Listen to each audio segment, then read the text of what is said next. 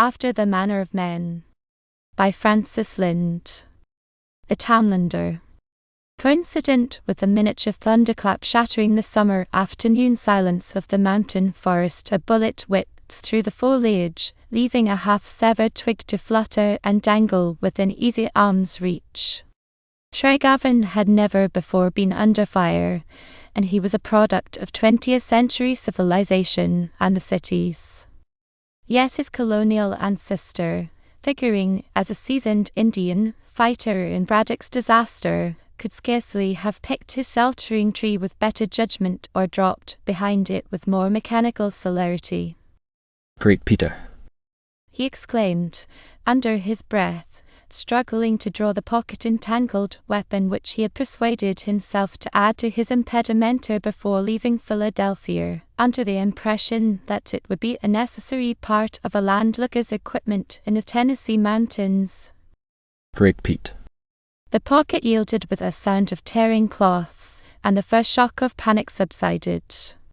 Crouching behind his tree, the Philadelphian twirled the cylinder of the revolver to make sure that all the chambers were filled. While he was doing this, there was another report, and this time the bullet scored a sheltering oak. Tregavan edged himself into position with due regard for the enemy's line of fire, and cocked his weapon, not, however, with any reassuring confidence in it or in his own steadiness of nerve. Peering judiciously around the buttressing knees of the barricade oak, he could see nothing save a matted tangle of briars, blackberry bushes, and laurel. But being the possessor of a fairly active imagination, he fancied he could see more the sunlight reflecting from the polished barrel of a rifle, for example, and, by another turn of the imaginative screw, the indistinct figure of his assailant far back among the trees. While he was thus reconnoitring, a third shot ripped through the screening laurel and clicked spitefully into his oak. Since the click came first, with the report a fraction of a second later, he reserved his fire. It was evident that the hidden marksman was well beyond pistol range, and he decided to save his ammunition against a time when it might stand a chance of being more effective. The target practice part of his education had been neglected, and he especially distrusted his marksmanship with the nickel-plated house weapon, the more since he had never as yet fired it. Harboring this distrust, he was content for the moment to make himself small behind his tree, sitting between two of the flanking root buttresses with his back against the barrier trunk, and wincing in spite of himself while other bullets, following now in rapid and measured succession, whined to right or left, or buried themselves in the solid wood. Oddly enough, the misses, though he could feel the wind of them on either side, were less disquieting than the hits. At each impact of lead against wood there was a jarring little shock quite thrillingly transmissible to quick-set nerves in sympathetic contact with the other side of the target. "By Jove! If Elizabeth could only see me now!" He chuckled broadly. Elizabeth, or the Mudderchin, or even my rough-riding little sister. This fusilating miscreant of mine must be one of the McNabb outlaws, trying in his elemental fashion to settle the old feud about our title to the Colands. By and by, I suppose few. The spine-tingling thrill was so real this time that he was half-minded to look and see if the impacting bullet had not come all the way through the tree to bulge the bark on his side of it. But he restrained the prompting and went on talking to himself. By and by, I suppose, he'll get tired of blazing away at a safe distance and come charging down upon me. Then I shall be most unhappily obliged to kill him, which will be about the crassest misfortune that could happen, next to his killing me. Confound their barbarous feuds, anyway. Why can't these out-of-date mountain people wake up and realize that they are living in the 20th century of civilization and Christian enlightenment? That's what I'd like to know. The only reply to this very reasonable query being the vicious Hell. of another rifle bullet, he went on discontentedly. As if matters were not hopeless enough without adding a scrap with these silly mountaineers about the land titles. Everything torn up at home, the family anchor pulled out by the roots in the steel merger, 2 women to be taken care of with Elizabeth presently to make a third, and nothing to make good on, but this failure of a Cumberland mountain coal mine. And now, before I've had time to turn around, the spirit moves this rifle-popping maker to turn his grouch loose until I feel it in my bones that I shall have to kill him to make him quit. Then, the zip-zip of the bullets beginning again after a momentary pause, the soliloquy went on. That's right, keep it up, you pin-headed barbarian.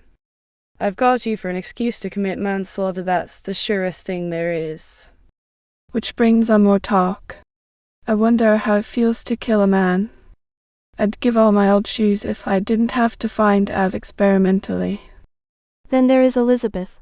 It is 2 completed generations back to her Quaker forepeople, but she is quite capable of flatly refusing to marry what they would have stigmatized as a man of blood. Say you bloodthirsty assassin that was an uncomfortably near one. After the glancing shot, which had flicked a handful of bark chips into Tregarven's lap, the firing ceased. Assuring himself that the battling moment at short range was approaching, the young man from the north sat tight, gripping the house pistol in nervous anticipation, and listening tensely for the sound of advancing footfalls. The suspense was short. Several persons, as it presently appeared, were pushing through the tangle of low-hanging undergrowth toward the oak tree. Tregarven wondered that there should be no attempt cautionary on the part of the enemy, who wondered again, this time with nettle pricklings of foolishness, when a voice, cheerfully exultant and unmistakably feminine, cried out close at hand. Oh, you people come here and see. I did hit it lots of times, not that trifling little sheet of paper, of course. Scornfully. But the tree, I mean. Just come and eat though. The shrill little scream of surprise and alarm was for Mr. Vance Tregarven, issuing cautiously from behind the bulwark oak, still mystified, and still absently gripping the pistol. The Philadelphian found himself confronting a young woman gowned in stone blue linen, and wearing an embroidery hat to match, the hat shading a face too unaffectedly winsome to be called beautiful, perhaps, but yet the most piquant and expressive face he had ever looked upon. This young woman was carrying a target rifle, and pinned upon the bullet-punctured side of the oak was the square of white paper at which she had evidently been shooting. There were others coming up to join the pretty markswoman, a lean-faced, mild-eyed, spectacled gentleman of middle age, whose coat suggested the church or the schoolroom of a vivacious lady in black, with strongly marked eyebrows and eloquent hands and shoulders, a young woman who wore an artist's smock over her walking gown, and another who was girlish enough to wear a red tan, and to be the prettier for it. But by preference Tregarven made his stammering apologies to the blue embroidery hat.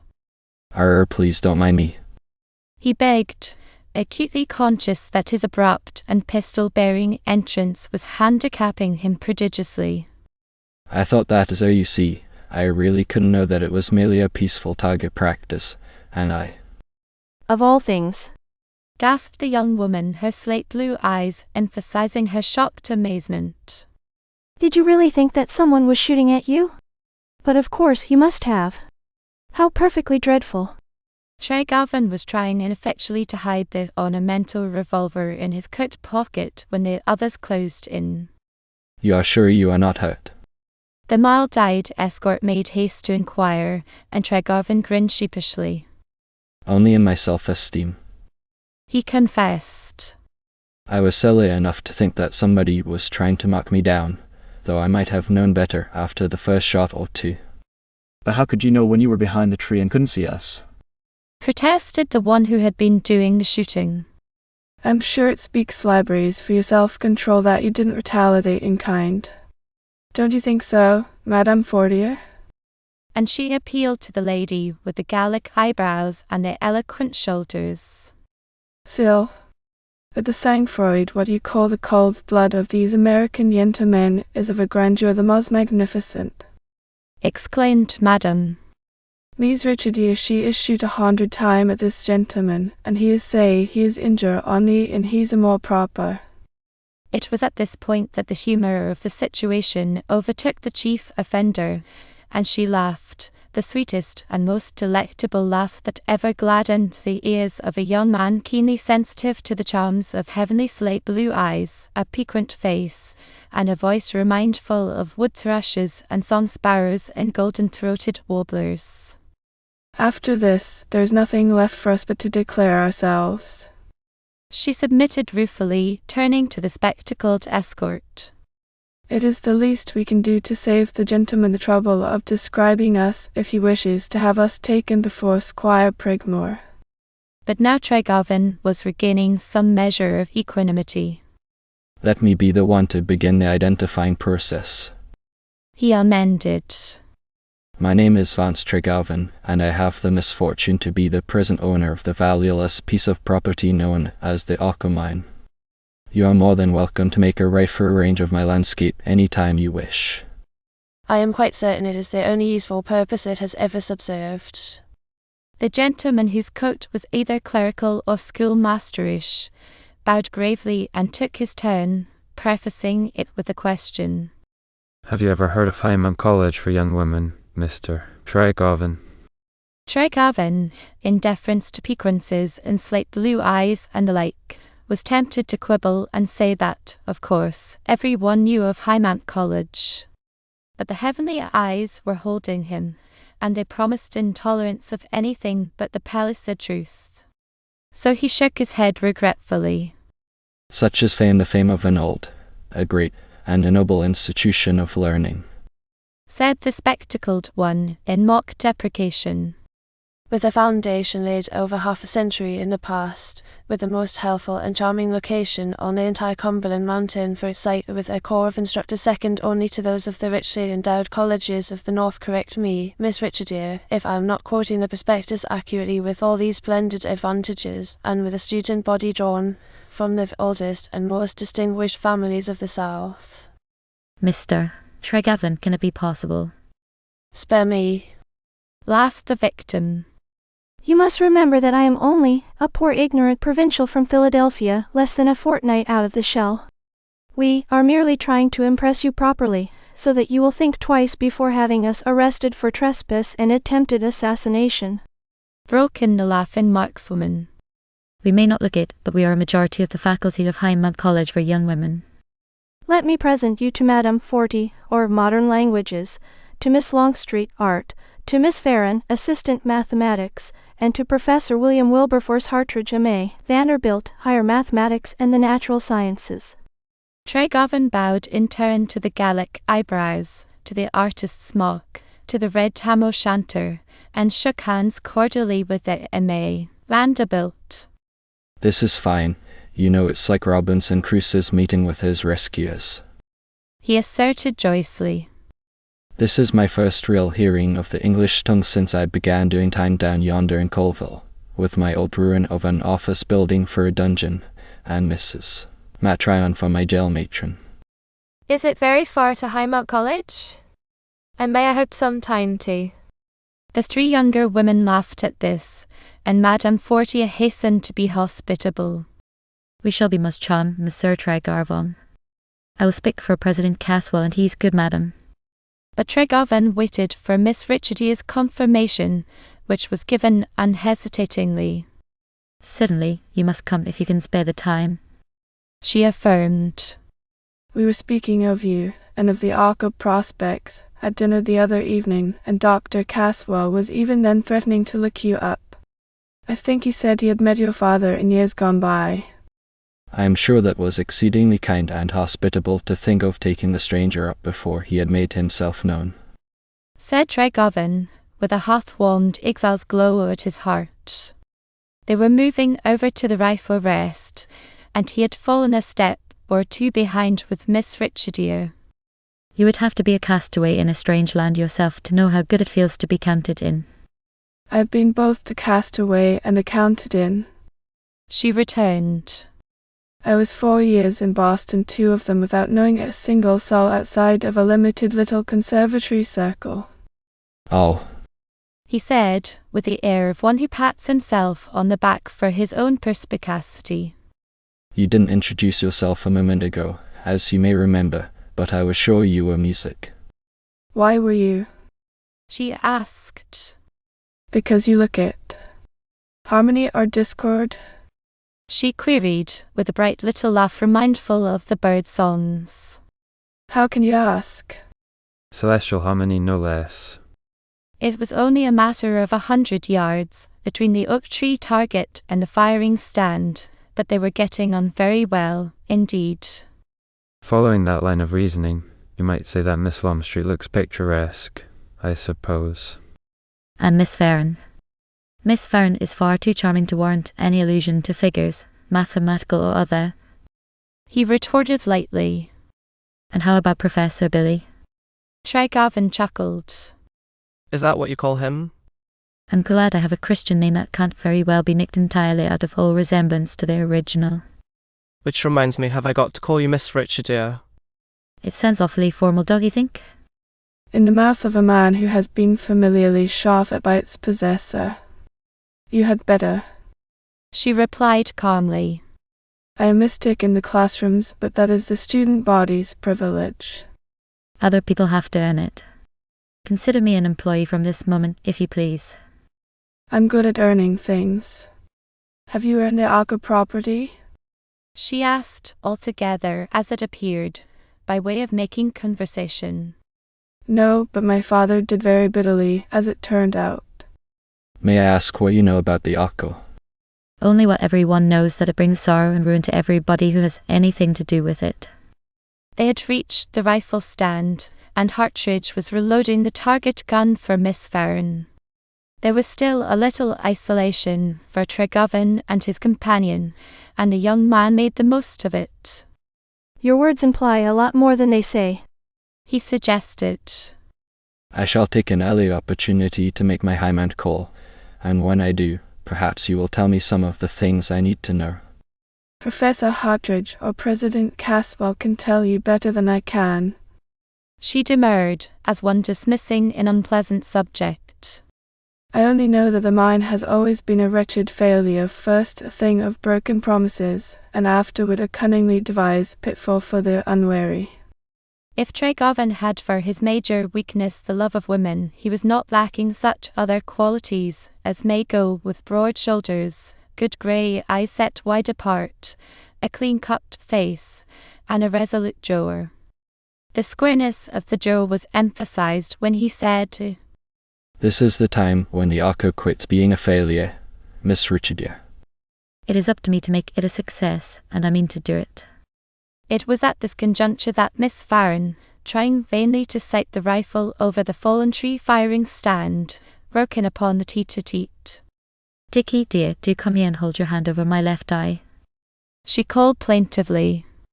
It just persists in coming open to see what the other one is trying to do. Roman 2. The Sosier. The rough-hewn world of mountain and valley had taken on a distinctly cheerful aspect for the young man from Philadelphia when, late in the afternoon, he reluctantly separated himself from the rifle-shooting party and turned his steps valleyward to keep an appointment made 2 days earlier with one Angus Duncan, an old Scotch mining expert, upon whom the Great Southern Title Company, Unlimited, had long since conferred the brevet. Happen. Whatever the Tregavin grey eyes and resolute jaw promised in the way of decisive action and stubborn determination, their possessor was never born to be a contented anchorite. Not even the matchless beauties of nature, arrayed in all the glories of a Tennessee mountain September, could atone for the solitude imposed by the dead-alive hamlet of Colville, and the newly opened prospect of an occasional escape to the congenial social atmosphere of the mountain-top school was like the shadow of a great rock in a thirsty land.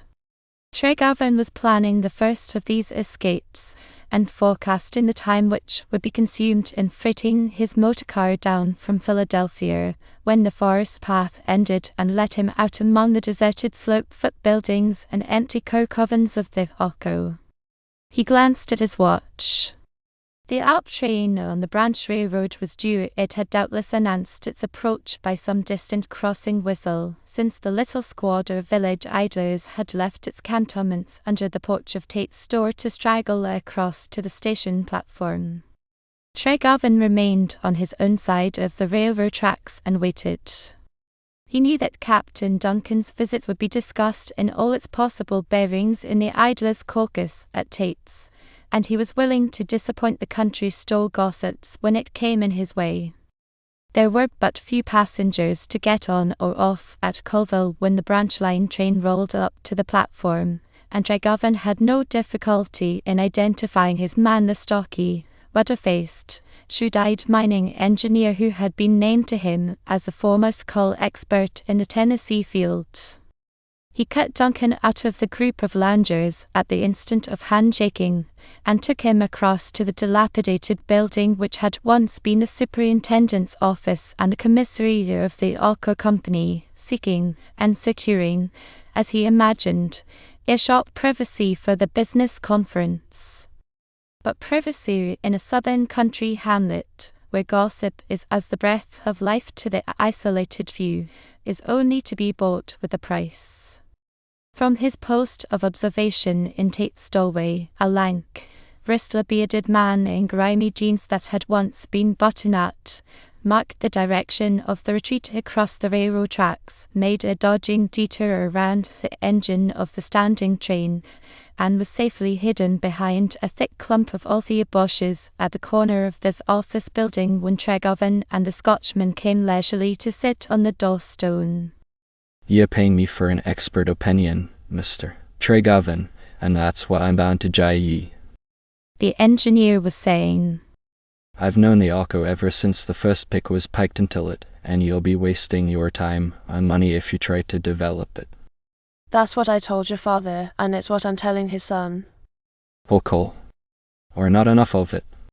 Tregarvan's manner was that of a man desirous of knowing the exact facts. Would coal fine. It makes a coat that would run everything this side of Pocahontas, or maybe Connellsville, out of the market. And there's enough of it if the two veins could be worked as one.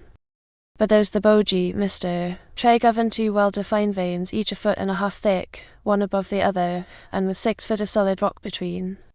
If you had 20 such veins, it wouldn't pay to work them in this part of the country. You mean that the digging out of the rock between the two coal seams would eat up all the profits? Just that. Tregarvan was pulling ineffectually at his short pipe. When he stooped to pluck a spear of grass for Stemplina, he said, Wasn't it the notion of the earliest promoters that the two veins would merge into one, farther back in the mountain? The expert waved his hand toward the long and costly inclined tramway running straight up the steep slope of the mountain to the two black openings at the foot of the cliff line. You'd think they believed in it, wouldn't you, now, to build that tramway on the strength of it? 200,000 and better they put in here, first and last on the tramway and the coke ovens, the miners' houses, and this fine office building that's crumbling down behind our backs. And with every practical coal man in the country telling them that such a thing as two veins, two separate veins, mindy coming into one, was a geological impossibility. Hark of the man who set the trap, and caught everybody he knew, and thinking, but Judge Burrell and all the rest of them were crazy, fair crazy. But is it a geological impossibility, Captain Duncan? That is one of the questions I got you up here to answer for me. Tregarvan put in. The Scotch engineer was too cautious to be definitely oracular. It's never been heard of yet, he replied shrewdly. And there's a many to tell you that the day o' miracles is past. But that isn't all, Mr. Tregarvan. Besides, be his osier that you canna hope to make into a silk purse, the Alco has another handicap. If he had your coal in profitable shape and quantity, he'd never be allowed to mine and coke and market it never in his walls. Who would stop me? The Seafendai Company, which is another name in this part of the world for Consolidated Coal Trust. The combine owns all the producing mines hereabouts. They've got one in full blast at Whitlow, 5 miles above this. If you should develop into anything worthwhile, it would be another case of the lion and the lamb lying down and pieced together with the Alco lamb inside of the truss line. They couldn't afford to let you operate. Your coke, for as much of it as you could make, would drive theirs out of the market. Well, said the Philadelphian, they buy ye, if they could haggle ye down to sell at a bargain, and, failing in that, they'd break ye. I'm not questioning your resources. You understand that part of it was none of my business after I'd had your check for my fee safely in my pocket. he threw in cannily. But tell me, now if ye'd your 4 or 5 or even 6 foot of coal, are ye big enough in the way o' backing and capital to fight Consolidated Coal why any hope of coming out alive? That is as it may be, said Tregarvan, wishing neither to deny nor to affirm publicly. Then he asked casually if the engineer could give chapter and page proving the Cumberland Coal and Iron Company's policy of extermination. Can I know? Said the Scotchman, with a snap of the shrewd eyes. I can show you wrecked mines by the handful in a day's ride up and down the same wretched valley we're sitting in. 'Tis the power o' money, Mr. Trycoven. When you get between the jaws o' the crusher, you're like this. Picking up a bit of friable sandstone and crumbling it in his palm. The younger man smoked on thoughtfully for a time. Then he said, 2 of the points upon which I wish to have your opinion have been covered pretty conclusively, it would seem. But there is a third. What about this trouble with the McNabs over the land title? The Scotchman waved the third point away as if it had been a buzzing fly. The McNabs are just a whisker-making lot of poor bodies living back in the pocket beyond time out. An unscrupulous loy scamp got hold of them when the second Arco company was fair rolling in money, and showed them how they could trump up a claim to a wedge-like slip o' land on the top o' the mountain which, if the claim could be made good, would cut off the mine 100 feet or so back from the cliff. There was neither sense nor justice in it, and the court said so. He'll be having no trouble why the McNabs, unless one o' them might be taking a pop at a wise squirrel gun some fine day. Tregarvan smiled, recalling his sensations while Miss Richardia's bullets were snipping back souvenirs from his sheltering oak. One wouldn't be scared up by a little thing like that, he remarked half humorously.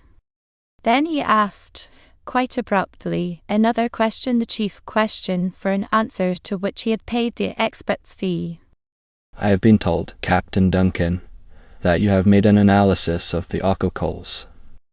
Also, I have been given to understand that no 2 veins in these Tennessee coal measures have exactly the same characteristics, that the quality of the coal varies with its distance from the original surface, though the depth difference between any 2 deposits may be very slight. If you didn't know of the existence of the 6-foot layer of stone lying between my 2 coal seams, would you, or would you not, say that they were one and the same? Duncan took time to consider before answering the crucial question. I see what ye are driving at now, he said at length. Ye have paid me for a true answer, Mr. Tregarvan, and much as I'll hate to see your father's son banging his head against a stone wall, I'll give it ye. I've made half a dozen analyses so far as they prove anything. The coal in the 2 seams is the same. Thank you, returned Tregarvan, drawing a free breath as if a burden had been lifted from his shoulders by the answer. And then, as a quavering whistle blast announced the approach of the down freight train on the branch. There's your return train, Captain Duncan. If I had any hospitality to offer you, you shouldn't go back to Hesterville tonight. As it is, I know you'll be glad you don't have to stop over in Colville. Even the name is a misnomer, it would seem. The grizzled Scotchman had discharged his duty and earned his fee. But the cravings of a purely Caledonian curiosity was still unsatisfied. And what'll ye be doing, think ye, Mr. Tregarvan? he asked inquisitively. Tregarvan's answer was pointedly and purposefully indifferent. Oh, I don't know definitely yet. I may take a notion to butt my head against the stone wall, and I may not. If I should, you'll doubtless hear of it. Goodbye, it was mighty good of you to take the trouble to come and talk with me when you might have put me off with a letter. Though the leave-taking at the door of the office building was a fact accomplished, Tregarvan prolonged it a little by walking across to the station with Duncan. Thereby he missed a possible chance of seeking the retreat of the man who had been crouching behind all the bushes, a dodging run, first to the shelter of the row of coke ovens, and later to the lower fringe of the Mount Pisgah forest, darkening now in the early valley twilight. Late that night, in his room in the cobwebbed and dismantled office building, Tregovan wrote 2 letters. The first was to a certain golden youth in New York, a young man rejoicing in the ancient and honorable name of Poetius Carfax, and whose father had left him more money than he knew what to do with. Upon Carfax Tregovan leaned as upon a brother, having shared rooms with the Golden One in the university at a period in which the Tregovan family check could also have been drawn for 7 figures. You're always howling and taking on about living the simple life, was the opening phrase in the letter to Carfax. I wish you could be with me tonight and have a taste of what it really is 10,000 miles from the Great White Way or a decent beefsteak. I describe it for you if this were anything but a begging letter, which it isn't. First, I wish you'd send your machinist over to Philadelphia and have him ship my car to me here. Tell him to put in extras of everything, from spark plugs to tires, just the same as if he were sending it to a man in darkest Africa. Next, and this is of more importance to me, and perhaps less to you, I am going into a scheme here which promises to leave me stony broke before I shall have pulled halfway through the experimental stage, and will possibly bankrupt even the Carfax strong box when it fairly gets its second wind. I may have to sell you some stock later on, and to that end I'll be glad if you'll keep in touch so that you may be touched, or at least keep yourself within reach of a wire. This is all I'm going to write for the time being, except to say that I've thought of you about 5 times a minute during the past week, and have tried to pitch you in Colville, hesitating between suicide and a lingering death from disgust. Come down and try it. I'll go bail it will give you an entirely new set of sensations. What do you say? The second letter was to Miss Elizabeth Wardwell, and it was a masterpiece in its way, the way of a man who writes as he would talk, and who talks when he would much better hold his tongue. The adventures began today. So ran the words of unwisdom. While I was clambering around on the mountain above the Alco opening, zip, came a bullet, yes, an indubitable leaden bullet fired from a gun near enough to make me dodge. What will you think of me when I write it down in muddy black ink on white paper that I hid behind a tree? I did, you know, and immediately had plenty of reasons for being thankful that the tree was big enough to cover me and thick enough through to stop a rifle bullet. For 15 minutes, was such a matter though it seemed a moderately long lifetime, my assassin kept busy with his sharpshooting, and I could feel myself growing smaller with every fresh spat of a bullet into my tree. What did I think? I thought of you, my dear Elizabeth, and wondered if you'd keep your promise to marry me in accordance with the terms of Uncle Biadwell if I should be obliged to kill a man. Would you? When it was all over, my assassins, it turned out that there was a bunch of them, proved to be a party of school teachers from Highmount College shooting at a mark, which the same, though I hadn't seen it, and didn't remotely suspect its existence, was affixed to the farther side of my tree. There were 5 people in the party, 3 attractive young women, a French lady of uncertain age, and a middle-aged professor in spectacles doing escort duty. Of course there were explanations and apologies all around. I had slipped out, cocked revolver in hand, with a sort of "now I'll get you" expression on my face, I suppose. They were all very kind to me, especially the young woman who had been doing the actual shooting. I wish you could hear her laugh. It is the sweetest thing in Tennessee. She has a soft southern voice, and a face that can be perfectly wooden 1 minute and a whole insurrectionary passion-stirring volume in the next. No, Miss Wardwell, I didn't make love to her. How could I, with all the others standing about and looking on and listening in? And to make myself free of the college, they say, and perhaps I shall later on. Please don't lift this matchless eyebrows of yours and ask if I'm not going to wait at least until I have met these people properly. If you could see my present surroundings, and realize for one little instant what an elemental ruffian these same surroundings are likely to make of me, you'd urge me to go. Please write often. You can't imagine how I hang upon the arrival of your letters, how much they mean to me. Roman 3. The Golden Youth. It was on the day following Captain Angus Duncan's visit that the hamlet of Colville, nestling at the foot of Mount Pisgah, took a fresh start as an industrial centre. Word went out from Tate's store, which served as a general intelligence exchange for the country round about, that Tregovan wanted labourers, and would pay good wages. The men came some from the half-tilled valley farms, a few from the seat and I mines farther up the railroad, and 2 or 3 mountaineers. 2 of the mountain dwellers, long-haired, unshaven backwoods men, gave their names as Morgan and Sill, suppressing, for some reason best known to themselves, their surname of McNabb. Also there came the lean, bristly-bearded man who had squatted behind the othy bushes at the corner of the office building during Tregovan's talk with Captain Duncan James Sawyer by name. Tregovan knew nothing of this man's antecedents of the forestry of any of them, for that matter. What he demanded was work, and he went about securing it in the best of all possible ways by stripping off his coat and acting as his own foreman. In strenuous toilings fled the first 2 weeks, during which period this old machinery was overhauled, the tramway up the mountain repaired and put in running order, and the debris of disuse cleared away. But the aggressive Campana deep well drilling plant was secured in Chattanooga, and upon its arrival all things were made ready for transporting it to the top of the Platte Mountain. Tregovan's plan, which he thought was original with him, was to go back on the level mountain top with his test drill, and to sink a series of holes down to the coal measures. If the first test should show the 2 veins still separated by the stubborn ledge of intervening rock, he would move the machinery farther back and try again, and yet again, if need be, though of all this he said no more to his workmen than was necessary to enable them to help intelligently.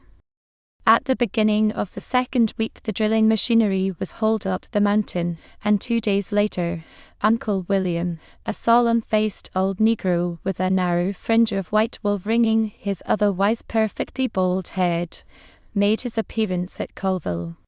He was waiting for Tregovan on the Thursday morning when the Philadelphian turned out to go up the mountain with his working gang, waiting to doff his battered hat and scrape his foot, and to announce in honeyed tones that he had come to take charge of the young master. Quite naturally, Tregovan thought there must be some mistake, and said so, but the old man persisted with the velvety sort of pertinacity which refuses to be denied, vaunting himself as a body servant of the quality, and acquiring, or seeming to acquire, a curious hardness of hearing when Tregovan questioned him as to where he had come from and who had sent him. Yas, sir, yas. Some can't hear very good on that side o' my head, no, sir. But I says certain sure gwine take mighty good care o' you all is that, master. But a body servant is the last thing on earth that I'm needing here, uncle, protested Tregovan, firing his final shot of objection. If I could find a good cook now, that would be more to the point. That's it, sir. You'll just go along up the mountain and boss them po' white trash, and left all Unc' William to fix up that cookhouse. He gwine show you what quality cooking is, yas. Some he will dat. Tregovan left the old man bowing and scraping and backing away to take possession of the deserted office building and its detached cook shanty, and when he came back to the valley in the evening he gasped to remember how near he had come to incurring the penalty imposed upon those who refused to entertain angels in disguise. The old office building was swept and garnished above and below. Out of the lumber room in the basement Uncle William had rescued a dining table, chairs, napery of a sort, and dishes, and in the rear room, which had once been the office of the Oco superintendent, a supper was spread, hot, smoking, and appetizing enough to tempt a sick man. Even the napkins, improvised for the moment out of pieces of a flour sack washed to snowy whiteness, were not lacking, and when the master would sit down, Uncle William was behind him to whisk the chair away and to replace it, with all the deftness of a trained butler. Tregarvan ate and drank in grateful and heartfelt silence down to the black coffee, which was served, for the want of the proper crockery, in an egg cup, with a small fruit dish for a saucer. Then he made the amend honourable. I don't know who you are, or where you came from, Uncle William, but I owe you an apology, nonetheless. He said, Consider that I belong to you for as long as you care to keep me at your own price. Yes, son, that's just a way to quality talk to all Unc William, every time higher. Hiva. Long about an hour, O son, white woman comed across from dat white nigger cabin to her side to big road, as she say, I gwine fix up Mr. Tregarvan's pay. I say, Mr. Tregarvan sends his compliments and say thank you kindly, but he done got he on board the servant. Yas, son, that's what I done tell her. Tregarvan's eyes twinkled. You'll be getting yourself to swate, Uncle William, if you put on your quality manners with Mrs. Tryon and her kind. They tell me that this county was Republican during the war. Then he added, Are you ready to tell me now who sent you here? The old man was clearing the sup table, and he seemed to have entirely misunderstood the query. Dat old cookhouse? Yas, son surely did try me for to get dat old chimney to make de fire burn for de supper fixins. Tomorrow I gwine chink him up some, yas, so, I surely is.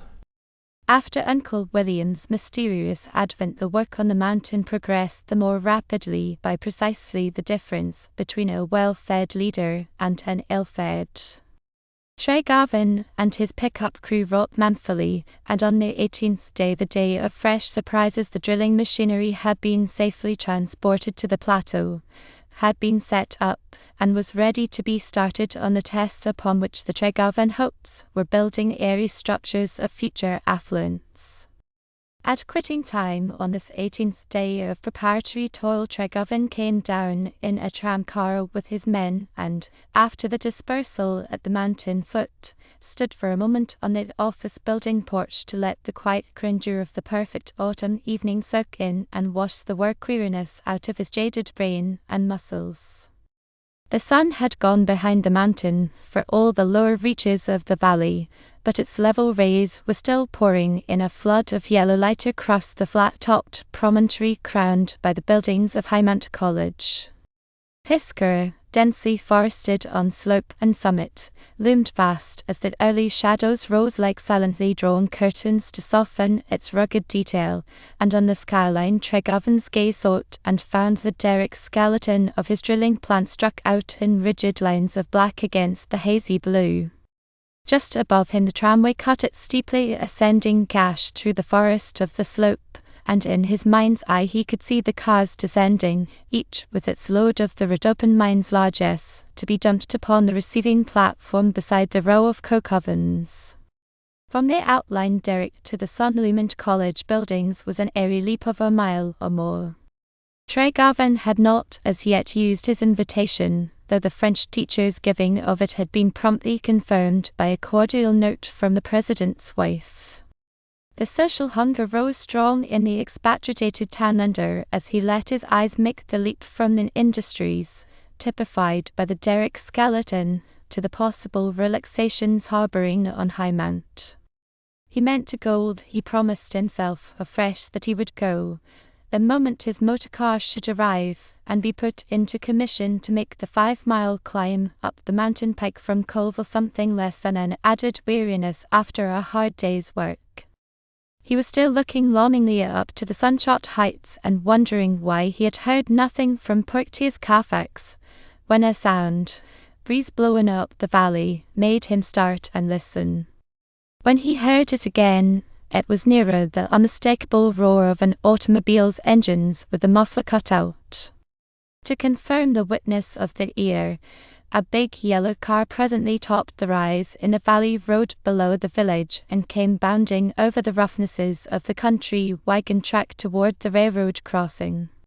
Tregarvan immediately recognized his own car and the cacophonous thunderings of it, but it was only a guess that the slender young man in dust coat and goggles behind the steering wheel was Carfax, that the square-shouldered fellow in a leather jacket and closely fitting cap beside him was the machinist, and that the liveried person sitting bolt upright with folded arms in the exact centre of the tonneau seat was Merkley, Carfax's imported valet. Tregarvan gasped, and his hands went up in the gesture of a man vainly striving to avert a crash of worlds. Great heavens! He ejaculated. And at that moment Jefferson Walters, acting chairman of the Convention of Idlers in session under the awning of Tate's store porch, made himself an imaginary errand to Tryon's, across from and a little beyond the Occo office building, timing his saunter to bring him upon the scene as an interested onlooker when the yellow car rolled up to Tregarvan's door. Hate to beat the Dutch what all gets up in the big woods when you ain't toting a gun, he remarked to the executive session when he returned to the other side of the railroad. Young fellow with the eyeglasses, he must be powerful nigh blind to have to wear such big ones. He pulls up the team with a jerk at a hammer, and says, "Hello, Vance.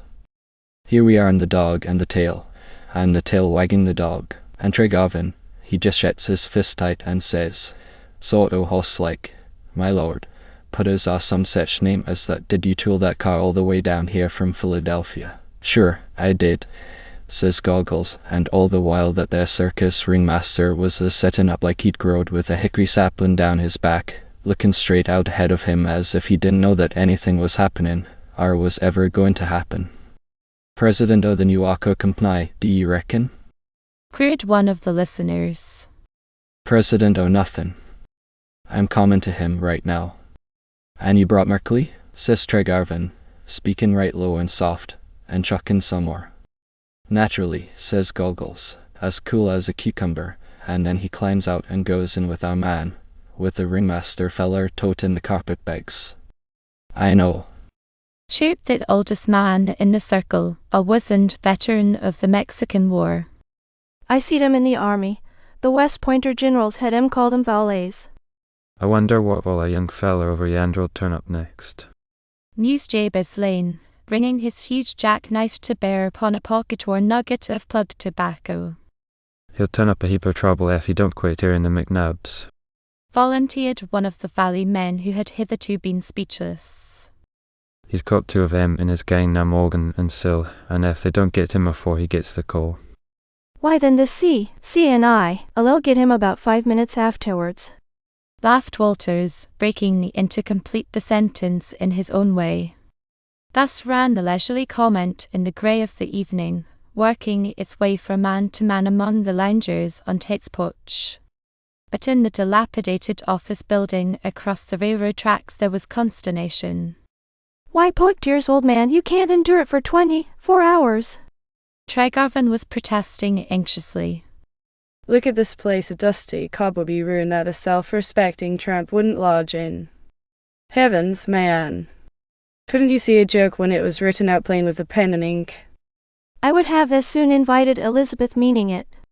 Carfax had slipped out of his dust coat and goggles, the valet assisting, and stood revealed as a handsome young fellow, a shade too well groomed, perhaps, but with smiling good nature toning for the Carfax millions in every line of his beardless and almost effeminate face. "Now that is what I call downright inhospitable." He laughed, with the faintest suspicion of a lisp on the sibilance. "After you had written me to come. Your letter is out in the go-kart, if Merkley didn't forget to put it in my letter case. Also, after I've driven that unspeakable car of yours over 1,000 miles of the worst roads the rain ever rained on." "Oh, good Lord, Poictiers, you're welcome as the sunshine. Don't rub it into me that way. But the place, the Carfax's smile was cherubic, or rather it would have been if the womanish lines of his face had not made it seraphic. "No apologies, you inexpressible old coal digger. I knew you were only joking when you asked me, or rather dared me, to come down. But the notion seized me, and here I am." Here, likewise, is Rucker, the machinist, who will happily shift for himself, and what is more serious, perhaps, here also is Merkley. In all human probability I shall bleat like a sheep at the compounds and the hardtack, and all that, but Merkley was once in the service of the Duke of Malford and his agonies. Tregavan laughed, and the stresses came off. Luckily, I have acquired Uncle William, or perhaps I should say, he has acquired me, since I wrote you, and you won't starve, whatever happens to Merkley. Find your way upstairs, and take possession, while I tell the old uncle what he is up against in the way of supper getting. You'll find a bath, with ice-cold mountain spring water, my one luxury, at the end of the upper corridor. Considering his resources, which were fewer and strictly limited, Uncle William shed a lustre all his own upon the dinner for two, which was served in a makeshift dining room as soon as Carfax came down. I'm sure you needn't find fault with your table, was the guest's comment, when the snowy biscuits and the egg bread, the fried chicken and the rice potatoes had passed in review. I only wish I could induce an Uncle William to adopt me. Thus the master, but the London-bred man was not faring so well. It was Uncle William's effort to orient the valet, an effort vocalizing itself through the screened windows of Tregavan's dining room, that opened the question of the practicabilities. Is your Dutchman's white nigger? Was the blunt demand, made when Merkley, dinner-inclined, ventured into the sacred precincts of Uncle William's detached cookhouse. H.I. Mr. Carfax's man, and H.I'll trouble you to serve my dinner, was the lofty reply, returned in Merkley's best tone of aloofness. I was asking if you is Dutchman's white nigger. Scornfully. If you is, you just ought yourself down on that doorstep and wait, same as any turn nigger. When the quality folks gets too rough, and I gets too rough, then you can have what's left. Carfax waved a shapely hand toward the open window. The irrepressible conflict has begun, he remarked. What do you do in such cases in Colville? We go down on our knees, metaphorically speaking, and plead with an outraged and righteously indignant Uncle William. Tregavan laughed, and when this old negro made his next appearance in the dining room, the Philadelphian did it so skillfully that Merkley was provided for at a side table in the whole knot of grace, as certain mumblings from the cookhouse proved, but because the master desired it. That settles our status, said Carfax, with a cherubic smile. At least down to Rocca the mechanician. I wonder what has become of him. If he is the same mechanical barbarian you had last year, he'll not go hungry. Tregavan ventured, and then, with the assurance of a tried friend, whatever possessed you to come down here and sweet poetess? Did I give you the impression that the Ocker headquarters was a summer resort hotel? Carfax laughed joyously. You certainly did not.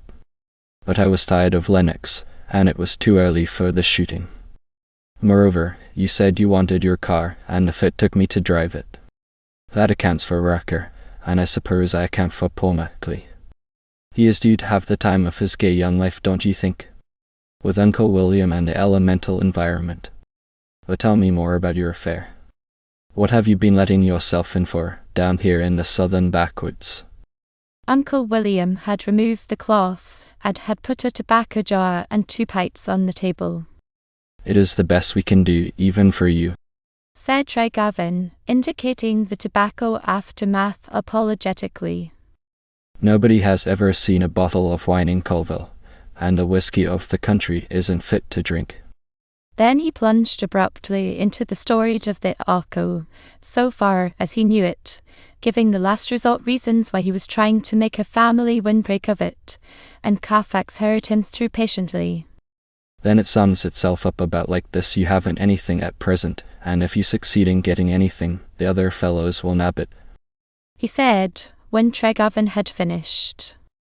Is that about the size of it? You have surrounded it completely. Only that I am eliminating this. I mean to get something, and I don't mean to let the other fellows get away with it. Any move made yet? Queried Carfax, between delicate little puffs at the pipe of hospitality. Not visibly. The trust people will scarcely move in the matter until after I have proved my first proposition, which is that the two veins of coal become one farther back in the mountain. But the McNabs may not wait that long. Who are the McNabs? Tregarvan explained again, at some length, not omitting mention of a mysterious leaf fire which had threatened to destroy a tramway trestle, and other small accidents which had somewhat impeded the work of the past fortnight, and which were blankly unaccountable save upon a theory of somebody's malice. Why don't you buy him off? Said Carfax casually. Money was his cure-all for most human ills. For one reason, they haven't given me a chance. For another, I don't propose to be held up and robbed. They haven't any title to the land. They have never had a shadow of a title. Then he broke off suddenly, glanced at his watch, and changed the subject. How much too tired are you to take a 5-mile spin with me up the mountain in the car, Poictiers? He asked. Carfax's eyebrows went up in mild surprise. Nevertheless, he said Call it a go if you can find Rucker. Never mind Rucker, I'll drive you myself, said Tregarvan, and a few minutes later the big car, with its dazzling headlamps picking out the way, was storming up the steep grades of the Pisker Pike to Highmount. Roman IV, in which Carfax enlists.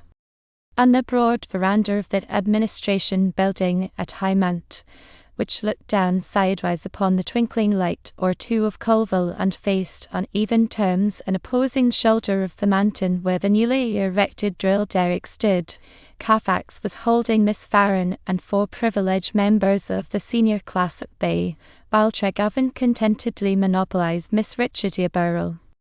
The two thus comfortably isolated had quickly exhausted the commonplaces. Tregarvan was made to know thus early that one of Miss Richardia's charms was her ability to plunge at once into the heart of things, and the talk had turned upon Carfax, distance, and the hubbub of the other sanctioning personalities. Oh, you don't know him yet? Tregarvan protested, in refutation of a remark of Miss Burrell's based upon Carfax's apparent satisfaction with his present besetment. He is anything but a butterfly, in the meaning you imply, and I say this in spite of his pretty face and airy gabble, and the lisp and his bad habit of slipping instinctively, as you might say, into the easiest chair in sight. I've summered him and wintered him, and I know. I like loyalty, said Miss Richardia, with the air of one to whom abstractions are as daily bread. Are you going to winter him in Colville? No such good luck as that for me, I'm afraid. After the shooting begins, I don't imagine he has a week untaken. You may not believe it, but Poictiers is in demand where he is known and appreciated. I am sure we shall appreciate him, was the half-mocking rejoinder. Young men who come to Highmount driving their own tunnel cars are not so plentiful. Tregarvan's laugh was not more than decently boastful. This particular tunnel car happens to be mine, he explained. Besides, Carfax might discount your praise. His latest purchase is an imported Jumancillery, I believe. It probably cost 3 times as much as mine, and on the other side of the water at that. How easily and familiarly you talk of imported luxuries on the other side, she commented, still in the mocking vein. And then, with an exactly proportioned touch of wistfulness, I wish I might have a glimpse into your world, the world you have turned your back upon temporarily. Tregarvan slid into this little pitfall without realizing that it had been digged especially for him, thus proving that social hunger may be as blind as any of the other appetites. So far from suspecting pitfalls, he was thinking that there were many less enjoyable diversions than sitting in a moderately secluded corner of a dimly lighted veranda in the company of a young woman who was kind enough to evince an interest in a chance visitor's proper sphere. It is not such a very high-planed world, the one I've left behind. Miss Richardia not nearly as human as this of Colville and Mount Pisker, he returned. I believe I have seen more real human nature in the past 3 weeks than I had ever seen before. You mean that the other world is artificial? It is without intending to be, especially. We are not elemental anymore, not even in our passions. We do things in a certain well-defined way because that is the way other people do them. We are afraid, or at least disinclined, to strike out on new lines. You have struck out on a new line, haven't you? She asked. I've been pushed out in this Arco matter. There's enough of the elemental surviving in me to make me break with traditions and become a hustler when it is a question of bread and meat for my mother and sister. But apart from that, I suppose I am quite as high-bound as other men of my world.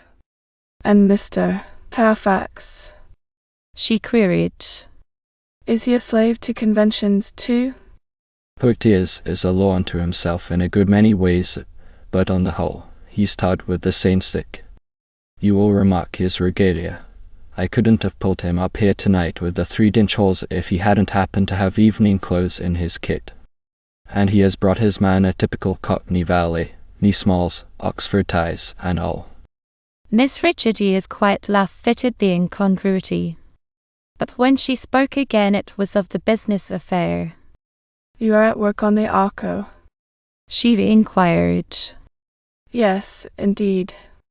I am going to make a spoon or spoil a perfectly good horn. You must all come over and see my test drilling outfit when we get it going. Is it your machine that we can seize over beyond the glen? I wonder if you can make me understand what you are going to do. She said, with interest real or so skillfully feigned that Tregovan could not distinguish the difference. He expressed himself as being very willing to try at some considerable length. And Miss Burrell, notwithstanding an air of abstraction that seemed to come and go, appeared to grasp the mechanical details. You have no doubt that you will succeed? It will be fine to prove to everybody that all that was needed was for someone to come from the other world, your world, to show them how to do it. Tregovan winced, seeing now the pitfall into which he had suffered himself to be led. Is that the impression I've been giving you? He asked. Do I advertise myself as such a blooming bounder as that would signify? Forgive me, she said, with a little laugh which might have meant anything from veiled ridicule to a keen appreciation of a palpable hit. I suspect it is the way of your world to be austerely sufficient unto itself. You may contradict me if I am wrong. Nonsense, he exclaimed generously. You are as much of my world as I am. Oh no, she objected. We are only poor outlanders. I was called that once, in Boston, not spitefully, of course, but rather as an excuse for my shortcomings, I fancy. Whoever said it was a snob. He exploded. Boston is horribly provincial, at times, you know. And Philadelphia never is. I shouldn't dare to make the claim too broad. But I am sure we recognize the fact that there is an America west of the Alleghenies and south of Mason and Dixon's line. That is charitable, at least. She conceded. Still, you think it is left for you to demonstrate success where others have failed in the Arco undertaking. I hadn't thought of it in that way. He answered with due modesty. Indeed, I know little or nothing about the early history of the mine. My father became interested in it some years before he died, and I think he always regarded it as a dead loss. But he bought the stock, or rather, I should say, had it forced upon him, when it was pretty cheap, and... Yes. She interrupted, a little forbiddingly, he thought, and then she began to speak of other things as if groping for a more congenial common ground. It was found when Tregovan confessed to an amiable weakness for good music. I'll play for you if you wish, she said almost abruptly, and it was an hour later when Carfax entered the music room to break the spell which Miss Richardia had woven about her single listener. You must do this again, but not too often, was Tregovan's half-jesting warning to his entertainer at the moment of lead taking, a moment snatched while Carfax was giving the privileged seniors a spin around the campus drive in a yellow car. Why not often? Or as often as you care to come? The musician asked indifferently. Because I'm much too impressionable. You could very easily make me forget some things that it is up to me to remember. For example, She prompted. it's a long story, and poke tears won't give me time to tell it now. But some other evening, if I may come. Why should you come when you feel like it? I hope you won't go away underestimating your welcome, you and Mr. Half-ass. You owe it to us to come frequently, so that the novelty will wear off for the student body. I'll venture to assert that Miss Longstreet has been having the time of her life keeping order in the dormitories this evening. Good night, and give my love to Uncle William. To Uncle William? Then you know him? She laughed and showed him that Carfax was waiting for him. Uncle William will know who sent the message if you say Miss Dick. She explained, and he was obliged to accept this as an answer to his eager question. The road down the mountain was a speeding track only in spots, and between stretches the big car crept at a snail's pace on the brakes, and so permitted conversation. Carfax began, at ingenial raillery, congratulating Tregarvan upon the accessibility of Highmount and the very evident heartiness of his welcome.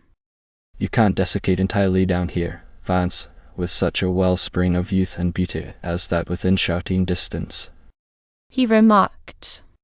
But Tregarvan was thinking pointedly of Miss Richidio when he rejoined. She's a puzzle to me, Poked is nothing less. The charming music teacher, you mean?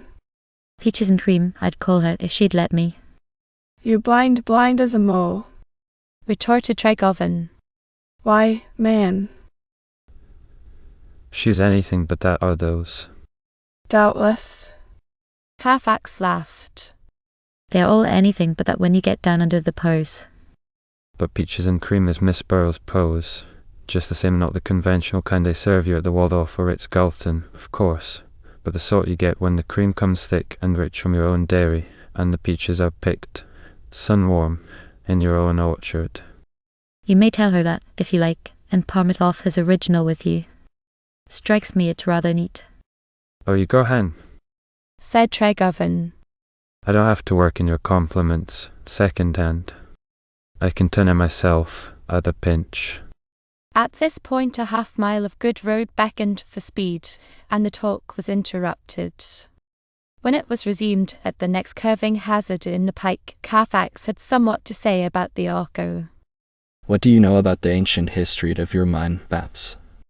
He asked, when the topic was fairly launched. Nothing much, in detail. Why? I was asking for information. President Caswell was speaking of it while you were in the music room with Miss Burrell. He came out and sat with us for half an hour or so. There is a mystery of some sort connected with the Arco. Sure. Said Tregarvan. The mystery is 6 feet thick, and it consists of a layer of good solid sandstone. I am about to penetrate it with a test drill. No, I didn't mean that. Carfax objected. It is another kind of mystery. I'll tell you what Dr. Caswell said, and you may draw your own conclusions. We had been talking about superstitions and their hold upon humanity. I was scoffing, as usual, but the President seemed inclined to a belief that Providence, or fate, or whatever you wish to call it, does interfere sometimes, and that these interferences form a basis for some of the convictions we call superstitions.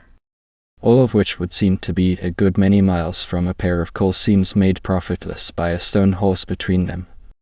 Suggested Tregarvan mildly. I'm coming to that. The distance isn't so great as it may seem. The doctor rode his notion as if it were hobby. He spoke of the well-grounded belief in the saying that meadow will out, and insisted that the facts proved the truth of the saying, facts which were often mysterious. Then he referred to that other pet notion of the bulk of mankind, that misfortune pursues the possessor of ill-gotten gains. To my astonishment, he pointed to your Arco property as an example. The dickens he did! Exclaimed Tregarvan, with interest suddenly awakened. How did he make the Arco fit in? That is the peculiar part of it. When I betrayed my complete ignorance of matters Arcoian by beginning to ask questions, he shut up like a clam. All I could get out of him was an assertion that misfortunes had accompanied every succeeding attempt to open the mine, and that they would doubtless continue to follow until justice was done. But justice to whom? queried Tregarvan. You didn't let it rest at that, I hope. I tried not to, but he gave me a dignified cold shoulder and referred me to you, said you doubtless knew all the circumstances, and would, he hoped, take proper steps toward removing the curse. The descent of Pisker was accomplished, and Tregarvan steered the yellow car into an empty warehouse which was to be its garage. Later, when he was showing his guest to the sleeping room made ready for him by Uncle William, he said, I don't wish to pull you into this thing with me blindfolded, Poctius. If there is a skeleton in the Arco closet, I'll have it out and give it decent Christian burial before I ask you to back me. But at this, Carfax appeared at his multi-millionaire best. You'll do nothing of the sort, old man. You will find me some old clothes tomorrow morning and we'll go up and set your test drill at work. Further along, when more money is needed, I'll go somewhere to a bank and turn the fortunate spigot.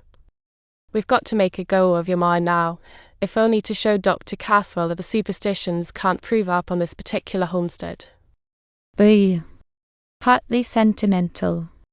Carfax's promise to stay and see the Arco experiment fairly on its feet was made in good faith, as the idlers at Tate's store, and more than these, a London-bred and disconsolate Merkley, were shortly given to understand. Moreover, the golden new threat of wearing old clothes and dipping into the crude mechanical processes of the experiment was also carried out, which not only deepened Merkley's conviction that he had attached himself to a mild-mannered lunatic of a peculiarly American type, but left him without an occupation, a mere fragment of urban flotsam eddying in the backlash of a rude current of bucolic unfamiliarity. Unlike Rucker, the mechanician, who promptly donned overalls and jumper, pulled his tight-fitting burglar's cap down to his ears, and put himself at the head of Tregarvan's drilling squad on the mountain top, Merkley took to drink and the company of the loungers on Tate's porch. Here he became, though unhappily without knowing it, a target for the shrewd wit of the idlers, and, what he was even further from suspecting, the gossip circle's chief source of information touching the daily progress of the latest attempt to make a silk purse out of the Arco's ear. At first there was little for Merkley to tell, and the Army of Leisure, smoking its corncob pipes and whittling the corners of the packing boxes on Tate's porch, looked on and amused itself by slyly baiting the disconsolate Londoner. Day by day, Tregarvan, Carfax, and the promoted chauffeur turned out early in the morning, took their places with the native labourers in the tramcar, and were lifted to the scene of their labours on High Pisker. At sunset they came down, ate much, smoked a little, talked less, and, save for an occasional evening when Tregarvan and his guests got out the yellow automobile and drove to Hymouth College, went early to bed as those who had earned the rest by good, honest muscle weariness. But when the smoke plume streaming bravely from the stack of the mountain-top drilling plant announced the actual beginning of the experiment, Merkley brought news to Tate's. Something had gone wrong on the mountain summit. Something was continually going wrong. The two young men inhabiting the tumble-down office building across the railroad track no longer went to bed immediately after their evening meal. Instead, there were prolonged conferences behind the closed door of the dining room in the rear. In addition to this, Rucker, characterized by Merkley as a despised, greasy-handed mechanic, whose burglarish aspect would earn him the attentions of a plainclothes policeman in any properly Scotland Yarded city of the world, was sometimes called into these dining room conferences, while he, Merkley, once the confidential and trusted valet of His Grace the Duke of Mulford, was excluded. At this point in his narrative, Merkley, being the worse for 2 or 3 tiltings of Jeff Walters's or Old Man Lane's jug of corn whisky, would become tearful and despondent. These Merclean hints of a changed condition of affairs on Mount Pisgah were well buttressed by sundry discouraging facts. During the making ready of the drilling plant, everything had gone on fairly well. But dating from the hour when Rucker had first sent live steam whistling into the cylinder of the small portable engine which furnished the power, a stream of disaster had trickled discouragingly and persistently upon the experiment. First the drills went dull and refused to cut the fine-grained sandstone of the plateau, and when Rucker had retaped them, the engine worked water and started a cylinder head. After the cylinder was repaired, one of the natives who was firing the boiler let the water get too low to the loosening of some of the boiler flues, and to the imminent risk of an explosion. Rucker, handiest of mechanics, calked an entire day on the loosened flues, and the machinery was started again. 2 hours later the pivot bolt of the big timber walking beam which imparted the up and down motion to the drill worked loose, and the walking beam came down, one end of it narrowly missing Tregoven, and the other wrecking the machinery to the tune of $100 and an indefinite interval of waiting for renewals. It was after this last and most disheartening of the disasters, the only one thus far that Rucker had not been able to repair on the spot, that the two young men once more shut the door of the back office dining room upon a disappointed London serving man. By George. I'm beginning to come around to your view of it, Poke-tears, said Tregoven, cramming his pipe with dry tobacco from the jar set out by an Uncle William. These setbacks are knocking us too regularly to fit decently into any chapter of accidents. I'm beginning to believe they are inspired. That is precisely what I've been trying to tell you and Rucker all along, but neither of you would have it that way, rejoined Carfax coolly. Well, carry your theory to a conclusion. Who's doing it? Ah, now you are getting out to a place where the water is over my head, Carfax admitted, toying delicately with a pipeful of strong natural leaf tobacco. According to Captain Duncan's prophecy, you have two possible ill-wishers, haven't you? The CNI people and the McNabs. Yes, but it is rather incredible on both counts, don't you think? You can hardly imagine a great corporation getting down on its hands and knees to chuck pebbles into the wheels of our little mechanism up on Pisgah. Carfax nodded. Then he said, How about the McNabs? It seems rather more in their line, you'd say. And yet I haven't a shadow of right to accuse them. So far, they are entirely mythological, a name mentioned by Captain Duncan and a few others. So far as I am aware, I have not yet seen a McNab. Whoever it is who is setting these little traps for us is deucedly clever, remarked Carfax, who was still toying half-heartedly with his long-stemmed pipe. Rucker is fooled. All right, he still insists that it is mere hard luck. Yes, and that is another argument against the McNab hypothesis, Tregoven put in. It would take a pretty skillful mechanic to fool Rucker, and from what I can hear, these title claimants are ignorant mountaineers whose mechanical gifts most probably don't rise beyond the lock action of an old-fashioned screw rifle or the simple intricacies of a 10-quart whiskey still. Which brings us back to the original proposition, the Seat and I, suggested Carfax reflectively, and, after a pause, How long is this last smash going to hang us up? 3 or 4 days. If Rucker gets back from Chattanooga with the new gears by Monday, he will be doing well. All right. Tomorrow morning I shall ask you to lend me your yellow chug wagon. I have a premonition that the spirit will move me to go and run this little mystery of yours into a corner. Tregoven laughed good-naturedly. You'd much better go back to your own stamping ground and begin to take up your shooting engagements. You can't afford to stay down here monkeying with this last resort hustle of mine.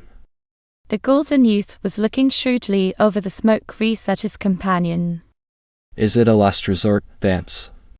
He asked quietly, adding, You have never told me much about the family smash. It was complete, Poke-tears, and up-to-date, finished product of modern high finance methods. The Vanderburg crowd caught father against the wall in the steel merger, and well, You'll know how bad it was when I tell you that it killed him. The doctor said pneumonia, but it was really a Wall Street sandbagging. He didn't leave a will, and when we gathered up the fragments afterward, we knew why he didn't. There wasn't enough to make it worthwhile. So, you see, the Arco is a last resort for me. Carfax was sneezing again. Yet you are going to many a comfortable little gold mine, he said after a time. Uncle Bayard's Colorado millions. Yes.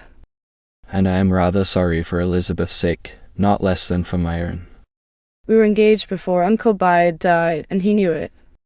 It was entirely unnecessary, not to say cruel, for him to leave his fortune to Elizabeth on the condition that she shouldn't change her mind and marry somebody else, and to me in case she did.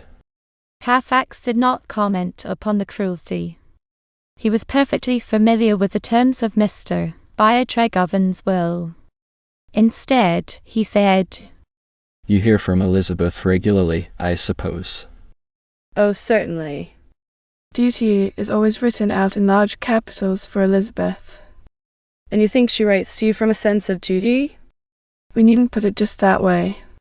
But I have no doubt she conceives it to be her duty to a man she has promised to marry. You shouldn't say such things as that, Vance, not even to me. Corrected the other man quickly. I know I shouldn't. It is only one of the many ways in which Uncle Bayard's millions corrode things.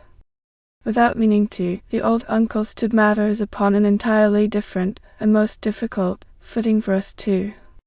We meant to marry, we had passed our word to the various members of the clan that we were going to marry, and the clan was glad because it had always counted upon that outcome for us. So far as a man up a tree might discern, it was a perfectly free choice for both of us. Go on, said Carfax, when Tregoven stopped to refill his pipe. Then one day, out of a clear sky, zip, comes Uncle Bayard with his will and his millions. After which, of course, Elizabeth can't throw me over without impoverishing herself, and it is equally out of the question for me to let her do it. Moreover, it is imperatively up to me to make good before I marry her. If I don't, and charitable people will say that I let go of the business end of things because I knew that my wife's money would stop all the halls to keep the wind away. There you have it, sermon length. Carfax smoked in sober silence for quite a few minutes. Then he said mildly, Do you know, Vance, I don't more than half like your attitude as you've just expressed it. Tregoven's smile was a grin. Tell me what there is about it that you don't like, and I'll change it, Potatis. You are by long odds the best friend I have in the world, and I'd change a dozen attitudes for you, any day in the week. It isn't love-alike. Carfax objected. You mean that it is too purely cousinly? I can't very well help that phase of it. You know we are cousins, and we have been trotting around together, more or less, ever since Snow walked out of the Ark. Nothing like that for killing sentiment. But sentiment shouldn't be killed, if you are going to marry Elizabeth. Insisted the purist. We have threshed all that out time and again, down to the final spear straw, Elizabeth and I. Tregoven explained carelessly. At first we did try to galvanize ourselves into some of the sentimental throes, but it was such a ridiculous little comedy that Elizabeth herself called it off. We are sufficiently fond of each other. Uncle Bayard's will is mandatory, and we shall be able to live together without quarreling. What more could you ask? I don't know, said Carfax thoughtfully. Your summary fits in pretty accurately with the way of the world. Yet, if I had to change places with either of you, I fancy I should ask a good bit more. If you were Elizabeth Wardwell, you wouldn't ask any more, and if you were Vance Tregoven, you couldn't. So there you are. Again there was a smoke-beclouded silence, and into the thick of it Carfax launched a pointed query. Have you told Elizabeth anything at all about the girls' school on the mountain high mount? Oh sure, and about the bewitching Miss Burrell as well. I always tell Elizabeth everything. I haven't sense enough not to. And her comment? Asked the golden one half absently. A Miss Burrell, you mean? To tell the brazen truth, I expected a wigging, not anything like a jealous outbreak. You understand, Elizabeth is miles above that, but some nicely worded, cool-lipped advice about not pitching the conventions out at the window just because I happen to be living 1,000 miles from real civilization, Philadelphia civilization. And you didn't get it? No, indeed. She didn't say a word about Miss Burrell, specifically, but she wrote me a good cousinly letter in which she told me how glad she was that I needn't deny myself all of the social mitigations, and urging me not to let my job on the Orca make a one-sided hermit of me. That letter came nearer to making me sentimental over her than anything else she has ever said or done. It did, for a fact. Halifax did not vote aye or no on this. He appeared content to let the sentimental matter rest, since he went back to the business difficulties. About this last resort tussle of yours, Vance, I see now why it is mighty necessary for you to make it win, and I wish you had a little better assurance that you are not up against a brace game that old Pisker hasn't stacked the cards on you. I can't very well afford to think of that possibility, said Trygovan grimly. No, I suppose you can't. Yet if the genially cynical attitude of the native bystander counts for anything. The loafers over at Tate's, you mean. They'd scoff at anything that smelled of good, honest work. I wasn't thinking of them particularly, though they helped swell the grand total. But the entire countryside seems to think that you are barking up an empty tree. President Caswell says you are wasting time and money, and that mild-eyed, clerical-looking professor of sciences, Hartridge, fairly chortled when I told him what we were doing. You may remember that he strolled over from Hymont the day we started to drill. What did he say? Trygovan demanded. He very pointedly said nothing, but there was a look in his skim-milk eyes that recalled the villain in a play. Trygovan was laughing appreciatively. You have an eye for the dramatic possibilities, always, haven't you, poet dears? Why should Mr. William Wilberforce Hartridge have it in for me? I can only make a crude guess. Even a mild-eyed professor of sciences may turn like the trodden worm. You umpire him out of the game pretty ruthlessly when we spend an evening at Hymont. With Miss Richardier? He's sure. You don't suppose that dried-up old stick of a pedagogue why? It would be Beauty and the Beast. Halifax's smile was truly angelic, but it betrayed a wisdom far beyond his years. Yes, he rejoined reflectively. Hartridge may be all of 10 years your senior, possibly 15. No doubt he's ought to be quietly chloroformed and carried behind the scenes. But, as I say, he chortled with his eyes when I told him that you were planning to drill a series of test holes, continuing the series until you find the place where your two coal seams come together as one. He is a geologist, among other things, and they tell me he knows this region like a book. I believe I'd cultivate him a little, if I were you, even if it did cost me an occasional teat-to-teat with Miss Richardia Burrell. Trygovan scoffed heartily at the suggestion, and the scorn was not thrown away upon his companion. Perhaps that was the reason why Halifax, going to bed a little later, without the ministrations of a lachrymose and whisker-breathing Muffley, opened the back of his watch to gaze long and earnestly at a picture therein, closing the case finally with a little sigh. Millions are good things in their way, but the bee-pearls trampled thoughtlessly underfoot by the millionless, which millions cannot buy. The eye, Daddy Lane and others. And the morning after the crash of the walking beam and the consequent halting of the mountain-top activities, Halifax took the yellow car out of its warehouse garage, and after driving for a half-hour or so up and down the valley road with a tunnel full of speechless but highly delighted children picked up at Tryon's and Jeff Walters's, he pulled up in front of Tate's and went in, ostensibly to buy smoking tobacco, but really to make friends with the country store idlers. Cursory observers from an alien north, penetrating now and then to unhackneyed regions in the Cumberlands or the Great Smokies, are apt to find the country folk, either valley or mountain bred, reticent by nature and notably shy of strangers. But there was no resisting the genial and childlike affability of the young man who had been giving the village children joyrides, who recklessly bought a box of Tate's best 2-for-a-nickel cigars and distributed them generously as one among friends, and who presently had the hood lifted from the yellow car's motor installation and was explaining, in words of one syllable, the workings of the driving mechanism to a group of curious and deeply interested onlookers. The small lecture explanatory gave Carfax a chance to pick his man, and the choice fell upon the elder Lane. Would Mr. Lane like to take a little ride up the road in the car, just to see how much more easily manageable it was than a horse-drawn vehicle?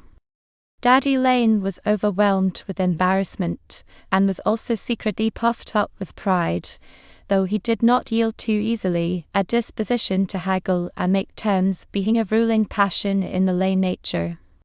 Although I warn't thinking on taking a trip this morning, he mused reflectively. Man oughtn't to go projecting round on his travels when tha's such a heap o' work to be done on the place.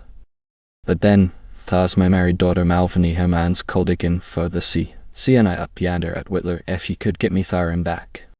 Carfax assured him that there was nothing easier, and by dint of holding the big car down to its lowest speed on the 5-mile run to Whitlow, he accomplished his purpose, which was to beguile Lane into telling him all that the countryside knew about the sea and its methods, its local managers, and whether or not the report was true that it made industrial war upon the smaller companies and individual mine owners. Lane gave him the countryside point of view, which was, of course, inimical to the corporation, to any corporation.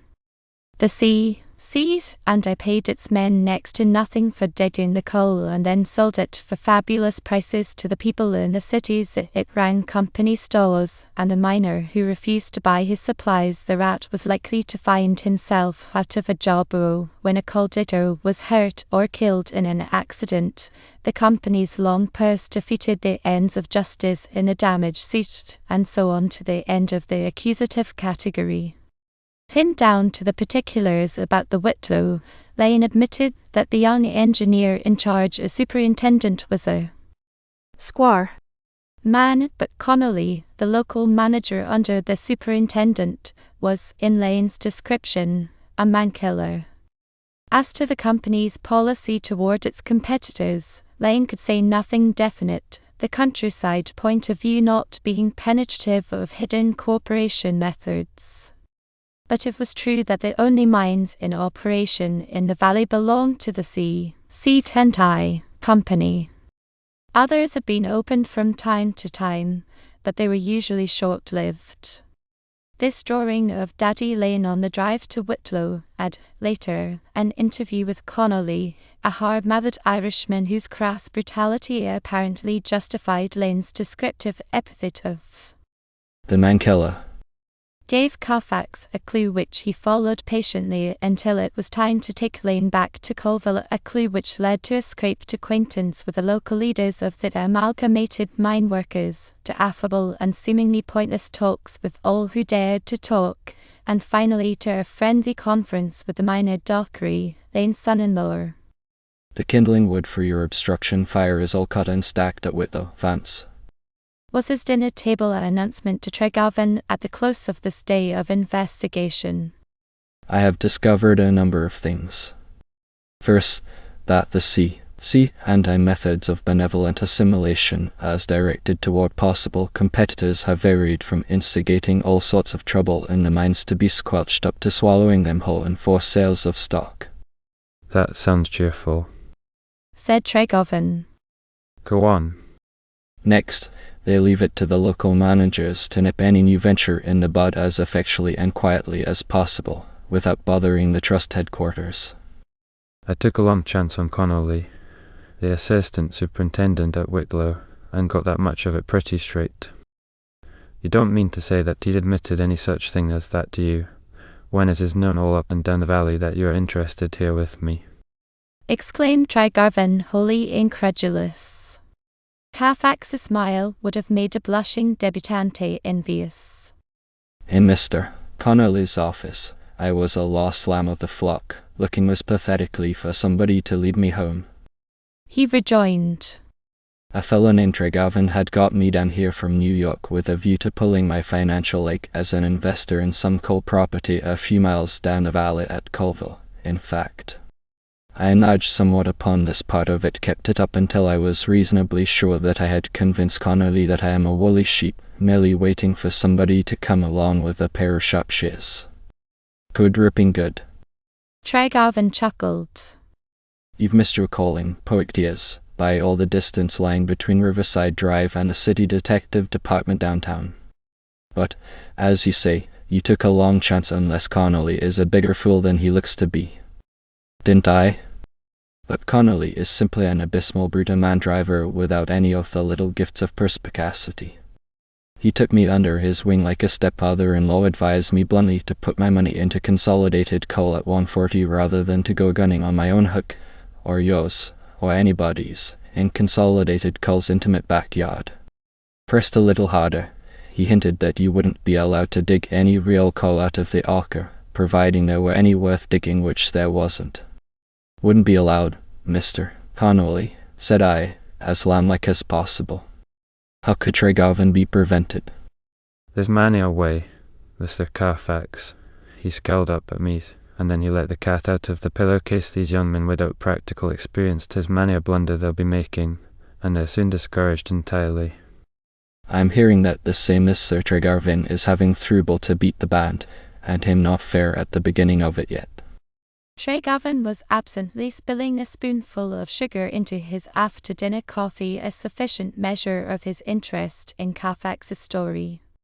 From all of which you have argued that there is a CNS spy in our camp, haven't you, Poictiers?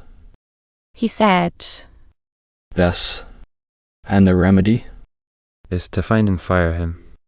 The firing part of it will be easy, but the finding is a horse of another color. All of my squad, save one or two, I believe, have worked at odd times for the Chief and I. Every able-bodied man in this region digs coal a little now and then. Huckleberry miners, the regulars call them. We'll simply have to watch and sift, that's all, said Carfax. Well, you've done a good day's work, anyway, was Tregarvan's summing up of the amateur detective's report. Candidly, I didn't think you had any Poictiers. You don't look it, you know, to the naked eye. The angelic smile came and sat upon the clean-shaven, womanish face of the golden youth. Don't you know, Vance? He drawled lispingly. I believe that is my strong point, not looking the ready-made, hand-me-down villain. It is foolishly easy to make people take me for a harmless, good-natured scrap bag into which they can tuck any old thing they don't happen to be needing at the moment. Why, even old Daddy Lane confided in me. Coming home, he told me all about the feud of the family and of one of his sons-in-law with the McNabs. By the way, that reminds me, did you know that you have two of the McNab cousins in your working gang? The fellows who call themselves Morgan and Sil. Tregarvan had not known it, and a new field of conjecture as to the disasters was promptly opened. Why charge the Coal Trust with a campaign of obstruction when two of the avowed enemies of Auker progress were right on the ground day by day? Carfax rather sheepishly confessed that his brain had not been capacious enough to entertain two ideas at once. Having fixed upon the Coal Trust as the trouble source to be investigated, he had completely overlooked the McNab alternative. I'll do time for it, though, he promised. Tomorrow will be Saturday, and if you'll lend me the car again, I'll find out something more about those missionaries in the pocket. Not alone, you will. Tregarvan objected joyously. It is going to be my Saturday off too, and a holiday at Heimat. I'll go with you, as far as the college, anyway. Roman 7. Company come. On the day following Carfax's journey of investigation to Whitlow, Tregarvan did not keep his promise to accompany the amateur Vidocq. There were still some repairs to be made on the tramway, and since a working squad of the labourers turned up to round out the week, Tregarvan stayed with his men and became a track foreman again. Carfax, too, had apparently changed his mind overnight. Instead of driving off up the mountain after breakfast, he headed the yellow car down the valley road and was gone all day. When he returned, late in the afternoon, it was evident that he had discovered some other way of ascending Pisker.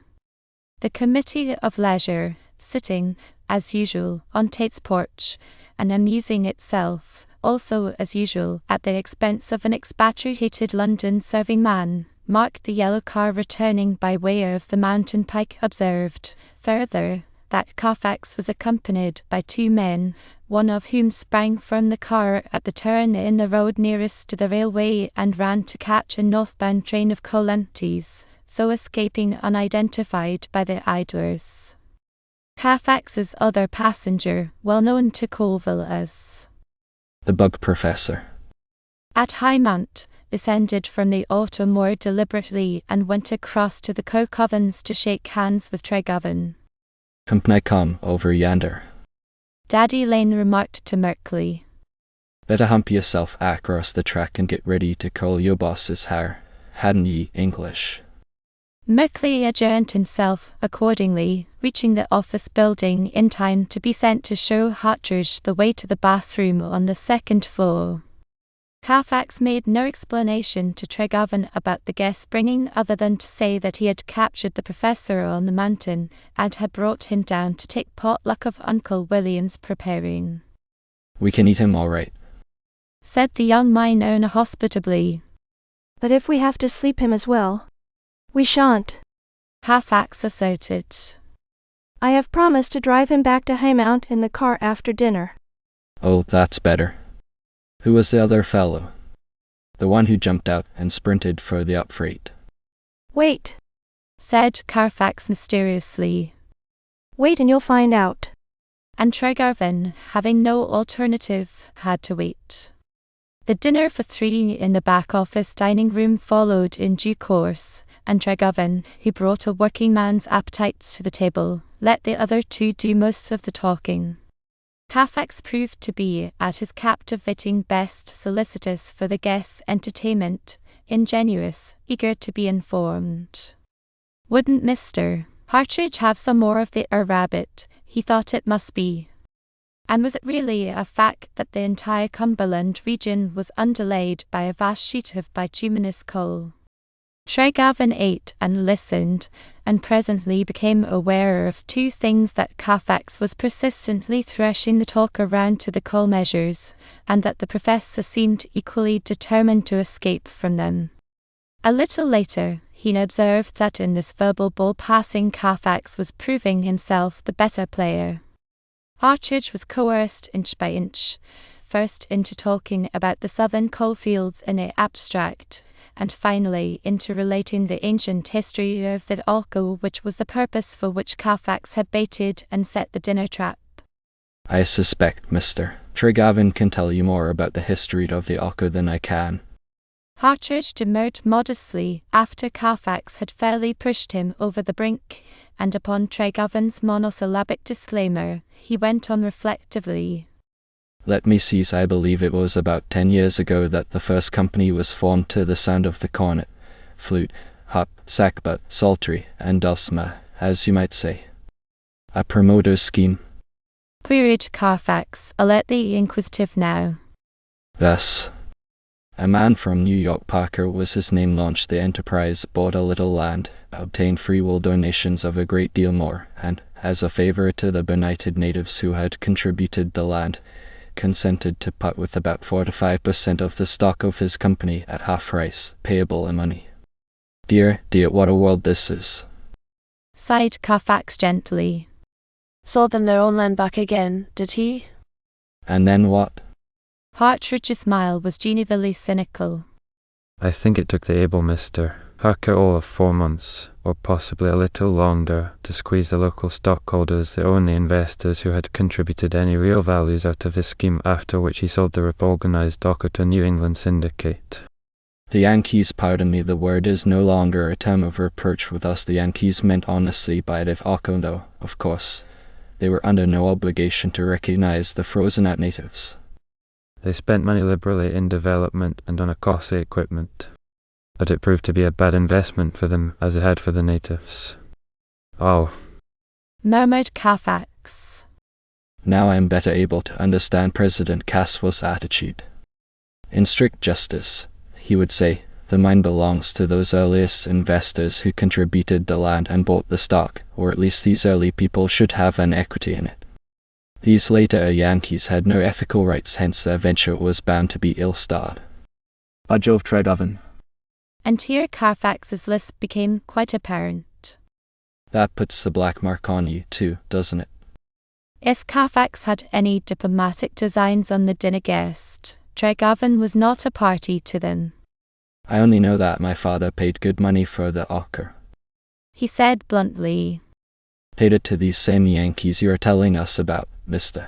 Hartridge, when they were ready to lie down. It is up to me to prove that they didn't stick him as bad as they doubtless believed they were sticking him when they pulled him into it. Carfax, who was observing the dinner guest narrowly, saw the sign he had been watching for flit into the pale blue eyes of Mr. William Wilberforce Hartridge, a half smile of gratified derision. You think Vance isn't very likely to make good on his little brag, Professor? He put in, firing a point-blank shot at the target. There was no indication that the shot had gone home, unless it lay in the quick failing of the pale blue eyes. Who am I, that I should take out a license as a prophet of evil, Mr. Carfax? Was the quiet rejoinder. He is a brave man nowadays who has the assurance to deny anything whatever to youth, vigor, and the spirit of modern industry. Still, you believe that Tregovan isn't going to win out? Persisted the golden youth. Hartridge laughed. As Miss Richardia might put it, I haven't anything coming to me, have I? He parried. Carfax gave it up. There was a point beyond which he could not press a man who was dipping with him into the common salt dish, and he felt that the point had been reached. It is a pity you can't stay and spend the evening with us, Mr. Hartridge, he said, a little further along, when Uncle William came in to bear the table, but he added nothing to the conventional protest when the professor declared that he must go. On the contrary, he sped the parting guest so nimbly that Tregovan was scarcely at his third pipe filling when the purring of the yellow car's motor announced Carfax's return from Highmount. I told you so, was the New Yorker's first word, as he came in to take his place before the handful of fire on the dining room hearth. Where is my pipe? What did you tell me? Queried Tregovan, finding a pipe and pushing the tobacco within reach. That Hartridge knows, or thinks he knows, that you are on a false scent up yonder on the Pisker Cliffs, also, that he is juice glad of it. You can see farther into the millstone than I can, if you can draw any such conclusion as that. Tregovan remarked. I thought he bluffed you good and plenty. He did, and then again he didn't. I insist that there is something doing, and that this mild-mannered gentleman who teaches mathematics and the natural sciences is in on it. I have just had an experience that was an eye-opener. Unload it, said Tregovan briefly. Somebody tried to kill one of us a few minutes ago, and I'm afraid Hartridge knew it was due to come off. Nonsense, you're joking. Tregovan had come out of his pipe musings with a bound. I'll tell you just what happened, and then you shall judge for yourself. You know that stretch of good road about 2/3 of the way up the mountain? The longest one there is. Thus. Well, just as we turned into it, going up, Hartridge twisted himself in the seat, looked back, and made some sort of a motion with his hand. I was talking, trying to pump him some more, and I don't know why I should have noticed the bit of pantomime. Neither do I know why, coming down a few minutes later, I should have hit that piece of road at a 10-mile-an-hour gait instead of a 30 or 40. It was mighty lucky I wasn't speeding. For about 2 shakes of a dead lamb's tail you stood to lose a good friend and a $2,500 car. There was a tree line across the road at precisely the correct angle to shoot me out into space if I had hit it. Heavens! Exclaimed the listener. Done while you were going and coming. Done while I was going and coming. And that tree was lying at the exact spot where Hartridge turned in his seat and made the little signal with his hand to somebody that I couldn't see. But, good Lord, poor tears. It's unbelievable. Why, the man wasn't 10 minutes away from his bread breaking with us. I can't help that. You have the facts. What did you do? I stopped, skirmished under the tonneau seat and found your towing rope and took a hitch on the obstruction. The car was good for it, and I dragged the tree around and rolled it over the embankment. Then I examined the place where it had stood. It had been partly undermined by the road grading, and probably didn't require much of a push to tip it over. Then it might have been a sheer accident. Half-Axe was shaking his head. I thought so at first. But when I turned the flashlight in the gap it had left in the upper bank, I saw that it had not fallen accidentally. There are pick marks in the clay, and a crowbar had been thrust in behind the roots to pry with. You didn't see or hear anybody? Not a sign. I even went so far as to make a circuit in the woods along the upper embankment. There wasn't a leaf stirring. But think a minute, Proteus, whatever crazy grudge anyone might have against me or the Arco, it couldn't be made to lap over on you. That's all right, it is your car, and you have usually driven it. You are doubtless the one who had the narrow escape, and I was only your happen-to proxy.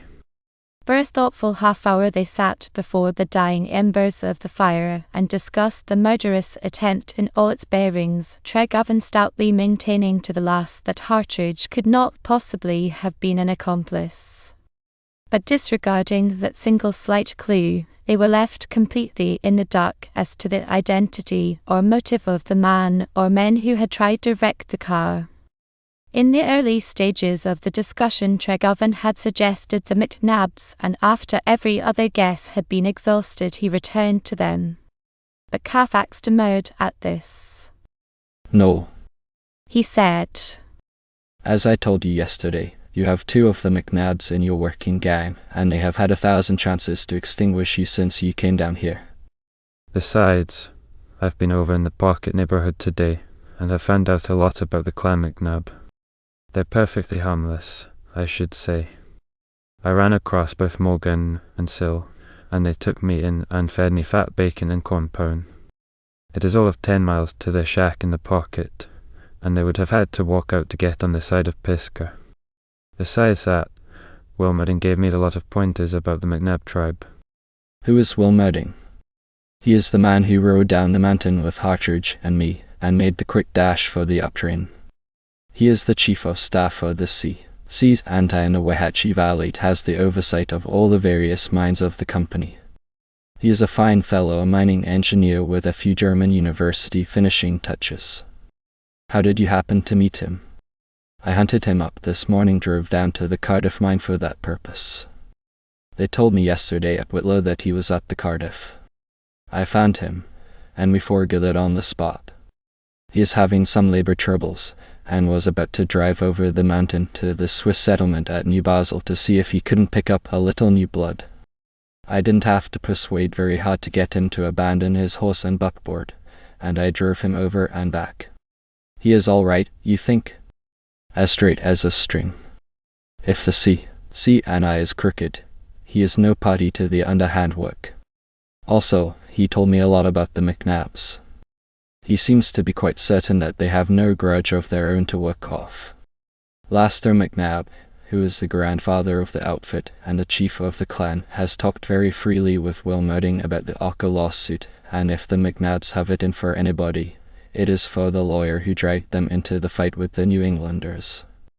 Tregarvan stood up to rest an elbow against the rough stone mantel.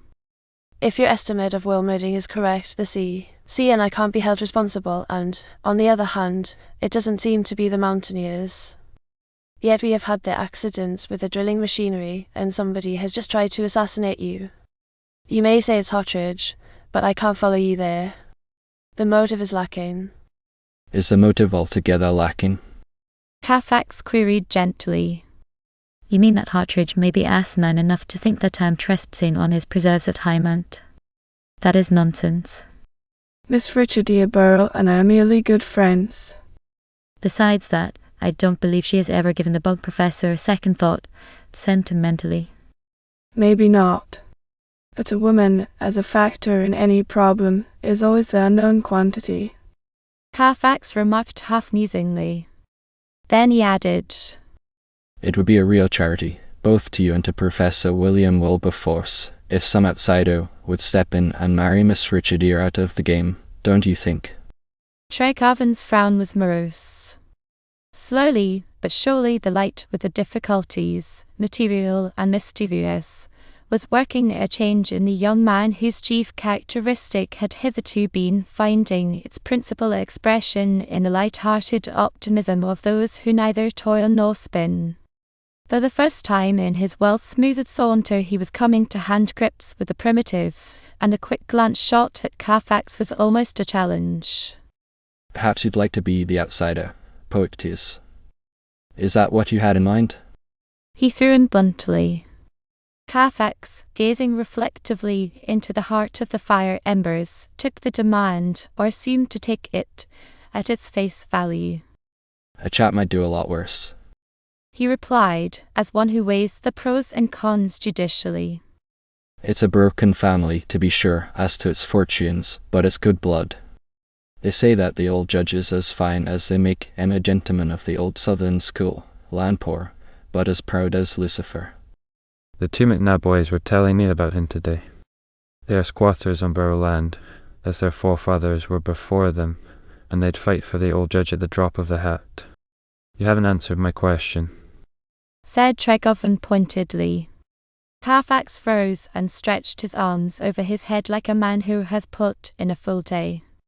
No, and I'm not going to answer it tonight. Later on, if you still insist on needing a guardian angel, there may be a different story to tell. Where's my candle? I'm going to bed. Roman 8. The Stubborn Rock.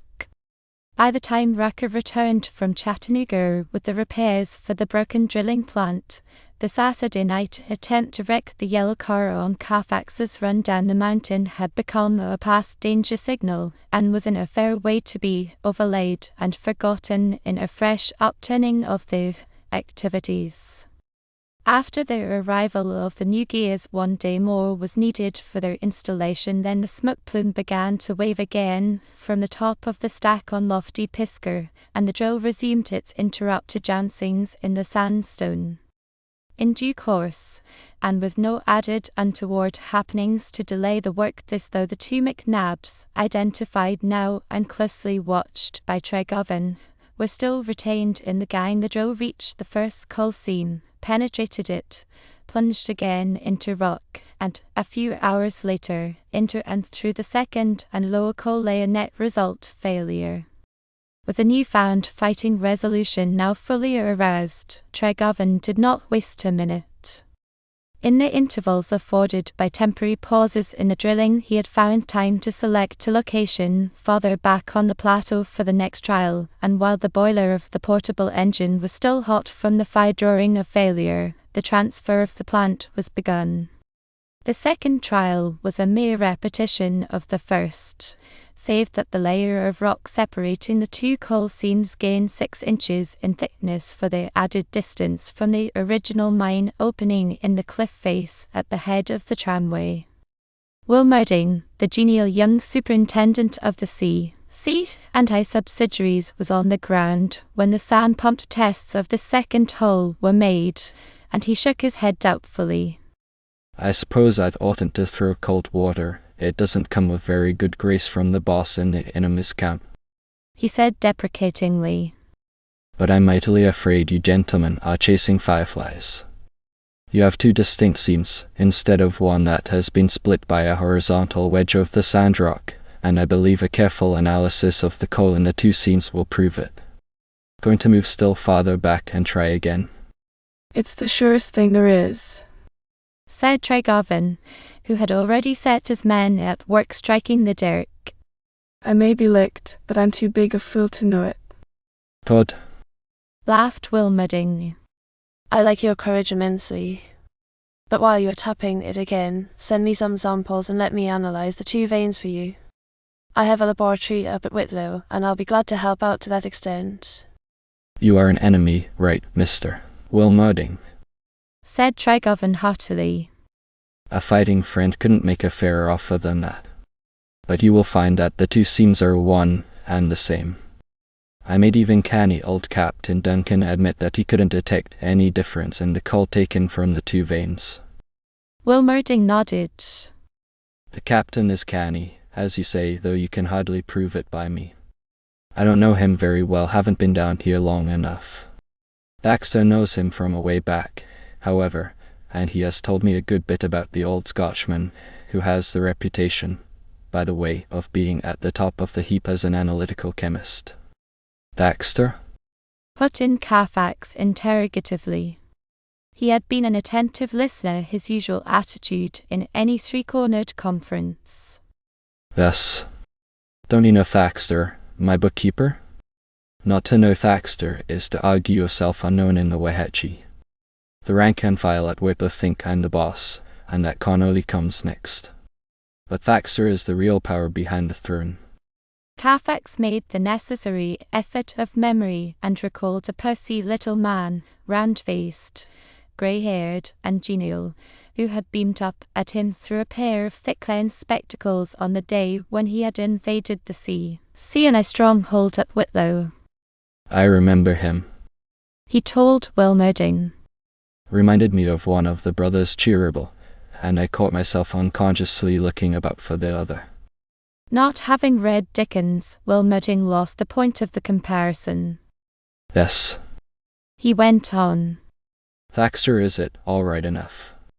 More than anybody else in this neck of woods, his consolidated cult has every cull detail of this entire region down in black on white, neatly docketed and labeled and put away for future reference.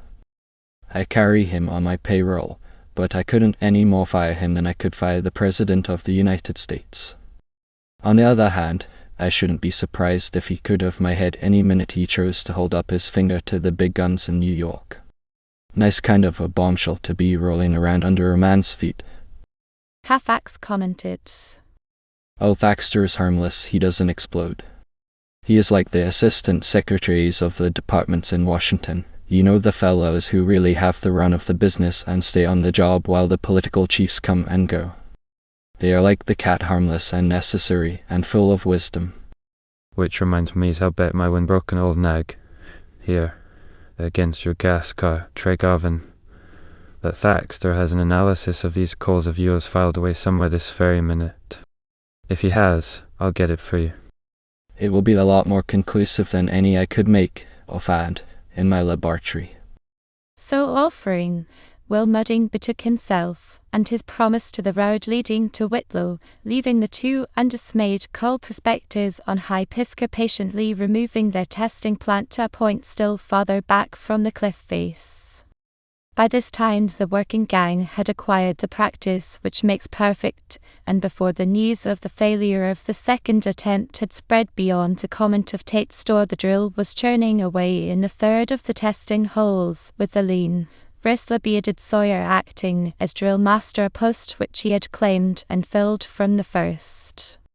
I don't care how much other people may laugh at you, I think your perseverance is beyond praise, said Miss Richardier on an afternoon when Tregarvan, scamping his job and snatching a few moments for himself, had driven her and a group of the high-met young women over in a yellow car to the new location.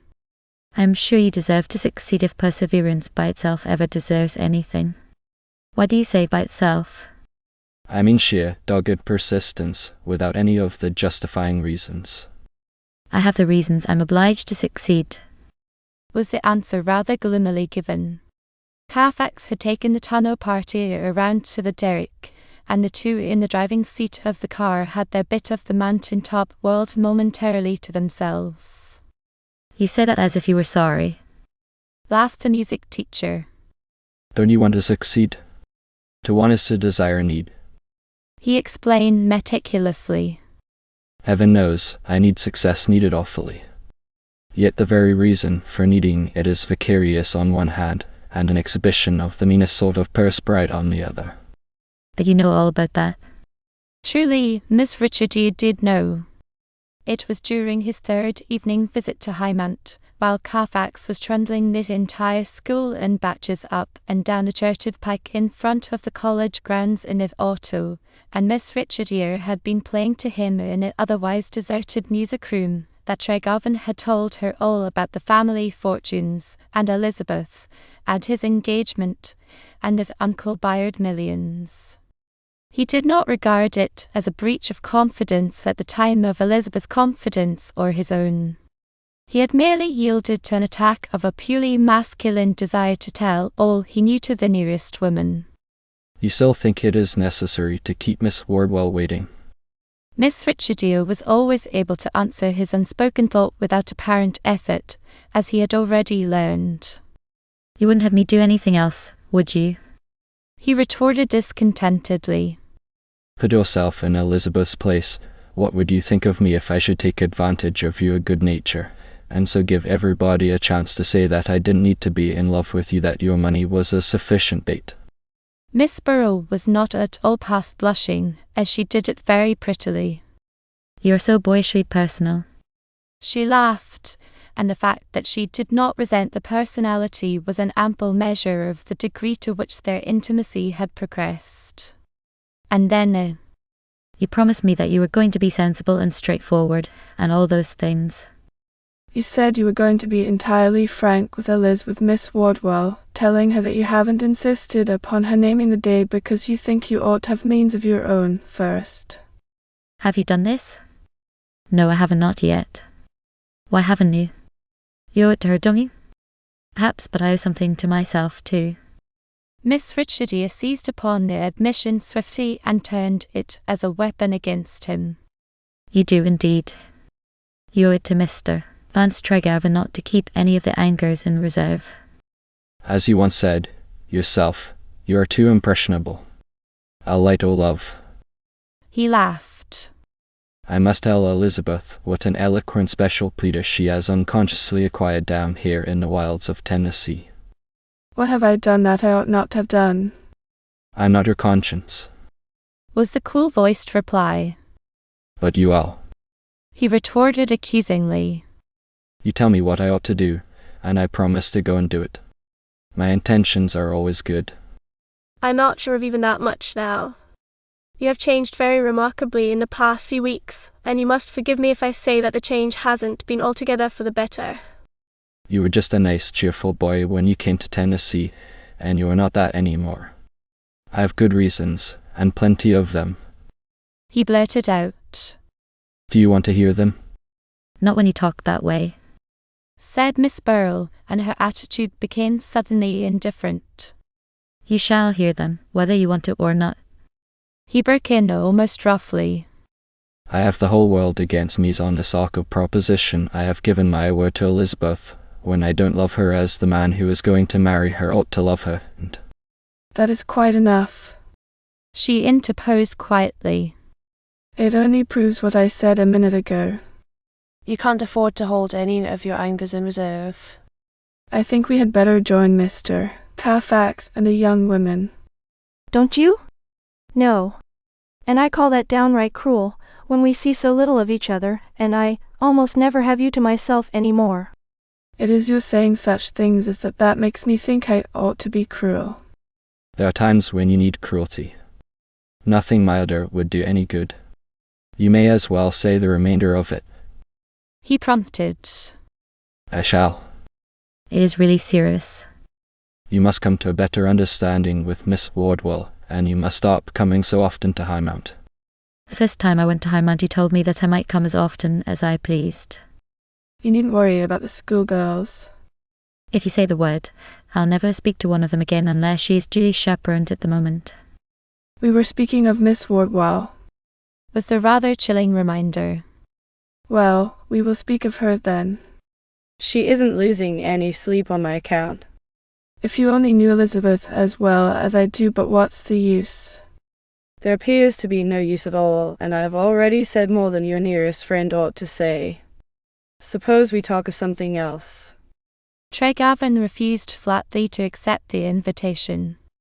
No, I want to know about my welcome at Highmount. I have had Mrs. Caswell's word in the past. I haven't yet. You can't make me stay away. Miss Richardia's pretty chin went up 1/4 of an inch. Then you will compel me to be disagreeable, and I don't like to be that.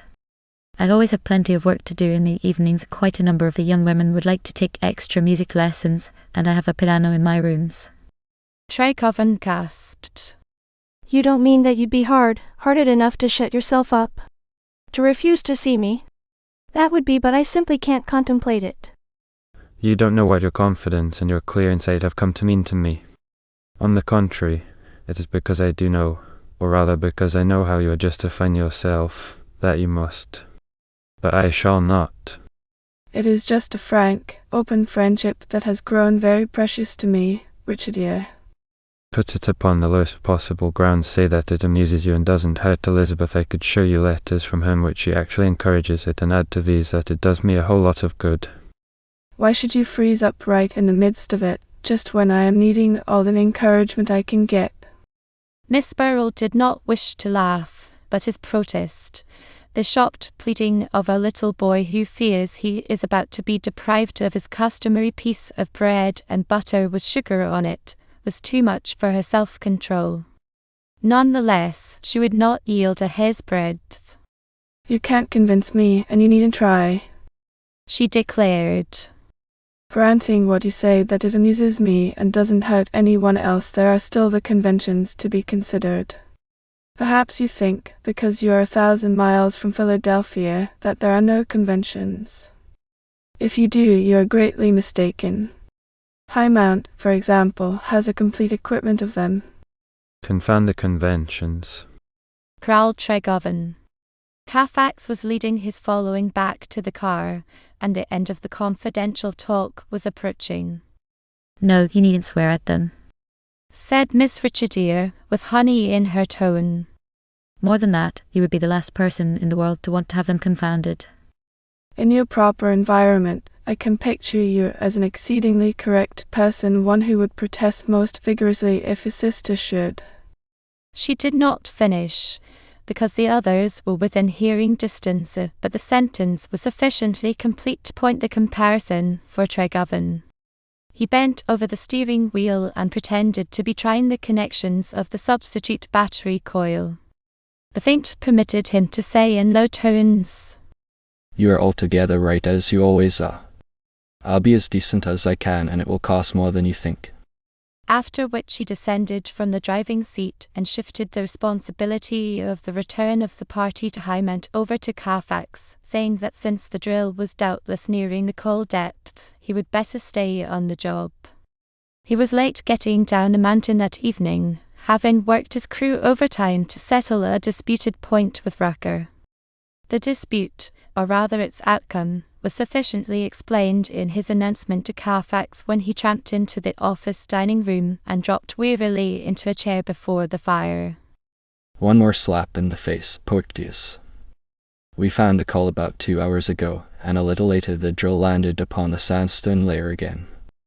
I'm too tired to know whether it's discouragement or just plain leg weariness and backache, but I feel as if something had gone out of me. Carfax rose to the occasion with his customary cheerful alacrity. We're not going to say die yet a while, Vance, old man. It merely means another try. If you are running low in the ammunition chest. No, it isn't that. It isn't costing so terribly much. But to tell the blank truth, I don't know where to go with the drill for another try. We are a good quarter of a mile back from the tramway head now, an almost impracticable distance, even if we had found the big vein. Well, what is the matter with swinging around the circle a bit? You have latitude as well as longitude, haven't you? Said Carfax the comforter. Oh, yes, there's Auckland enough. And I guess that is about the last hope. Which way had you thought of moving, north or south? Whichever way you say, was the spiritless reply. Carfax took a coin from his pocket and balanced it upon his thumb. Heads, High Mount way, tails, toward Whitlow, he called, and flipped the coin. It fell heads upmost, deciding for the High Mount direction, and when Tregoven would have picked the coin up to return it, Carfax stopped him. Let it alone, I'm superstitious tonight. Uncle William will be in with your wand over dinner in a minute to let him pick it up and keep it for good luck. And a little while afterward, when the old negro shuffled in with the cover tray, there is $1 on the floor which we are both afraid to touch, Uncle William. Don't you want it? The old man scraped a foot and said, "Savant, so." But he arranged the table to the final nicety before going around to look at the money on the floor. "Now, Master Poik dears, what all is the murder with that dollar?" he asked, bending, hands on knees, to eye it suspiciously. "There's nothing the matter with the dollar, uncle. The trouble is with us. We are afraid of it." Sure now. Is you? Dat look like a mighty righteous dollar to me. Dat ain't no devil's money, is it? "You'll have to settle that for yourself. Since the dollar came out of my pocket a few minutes ago, I shall be justified in refusing to answer so personal a question as that relating to its righteousness." Hi-ha. Hi-ha. It comed out of yo pocket, and yet you was skeered of it? "That look mighty curious to me. Look like you all is trying to play trick on the old man, Master Poik dears. I ain't seed no white folks' money that I skeered of." And he bent cautiously to pick it up. "Look out, Uncle William, it might burn you," said Carfax suddenly, and quite as suddenly the old negro dropped the coin and started back. "Bless gracious. But that was hot," he exclaimed, blowing upon his fingers. And then, "Des you keep your eye on that dollar, if you please, sir, twell I come back, and I'll fix him." And a little later he returned from the cookhouse with a small tin pan which he turned down over the piece of money. "If that would be any Jaman's way, and you all allow des leave him da, I gwine come back by maybe and take the conjure off him. I ain't gwine left der old devil have that dollar, not if it is his." The little diversion did for Tregarvan what Carfax had hoped it might, and after the belated meal was eaten and the pipes were lighted, the atmosphere of disheartenment was changed somewhat for the better. "There is one thing we have to be thankful for," the disappointed one volunteered, when his reflections began to mellow in the tobacco smoke. "We haven't heard from the enemy since the attempt was made to ditch the car, and there haven't been any more of the unaccountable accidents to the machinery." "That is so," said Carfax. "And I've been trying to guess, all along, why he or they stopped so abruptly. There wasn't any good reason why he or they should have begun," said Tregarvan musingly. "Somebody evidently thought there was a reason, and afterward changed his mind. Why should he change his mind? That is the question that has been puzzling me. Perhaps he has found out what a good fellow I really am, and is no longer bloodthirsty," put in Tregarvan, who was too tired to make any very heavy drafts upon his mentality. "You haven't any notion that the fight, if there is one, is personal to you, have you? Excluding Professor Hartridge, of course." Oh, no, I was only joking. And we'll always exclude Hartridge, if you please. I'm still refusing to believe it of him. It was probably somebody's intention to drown the blind kitten of an Akko before it had time to get its eyes open, but the somebody couldn't, by any stretch of imagination, be Hartridge. But why has the somebody who isn't Hartridge called the fight off so suddenly? By Jove, Fats, I have an idea. It has dawned upon the enemy, whoever he is, that it wasn't worth while to efface us at a time when we were perseveringly going the right way about it to efface ourselves. I'd like to make a bet with you. When we begin drilling in the right place, if there is any right place, the trouble will blossom out again."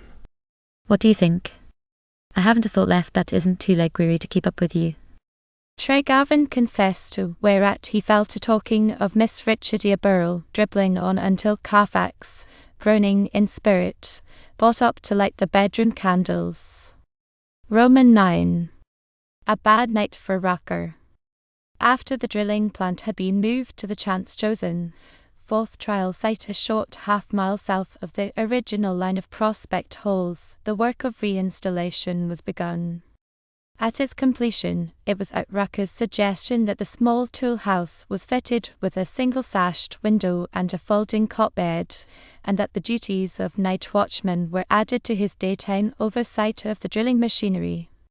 Just why the plant, which had been left unguarded since the first week of the campaign, and had been unmolested, should now need a night watchman, the mechanician did not attempt to explain.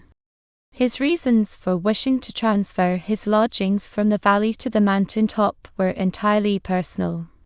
He had been taken as a boarder at the Tryons, and to wear out the dull evenings after working hours, he had been drawn first into the lounging circle at Tate's store, and later into the smaller circle of the Lane household on the lower valley road. The lodestone at Lane's was a granddaughter of the patriarchs, a black-eyed, red-lipped girl of primal passions and impulses, and in the beginning Rucker had been given a fair field and no questions asked as to his eligible state and standing. Evening strolls on the country roads with Nancy Lane for a companion were not to be compared with a night off on Broadway under the bright lights, but such diversions were made to suffice until a day when Daddy Lane, abruptly pointing to the long-barreled square rifle resting on its pegs over the kitchen fireplace, assumed the aggressive. "Get your license and your preacher. I'll let Nan alone and quit projecting round this here valley all nights," was the old man's ultimatum, and Rucker, having a wholesome fear of consequences, and the best of reasons for not applying for a marriage license, asked permission to sleep at the drilling plant. The first night on the mountain was frankly harrowing to the sitter-bred mechanic, whose burglarish aspect did not insure him against the still alarms of the forest, intensified by moon-flung shadows of solemn trees, by skirtings of fallen leaves rattling like dry bones under the autumn night wind, and, more than all, by a sense of complete and lonely isolation. Each unfamiliar sound brought Rucker out of his cot-bed blankets with a bound and sent him groping to the square window. First it was a little screech owl, perching on the walking beam of the drill, and chattering out its blood-curdling cry. Next it was a slow and measured crashing in the undergrowth, sound mysterious and unnerving to a degree until the night-prowling cow responsible for it lowed gently and crossed the clearing to snuff suspiciously at the boiler and machinery. The tension once more relieved, Rucker tumbled into the blankets again, calling himself shop names and swearing by all the gods of the metal workers that nothing short of a forest fire or an earthquake should make him lose any more sleep. Yet, while he was still only eye-deep in his first doze, a new alarm brought him leaping to his feet and sent him, blinking and breathing hard, to the square of moonlight framed by the small window. What he heard this time sounded like the measured hoof-beats of a horse. Rucker had a pocket flashlight, and he turned it upon the face of his watch. He had gone early to bed, and it was still early, barely 10 o'clock. A by-road, the one by which the drilling plant had been brought in, ran through the wood a little distance to the left of the glade. Staring wide-eyed, Rucker made out the shadowy bulk of a wheeled vehicle standing in this road, with a white horse, seemingly of incredible size, looming gigantic between the tills. The mechanician got his breath, and his heart began to pump in steadier rhythm. A horse and buggy betokened the presence of humankind, and Rucker was not a coward of men. Moreover, the ball-peen machinist's hammer, lying within easy reach, was no mean weapon of defense in the grasp of a man who knew how to swing it. Obsessed by the idea that he might shortly have to resort to the hammer, the mechanician was wholly unprepared for what followed. Slowly, and as if they were materializing out of the shadows of the wood, two figures glided into the watcher's field of vision, a man, tall, stately, wearing a long coat and the wide-brimmed soft hat which even an unobservant Rucker knew to be the garmentings of this old-fashioned southern gentleman. And hanging on the man's arm, a woman, small and trimly clad. They came only to the edge of the open glade. The woman's hat left her face in shadow, so that even if the light had been better, Rucker could not have seen what she looked like. The man's back was turned to him, and here, again, he was at fault. Nevertheless, he was presently able to postulate the man's gestures as those of anger, and to understand that the woman was pleading with him. It was etched out wholly in pantomime. Rucker could hear nothing. Twice or thrice the man made an inclusive motion with his free hand, as if indicating the glade as the subject of whatever he was saying, and finally he balled his hand into a fist and shook it wrathfully at the unoffending drill derrick. This went on for some moments, the woman, Raka fancied, trying to end it and draw the man away. Whether as the result of her efforts or for some other reason, the scene ended as abruptly as it had begun. The two figures turned and faded into the wood shadows as mysteriously as they had come out of them, and while Rucker was still straining his eyes to keep them in sight, the horse and buggy vanished to a soft thudding of hoofs on the sandy road. After this apparition had disappeared, the machinist filled his black cutty pipe, opened the door of the tool house, and sat upon the step to smoke and ruminate and strive for a better collecting of things into their normal groupings. Later, he strolled out to the by-road to see if the hoof and wheel marks were really there, to satisfy himself beyond question that he had not been dreaming. The ocular demonstration convinced him that he was sane, sober, and awake. The hoof prints were there, though they were by no means so gigantic as he had expected to find them, and so were the wheel ruts. I guess I needn't be bothering my head about who they was, he muttered to himself as he went back to his seat on the tool house doorstep. TH bosses'll know that, all right. But if there's going to be a whole lot of this gross business up here, it's me further downstairs, even if I do have to duck every time I see Old Man Lane Common up TH Road. These moonlight picture shows get next to my gizzard nerve. I ain't no ghost killer, not me. His pipe was smoked out and, knocking the ash from the bowl, he got up, having fresh designs upon the tool house bedroom and the blanketed cot. But he was scarcely a foot before the sounds of wheels and hoofs came again, this time from the opposite direction. My gosh, he complained. Are they coming back? Or is it a torchlight procession of them? No, by jing. It's somebody else. That horse is a black one. More to be out of harm's way than for any spying purpose, he slipped into the tool house and softly closed and fastened the door. When he tiptoed to the window, two other figures had entered the glade, 2 men, and both of them with burdens. Their movements were even more mysterious than those of the earlier visitors. The shorter of the two carried a square box, handling it by a buckled strap which encircled it, and the other had a shoulder load which Rucker could liken only to a small bundle of poles. Both burdens were quickly put down, and at Rucker's final glimpse, obtained just as the moon was passing behind a cloud, the shorter man had gone down on his knees beside the box, and was apparently opening it.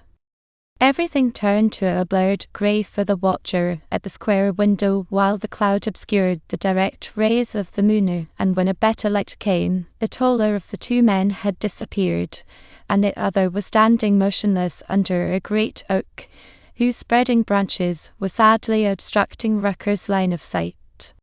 Now, what the devil is he doing? Was Rucker's demand, whispered to the inner darknesses. And where has the other guy skipped to, all of a sudden? I jinx.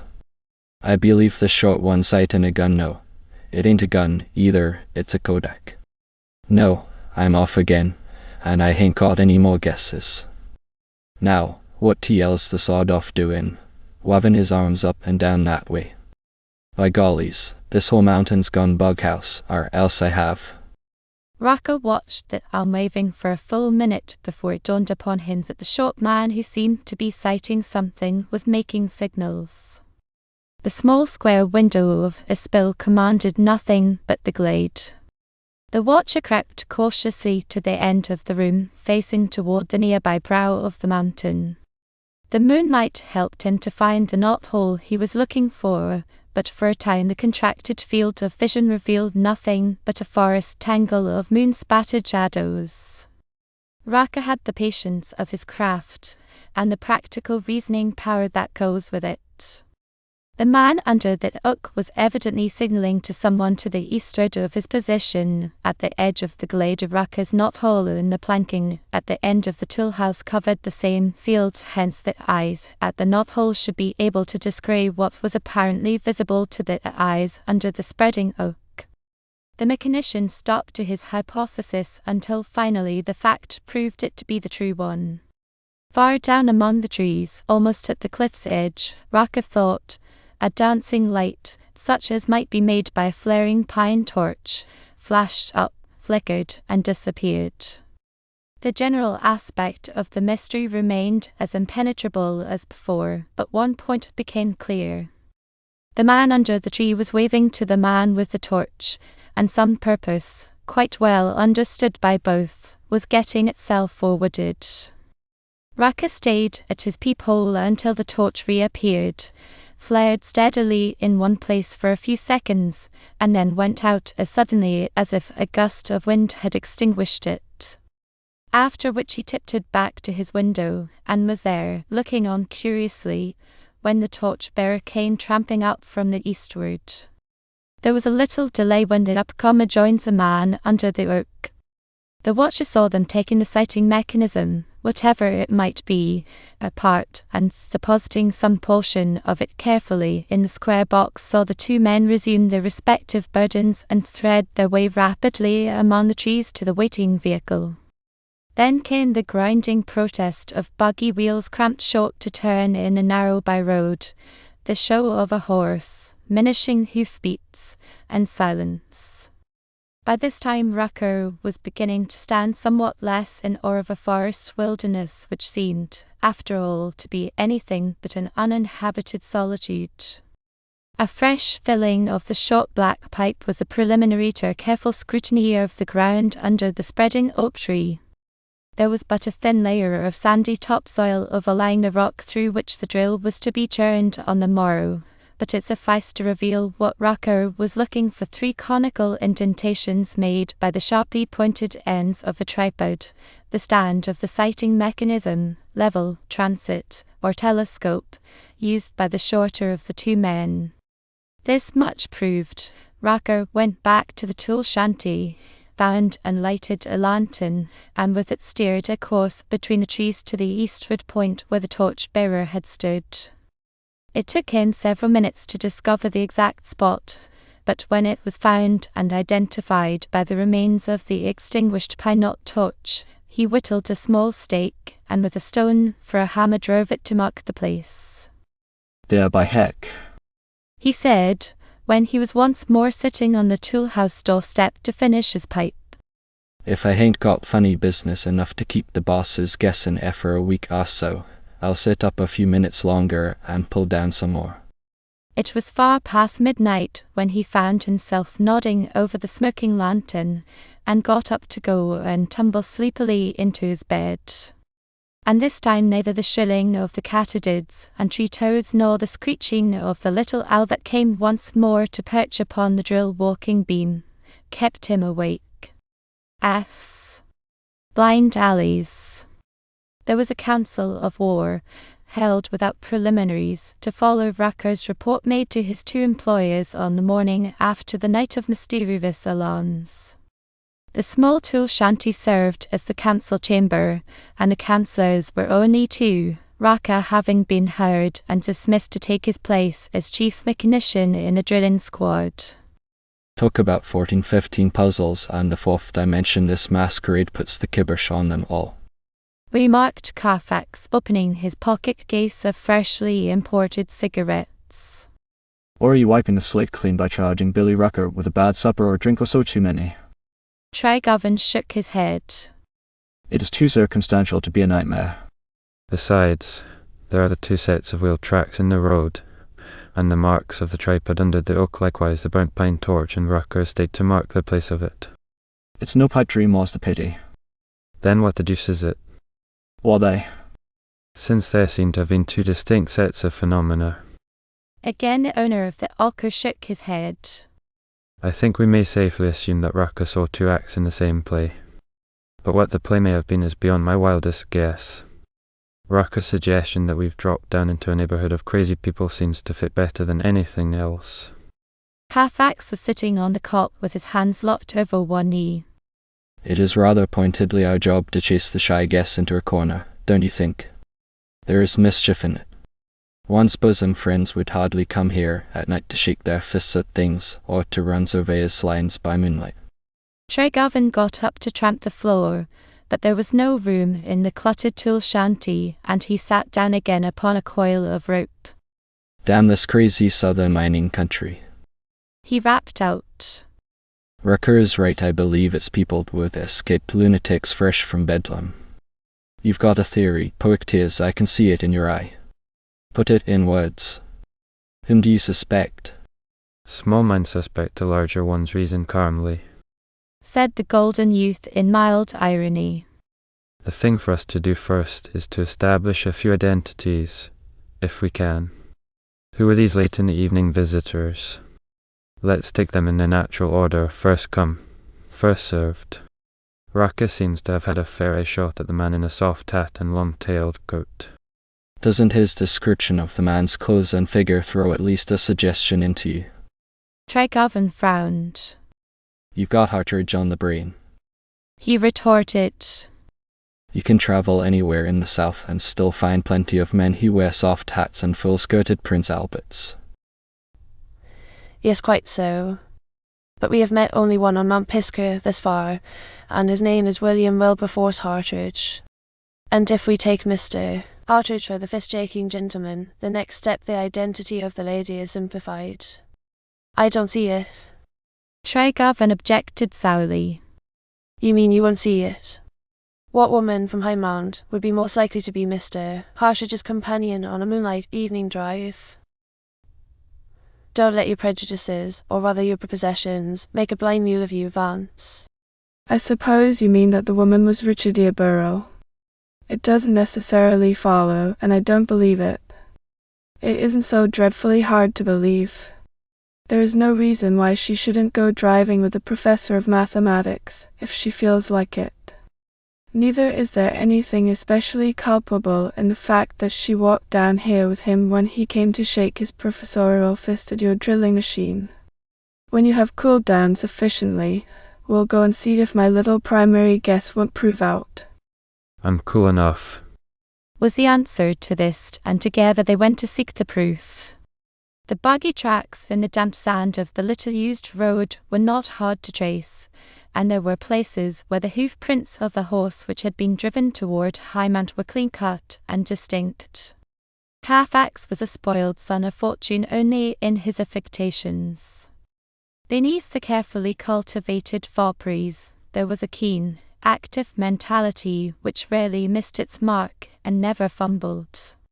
He made pencil sketches of the hoof prints on the back of an old letter in passing, and it was he, and not Tregarvan, who noted the single peculiarity in the horse's shoeing a missing corner from the toe calque on the left hind foot.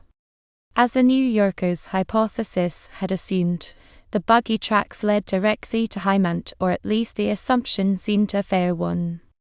The two investigators did not follow the vehicle trail all the way to the college gates, could not, since the tray recording wood road came out into the high-metalled mountain pike a few hundred yards below the High Mount grounds, and the wheel marks were no longer visible. But there seemed to be no reasonable doubt of the correctness of Carfax's guess, and Tregarvan admitted as much on the way back to the starting point. Mind you, I'm not admitting that Richidia was a party to anything underhanded or crooked, he added in qualification. She may have been driving with Hartridge, as you say.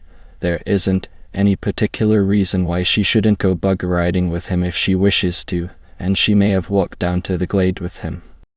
I don't say that she didn't, but I do say that she isn't tangled up in any of the disreputable mysteries, knowingly.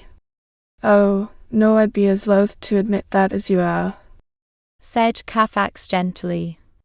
In fact, it is barely possible that I have the better right to defend her. We'll put it all up to Hartridge. The next thing is to find out, if we can, where Hartridge got his two surveyors on such short notice, and what it was that could be proved or disproved by a transit sight taken in the moonlight under conditions which must have barred anything like mathematical accuracy. Where are your blueprints of the Arco property? Down below, or up here? The map copies were in the tool house, one set of them, and when they were found, Carfax spread them out on the cot and pored over them thoughtfully.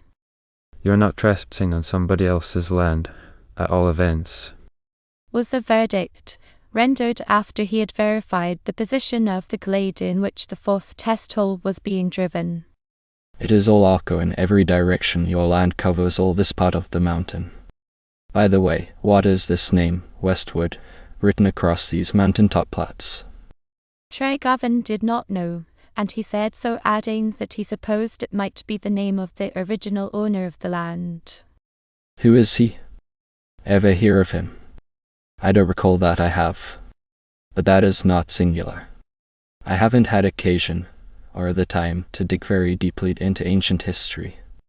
Well, there doesn't seem to be anything very illuminating about these blueprints, save that they establish your perfect right to bore holes almost any way you please, said Carfax. Suppose we go now and take up the trail of the two surveyors.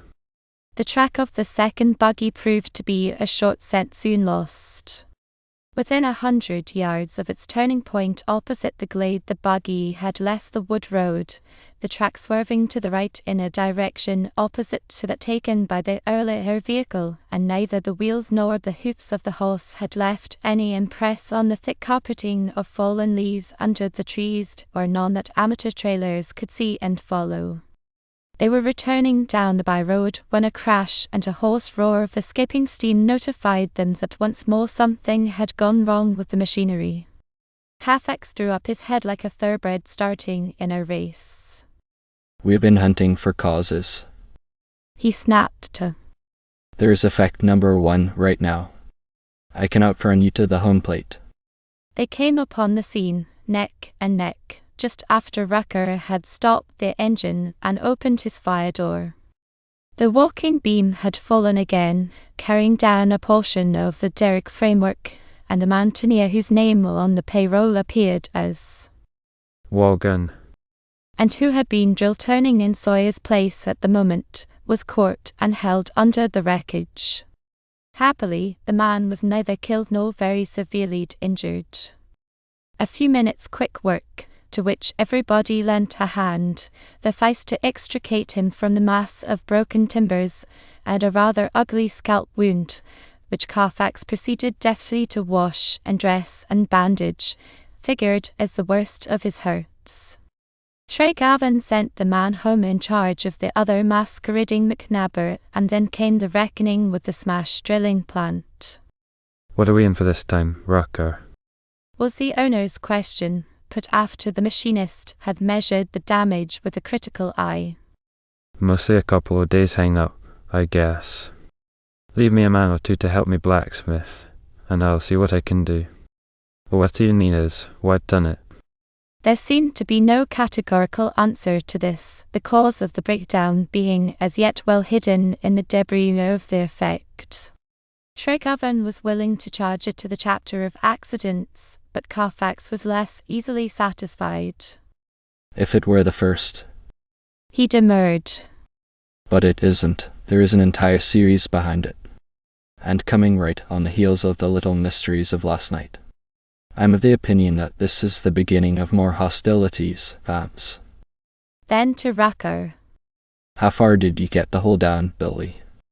Not more than a couple of feet. Drilling hard? Asked Tregovan.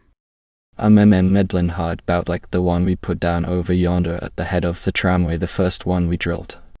Tregovan told off 3 of the labourers to help Rucker, and sent the remaining 3 back to Colville to report to Tryon, who, with another small squad, was replacing rotted crossed eyes on the lower end of the tramway. After this, he beckoned to Carfax, and they went together down the shallow glade ravine to the spot where Rucker had found the burnt pine knot torch and had driven his marking stake. Out of hearing of the 4 men left at the drilling stand, Tregovan said, Well, the McNabs are eliminated, definitely.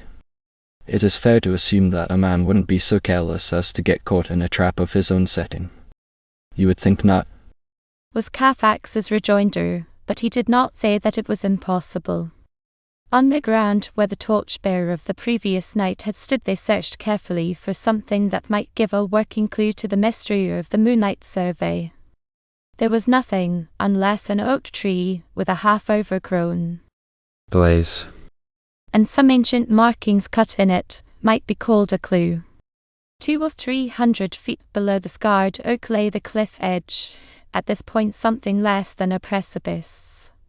Tregarvan stood on the brink, looking down over the rough, broken talus. 100 yards below his perched the grey ribbon of the mountain pike leading to Colville wound in and out among the trees and huge boulders. Farther around to the left, and almost on a level with the broken talus, he could see the head of the Alco tramway. At once he called Carfax's attention to the favouring topographies. if we should find our big vein anywhere between here and the tramhead, it would be almost as accessible as the old opening, he said. The track could be continued on an easy curve and grade, and there is drop enough to give us the gravity hull. I wonder if anyone has ever looked along here for the outcrop. Viewed from the summit, the rough declivity, rocky, wooded, and thickly covered with a matted tangle of briar, laurel, and undergrowth, looked as if it had never been trodden by the foot of man. Carfax, leaning against a tree which grew on the extreme edge of the cliff, gave it as his opinion that the rocky slope had never felt the prospector's pick. They have to dig trenches or holes or something, in prospecting for coal, don't they? He asked, and when Tregarvan confirmed the surmise. I should say that this toboggan slide is just as old Madam Nature left it, shouldn't you? Can we get from here to the tramhead without going back, and around and over the mountain? Easily, said Tregarvan, and he swung out and dropped over the low cliff to lead the way along the broken ledges. It was while Carfax was lowering himself with more care than Tregarvan had taken, with a leaning tree to help, that he made a small discovery and called Tregarvan back. On its outer or valley-facing side the leaning tree carried a blazed scar with markings similar to those on the white oak halfway between the cliff and the glade. Like the other scar, this one was old, and the bark had long since healed around the edges of the axe wound. But the markings, which were cut into the heartwood, were still quite distinct. Well, said Tregarvan, after they had examined the scar together. What do you make of it? Carfax was penciling the mark on the back of the letter upon which he had sketched the damp sand hoof prints. I don't know. It looks something like the Greek letter pi, a capital T with two stems, don't you think? But of course, that is only a coincidence. Is it, though? Queried Tregarvan thoughtfully. It must be. What woodsman in this part of the world would ever mark a tree with a Greek letter? No woodsman, perhaps, but a schoolmaster might. Tears, I am slowly coming around to your point of view. Partridge is at the bottom of all these smash-ups and mysteries. I hate to believe it of him, but everything leans in his direction. It looks that way, doesn't it? But the admission of the fact doesn't clear up the mysteries. Say that, for some reason, sentimental or other, Partridge wishes to drive you out, make you quit. That might explain the smash-ups and the hindrances, but it doesn't begin to explain why we should find these marks of his if they are his made on these two trees years and years ago, or why he should send a pair of surveyors up here to make monkey motions in the moonlight. Tregarvan was leading the way along the ledge toward the tramhead. We shall probably find out more about all these things before we are much older on the job, he replied, and then, eventually, if I can catch him at it, I promise you I'll make him sorry.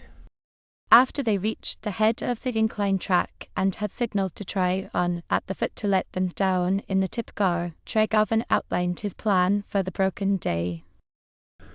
We'll go down and get out the auto and my engineering instruments, motor back to the drilling plant, and do a little surveying on our own account. Beyond that, you may take the car and kill time with it as you please. I'll stay and help Rocker. The program was carried out in due course. By 10 o'clock they were back on the mountain top with the surveying instruments. Placing the transit upon the tripod marks under the tree on the edge of the glade, Tregovan took a forward sight to the eastward, with Carfax holding the target staff on the spot where the burnt torch was found. Then, without changing the position of the instrument, Tregovan signalled Carfax to go back, halting him at the cliff edge, and moving him to right and left until the target was once more in line with the crosshairs of the telescope. What developments? He inquired, when the staff-bearer came up. Nothing startling. Your line of sight merely picked up the second of the two marked trees, whatever significance that may have. You may be sure it has some significance, if we were shrewd enough to figure it out. Tregovan asserted. Then, what will you do with yourself until dinner time? Oh, I don't know, chase around in the car a while. Maybe, if you can't use me here. Perhaps I may be able to pick up a clue or so if I can find anybody to talk to. Tregovan stripped off his coat and went to work with Rucker and the helpers, and in this manner the better part of the day was accounted for. Late in the afternoon, when the blacksmithing of new irons left him without an occupation, he yielded to a prompting which had been urging him all day, and went for a long tramp which took him over the route covered by the drilling plant in its several removals. The sun had gone behind the mountain when he finally came out at the tramhead and signalled for the cable car to take him down. Tryon answered the signal and started the machinery, and in a few minutes Tregovan was landed at the culver level, where he found Carfax waiting for him on the porch of the office building. I beat you to it, said the golden youth, and then, whimsically, what do you know now more than you knew before you knew so little as you know now? Tregovan cast himself down upon the porch step. I'll tell you after a bit. Did you find out anything new? Nothing very conclusive. Item number 1 is that there are only 2 horses in the Highmount stables, neither of them white, and neither with a broken toe calque on the left hind foot. Tregovan smiled wearily. More negative information, it's always negative. Yes, and you may put into the same basket the item that no one of the half-dozen people I asked knew of any white horse owned on the mountain. But I picked up one little pointer that belongs in the other basket, the positive. I had luncheon at Highmount upon Mrs. Casswell's very pressing invitation. At table, Miss Richardia wanted to know how you came to plant your drilling machine right in the middle of this old burying ground. What's that? Said Tregovan. You don't mean to say that the glade is a graveyard? It seems that it used to be, many years ago, for the slaves. You will remember that you remarked the sunken spots in the only bit of soft earth there is, and wondered what made them. They are graves. Do you suppose Rucker would sleep any better tonight than he did last night if he knew that? If he had known it last night, perhaps it might have accounted for some of his restlessness. But I'm drifting from the point, which is that Miss Richardia's question betrayed how she was the young woman who drove with the man behind the white horse, otherwise she would not have known about the location of the drilling plant in the glade. That doesn't follow. Tregovan objected. Someone might have told her. But let that part of it go. Did you discover anything else? Yes. After school hours I took Miss Varron, Miss Longstreet, and a French teacher out for a spin in the car. Miss Richardia said she couldn't go because she had another engagement. We made a rather long round to the south and came back to Highmount by a road which parallels the western brow of the mountain. Are you paying attention? Breathless attention, said Tregovan ironically. Joyride stories always make me sit up. Go on. Over on the West Brow Road we passed a place which looked as if it might be or might sometime have been a gentleman's country house. It is walled in from the road, with a magnificently groved lawn, a box, bordered weed-grown carriage drive, and a great, rambling, porticoed mansion needing the repairman pretty savagely. Still sitting up and taking notice? Yes. Just as we're rolling up to pass the stone-pillared lodge gates, a horse and buggy came out, with a young woman driving. The horse was old and countrified, and he didn't take kindly to the auto. So I stopped and got out to lead him past the machine. You won't want to believe it, but the young woman driver was Miss Richardier, and the horse, well, no horseman would call it white, to be sure. It was a dapple grey, light enough to pass for white in the moonlight, and with a machination like Rucker for the colour expert. Tregarvan came out of his listless mood with a snap. Let it be said, once for all, Poictius, that I would stand for any theory that involves Richardier Burrell in the crooked part of it. He declared firmly. I trust her with anything I own with my life, if she cared to borrow it. That dapple grey suggestion of yours makes my back ache. It isn't worthy of you. Raka said white, and white isn't grey, not by a long shot. Wait, said Carfax evenly. After I had led the horse safely past the car, I made sure.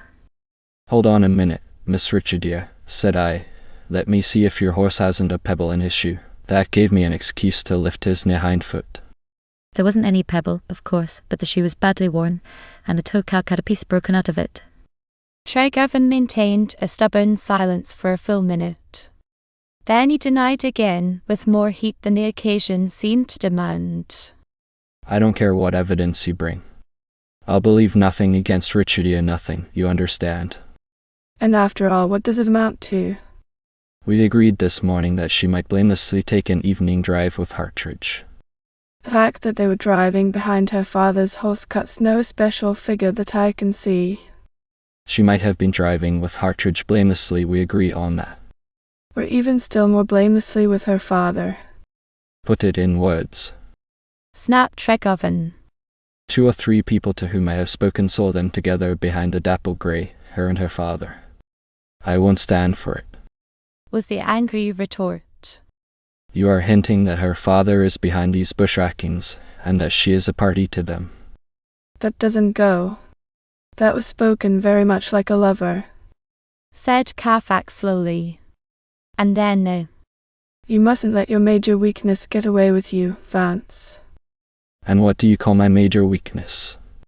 Tregarvan inquired, with a rasp to the words that made them sound like a challenge. Carfax did not mince matters. The inability to be off with the old love before you are on with the new, he said crisply. Elizabeth has some rights which you ought to respect, don't you think? Go on. Tregarvan jerked out. You haven't said it all. No, I haven't, but I shall say it all. You are a changed man, Vance. Either this coal-mine fight or your infatuation for this young woman, or both, are bringing out the worst there is in you. Don't you realize it? I realize that this is a devil of a world, was the gritting rejoinder. First Richardier puts the knife into me and twists it around, and now you're doing it. I suppose it will be Elizabeth's turn next. You deserve all that is coming to you, I venture to say, suggested the mentor evenly. You're engaged to one woman, and you come here and make love openly to another. Tregarvan was lost now to all sense of proportion. I shall do as I please, he retorted hotly. If you want to write to Elizabeth, it's your privilege. If you do, I shall tell her that you've had Richardier out in the car twice to my once. Carfax's mentor mood slipped away, and he laughed softly. Miss Richardier is a dear girl, and worthy of the best that any man can give her, Vance, he said gently. Somebody ought to save her from the machinations of old William Wilberforce Hartridge, don't you think? You can't, you know, and sometimes I've wondered if that doesn't put it pretty squarely and up to me. Tregarvan rose and stood over his friend, and for an instant there were black passions to blaze in the wide-set grey eyes. But there was mannered enough underlying the tumult to enable him to throttle the worst of the impulses. I guess I'm just a jealous dog in the manger, Poictius, he confessed gratingly. I've had a hunch that it was going that way, and I've been resenting it like the damned scoundrel I'm coming to be. But it's all over now, and I wish you joy. Can I say more than that? Carfax looked up with a quaint twinkle in his eye. I'm thinking you might say a good bit more, only you are too charitable to turn the whole menagerie loose. Shall we go in and get ready to eat? Uncle William will be calling us in a minute or so. It was not until after the dinner had been eaten, and they were smoking bedtime pipes before the dining room fire, that Tregarvan went back to the discoveries of the day. About the time you were going for your drive this afternoon, I took a walk. He said, by way of prefacing the story of the last of the discoveries. I went over the ground we have been covering with the drill, examining every inch of it as if I had lost the set out of a diamond ring. I know now why we have been permitted to go on drilling holes in the rock without interference. Carfax nodded. I've had a hint of my own. I wonder if you are not going to confirm it. Perhaps. At any rate, I found that somebody else had been over precisely the same ground with a test drill a good while ago. I located 5 holes in all, each of them filled to the top, of course, with sand and washings. One of these holes isn't 20 feet from the last one we drilled before we moved to the present location in the graveyard glade. Oh, said Carfax, absently rolling a cigarette between his palms. That was my guess, based upon a word that Hartridge let drop the day I drove him down here to eat with us. I suppose the corollary to that is that the accident that smashed things this morning was assisted, as the others have been. So long as we went on drilling in dead ground, it wasn't worthwhile to interfere. But now that we are trying a new wrinkle. Carfax got up and returned the softened cigarette to its place in his pocket case. I think we'd better sleep on that corollary of yours, Vance. He suggested mildly. If it looks as plausible in daylight as it does now, I don't know, but we had better call out the militia and give Raka more help in the night watching. Anyway, we'll see how it stacks up in the morning. Roman 11. Rosevaria and Rue. The better impulses had been all to the fore when Tregarvan had wished his friend a fair field and no favour at Highmount. But between a burst of generosity on the spur of a repentant moment and a day-by-day renouncing of a pearl of price, there is apt to lie a via dolorosa plentifully bestrewn with stone bruises for misguided feet. On the day following the evening of Plains Beach, Tregarvan toiled manfully with Rucker and the labourers in the repairing of the damaged machinery, but he did it without prejudice to a good many sharp-pointed reflections basing themselves upon Carfax's blunt accusation, upon the Golden Youth's calm interference, and upon the fact that, late in the forenoon, Carfax, apparently tired of looking on and doing nothing at the scene of the repairing activities, had strolled away through the forest in the direction of Highmount. There was more than one disturbing string to the bow of reflection. At first, Miss Burrell had openly made a good-natured mock of Carfax, with his small affectations to point-head jibings, but Tregarvan was now impecunious enough himself to appreciate the potency of money.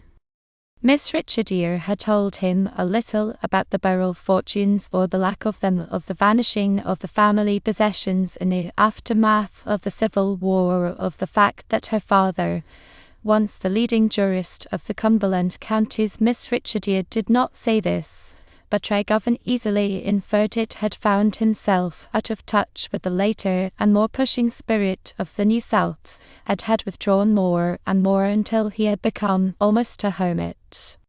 The Carfax millions were enough to tempt any young woman, and Carfax himself, Tregarvan admitted it without bitterness, was a man to whom most women were attracted and whom all women trusted. But was Carfax really in love with Judge Burrell's daughter?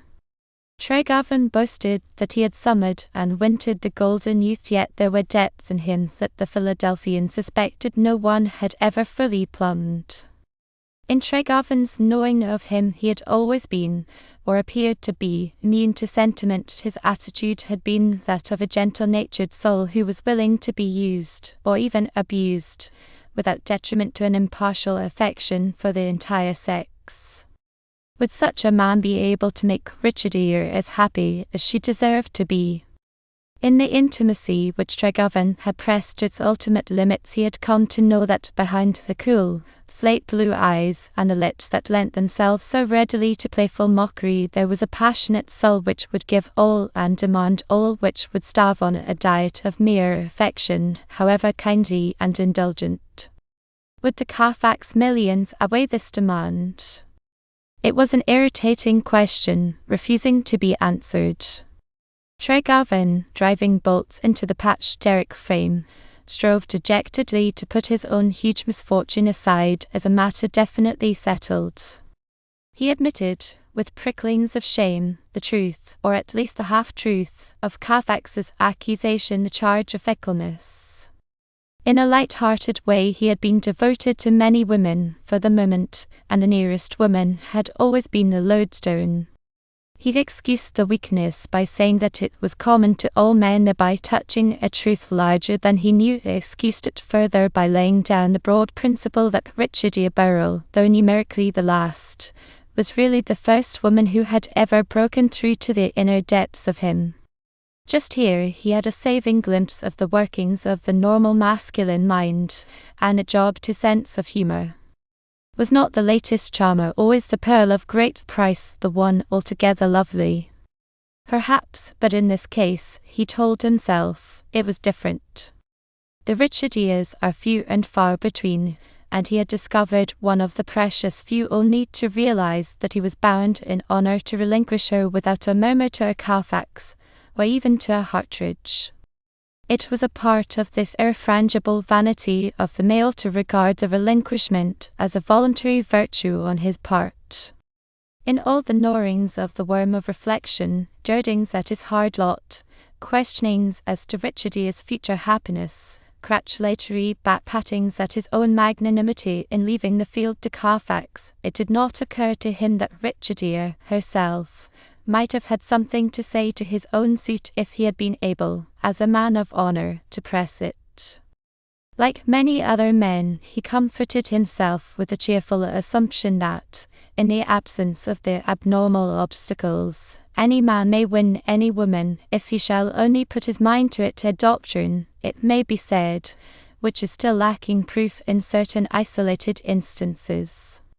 Thus giving himself over to the bitterness and the self-glorification of the afterthought, Tregarvan wore out the day, referring to Rucker as boss of the repairing job, and trying not to speculate too pointedly upon the doings of the absent Carfax.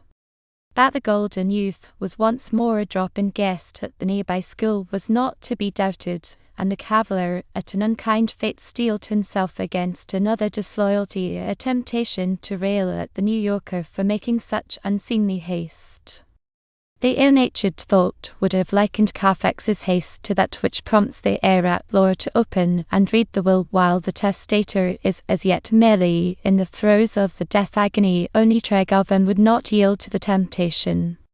If the murmur against fate could have seen beyond the half-mile of forest which intervened between the old slave-burying ground and Highmount, he would have concluded sorrowfully that Carfax's haste was well on the way to its reward. Miss Richidia's duty hours in the afternoon were short, and at 3 o'clock she was free to join the Golden One, who, as Tregarvan's prefiguring had assumed, had been Mrs. Caswell's luncheon guest, and was now making himself at home on the broad veranda of the administration building. For a time the talk rambled through Boston byways and was reminiscent of Miss Richidia's sojourn as a conservatory student and of Carfax's quickly abandoned attempt to take her postgraduate course in the School of Naval Architecture. You see, I didn't have the spur, was Carfax's excuse for the abandoned attempt. Then, in an apparent burst of enthusiasm, Vance is the lucky fellow. He is obliged to work. He thinks it is pretty hard lines, but he doesn't know how jolly good it is for his soul. It is precisely what he is needing, don't you think? Work. Yes, but the many disappointments, are they also good for the soul? Carfax's smile was entirely amiable.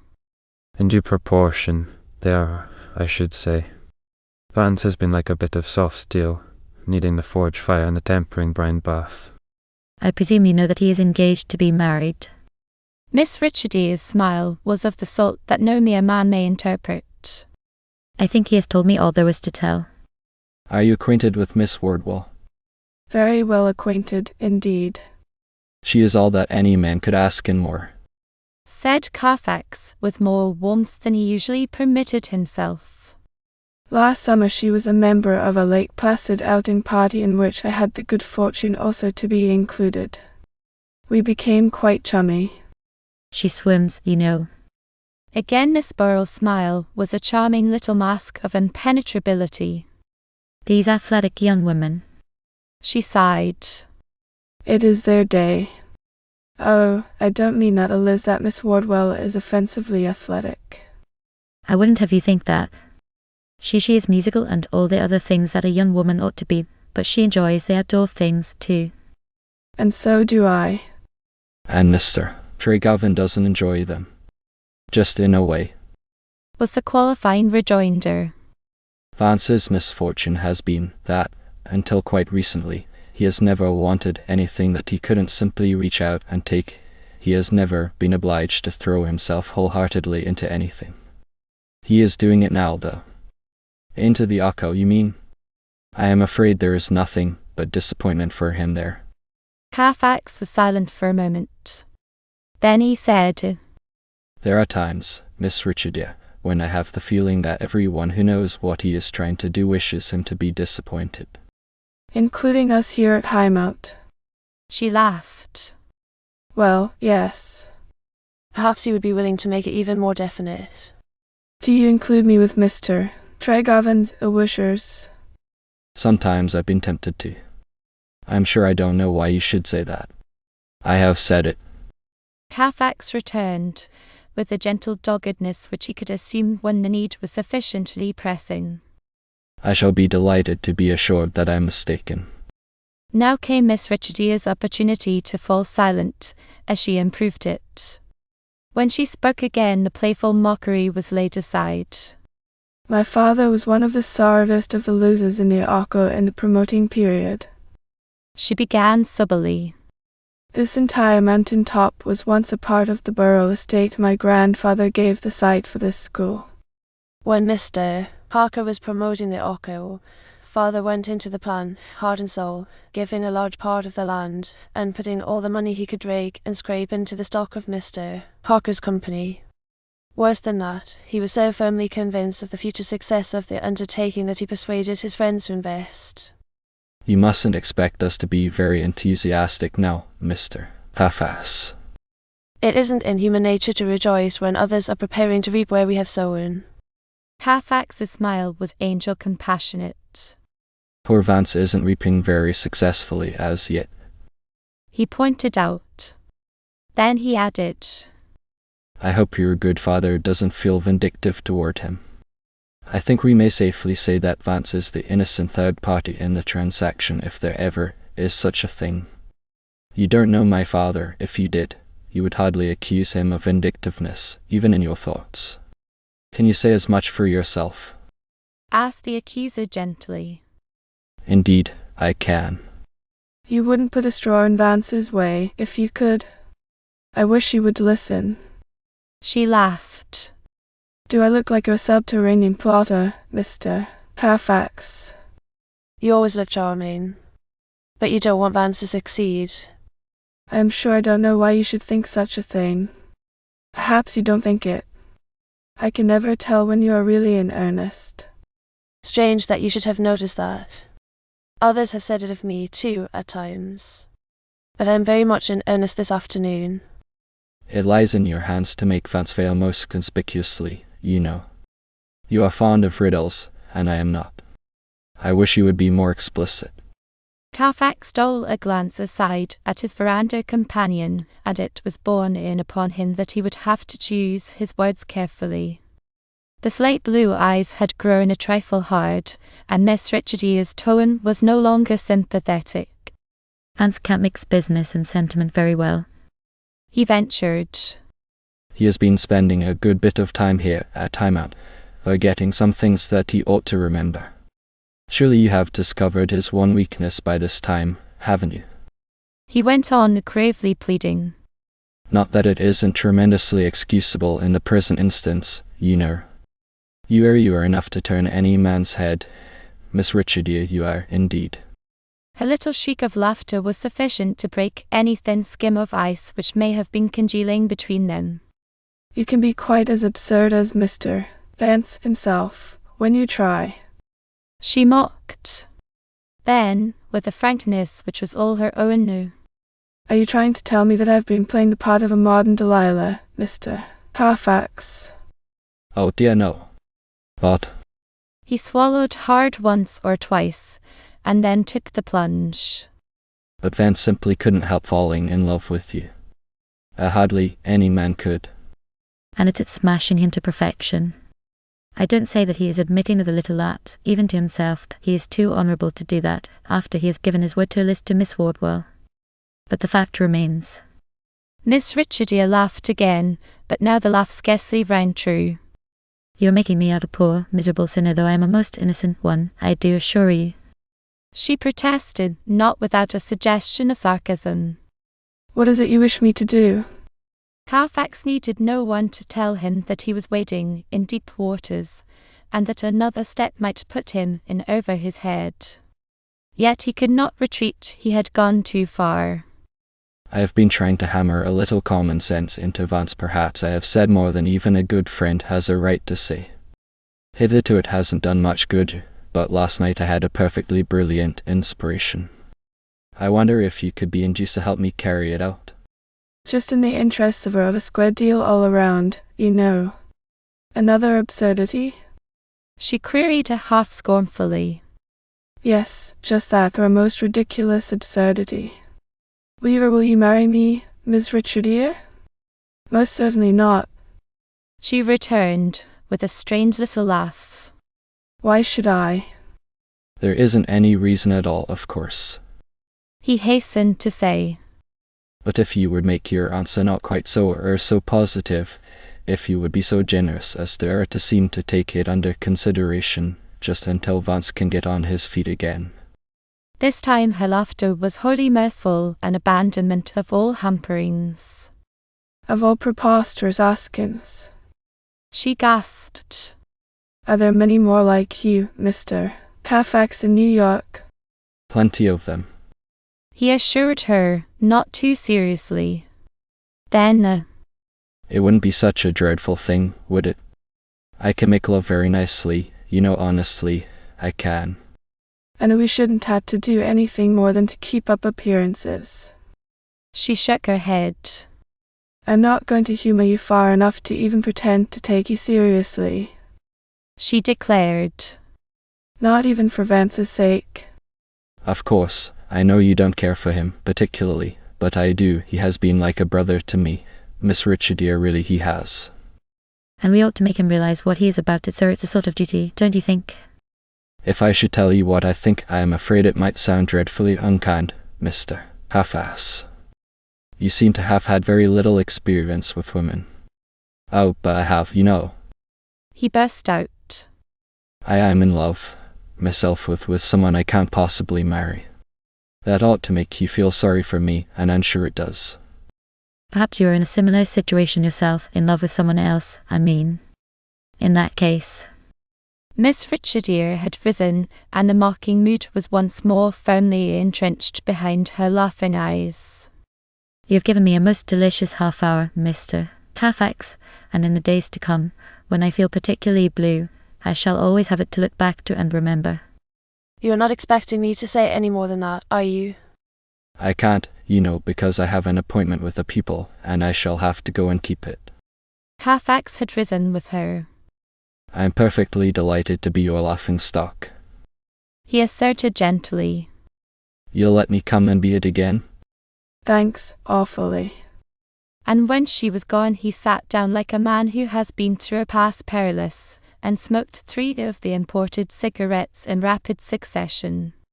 That evening, returning from the hard day's work on the repairs, the owner of the Ocker found Carfax awaiting him in the office headquarters at the foot of Pisker.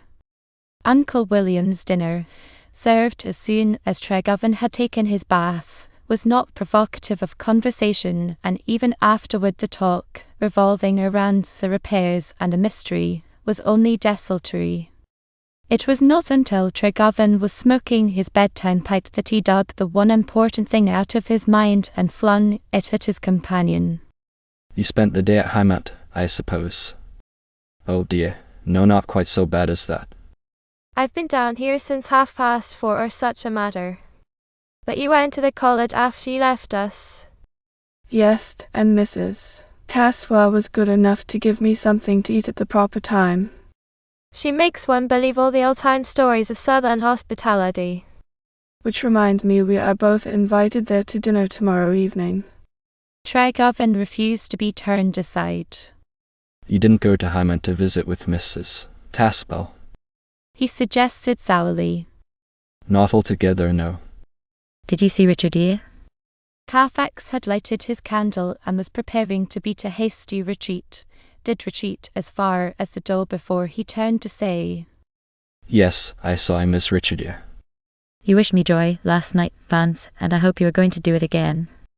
I've asked her to marry me, you know. What? Shouted Tregarvin, springing from his chair. And then, with a mighty effort to keep the words from choking him, What did she say? Carfax smiled like a winning angel. It seemed to strike her as being a bit sudden, as you might say, and... Tregarvin had dropped into a chair beside the table, and was hiding his face in the crook of an elbow. Carfax stopped abruptly and said no more, and when he closed the door behind him it was done so gently that the latch made no sound. Roman 12. Dull steel. Rucker proved as good as his word in the matter of estimating the delay, 2 days sufficing for the work of restoration. Having made a test run in the evening after Tregarvin had gone down the mountain, the mechanician had the machinery whirling merrily to the chug-chug of the drill by the time his 2 bosses came on the ground the following morning. Among his better qualities, Tregarvin was able to number a certain degree of resilience which, given time to take the full impact of a blow, could recover and rebound and make the best of the inevitable. Whatever might have come of the intimacy with Richard Burrell, and he told himself that nothing could have come of it in any event, it was now an episode ended, and after a night of very much mingled emotions, he had risen up with the determination to play the man, for Carfax's sake if not for his own, and to let the industrial battle fill all the horizons for one Vance Tregarvin. With this determination firmly seated in the saddle, he had constrained himself to meet Carfax at breakfast without bitterness, to motor with him up the mountain in terms of good fellowship, and, upon their arrival, to shout cheerfully to Rucker. Got her going all right again, have you, Billy? Any more puzzle people come to see you last night? Rucker grinned sheepishly. I ain't going to lie about it, Mr. Tregarvin. What with pushing the job so bloomin' hard yesterday and losing so much sleep between whiles, I guess they might have come and lived me off bodily without my knowing it. And you didn't find anything wrong this morning? Well, no, not to say just wrong, only sort of spookerish.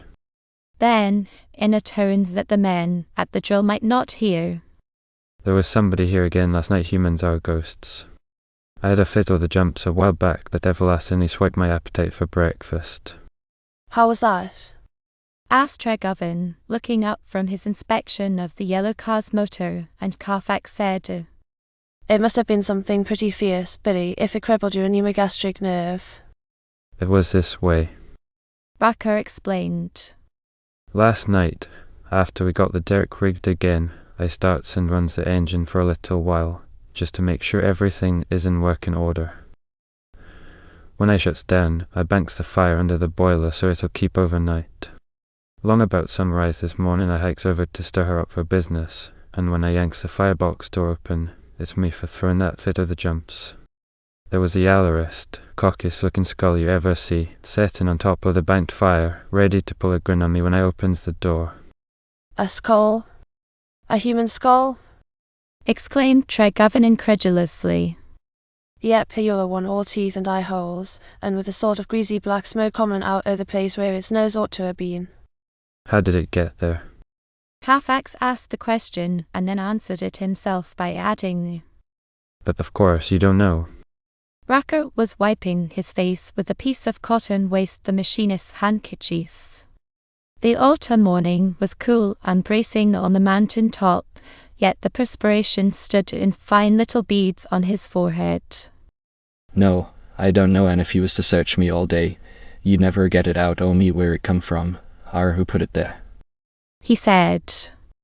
I ain't what you'd call jumpy, but after it was all over, I didn't want no breakfast. What did you do with it? Shriegoven asked. I jammed it back into the coals with the clinker hook and put the blower on, quick. Says I, all right, my bucko. You make me throw a fit, and I'll make you make steam. Heavens. You burned it. Shriegoven was still conventional enough to be half horrified, and Carfax shuddered in sympathy. I certainly did. But he got back at me right now. In less than 5 minutes by the watch that old boiler was red hot and blowing off steam to beat the band. She was sweating black smoke at every joint, and when I chases round to open the fire door, well, you needn't believe me if you don't want to, but them great bars was dripping something or other that looked like burning blood. There's a point beyond which the thread of sympathetic horror snaps, and the ball rebounds into the field of the ridiculous. That will do for you, Billy. Shriegoven laughed. We'll allow you the skull, but you needn't embroider it for us. Somebody played a grisly joke on you with no particular object, that I can see. Just the same, it has its significance. Some prowler was sneaking around here while you were asleep. Are you sure the drill is working all right? You can see for yourself, said Rucker, not unboastfully. She's jumping up and down to the old tune of 40 to the minute, same as I promised you she'd be this morning. But a closer inspection proved that Rucker's boast was loyal to the eye, but a traitor to the fact. The drill was merely jumping up and down. It was hardly cutting its own clearance, had gained in depth less than half an inch in half an hour, according to the report of Sawyer, who was at his customary post, churning and turning at the hole. Rucker looked on critically for a few minutes, and then laid a listening ear to the steel, bowing and recovering in unison with the stroke. She's hit a bone o' some kind, was his verdict, and he stopped the churning machinery and threw in the hoist by means of which the heavy cutting bar was lifted from the hole. An examination of the drill point amply verified the mechanician's guess that something much harder than the fine-gritted sandstone of the mountain top had been encountered in the bottom of the test hole. The cutting edges of the drill burr were completely gone, broken down and gnawed smooth until the steel cutter bar was no more than a blunt-ended ram. Shriegoven swore painstakingly, anathematizing the demon of ill luck by bell, book, and candle, thereby further emphasizing the distance he had travelled on the road toward things elemental. Scrap it, he snapped, meaning the ruined drill point. How many more have you? 3. All right, put another one in and drive it. Rucker got out a fresh point, mounted and lowered it, and the turning was resumed. 3 hours of steady thumping showed a gain of less than 2 inches in the depth of the hole, and at the end of that time the second drill burr was worn as smooth as the first. This went on until the last of the 4 cutters was put in service. For a wasted day of patient churning, the hole had gone down only a few inches, and Rucker was in despair. When this cutter goes, we're hung up for more in any day or two, he announced. I can sharpen these points all right enough, but it'll take scads o' time with the tools we've got here on the job. You two bosses ain't made up your minds what TL it is we're trying to chew through down yonder, have you? Shriegoven had taken an engineering course in the university, but he was no geologist, and Carfax's equipment was even less hopeful. It was a case for a specialist, and the specialist turned up at the opportune moment in the person of Mr. Dywell Medding, who had ridden over from Whitler to see how the Arco experiment was progressing. His coming was hailed with acclamations by the 2 amateurs. By Jove, Will Mudding, you're just in time to save us from straitjackets and a padded cell, Shriegoven exclaimed. What kind of rock do you have in this region that will make a drill point look like that? showing the C and a superintendent one of the blunted cutters. Will Mudding scrutinized the dull point carefully. None of the native rock ought to do that. He demurred. This is a poor piece of steel, isn't it? It is one of the 4 cutters we have been using ever since we began. 3 of them have gone that way, and the 4th is mulling in the hull now with only a few more minutes to live. That's queer. I can't imagine what you've hit that would dub the points like this. Let me see the stuff you've been taking out with the sand pump. The little heap of finely powdered cuttings was exhibited. Will Mudding examined them with the eye of an expert, rubbing some of the cuttings between his thumb and finger. Pebbles, He said definitely. white quartz pebbles embedded in the sandstone pudding, the miners call it. You've hit a streak of this conglomerate, and sometimes it is as hard as blue blazes. Still, I have never seen any of it that was hard enough to smash a drill like that. He added reflectively. You are the doctor. Carfax suggested. What is the needed medicine? There's nothing to do but to keep on hammering away at it. Was the reply. If you shift your location, the probabilities are that you would run into the same stratum again. When you go prying into Mother Earth's secrets, you have to take what she sends and be thankful it's no worse. Tregarven's cup of objurgation overflowed again. That means, Rucker, to go to Chattanooga with a cut of points and more delay. We haven't any tool-making facilities here. I guess this is where I come in. Said Will Mudding with prompt generosity. We have a well-equipped plant at Whitlow, and a blacksmith who is out of sight on drill tempering. Load your man and the points into your motor car and shoot them up to us. We'll try to keep you going. Tregarven's ill temper vanished like the dew on a summer morning.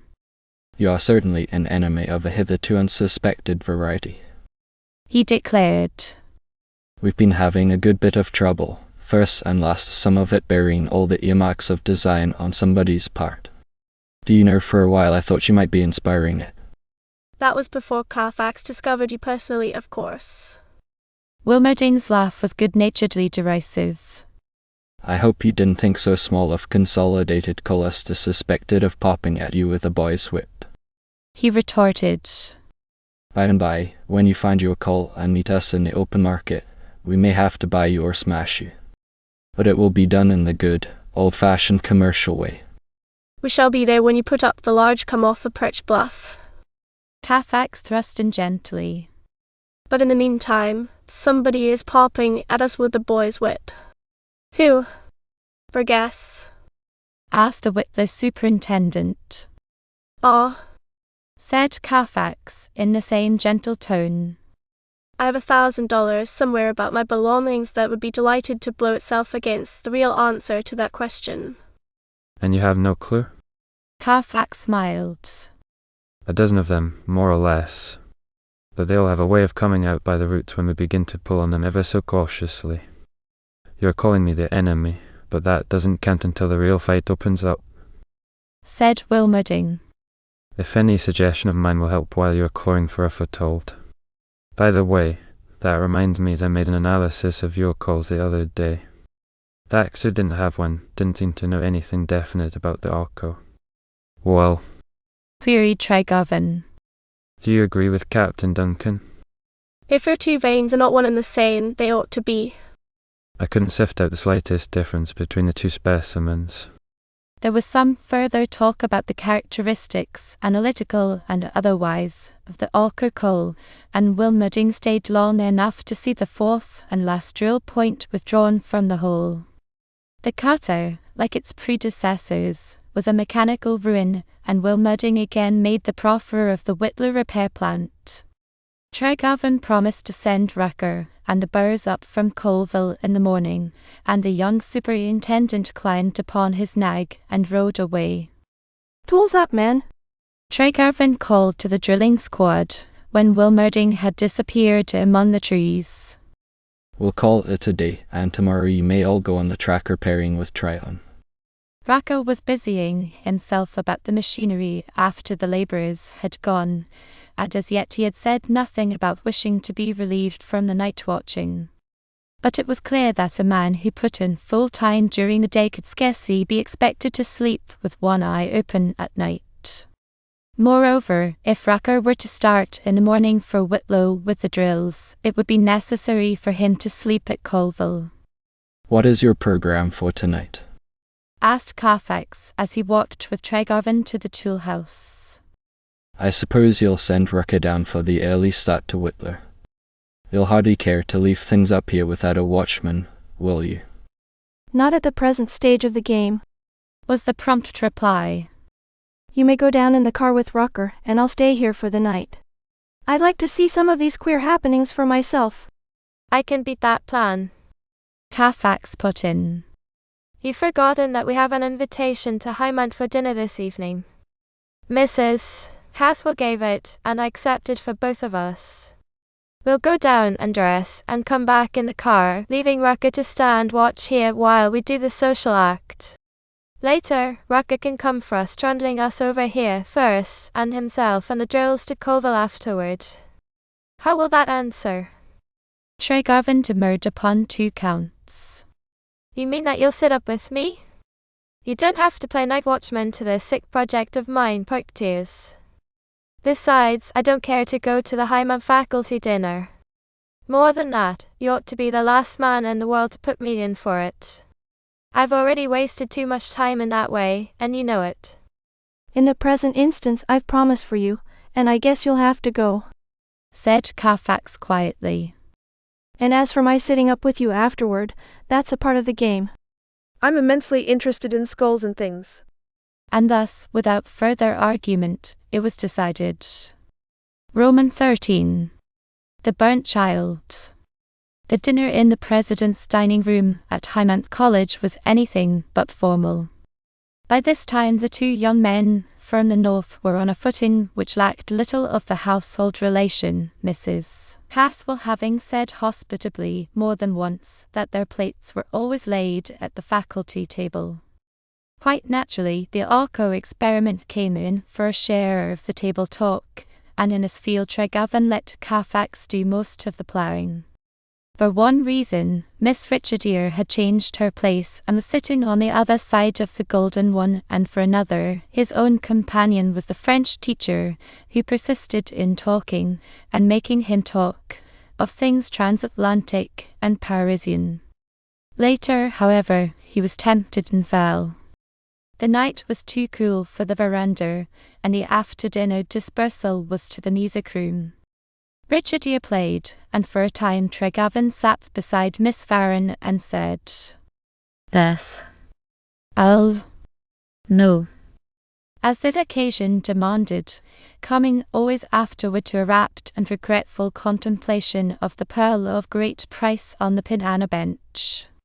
Being an artist to her fingertips, Miss Burrell at the piano became a breaker of hearts by just so much more as the mask of self-consciousness fell away, leaving the true art soul free to express itself in the musician's ecstasy of detachment. In such moments Tregarvan saw her as the embodied spirit of all that was most desirable in the world of women, gazed spellbound, sinned, repented, and sinned again, calling himself hard names in one breath, and rhapsodizing deliriously over the supernal charm of her in the next. Again and again he told himself in caustic self-derision that his infatuation was merely the result of propinquity, the nearness of Richardier coupled with the remoteness of Elizabeth. But as often as he pleaded this excuse, the merciless inner and final court of appeals assured him that the evasion was but the adding of self-deception to unfaithfulness, and insisted upon a restatement of the humiliating facts that he had promised to marry a woman whom he did not love, when he knew he did not love her, and that he was now adding to this baseness by admitting his love for another. This restatement of the case was dinning itself into his ears for the 100th time while he was saying, Yes. I'll. No.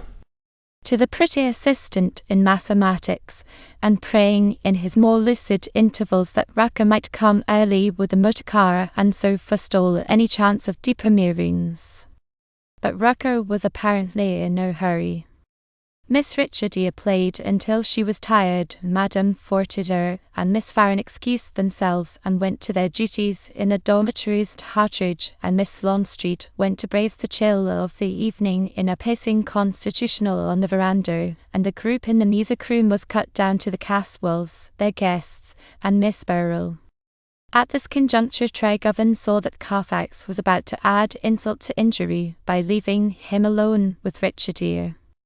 The president was talking about some improvements he wished to make in the school gymnasium. Would Mr. Carfax be good enough to look the plans over and give a country schoolmaster the benefit of his advice?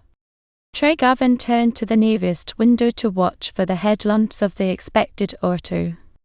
They were not yet in sight, and when the silence behind him gave token that Carfax and the Caswells had gone, he knew that he had been basely deserted. Miss Richardia was still at the piano, letting her fingers run in delicate little harmonies up and down the keyboard. Trygovan meant to keep his distance, but she drew him so irresistibly that he was beside her before he realized that he was once more breaking all the good resolutions. Don't go just yet, he pleaded, when she looked around, saw that the others were gone, and made as if she would rise. Then he added, It isn't my fault this time. I didn't wish to come, but Poictiers had accepted for me. You mustn't punish me when I don't deserve it. She looked up at him with the air of detachment which he had always found more trying than her sharpest accusations. Why should I punish you at all?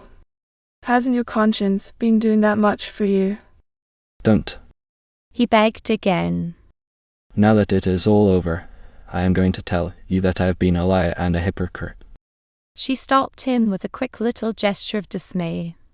Please don't spoil it all now just because we happen to be alone together for a minute or two. When are you going home to marry Miss Wardwell? You are perfectly merciless, he complained. Must we talk about Elizabeth? Ask your conscience, she retorted. My conscience is busy and doesn't want to be disturbed. One would think you had been born and bred in New England. I wasn't. I was born on this mountain. He sat down in the nearest chair and tried to remember that he was talking to the woman who was as good as promised to Poictiers Carfax. I know, he offered. In a rambling old house with a grove lawn. It has a box-bordered carriage drive and a big, pillared veranda fronting the west. Yes, when have you ever seen a Westwood house? Perhaps I haven't seen it, perhaps I'm only imagining how it ought to look. But the name Westwood is familiar enough. It is written all over the Ocker maps. His smile, on any other lips, would have had more than a hint of bitterness in it. I suppose we ought to be proud of the distinction. The printing of the home name on the maps was the only return my father ever had for what he did for Mr. Parker. But of course you know all about that. Not so much as I'd like to know. I have understood that your father was a heavy investor in the original Arco company, and that Parker contrived to give him the hot end of things in the reorganization. It is all true. It makes me feel as if I had been caught stealing sheep. He volunteered. Ethically, I suppose that Arco doesn't belong to me at all, though I hope it is clear to everybody that neither I nor my father had any part in the crookedness. So far as that goes, my father never knew anything about the early history of the mine, and neither did I before I came down here. How does your father feel about it? It did not strike him, at the moment, as being particularly significant that she did not answer the question categorically. Those things are all past and gone, she said half-absently. And then, I wish you might meet my father, you and Mr. Carfax. The mention of Carfax's name was a salt to a fresh wound. You've changed your mind about Poictiers, haven't you? He said, and he tried to make the saying of it entirely judicial. You made fun of him at first, you know. Not of him, but of some of the things that he said and did. She corrected quickly. And that was only because I didn't know him, because I was so stupid as not to recognize the real man under the transparent little mask of affectation that he delights in holding up between himself and all the rest of the world. Tregarvan made a loud call upon his magnanimity, and concurred heartily. He is the finest there is, Richard dear. I hope he will be able to make you as happy as you deserve to be. For the moment he was puzzled. Sheer maiden modesty might have accounted for the blush, but why should the slate blue eyes grow suspiciously bright, as with tears? Then he has told you? She had turned away from him, and there was a little catch in her voice. Yes. It broke my heart, Richard dear, which shows you how far I had gone on the road to depravity. Poctius said to me once that I was playing the dog in the manger, and so I was. There was no excuse, of course, there never is an excuse for dishonor. But you were heart and soul and conscience to me, and I seemed to need you so much more than anybody else ever could. I can say all this without blame now, can't I? You are going to marry Poctius, and I am going to marry Elizabeth. She had turned farther away, as if to conceal emotions too profound to be shared. At first he thought she was crying, and wondered why. Then it was borne in upon him that she was laughing, and he became instantly and hotly resentful. If you are laughing at me and my little lunacy, it is all right, he exploded. What if it's at Poctius? When she let him see her face again, it was perfectly straight, but there were twin imps of mockery dancing in the eyes of desire. Between you and Mr. Carfax, it is hard for a poor country mouse to find breathing space, she asserted. Am I to understand that you're trying to congratulate me? Tregarvan frowned heavily. No, Poctius is the one to be congratulated if you were not laughing at him. I wasn't, she denied promptly. He is much too splendid to be laughed at. Don't criticize the word, it is the only one that fits him. Then you were laughing at me. No. At what I said, then. That is just as cruel. Why will you insist upon being so quarrelsome? I was laughing because I couldn't help it. Let us talk about something else about your mind. Have you been having any more of the mysterious trouble? Yes, it is one thing after another. You heard what Poctius was telling at the table this evening. He made it sound like hard luck, but it isn't luck, it's design.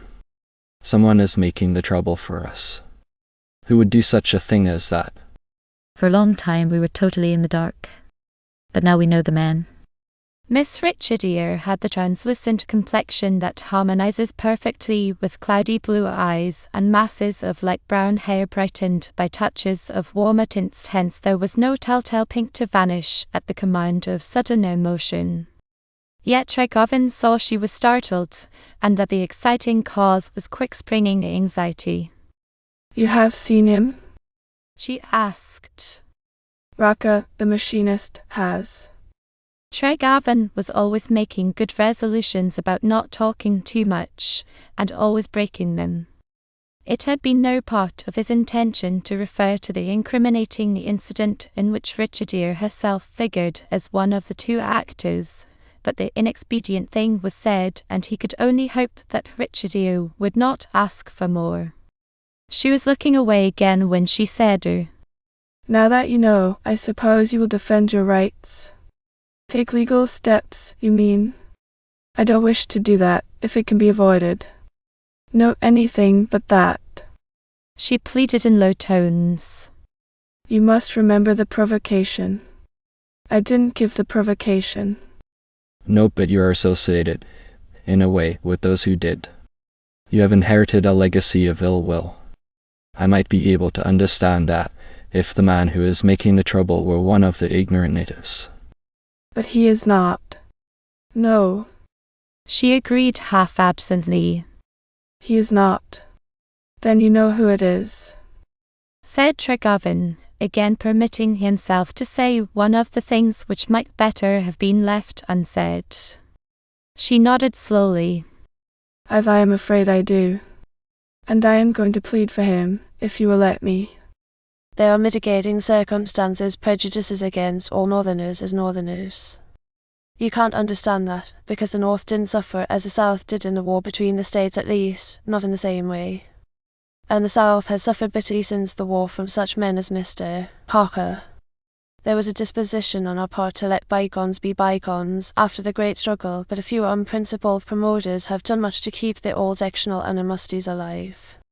Tregarvan was regarding her thoughtfully. You are wise beyond your years and your sex, he said soberly. What do you think I ought to do to this anachronistic gentleman who is visiting the sins of other people upon my poor head? I can only beg of you to be broad-minded and charitable and slow to anger for the sake of all concerned, for my sake, if you must put it upon narrow ground. At this appeal, the earnestness of which could not be questioned, Tregarvan was frankly puzzled.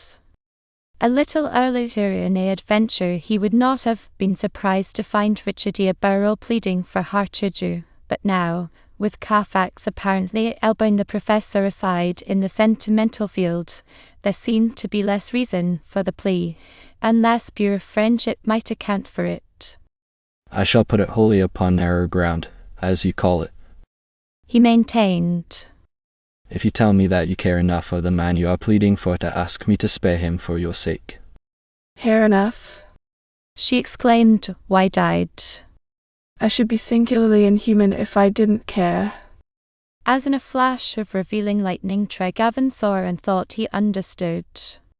It was not Hartridge for whom she was interceding. The professor of mathematics was not the man who had driven with her to the glade on the night of strange happenings, who had stood with her in the shadow of the drill derrick, shaking his fist at the inanimate symbol of the renewed Arco activities.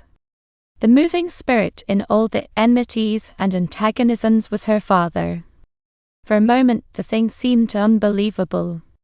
That a man who had formerly been a judge and a champion of the law should become a feudist, carrying his vindictiveness over from those who had defrauded him to the defrauder's innocent successor, appeared blankly incredible. Yet Tregarvan remembered that the South still held many archaic wellsprings of thought and action. He had to fight anachronisms daily in his labours, and that the older generation was not to be judged by the standards of the new. Judge Burrell had felt the heel of the invader, not only in the great conflict between the states, but afterward, when the invader came as a friend and robbed him in the name of business. Tregarvan had little time in which to determine what he ought to say, time for nothing but a sudden and loyal resolve not to fail Richardia in her moment of need. Voices in the hall warned him that Carfax and the Caswells were returning, and at the same moment he heard the honk of the motor announcing Rucker's approach. He was upon his feet when he said, You have told me something that I didn't suspect. I can scarcely believe it yet. But you need have no fears for anything that I shall do. You mustn't worry for a single moment. It will all come out right in the end.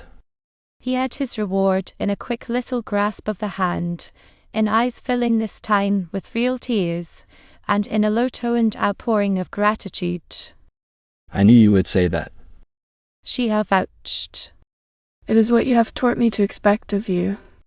I am doing all I can to bring about a better understanding, and if you will only be patient and wait a little while.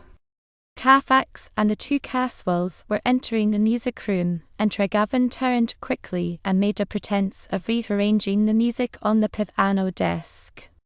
The small diversion gave him a chance for another whispered word of assurance. I've been advertising myself to you as all kinds of a graceless wretch, but now I'll show you that I can rise to the occasion. Don't be afraid, there will be no scandal, no tragedy, so far as you and yours are concerned. She caught instantly at the qualification. Then there are others? She queried. One other, at least. And after what you have just told me, I am quite sure he is acting entirely upon his own responsibility. I'll tell you more about him some other time. Carfax was already taking leave, and Tregarvan joined him. The host and hostess went no farther than the door with the departing guests, and Miss Richardia remained in the music room. At the veranda steps there was a little delay while Rucker was doing something to the motor. In the waiting interval, Tregovan found himself answering a question of Hartridge's about the progress of the test drilling, the professor having outstayed his art teacher companion in their retreat to the open air. No, said Tregovan. We are not getting along as well as we might. There seems to be a curious obstructive fatality dogging us. If you were in the chair of psychology instead of that of mathematics, we might give you a very handsome little problem to work on, Mr. Hartridge. I wonder if you would attack it. The mild-eyed professor's smile was blandly incommunicative. You mustn't expect any sympathy from me. He returned genially. The proverb tells us specifically that the burnt child dreads the fire, but it doesn't add the corollary, which is equally true, and as old as human nature, namely, that the burnt child experiences an unholy joy when his playmate attempts to pick up the same hot nail. Ah, said Tregovan. And then, I had forgotten if indeed I ever knew. You were one of the original stockholders in the Ogo? To the extent of my entire savings account, which was a mere drop in the promoter's bucket, after all. Nevertheless, I can still be magnanimous enough to wish you all success. Then, abruptly, you have a delightful night for your drive to Colville. I could almost envy you. Tregovan did not undeceive him about the destination of the drive. For good and sufficient reasons, it did not seem necessary to tell Hartridge that the drilling plant would have 2 watches that night, instead of none. With a word of leave-taking, he joined Carfax in the tonneau seat, and the yellow car rolled away down the drive, with Rucker at the wheel. It was less than 1/8 of a mile from the college gates to the point where the glade road turned to the left out of the downward pike, and when Rucker would have taken the left-hand road, Tregovan made him stop the car. We can walk in from here, Billy, he explained, and the 2 volunteer watchers got out to do it while the car, lightened of 2/3 of its load, coasted noiselessly on down the steep mountain road and out of sight around the first curve. On the short walk over to the drilling plant, Tregovan spoke but once, and that was to say, your guess about Hartridge was right, Porteous. He was one of the native crowd which was pinched out in the first reorganization of the Docker. Did Richard tell you that? No, he told me himself, just as we were leaving. And he is still so about it, though he tried to turn it off as a joke. Almost, said Carfax reflectively. If he is the man who is putting a finger into your pie, we'll be likely to see him within the next half hour or so, don't you think? He supposes we are on the road to Colville, and he knows that Rucker is driving, which presumably leaves the plant unguarded.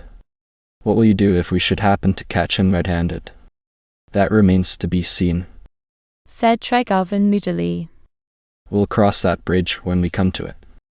And for the remainder of the walk he was silent, it being no part of his intention to tell Carfax that Richardia's father was the one who, arguing from conclusions which seemed to be well-founded in inference, if not in fact, was most likely to be caught red-handed.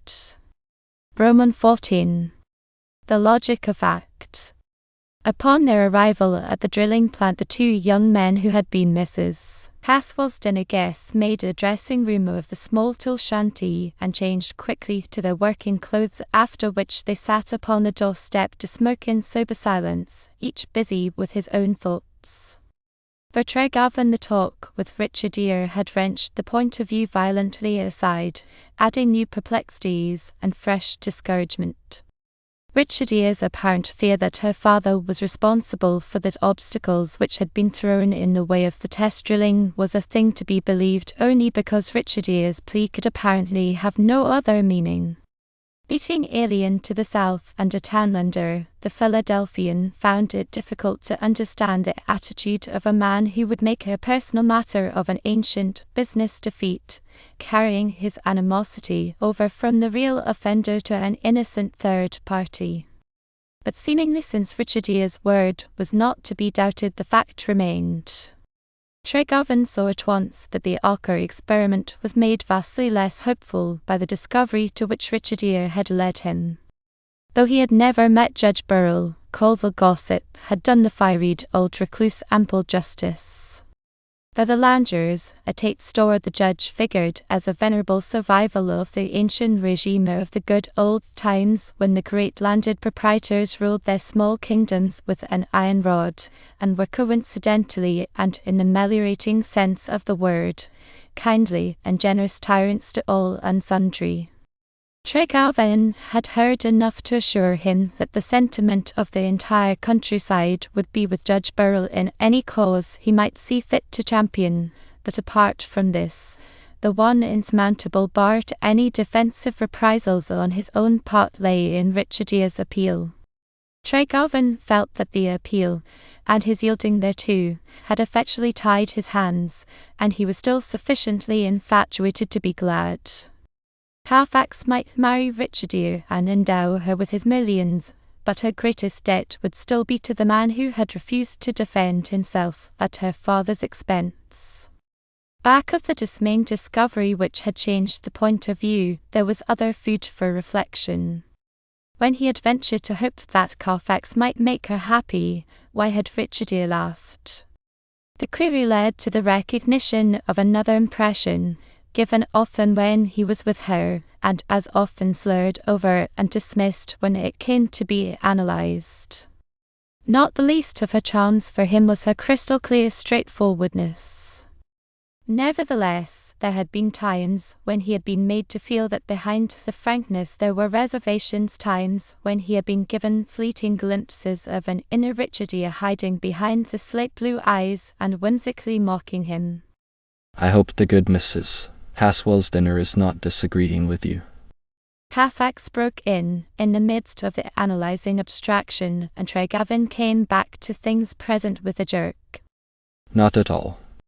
He denied. I was just thinking. Better not think too much after a hearty meal. It's bad for the digestion, was the gentle rejoinder.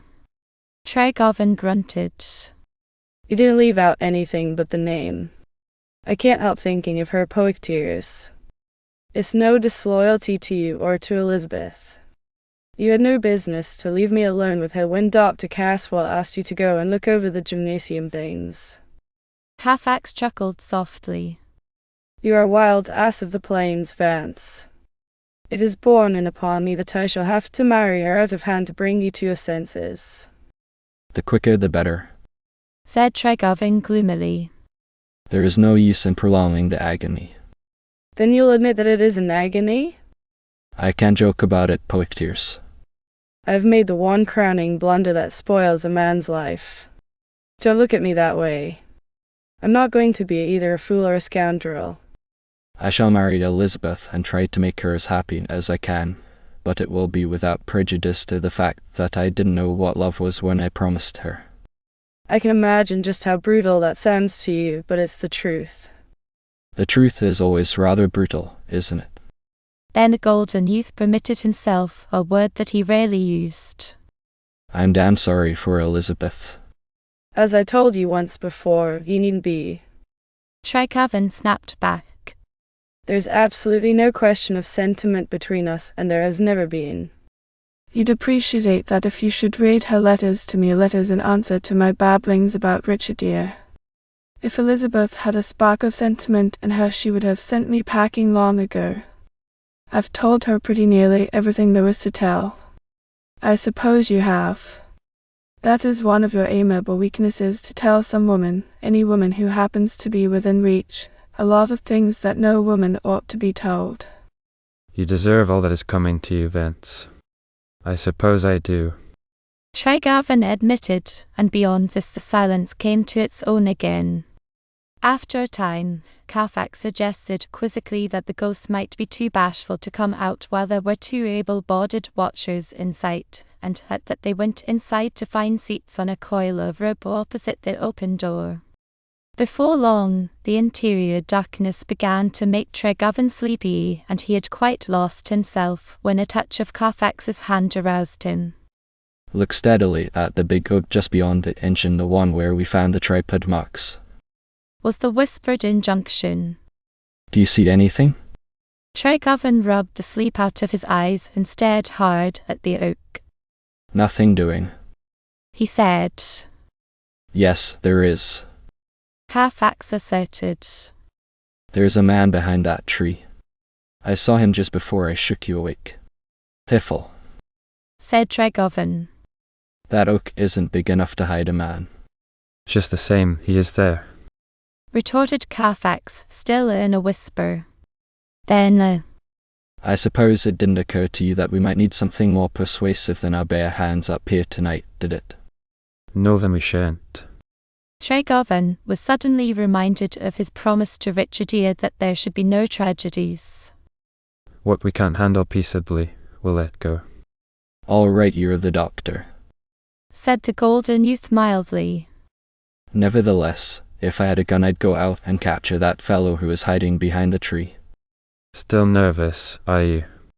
Tregovan put in. You're dreaming poke tears. There isn't anyone there. All right again, was the serene reply. Have it that way, if you like. Only don't forget to keep your eye on the tree. That was the beginning of a patient watch which was maintained for a full quarter of an hour. The night was perfectly still, there was not wind enough to rustle the browning leaves of the oaks or to whisper in the pines. Afar off, the little screech owl whose haunts had been invaded by the drilling plant lifted up his voice in shrill chatterings, but there were no other sounds to break the silence. Once during the watchful vigil Tregovan thought he saw something stirring among the trees on the farther side of the glade, and his fingers closed upon Carfax's arm. But when he looked again the shadows were undisturbed. This is tremendously exciting, Carfax commented finally, in gentle irony. If I weren't Marley certain that I saw a man dodge behind that tree a little while ago, I'd fall asleep. Do it anyway. Tregovan suggested. I'll stand watch and call you when your turn comes. Take Rucker's cot. Do you really mean it? Sure I do. Turn in and take your 40 winks. If anything seems likely to happen, I'll let you know. Then I believe I'll take you at your word. I haven't been so sleepy since the year before nor built the Ark of Go Forward. If Mrs. Caswell wasn't as far above suspicion as the Angels of Light, I might suspect her of having put something into the black coffee.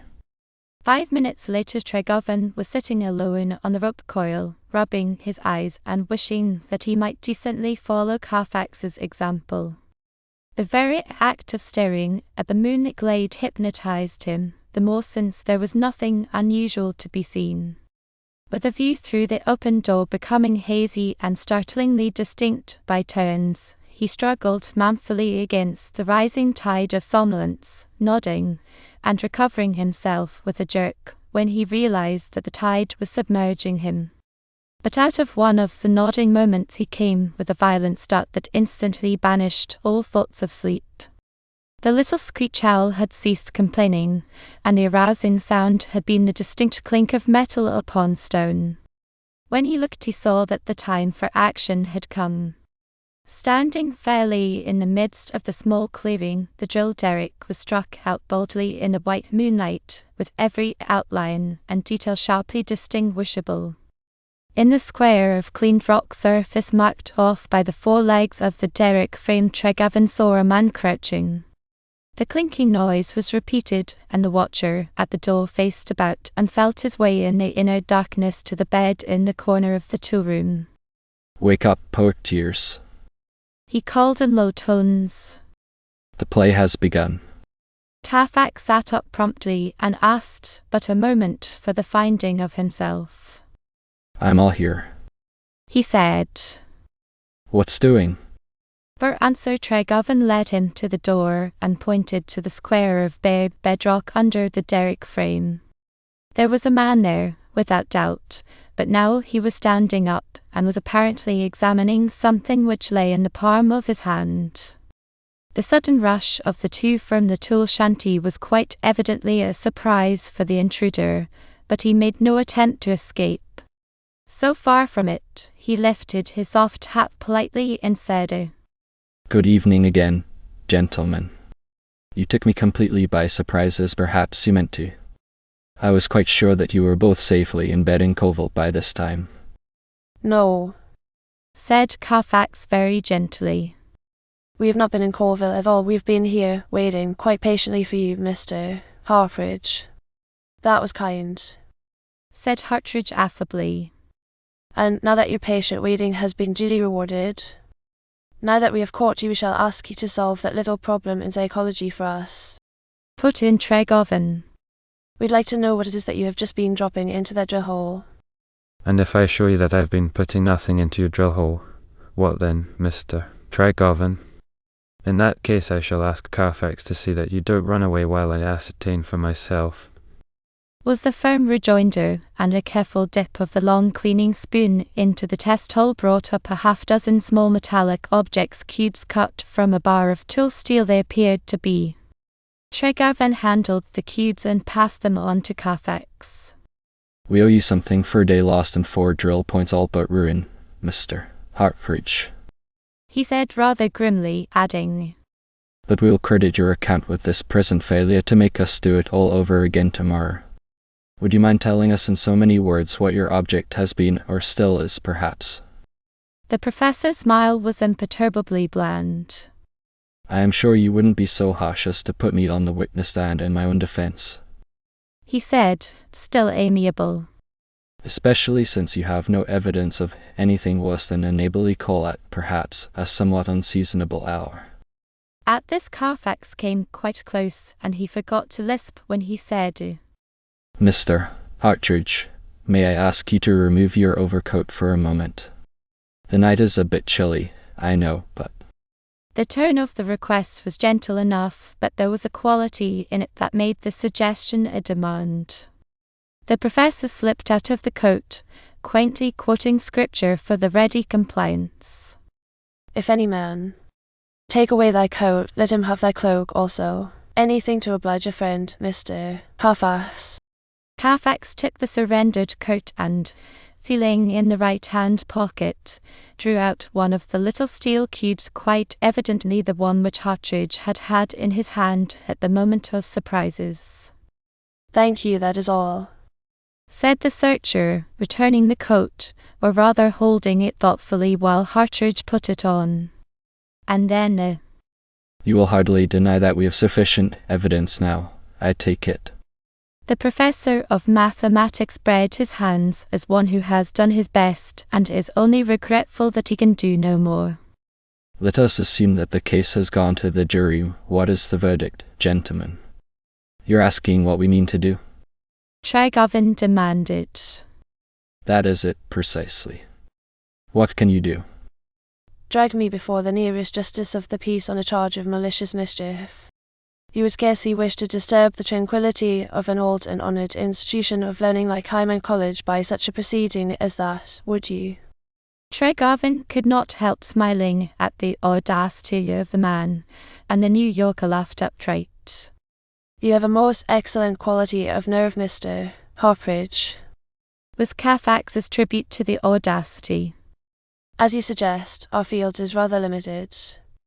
You are perfectly well aware of the fact that Highmount and its hospitality stand as the only barrier between us and social starvation. Let us try to discover modus vivendi. The verdict is guilty, with a recommendation to mercy. We are willing to give any man's sense of humour a chance to redeem itself. You quoted scripture at me a moment ago. Let me return the compliment to go in peace, and sin no more. The professor drew himself up, smiling genially and lifting his hat. I thank you, gentlemen, you're very considerate, he returned in gentle irony. After which he walked away, pausing at the edge of the glade to lift his hat again. Carfax drew a long breath when the tall, black-coated figure was lost under the tree shadows. Then he turned upon his companion. I'm not going to say, I told you so, Vance, because I think you came around to my point of view some little time ago. What is the motive, Hartridge's motive? Is it merely impish humor? Or does it go deeper than that? Tregarvan was busily engaged in putting two and two together to make the inevitable four. The schoolmaster was in love with Richardia Burrell, and the Philadelphian's first visit to Hymant had made this perfectly plain. Could it be possible that Hartridge was acting as Judge Burrell's agent in the obstacle raising? And, if so, did Richardia know it? Stay here a few minutes, Poictius. He directed. I'm going to follow him, and see if he goes straight back to Hymant. Dory go with you, said Carfax, and when he was left alone, he went to sit on the step of the tool house to smoke while he waited. Roman 15. Mammy Ann's Crave. Carfax was smoking his third cigarette when Tregarvan returned from spying upon the retreating professor and sat down in sober silence upon the doorstep. The smoker waited patiently for some little time before he said suggestively, I hope you didn't have your walk for nothing. I saw all I needed to see. Hartridge went to the college. I suppose so. He was headed that way when I turned back. Carfax waited again, and when nothing further was forthcoming. It's a remarkably beautiful night, isn't it? Did you ever see a handsomer moon? Don't make me talk, was the irritable rejoinder. You'll be sorry for it if you do. Try me and see. Well, then if you will have it, there was a witness to our little comedy out there under the derrick. Someone who came with Hartridge. I guess so. Someone who went back with him, at any rate. Who was it?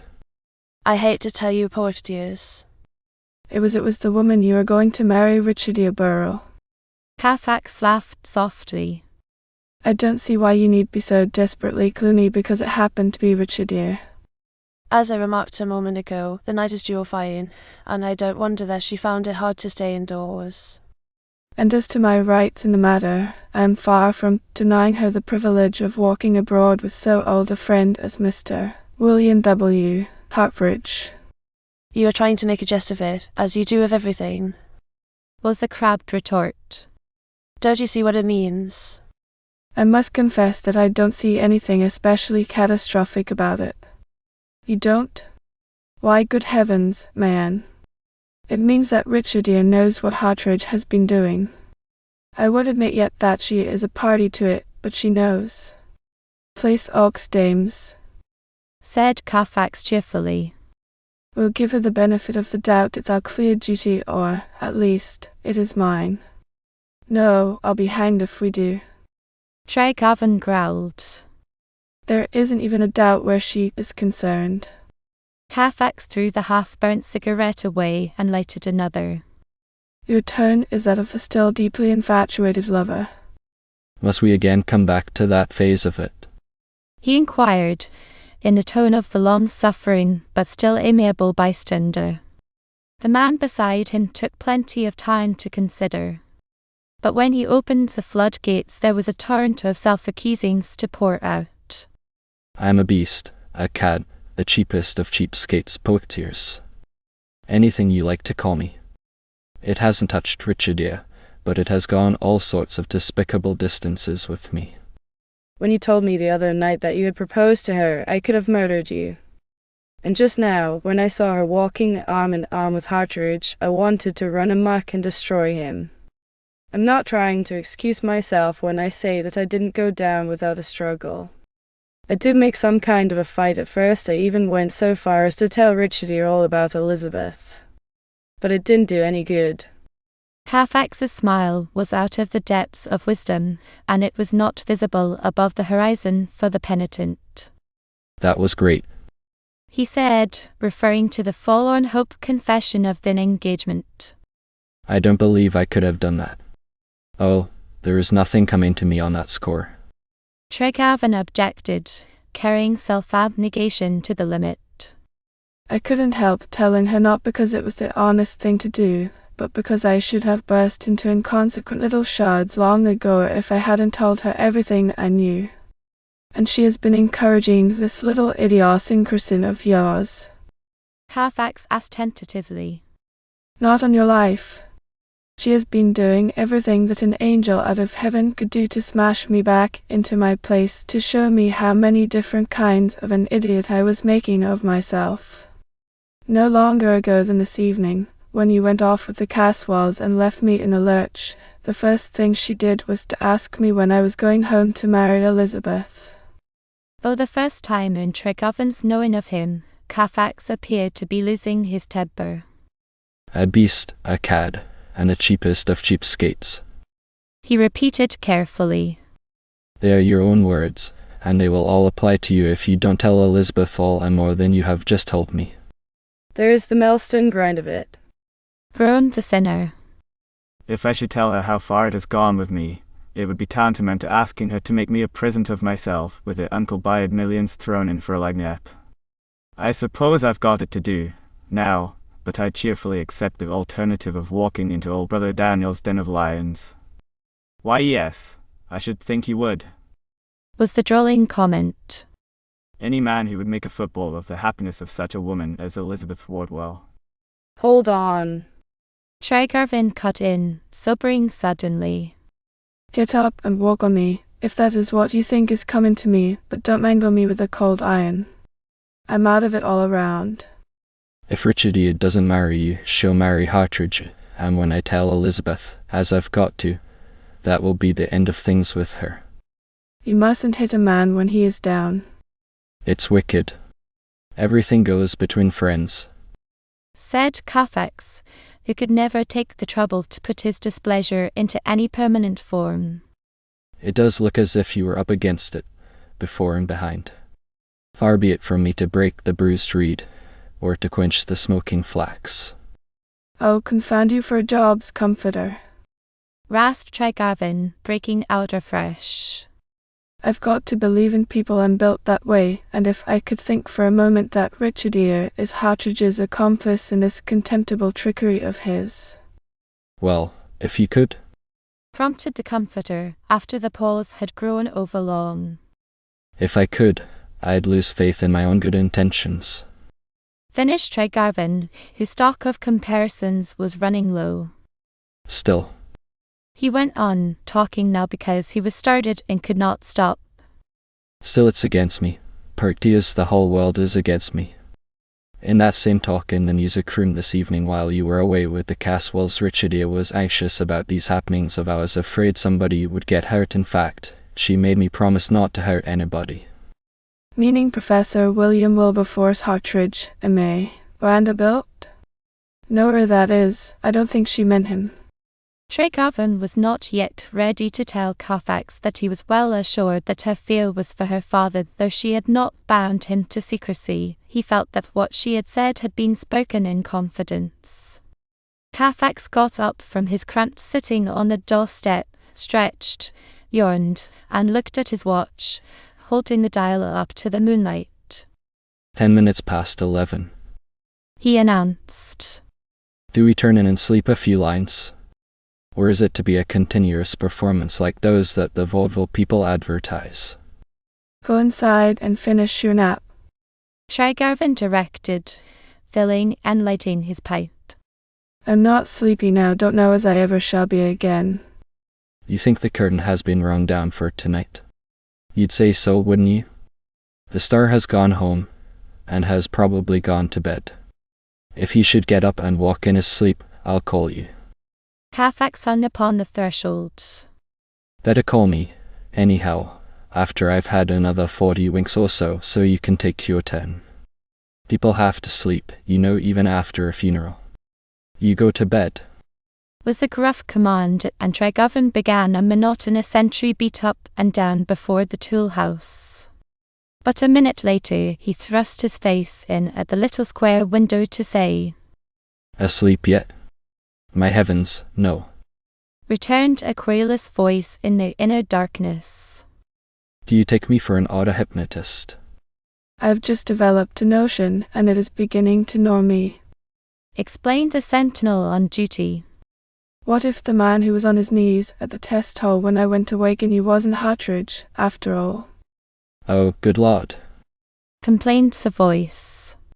Are you trying to drag somebody else into it? When the character cast is already full and running over, and all the supernumeraries have been tagged and labeled. Turn the notion out of doors, tread on it, break its back with a stick. We caught Hartridge with the goods on him, didn't we? Yes, but... But what?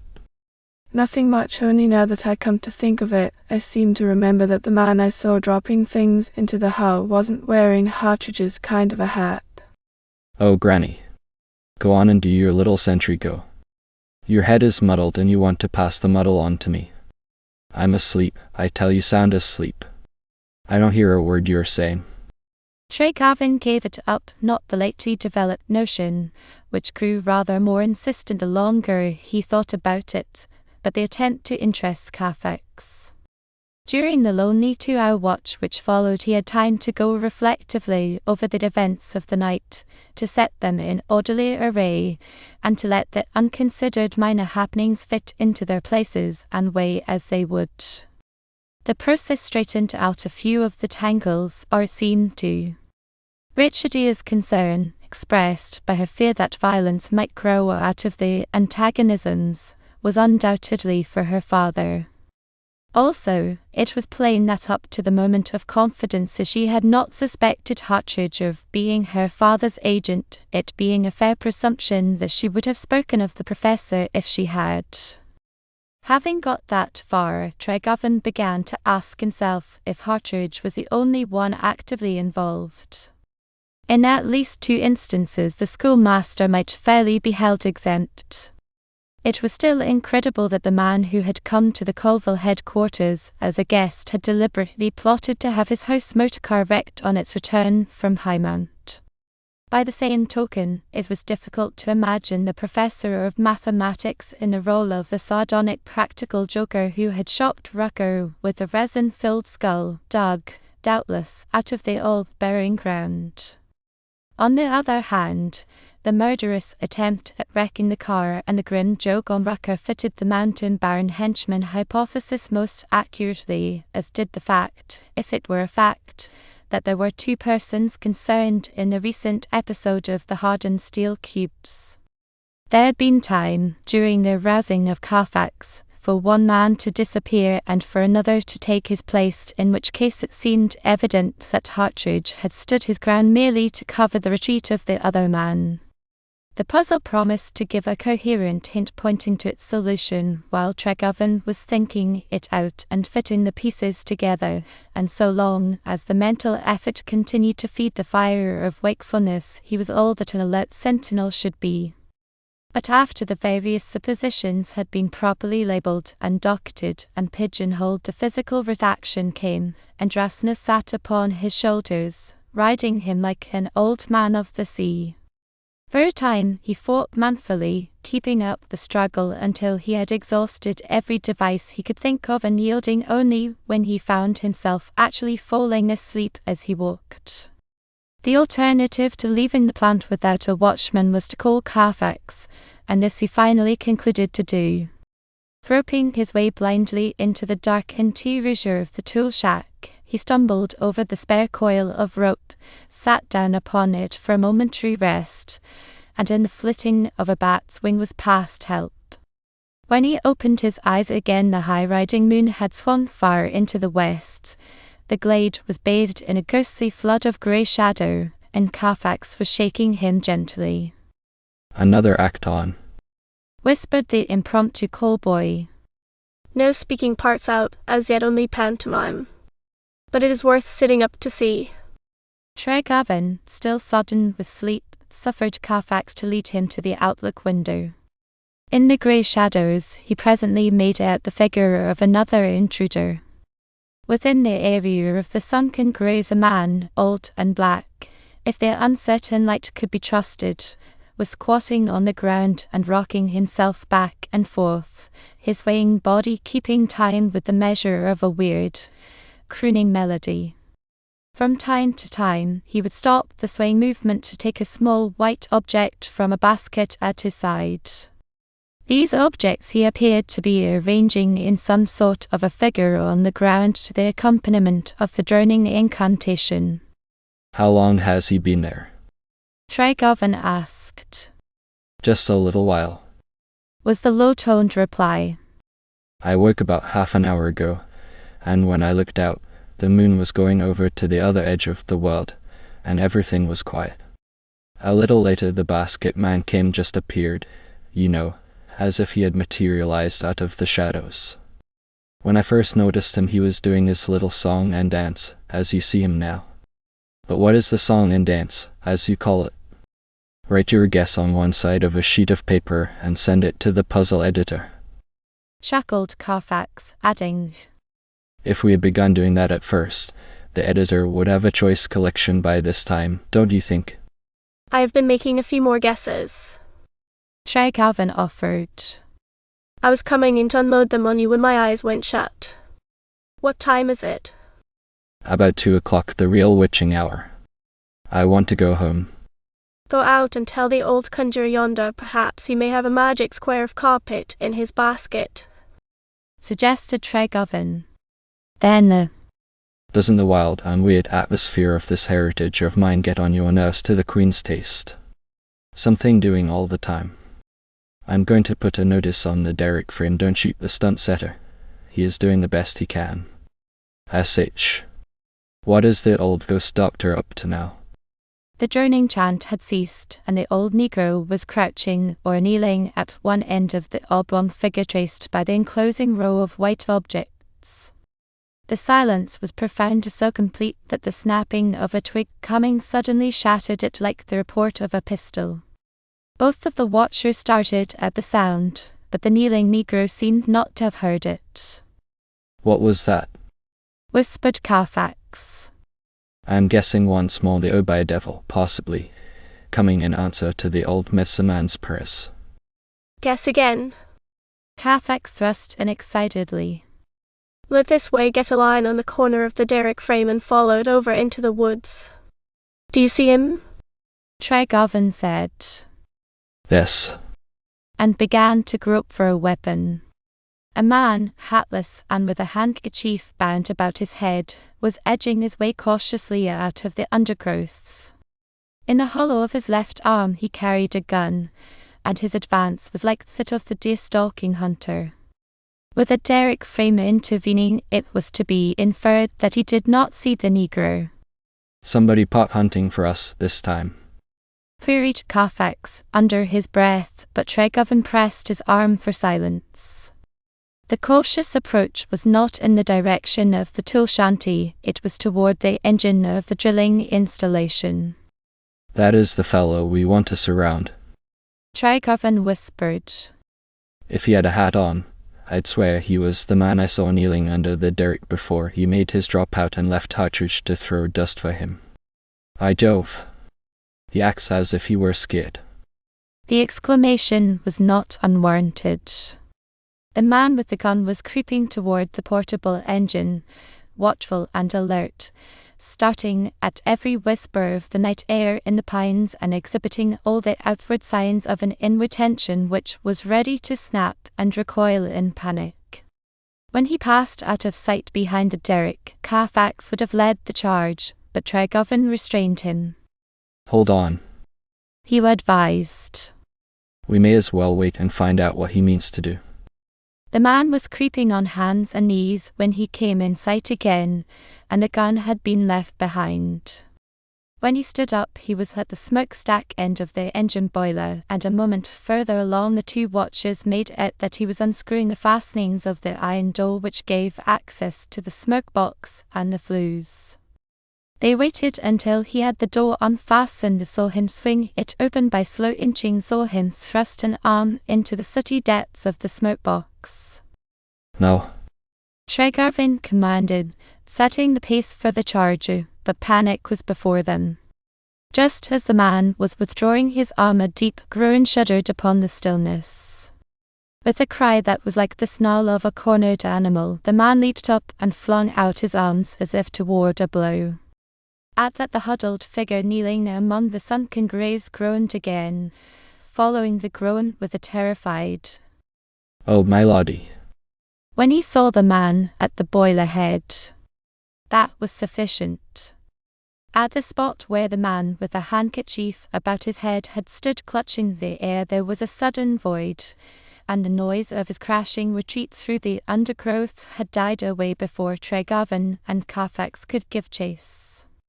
They captured the Cursed doctor, however, and were not greatly surprised when the old negro turned out to be Uncle William. His night wandering to the mountain top was sufficiently explained when he pointed to the sunken grave ringed about with bits of broken china. Da's war my all human is, mastes yas, so right da's war de bury ha.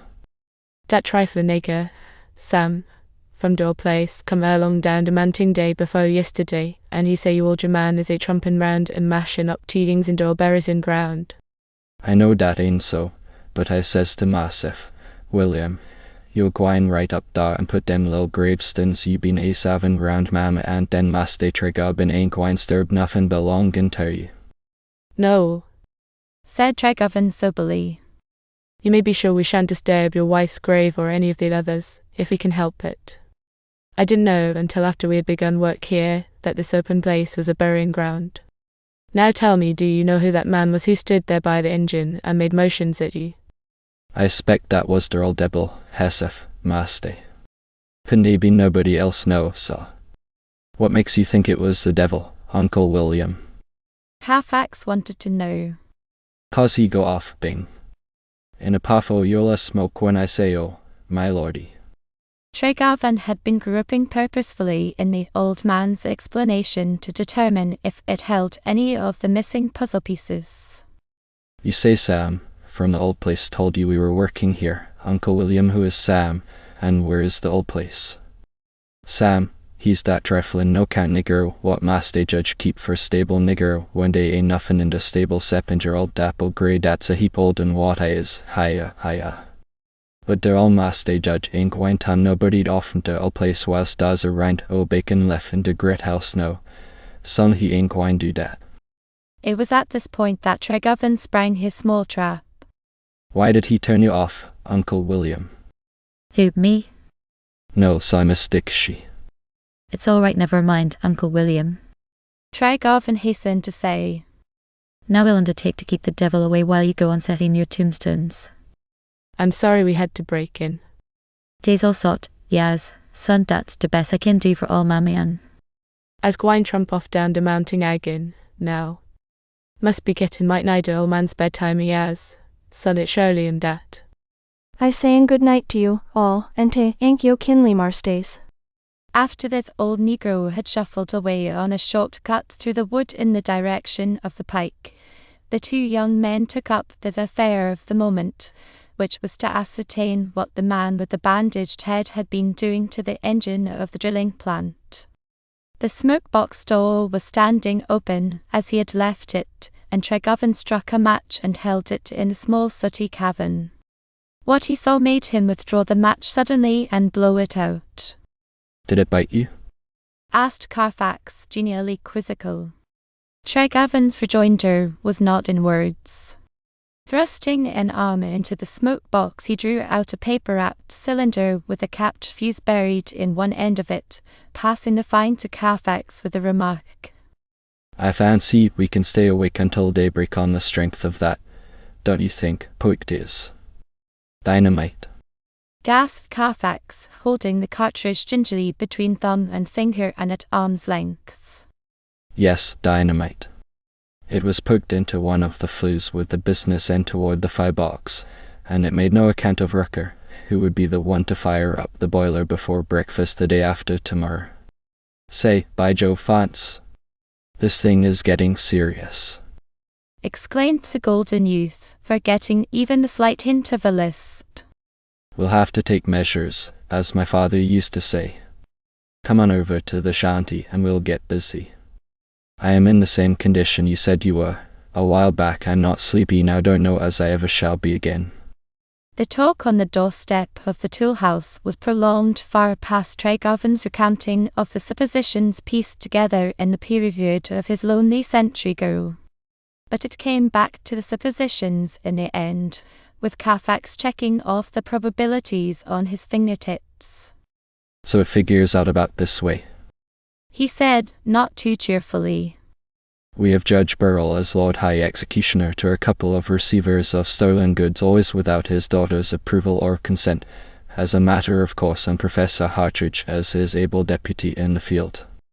Then there is this skulking rascal of a dynamite planter who acts under orders, or possibly exceeds them now and then, and he seems to be the only one of the lot that we can satisfactorily pinch when we shall be lucky enough to catch him. Uncle William isn't in it, is he? Treigovan shook his head gloomily. I've been wrestling with that. He confessed. He seems more than trustworthy. But he is evidently an old house servant of the judge's, and he was sent straight to me from Westwood. That is beyond question. As a spy? Perish the thought. Ranted Carfax, carefully concealing his earnestness with an overlaying of extravagance, as his habit was. With the memory of Uncle William's unapproachable dinners in my mind or mouth, I'll defend him to the last gasp. He is negligible, said Treigovan briefly. But this dynamiting emissary of Hartridge's, or the judge's, isn't. We must contrive to trap him in some way. If we don't, he will fool around until he hurts somebody. Yea, verily. Carfax laughed. Any guesses coming to you? As to who he is? One small one, and it wouldn't be worth mentioning if it didn't fit in with some of the others. You saw that he was bareheaded. Yes. And that he was wearing a handkerchief or bandage of some sort instead of a hat. Another yes. Well, the day before yesterday the man we've been calling Morgan was hurt by the falling walking beam, and had to have his head wrapped up in about the same way. All right, but Sherlock Holmes wouldn't stop with that. Neither do I. Tryon told me a little tale 2 days ago that possibly forges the connecting link.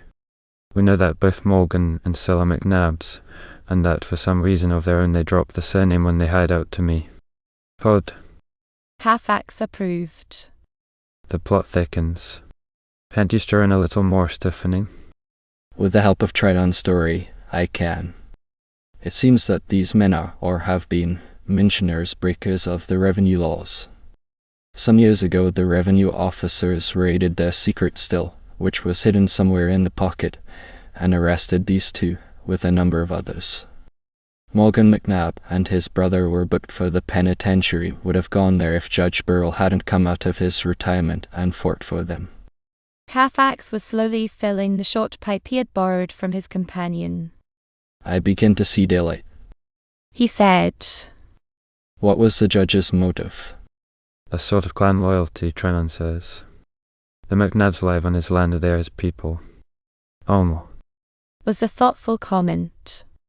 And because the judge defends them, they take up the cudgels for him. We have tomorrow, or rather today, before us, with nothing especial to do, since Rucker will hardly be back with the drills before afternoon. Shall we telegraph to Hesterville for the sheriff, borrow Tate's team, and make a party call upon the man with the bandaged head? That would be rather too summary, wouldn't it? Treigovan objected. We may be well convinced ourselves, but we have no direct evidence. Neither of us could go on the stand and swear that the man we saw at the Boiler Head was Morgan McNabb. No, that is so. Past that, since I have asked the judge's daughter to consider me as a possible husband. Carfax had called up the cherubic smile, but it had the opposite of a mollifying effect upon the objector. Don't harp on that part of it any more than you have to, was the morose interruption. I was going to say that the arrest of Morgan McNabb, just at this critical turn in the tide of affairs, might make it embarrassing for the judge, only you wouldn't let me finish, said Carfax with great meekness. You are going to call on him? Demanded Treigovan. Since he is Richard Deer's father, I don't see how I can well avoid it.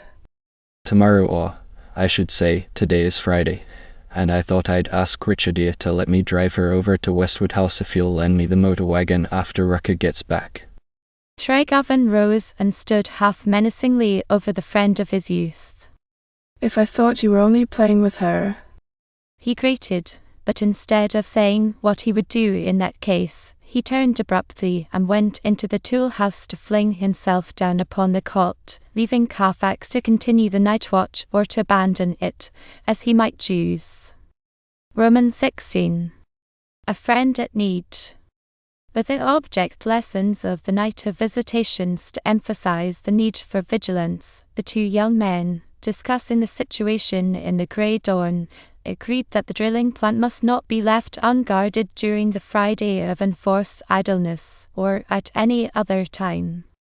Accordingly, soon after sunrise, Kafak set out to walk down the mountain for the purpose of sending Tryon and a man or two of the track gang up to relieve Tregovan.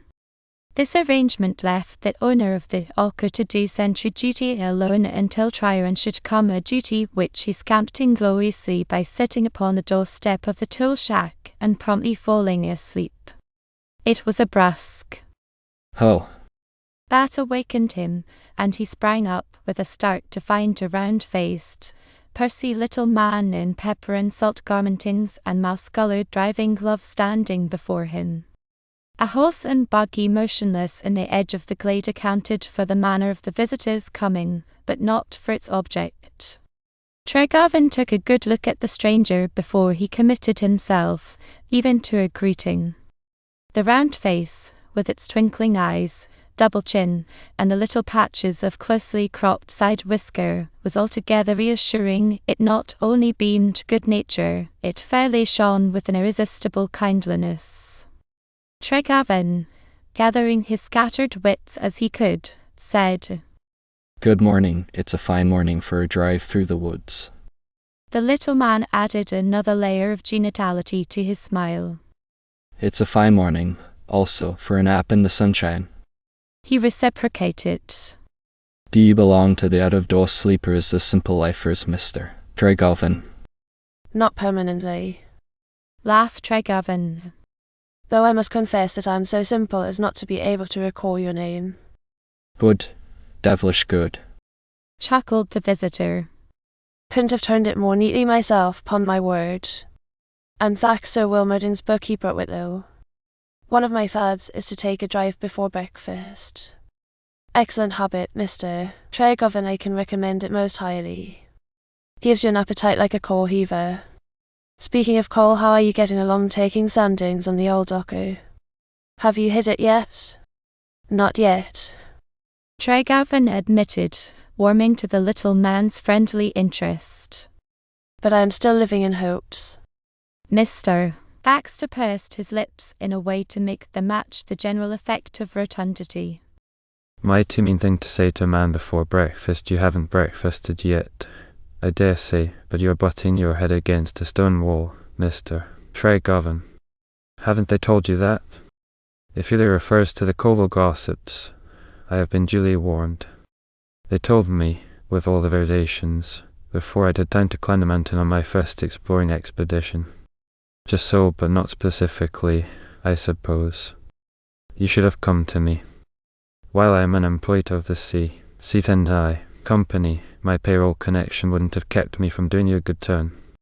And I could have given you chapter, page, and verse. For the moment Tregovan lost sight of the fact that Wilmerding had reported his bookkeeper totally barren of Alco information. So he said, Possibly you will do it now, Mr. Thaxter.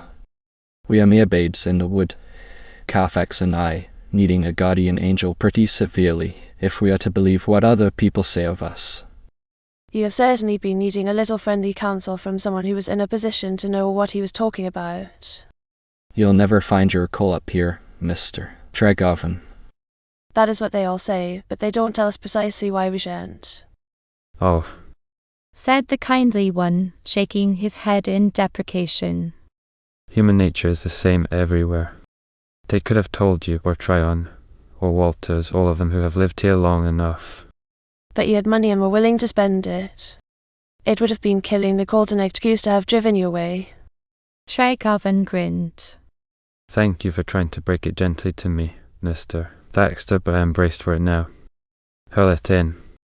They could have told you that this test-boring experiment of yours has been tried before, all over the mountain top. I presume I could show you a dozen holes, if they are not all filled up with wash and hidden under the leaves. Tregovan was thinking hard. Does Captain Duncan know this? He asked. I should suppose so. He ought to know it. The testing was done by the New Yorker Coal Company, and it may have timed itself during the summer that Duncan spent in the West. Come to think, I believe it did. You advised with him. Of course, surely he didn't encourage you to spend money on the property, did he? No, I am obliged to confess that he did not. On the contrary, he advised me not to. The little man's smile became benignantly tolerant. You young men are like Mr. Hipling's puppy. At times you will chew soap, knowing perfectly well that it is soap. Treigaven's answering laugh admitted the justness of the charge. Possibly some of us like the flavor of soap, he retorted. There is no accounting for the depravity of some tastes, you know. Oh, well, said the visitor, with the air of one who is far too wise to combat the vagaries of youth. Go on and have your fling. It is harmless enough. If you can afford to buy a little amusement in this way, why shouldn't you do it? It wouldn't hurt you, and it is a godsend to Tate and the poor devils on your payroll while it lasts. But if I can't afford it? Suggested Treigaven. Oh, that is another matter. From what Wilmerding has let fall, I have been assuming that you and Mr. Carfax desire the experience and the fun of it rather than any possible money gain. The money side of it may not appeal to Carfax, but it does to me, very forcibly. Still, you're throwing good money after bad and putting down these test holes. Treigaven shrugged his shoulders. What would you?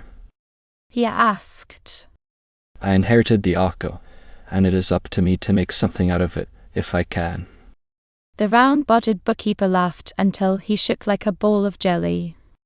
It is very evident, Mr. Treigaven, that you were born in the purple. If you wish to make money out of the Arco, why don't you sell it?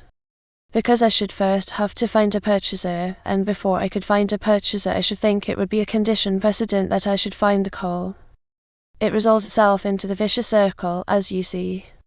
Mr. Axel smote his gloved hands together softly and appeared to be debating a nice point with himself.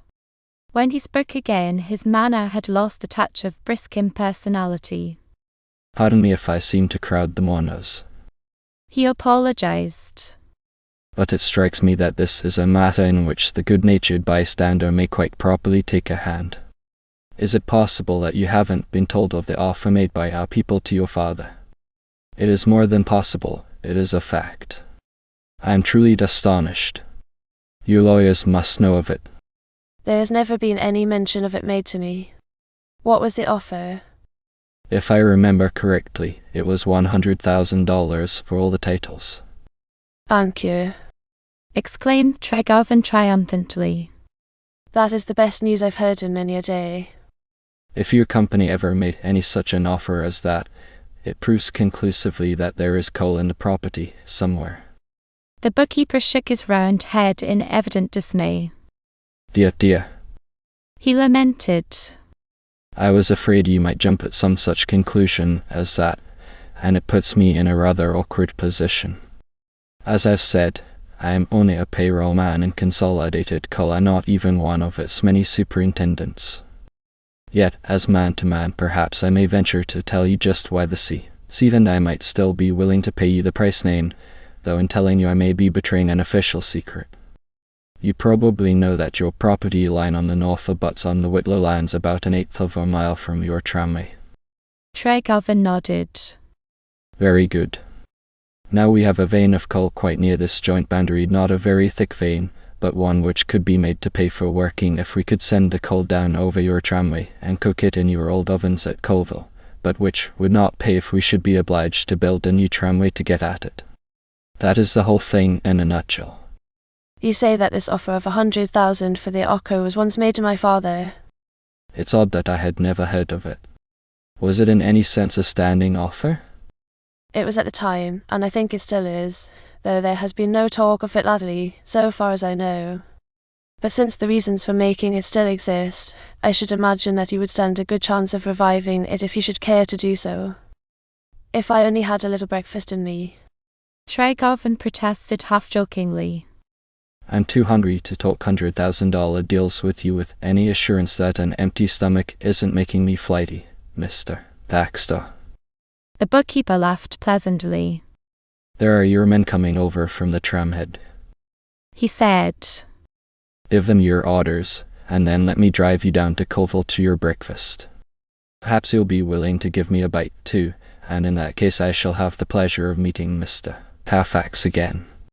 I didn't more than half get acquainted with him the day he drove up to Whitlow.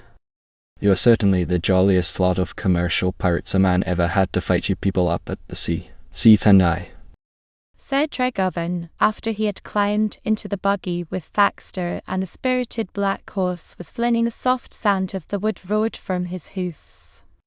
First, Will Merdin comes to the rescue, and now you are trying to give us a lift. It's heartwarming.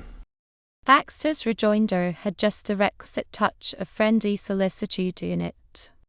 Then you meant what you said a few moments ago, about the financial aspect of your experiment. $100,000 would be worth considering. That amount would look as big as 100,000 cartwheels to me, just now. Tregarvan confided. My father is dead, as I suppose you know, and there have been family misfortunes big enough to sink a ship. 100,000 would give us a fresh start in the world. Then we must certainly try to get it for you, was the affable rejoinder, and from this on, the spirited host demanded Thaxter's undivided attention, so pointedly that the bookkeeper did not even seem to see Professor Hartridge when the buggy whirled past that gentleman as he was returning from his morning walk down the pike. Carfax was waiting breakfast on Tregarvan when the black horse came to a stand at the door of the Alco office building. The young millionaire remembered Thaxter perfectly and seemed to be glad to renew his acquaintance with her. Rather cheerable. Yet it was Carfax's judicious applying of the brakes at the breakfast table conference of three that kept Tregarvan from committing himself too definitely in the matter of bargain and sale. Nevertheless, the talk over the ham and eggs pushed the business affair considerably farther along on the road to a tentative conclusion. Before he took his leave to continue his return drive to Whitlow, Thaxter was authorized to communicate by wire with the New York headquarters of Consolidated Coal, and, without betraying any confidences, to ascertain if the offer of $100,000 for the Alco property still held good. After Thaxter had taken his departure, and the two young experimenters had threshed the new prospect out to its final straw, the wakeful night came in for its revenges, and they slept through the forenoon. Rocket did not return from Whitlow with the car and the appointed drills until long after the noon meal, and when he came he found his two employers waiting impatiently for him, or rather for the car.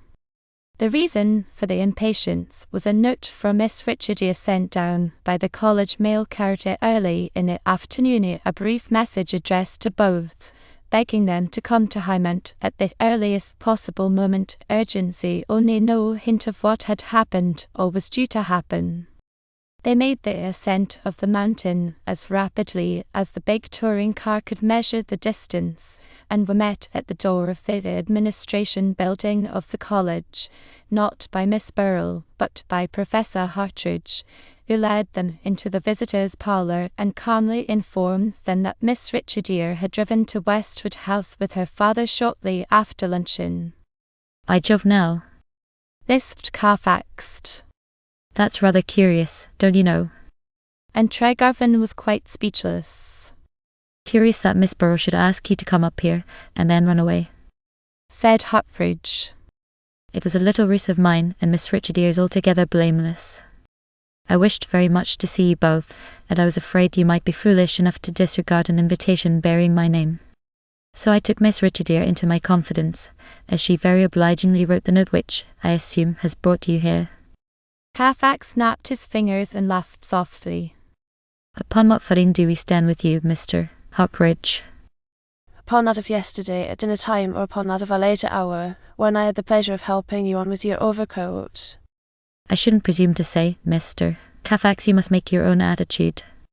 But if that attitude should be inimical, I must still beg you to believe that I have decoyed you up here to do you a kindness.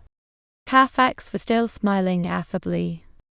Is it Virgil who puts it into the mouth of one of his characters to say that we should beware of the Greeks bringing gifts, Professor? You will pardon us if we seem a bit suspicious, won't you? But this. He held up the small cube of hardened steel which he happened to have in his pocket. This is so completely convincing, you know. The mild-eyed mathematician waved the evidence aside as a thing of small moment. Now that you have had time to consider, I am sure you absolve me from the charge of having tampered with your drill hole. He deprecated. We do, said Carfax. All you did was to cover the retreat of the man who really did the tampering. But that is sufficient to make us a bit cautious, as you might say. Hartridge smiled in his turn. You are basing your caution upon a small specimen of the metal commercially known as steel which you chanced to find in my pocket. He remarked. Let us disregard the bit of steel for the time being, if you please. If you should happen to lose it, it could be very easily replaced, but... He turned short upon Tregarvan. You can't replace the Akko if you allow Mr.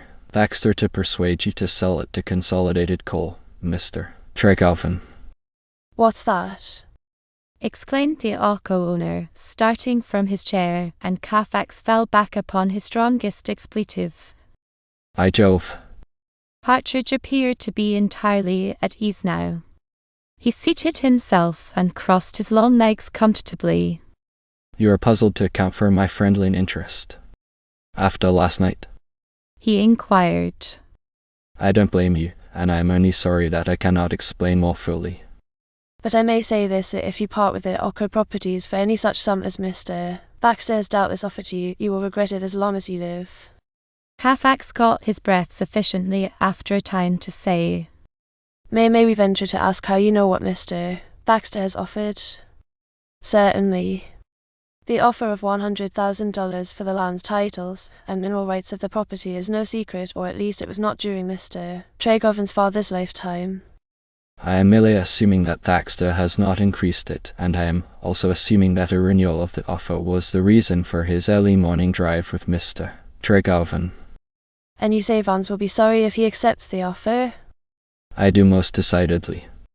Carfax leaned forward and held up an accusing finger. Then you know, of your own knowledge, that there is a workable vein of coal on the property, Mr. Hartridge. He snapped. That, my dear sir, is an assumption which I must decline to confirm. Nevertheless, it is true. And here is another to go with it. You know where that vein can be found. Hartridge smiled again. You are constructively at least my guest, Mr. Carfax. I should be unpardonably rude if I were to contradict you. Carfax glanced aside at Tregarvan, and Tregarvan returned the glance as one who sees the shore from the crest of a tossing wave, but has no hope of reaching it. After a little pause, Carfax renewed the attack. This is a most extraordinary situation, don't you think, Mr. Hartridge? He began mildly. Would a definite quantity of the thing known commercially as money tend to relieve it in any way? The professor's answer was prompt and decisive. You are assuming that I have information to sell. I have not. Carfax countered, quickly. Then why have you just given us this pointer on Consolidated Coal? You profess to be willing to help us, and you refuse to help us in one and the same breath.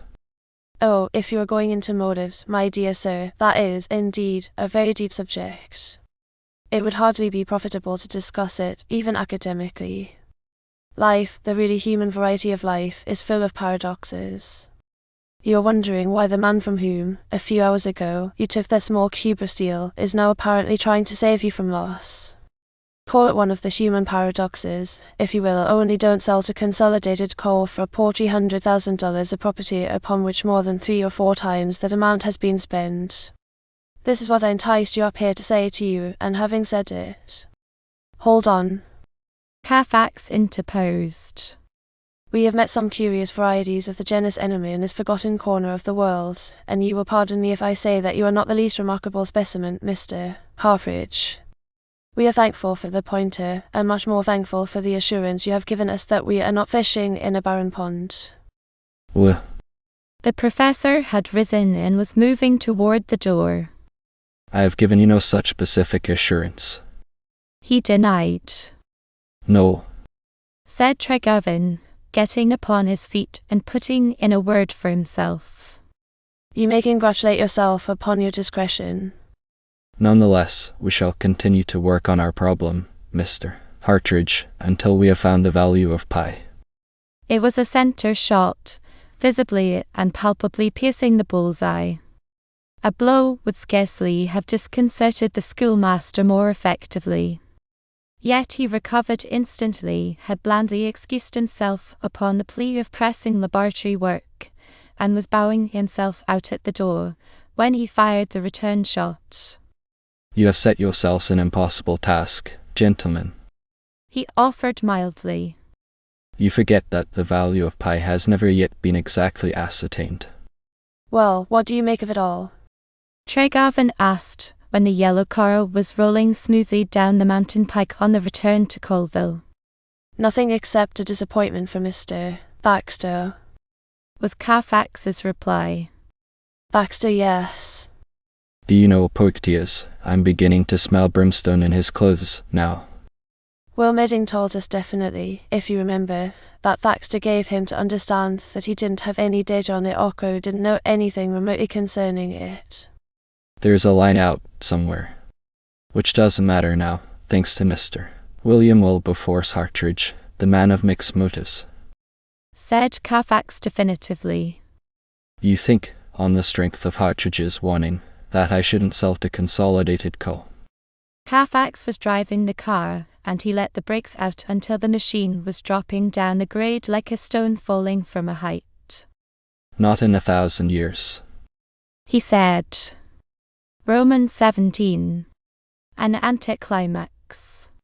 Bright and early on the Saturday morning, the two young men, with their appointed drill bits in the car, drove to the mountain top, carrying Rucker's breakfast in a basket generously filled by Mrs. Tryon.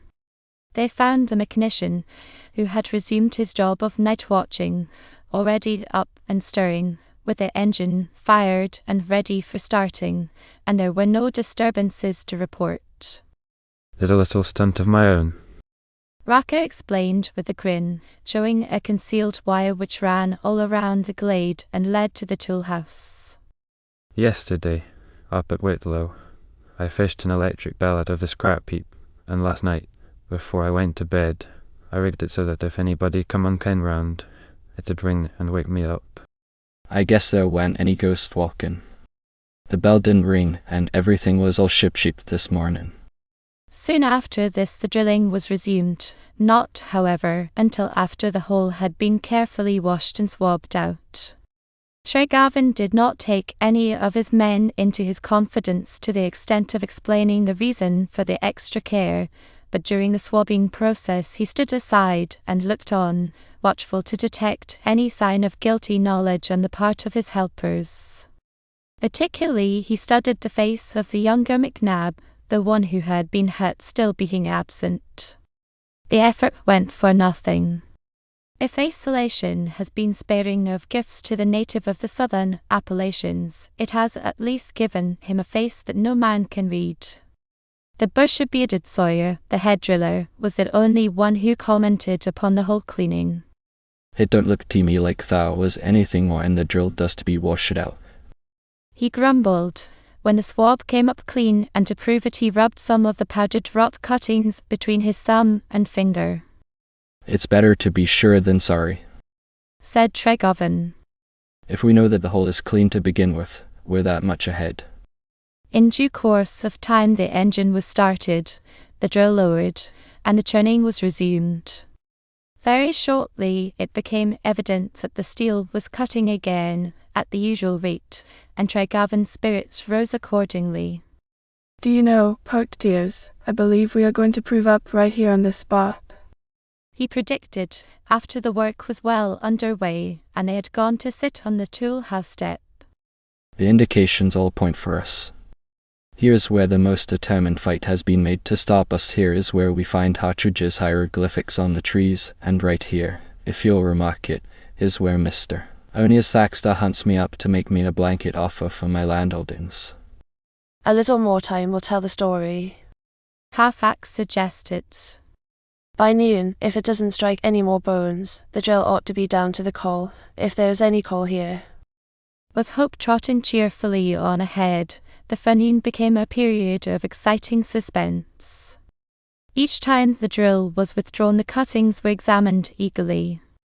The rock was showing all the characteristics of the former borings: fine sandstone, coarse sandstone, some little conglomerate, and, just before the noon hour, the shales which commonly overlie the coal in the Cumberland region. We're coming to it. Tregavin exulted when the washings which came up in the churning began to show black. 18 inches more, and we'll know whether we live or die. And he carefully made a chalk mark on the drill so that they might determine when the critical depth was reached. As in the previous tests, the steel sank rapidly in the vein of coal. At a foot of additional depth, the washings were still coming up black. At 16 inches there was no change. Sighting across a derrick brace, Tregavin watched the chalk mark with the blood racing in his veins. With each plunge of the heavy steel drill, his hopes rose higher. Already he was anticipating a future which, if it should lack some of the ecstasies, would still have a sufficiency of the great emollient money. With a fortune of his own, the impossible situation which had grown out of the Uncle Bayard legacy would be alleviated, and he saw himself deeding his half of the legacy irrevocably over to Elizabeth. The pride wound thus healed, the broken bones of sentiment might be allowed to knit as they would. Doubtless, in time, the knitting process would accomplish itself, and possibly without leaving him a hopeless cripple. Judging from the past, Elizabeth would not expect much, and even if he should be obliged to limp a little, she would probably never notice it. 18 inches. He called out to Carfax. And she's still bringing up the black diamond dust. Get ready to blow the shegig and beat the tom-tom. We're in it this time. Is he? Carfax cautioned. Don't let your hopes soar too high. Maybe the top vein runs a little thicker at this point than it did in the others. Call it that, anyway, until you're cocksure. As he spoke, the power went off. Tregavin jerked his watch from his pocket and stifled a hard word. It was noon, and the men were knocking off work on the dot, quite as nonchalantly as if the fate of empires were not hanging upon the result of a few more turns of the machinery. Tregavin tramped across to the tool house with Carfax, a sudden weariness making his feet heavy as lead. That's the workman of it. He gritted. If the world were coming to an end in the next 5 minutes, they'd stop to eat. Carfax permitted himself a subdued chuckle. You are beautifully on edge. He asserted. A few inches more may mean a lot to you, but it's all in the day's work for the men. They're not going to get rich out of your coal mine. They had brought some of Uncle William's biscuits and cold chicken for the midday snack, and Carfax went to the motor car, which had been left standing in a wood road, for the basket. When he returned, Tregavin was pacing back and forth impatiently before the tool house door, and Rucker was sitting on the step, eating his luncheon. Carfax carried the basket inside, and they made a table of the coil of rope. While they were picking the chicken bones, the mechanician spoke again of a matter that he had mentioned once or twice before. I'm beefing agin about that boiler, Mr. Tregavin. He began, between workman mouthfuls of Mrs. Tryon's cornbread. She ain't much, just as I told you at first, and dragging her round over this mountain hain't helped her none. She's leaking like a sieve at the firebox end of her flues, right now. He is hoping that this is the last hole we'll have to drill with it, Billy, said Tregavin cheerfully. I bought a second-hand, and the Chattanooga junk man put one over on me. He sure did. Rucker returned with a grin. She's rotten. Every time the pop valve goes off, it makes me jump. One o' these days. The interruption was a blatant roar from the boiler in question. Rucker had prudently shut the drafts and had left the fire door open, or he thought he had, but still the pressure had crept up, until now the safety valve was relieving it. Through the open door of the tool shack, the two at the rope coil table could see the plant, with a plume of escaping steam rising to the height of the treetops. As usual during the noon hour, there was not a man of the gang in sight. Tregarvan had early learned that a part of the country labourers' reticence expressed itself in a dislike to eat under the boss's eye. At the stopping of the machinery, the drill gang would scatter in the wood, each man to his fallen log.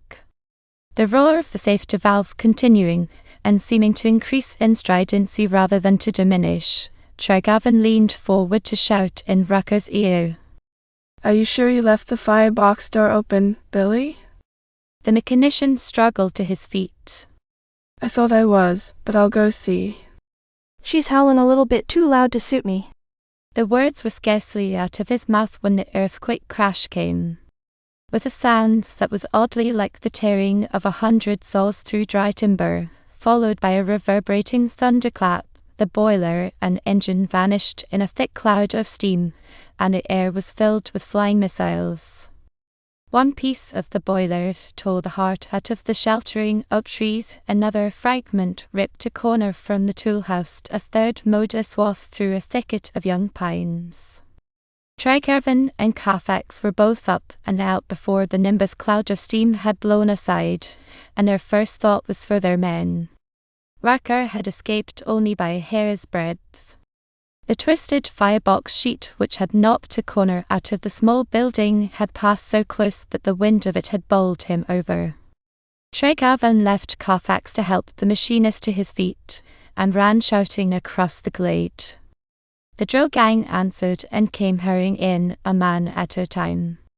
When all were counted for, the material loss was inventoried. It was total so far as it went. The engine and boiler were reduced to a tangled heap of scrap, while one end of the drill beam was shattered, and one leg of the derrick had suffered loss.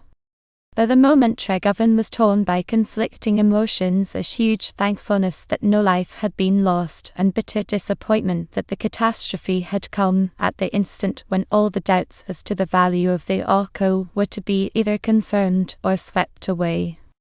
He held himself together long enough to tell the men that they might go home, that there would be nothing more done until a new power plant could be bought, but when Rucker had gone out to the wood road to see if the yellow car had been hit, and the disappointed one was left alone with Carfax, the floodgates gave way. Isn't it enough to make an angel out of the blue heavens swear himself black in the face, Poctius? He raged. Just on the very edge of things, just as we were going to find out, once for all, what this cursed mountain is going to do to us. One thing at a time. Carfax broke in soothingly. The wrecked engine isn't fatal, not by many parasangs. It came just in the nick of time, when I was wondering what under the sun I should do with a dividend draft that I got in the mail yesterday. Take a fresh grip on yourself, and remember that you have a good bit to be thankful for. If your men had been sitting around on the job to eat their dinners, as laborers do up north, there'd be another story to tell.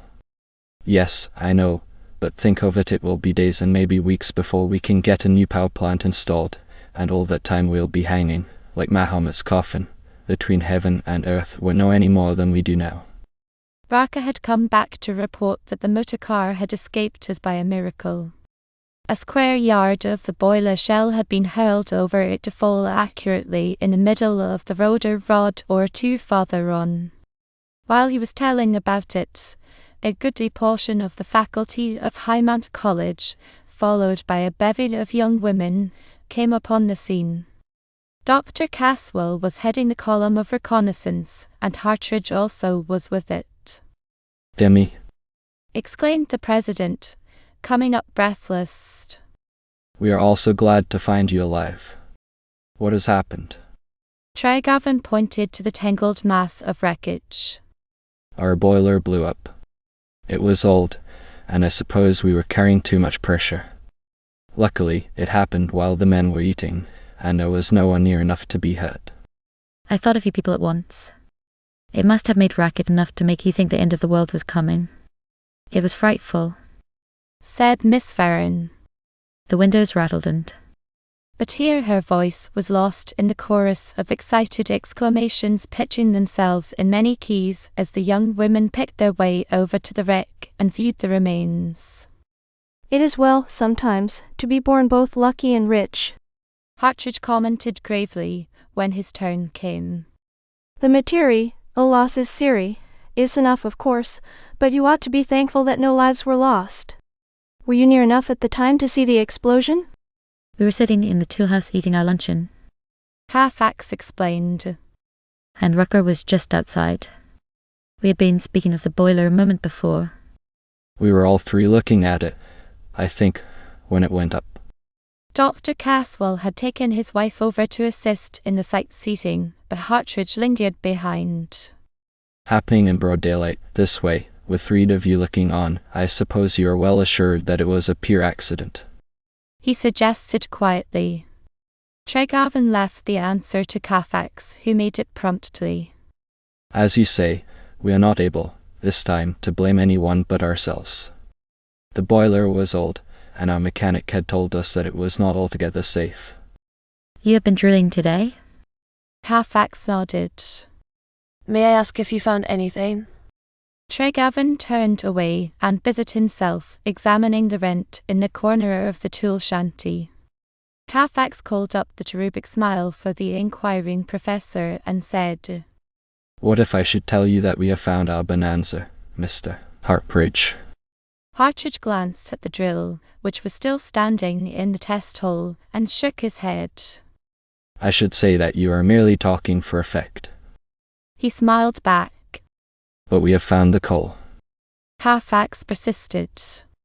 You have found the upper measure, the same as you have in all the other trials. Beneath it, you will find your sandstone dike again.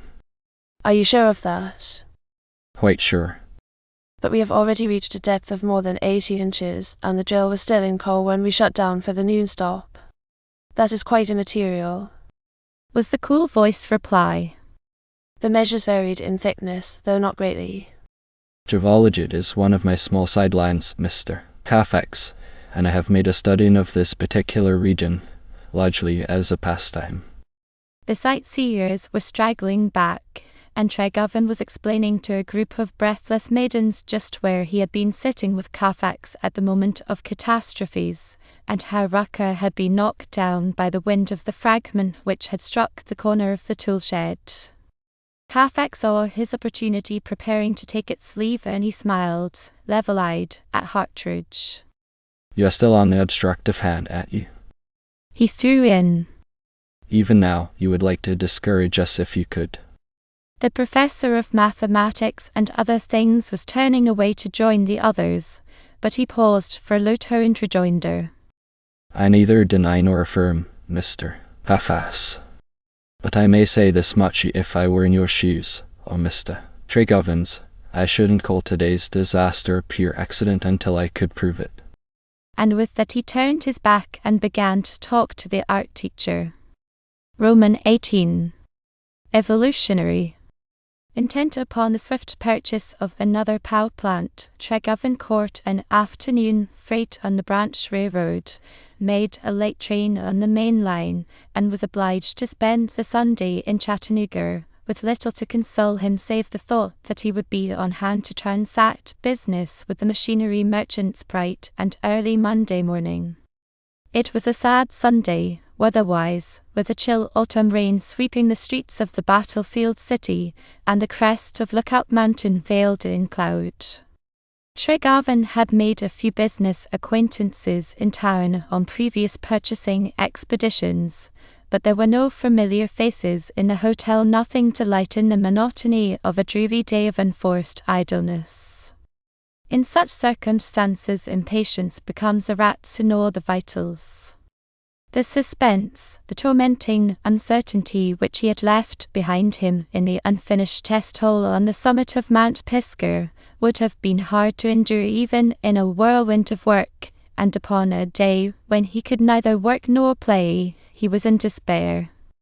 After the noon meal, which figured as luncheon on the hotel bill of fare, and was, in point of fact, a heavy and dispiriting midday dinner. He braved the elements and went in a close sightseeing car to the Chickamauga battlefield.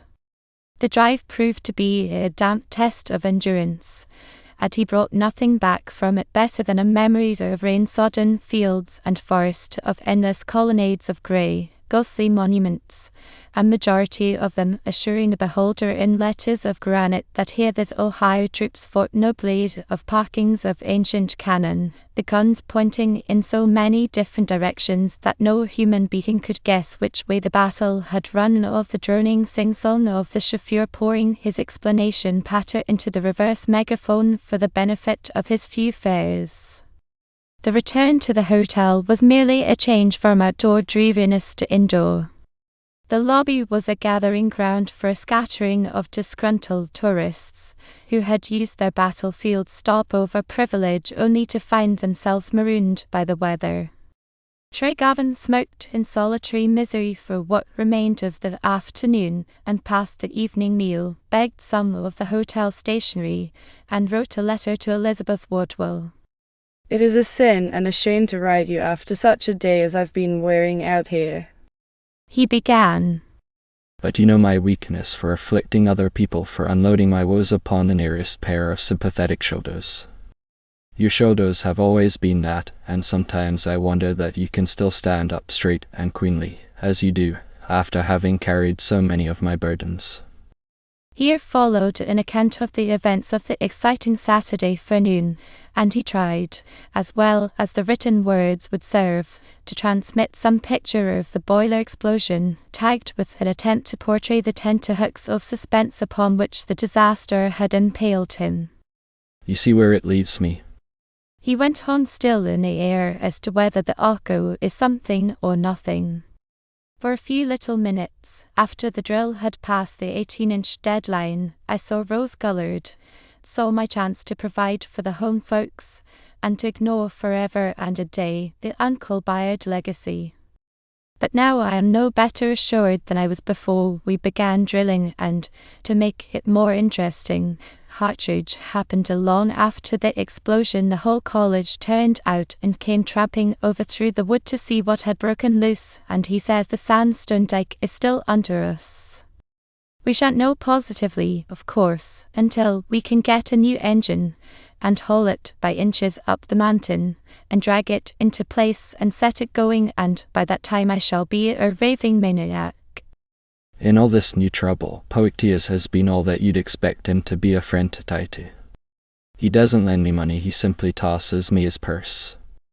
I have his last dividend check in my pocket at this present moment, and I'm to cash it tomorrow morning to pay for the new engine. I suppose I needn't say that I should have been out of the fight down here long ago if he hadn't joined me and given me a checking account. He is pure gold, Elizabethan yet. The gap represents a good half hour, my dear cousin, in which I've been sitting here at the stinky little table in the hotel writing room, trying to screw my courage to the sticking place. What I have to tell you concerns 4 people, and you are one of the 4. I've written you a lot about Richardia Burrell. She's another one of the 4 in the past few weeks, and I have been assuring myself all along that I have been telling you all there was to tell.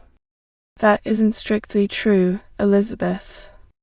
There was a thing that I wouldn't admit, even to myself, but I had to admit it 3 days ago when Poictiers told me that he had asked Richardia to be his wife. I knew then what Richardia had done to me, and for about half hour I will. I'm not going into details. It is enough to say that I'm not fit to be your doormat, Betha, D.N.O. Poictiers Carfaxes, for that matter. What can I say for myself more than I have said 100 times in the past? Nothing. I imagine I'm simply hopeless where the eternal feminine is concerned. You've known it ever since we went to school together, and you've promised to marry me in spite of the knowledge. I shall not be a faithless husband, my dear, I know I shan't be that, and this last and most humiliating lapse could never have amounted to anything, anyway, even if Poictiers had not slammed the door in my face. But it is your right to know about it, to know that for some few days or hours or minutes, as the case may be, I was daffy, foolish, a simpleton from the idiotic wards, with a slant toward depravity. You see now what an incredible friend Poictiers is. I've never thought of him as a marrying man, and I could swear, even now, that he isn't in love with Richardia, though I don't quite see how any free man with live blood in him could help beating. Let that go. Poictiers has killed my temptation for me. He has asked Richardia to marry him, and he and she are good enough for each other, which is the highest praise I can offer to either. Poictiers will get a wife who could make any man happy, and Richardia will be able to restore the Beryl fortunes, which, as you have doubtless gathered from my earlier letters, are pretty sadly in need of a rich marriage. This leaves us two to face things as they are as best we can, Elizabeth. After what I have written down in this letter, can you still care enough for me, and for the conventions and the wishes of the families on both sides, to forgive me? I'm not going to ask that, but to take me just as I am, and let things go on as before. I shan't blame you in the least if you can't, but if it must come to a break between us, you must let me be the one to make the break. By all right and reason, the Uncle Bide legacy is yours, and whatever happens, I promise you I shall never touch a penny of it. Good night, my dear. My love for you is precisely the same as it has always been. The madness which Richardia Beryl was stirring up in me was something entirely different, and no doubt everybody would say it was worlds less worthy. Tregarvan had a bad habit of not reading his letters after they were written and signed, and he did not break the habit now.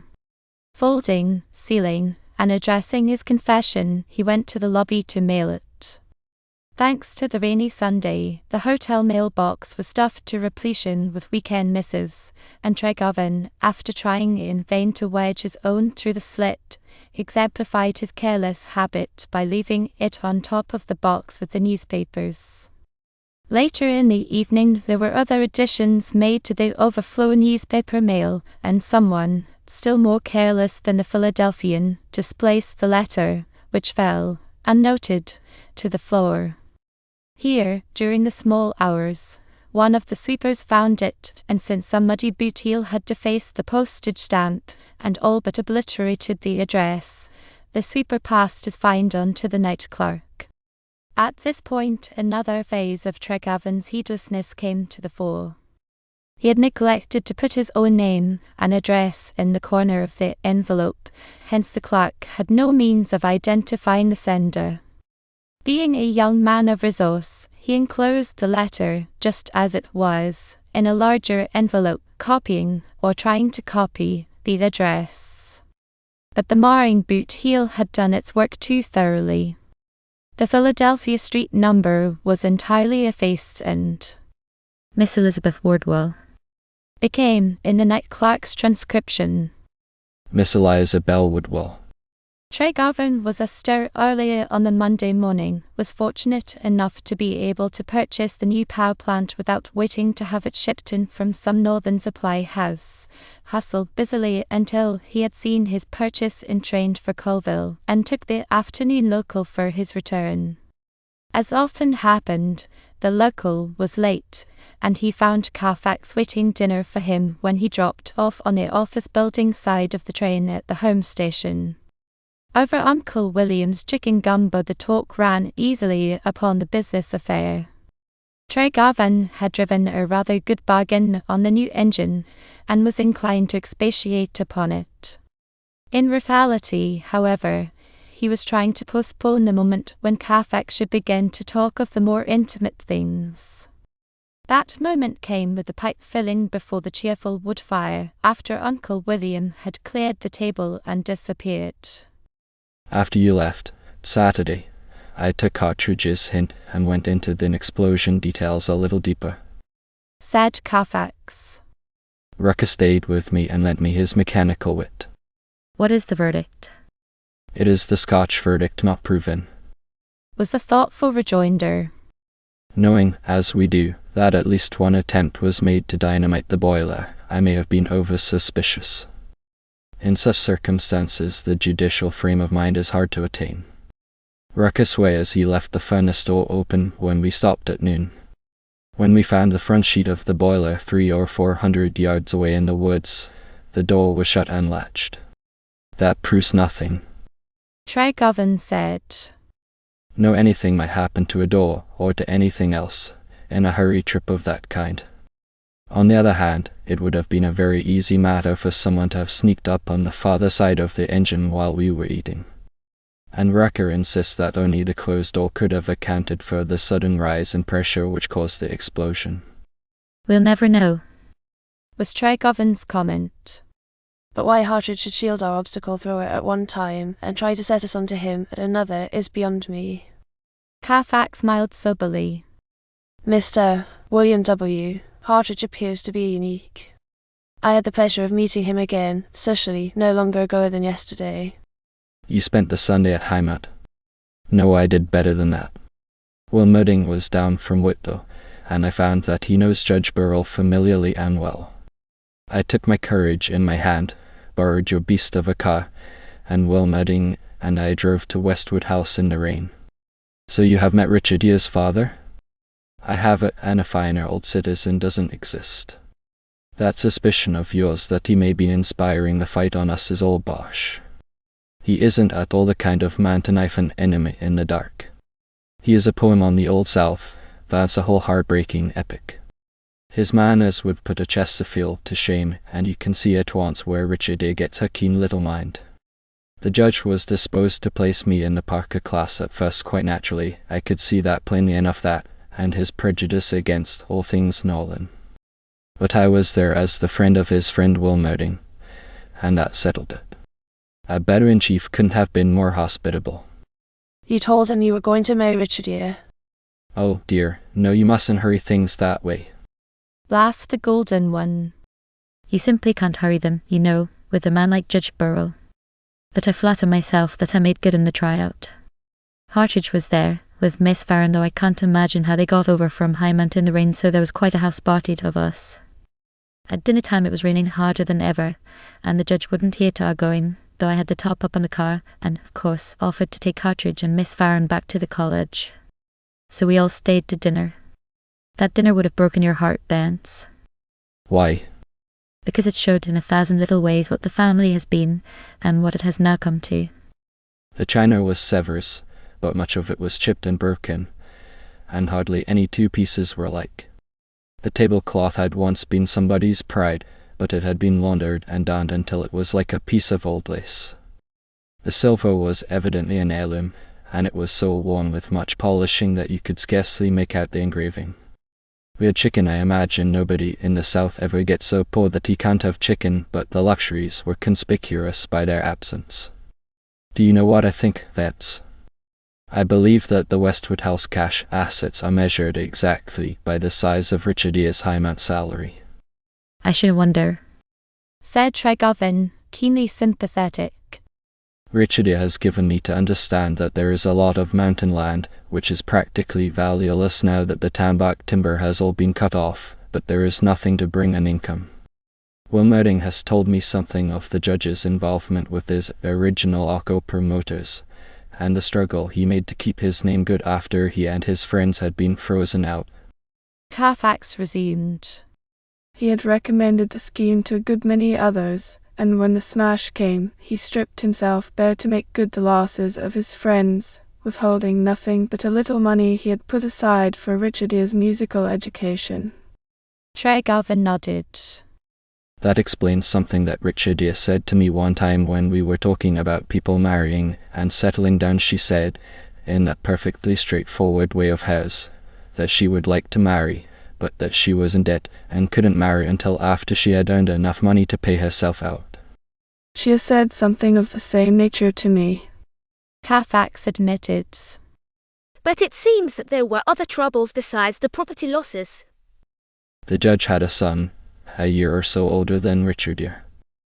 He was a schoolboy at the time of the big smash, but was old enough, Wilmerding said, to be hot-headed and a bit wild and ungovernable.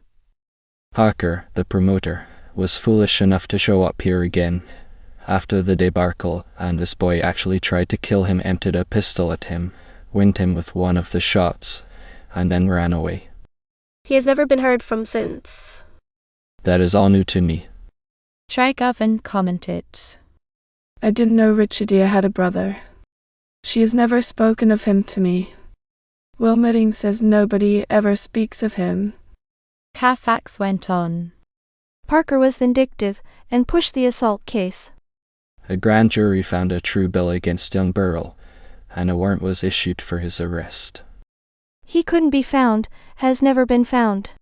His son's disappearance, and the struggle to keep faith with his friends, made the judge what he is now, a proud, broken-spirited old hermit who is carrying the heaviest burden a father can bear, the disgrace of a son. Disgrace? Echoed Trygovan. It's hardly that, is it?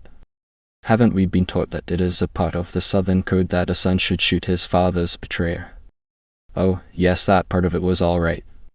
The disgrace was ensuring the white feather by running away and not staying to face the consequences. As a matter of fact, I don't suppose there would have been any consequences. Any jury that could have been impaneled in this vicinity at that particular time would have acquitted the boy. The cowardly streak is what broke the judge's heart.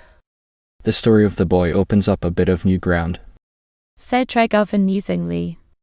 I wonder if Richardia doesn't know where he is. She has given me the impression, more than once, that she has a deep buried trouble of some sort of trouble that she never shares with anybody. Haven't you had the same notion? Halfax shook his head. She doesn't need to go that far afield to find her troubles. The wrecked family fortunes and a broken old man to shield and comfort and care for on a music teacher's wages are enough to fill all the requirements, I should imagine. Surely. But as to the money hardship, you'll be able to change all that, poet dears. Halfax rose, knocked the ashes from his pipe, and slowly refilled it. You have come to see things in their right light at last, have you? He inquired at the end of the little interval of silence. Partly. There is only one light in which they can be seen. I had no shadow of right to fall in love with Richard, dear. Wait a minute, said Carfax in his gentlest tone. Are you sure it was real? You know, you have had so many of these little erotic explosions in the past. I know, was the humble admission. But this was different. You may say that the difference lay in the fact that it was forbidden, and point me to the moral twist as old as the race that makes the forbidden thing figure as the one thing altogether desirable. Doubtless I have the twist in common with other men, but the difference remains. You have written to Elizabeth? Yes, I wrote last night at the hotel in Chattanooga. I hope you said all you are to say. I tried conscientiously to do just that, Portes. I'll confess now that I didn't begin to see how dastardly it would look when it was written out in black on white. But I didn't spare myself in the least.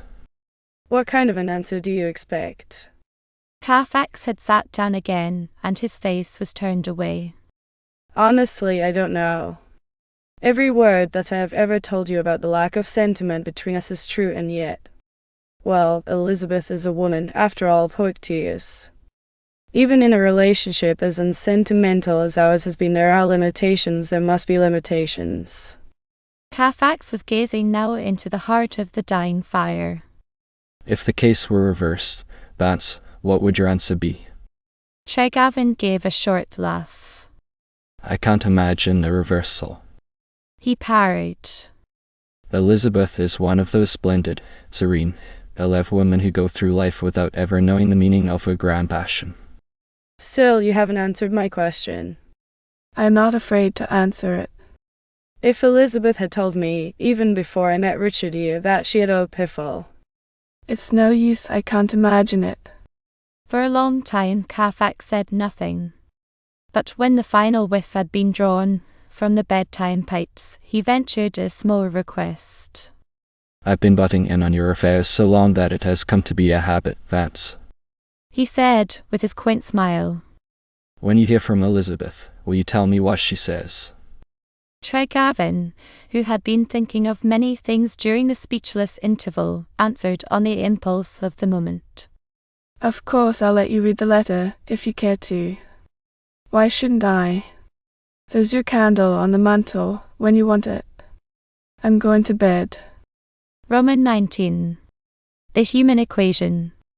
On the Tuesday after Trygovan's return to Colville, the arrival of the new equipment was the signal for a brisk renewal of the activities. Tregarvan had spent the day scouring the valley for men and teams, and by Wednesday morning he had a small army at his command. Many hands made light work, and by noon the machinery was unloaded, and all was ready for the beginning of the toilsome haul up the mountain. I suppose you know how you are going to do it. Carfax remarked, dallying over his luncheon in the office building dining room while Tregarvan was hastily bolting his meal as fast as Uncle William could serve it. Where did you learn? The university didn't teach you, I am sure. Experience, mumbled the working man. I learned the trade getting the other boiler and engine up the hill. Carfax was apparently in a reflective mood. This rough and tumble game down here is making a different man of you, he offered. Don't you realize the change? I've never been afraid of work, if that is what you mean. Yes, I know, but the kind of work that implies the wearing of corduroys and a flannel shirt, and builds honey lumps on the palms of your hands, and makes you talk to a mule in the only language a mule understands. I never used to dream it of you in the old days, Vance. I work for the same reason that other men do, because it's up to me. This would be a damned lazy world if necessity didn't crack the whip. There it is again. Carfax smiled. You even let bits of the mule language come to the table with you. It runs in my mind that Elizabeth is going to have her hands full for civilizing you. Perhaps she won't care to. Quite likely she won't need to. If the Alco should turn out to be a real mine with a dividend attachment, it is altogether probable that I shall become again what I have been heretofore, an ornament to polite society and a wart on the body economic. Carfax shook his head as one who refuses to be convinced. That will never happen in the wide world, my dear Vance. We may go around, but we never go back. I've heard you spoken of, in times past. As a woman's man, you'll never be that again. That is the kindest thing you've said in a week. Tregarvan averred. Whereupon he bolted the final mouthful and left the prophet to his own devices.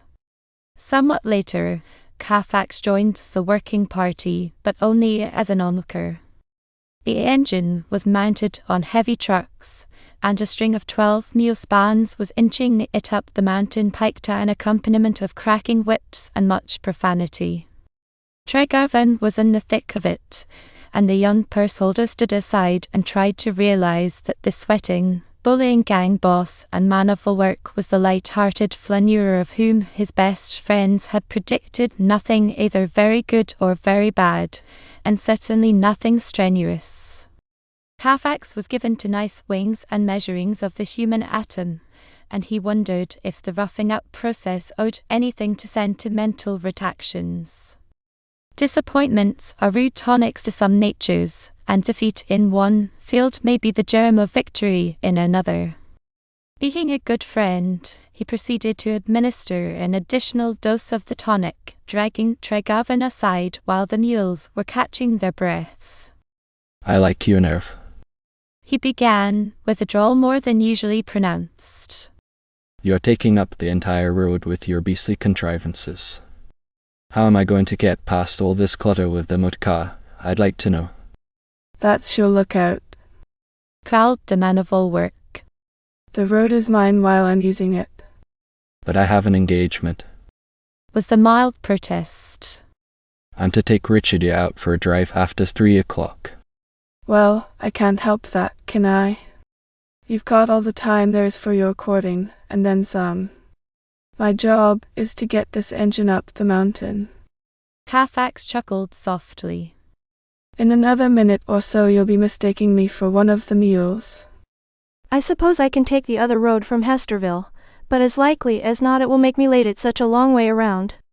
Can't you send a note up by one of Trion's boys explaining the situation?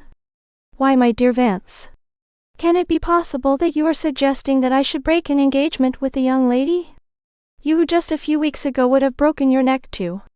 Cut it out, was the gruff interruption. I'm busy now and you are delaying the game. Tag along behind us when you are ready to drive up and we'll make room for you if we can. Then to his farmer helpers. Now then, are you fellows going to let those mules rest all day? Push 'em into the collars and let's go somewhere. Hi. You fellows up ahead straighten out those leaders. The cherubic smile was at its shining best when Carfax turned away and sauntered back toward the coke ovens. Human atoms are among the most interesting things in the world, once the study of them has passed the elementary stages. Carfax, deep in the contemplation of the subject, had reached the ovens themselves before he saw two men coming toward him, stopping at each stuck door to allow the taller of the two to go on his hands and knees to inspect the cavern-like interiors. Carfax recognized the shorter of the pair at once. It was Thaxter. Mr. Carfax, shake hands with Mr. Thirlwall, our consulting engineer, or rather, you'd better not, because his hands are dirty, Mr. Thirlwall. This is Mr. Hertiers Carfax, Mr. Tregavan's friend and financial backer. Thus the bookkeeper, when Carfax came up. Carfax acknowledged the introduction and shook hands with the tall man, in spite of the warning. Delighted, he murmured. Always delighted to meet any friend of Mr. Thaxter's. Tregavan is up the road a bit, wrestling with a transportation problem. Shall I send for him?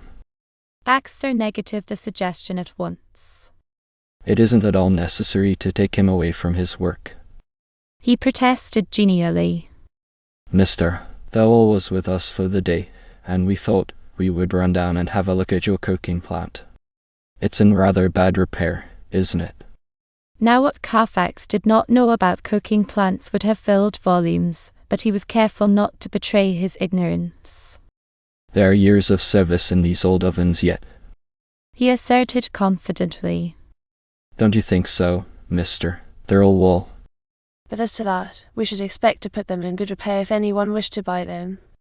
Mr. Tregarvan is still in the mine to sell, queried the round-faced bookkeeper. Candidly, Vance doesn't know his own mind from one day to another, said Carfax, parrying nimbly. But I guess we are all that way, more or less up one day and down the next. The tall engineer smiled because it seemed obvious that he was expected to. You have been having some more bad luck up on the mountain, so Mr. Thaxter tells me, he put in. It seems rather a pity that you and your friend won't take the word of those who know and stop throwing good money away. It is a pity, isn't it? Carfax concurred heartily. But if we didn't spend money in this way, heaven only knows in what other foolish enterprise we might be investing. That is a new power plant you're hauling up the hill, the engineer inquired. Brand new, boasted Tregarvan's proxy. The purchase doesn't look as if you were intending to stop throwing the money away, said Thirlwall. Oh, that is entirely as it may happen. Carfax countered cheerfully. You know the bankrupt always puts up the best front he can when he finds himself coming to the jumping-off place. I hope you and Mr. Tregarvan are not trying to run a bluff on anything so unimpressible as consolidated coal, laughed Thaxter. Much obliged for the hint, returned the golden youth, accurately matching the bookkeeper's laugh. I give you my word, we hadn't thought of that. Would it astonish you beyond measure if we should? Don't try it, the engineer advised. We have excellent records of every acre of coal land in this region, with all the data thickness of veins, their placement, and so on. You can't very well run a bluff when the other fellow knows every card in your hand, Mr. Carfax. That is so. Carfax yielded gracefully. You people have the age on us in both meanings of the word. Have you heard anything from New York, Mr. Thaxter? Nothing positive, as yet there has scarcely been time. I believe Mr. Thirlwall has been asked to make a report on the present condition of the equipment. The engineer confirmed the supposition with a nod, and Carfax said, Tregarvan will be glad to show you everything he has, I'm sure. Will you make the inspection today? Thirlwall looked at his watch. I can hardly spare the time this afternoon, he demurred.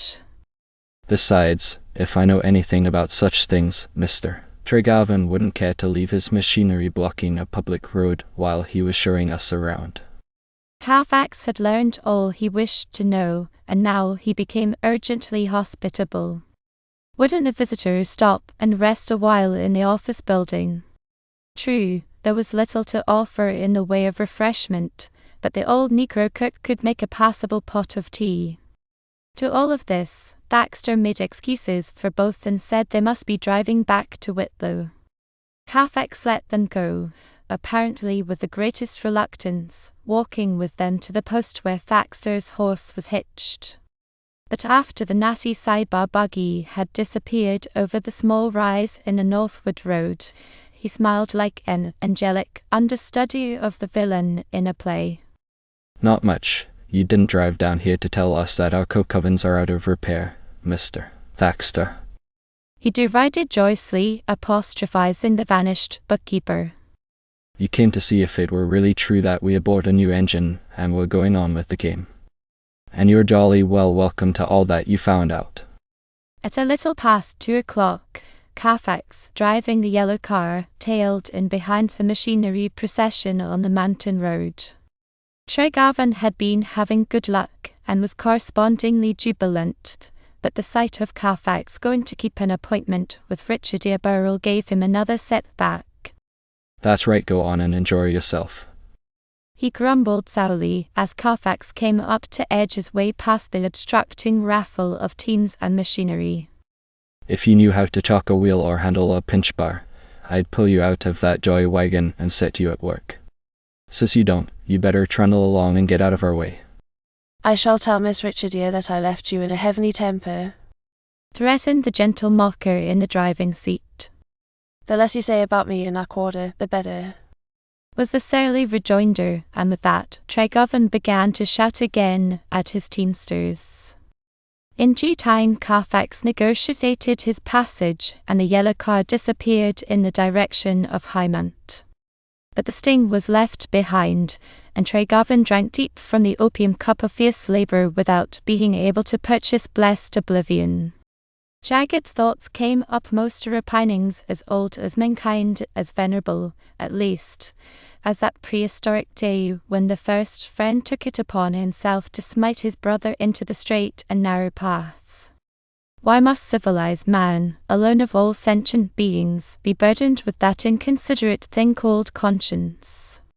The bird of the air, the beast of the field, was free to choose its mate. The savage stood aside only when some bigger savage compelled him. Environment and the stress of the moment have shaping influences mighty in proportion to the strenuosities. Tregarvan, fighting for the uphill inches with a load a ton or so heavier than his pulling power, became immune to the gentler leadings. Why should a promise, made to a woman who had taken it serenely as a conventional matter of course, stand in the way of a passion so vital that it laid hold upon the very wellsprings of life? Why should he stand aside and let Carfax, under a fantastic sense of duty, mar 3 lives, or possibly 4, in a foolish attempt to preserve the conventional unities? The materialistic afternoon had done its worst for Tregarvan by the time Tregarvan's boy, who had been stationed on ahead to give warning of the approach of descending teams, waved his hat as a signal that someone was driving down the mountain. The moment was inauspicious. A pulling rope had just broken, the heavy load of machinery was stalled in a crooked bend in the road, and was for the time immovable. Tregarvan yelped out a string of orders to his helpers, and then went on past the tangle of mules and rope tackle to meet the descending vehicle. Being in the proper frame of mind, he swore crabbedly to the world at large when he saw that it was his own car, with Carfax at the wheel, Richardier in the mechanician's seat, and the tonneau thickly packed with young women from Highmont. You can't pass, was his curt denial of the right-of-way when Carfax slowed to a stop. We have just broken a tackle, and everything is all balled up. Couldn't you find any other road to drive on? Carfax laughed and turned to his seatmate. You see how inhospitable he really is when he isn't parading his company manners. Then to the young women behind him. Mr. Tregarvan won't let us drive down, but if you young ladies would care to see the wheels go round at a moment when, as it seems, They have just stopped going round, we can walk. There was an instant chorus of walking votes, and Carfax got out to open the tunnel door. Tregarvan stood aside, scowling as any working boss might when his difficulties are about to be made a raree show for the frivolous. Miss Richardia slipped out of the mechanician seat on her own side of the car and assisted, but when the sightseeing contingent marshalled itself for the descent into the tangle, she did not join it. You're not going with the others, said Tregarvan ungraciously. There are enough of them for you to be spiteful at, without adding me to the number, she returned, adding, Besides, I wanted to speak to you. It was I who asked Mr. Carfax to drive down here. She had come around to his side of the car, and he looked her squarely in the eyes. Be careful what you say to me today, Richardia. I'm not the same man that I was a few days ago. Oh, she said, with a little grimace that always set his blood afire. You make me shivery when you look and talk that way. I came to try to help you not to be frozen. Say it. He commanded. How can I, when you won't let me? I have a piece of news for you, something that I imagine you'd like to know. Have you written to Miss Wardwell lately? Yes, Sunday night in Chattanooga. And this is Wednesday. Have you had a reply? No, not yet. What is your news? I was just wondering whether I'd better not keep it to myself, after all. Mr. Carfax said you were in a bad temper, but he didn't tell me that you were utterly impossible. Tregarvan's scowl deepened. Impossible? Of course, I am impossible. What would you expect in the circumstances? At this, she smiled up at him and said, I'm beginning to be a little deaf now, charitably deaf. I don't need charity. He broke out hotly. All I need is a chance to fight for my own hand. Tell me one thing, have you promised to marry Poictiers yet? Have you any right to ask me such a question as that?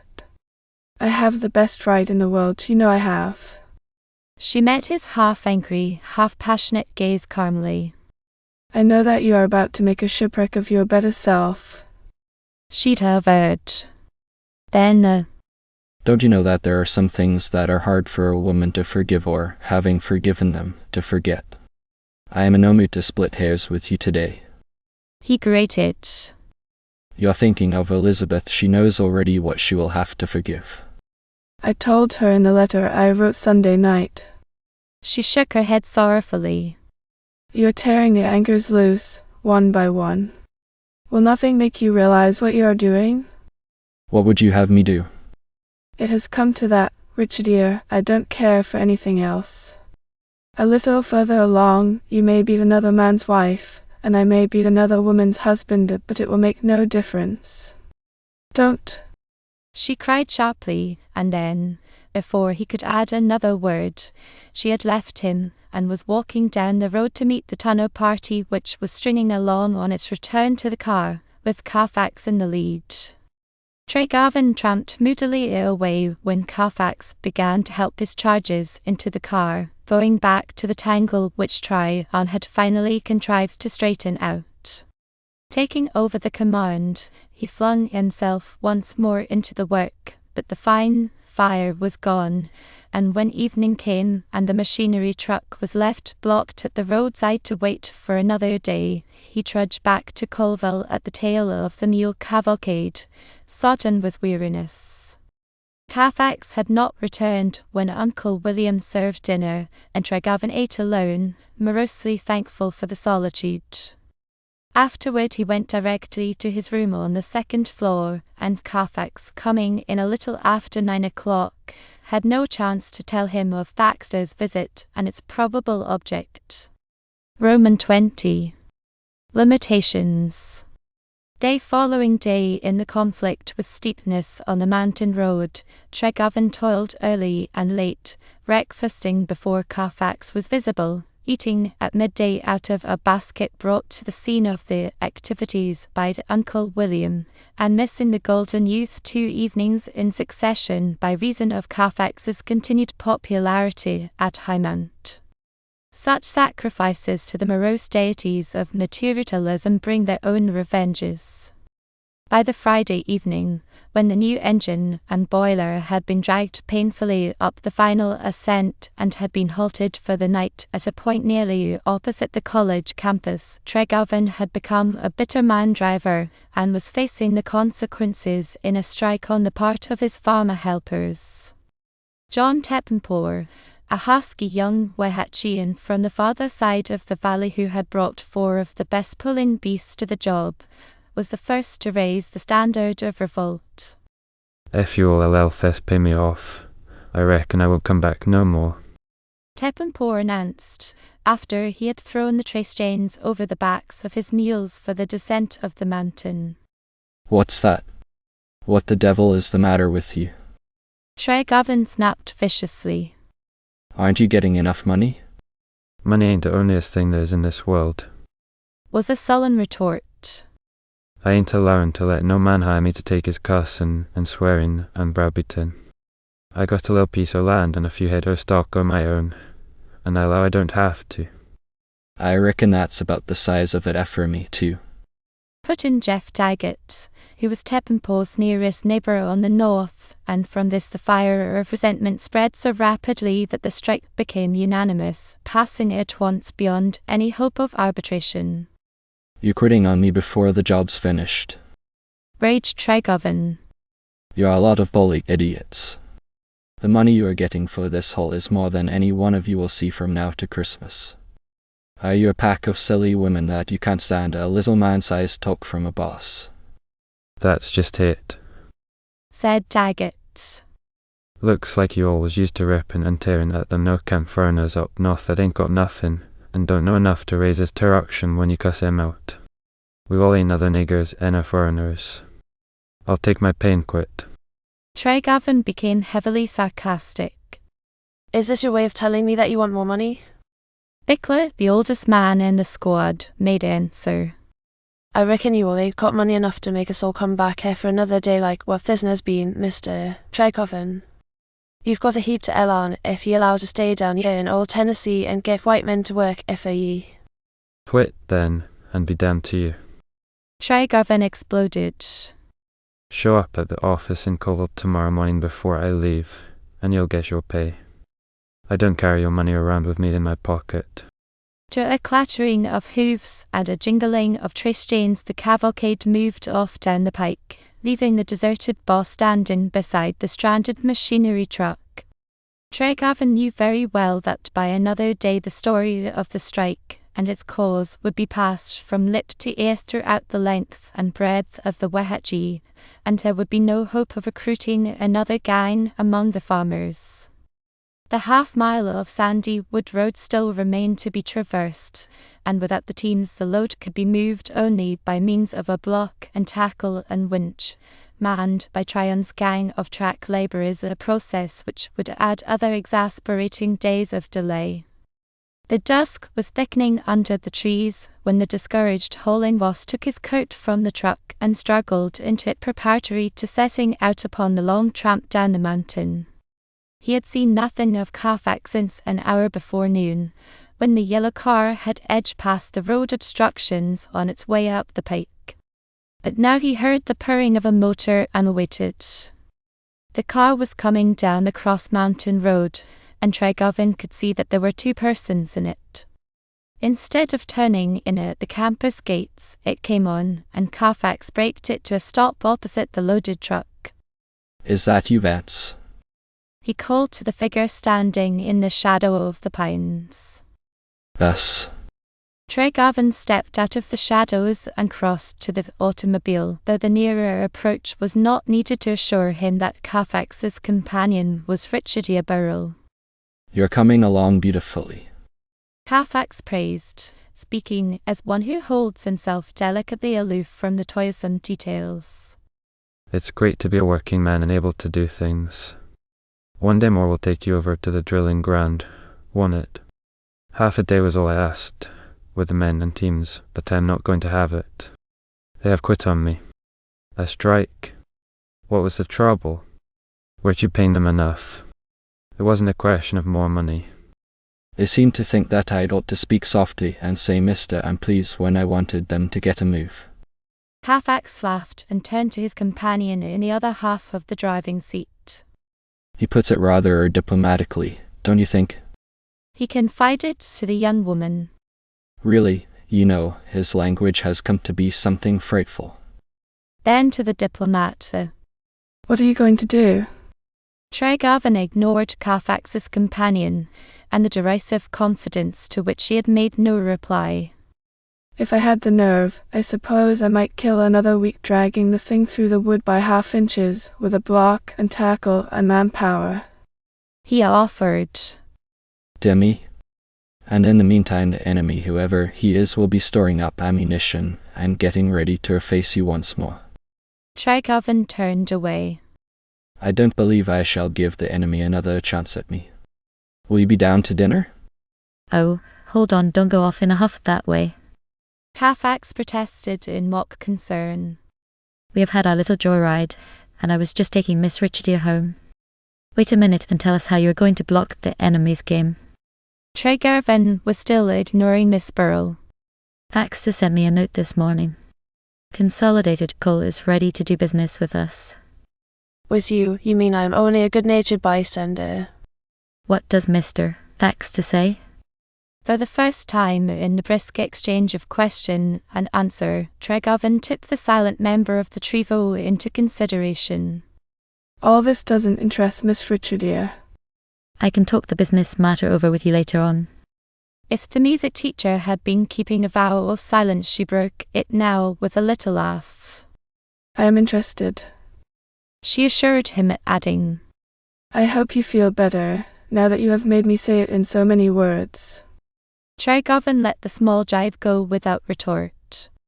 The offer of 100,000 for the Arco properties has been renewed in my behalf, Baxter tells me, but if I wish to avail myself of it, I must accept immediately. What is the keen rush? Carfax inquired. It is explained reasonably enough.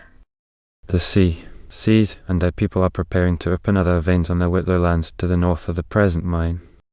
These plans are being held up pending my decision. If I sell out to them, they will probably abandon these plans for the present opening. Instead, the south vein, the one Baxter told us about, and using our tramway and coke ovens. Carfax seemed to have grown suddenly reflective. It rather puts you between two fires, doesn't it? He commented.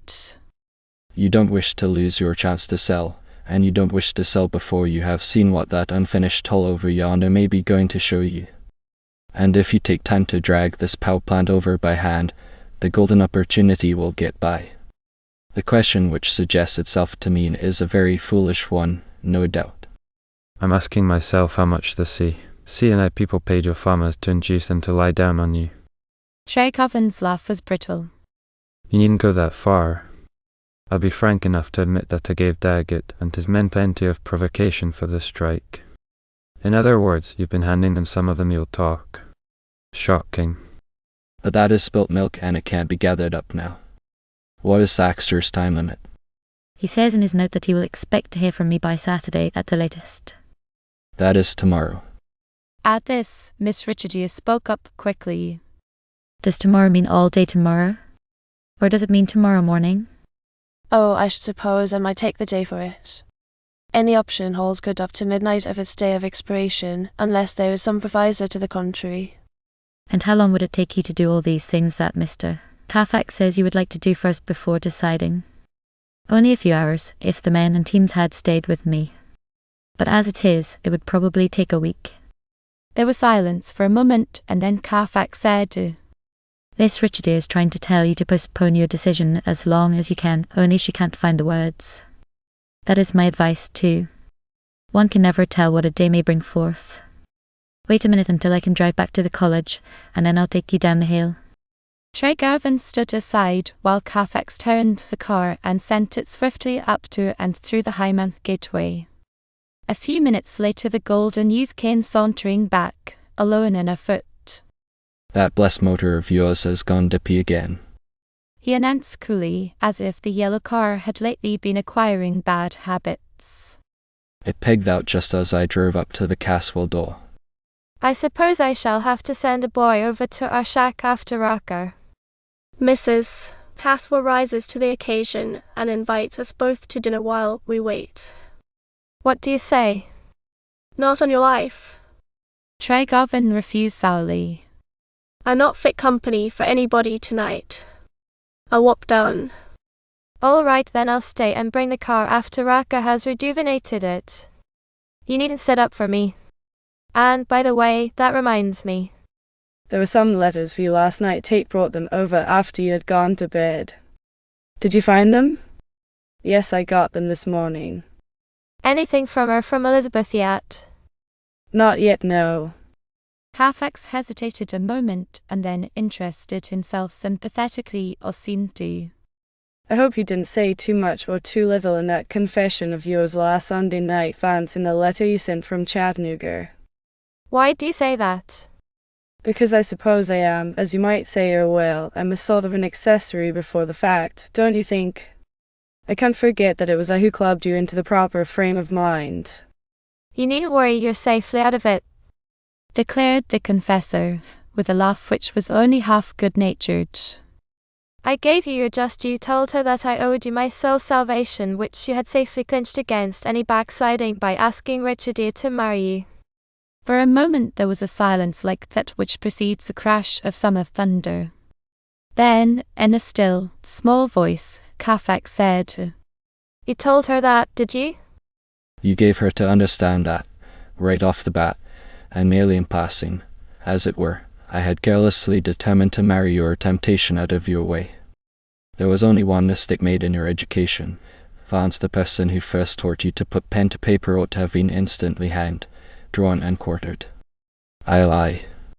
But here, apparently, speech failed him, and he turned abruptly to walk rapidly away toward Hymant, leaving Tregarvan standing, half remorseful and wholly bewildered, in the middle of the road. The bewilderment went with the two highly educated one a good part of the way down to Colville, and it certainly would have been increased if he could have known that, 5 minutes after he had turned the first curve in the winding pike below Hymant, the car which had been so lately reported out of commission had been mysteriously restored to a state of usefulness that, with a man and a woman in the driving seat, it had whisked through the campus portal, cut a perilous quarter circle at speed in the piked roadway, and had vanished in a thick cloud of limestone dust to the westward, leaving Mrs. Caswell's dinner to wait for its return. Roman 21. The Clansmen. Tregarvan turned out early in the morning of a Saturday, to be known afterward as a day of fateful happenings, largely from force of habit, since there was no mule cavalcade to be led to the Pisgah Heights. As on the 3 previous mornings, he breakfasted alone. In reply to his inquiry, Uncle William told him that the motor car was not in its shed, and the inference was that Halifax had spent the night as the guest of the Caswells. Some Edempo white men out yonder on departure waiting for you all, Mr. Tregarvan, the old negro announced, after the solitary meal was dispatched. Look like they's mighty grumptious about something, they does. Tregarvan went to the front of the building, where he had established a rude excuse for an office, and opened the door. The farmers were there, waiting for their pay, and the settlement was made without waste of words on either side. But after the money had been handed out, Daggett was moved to make peaceful overtures, natural kindliness having gotten the better of resentment.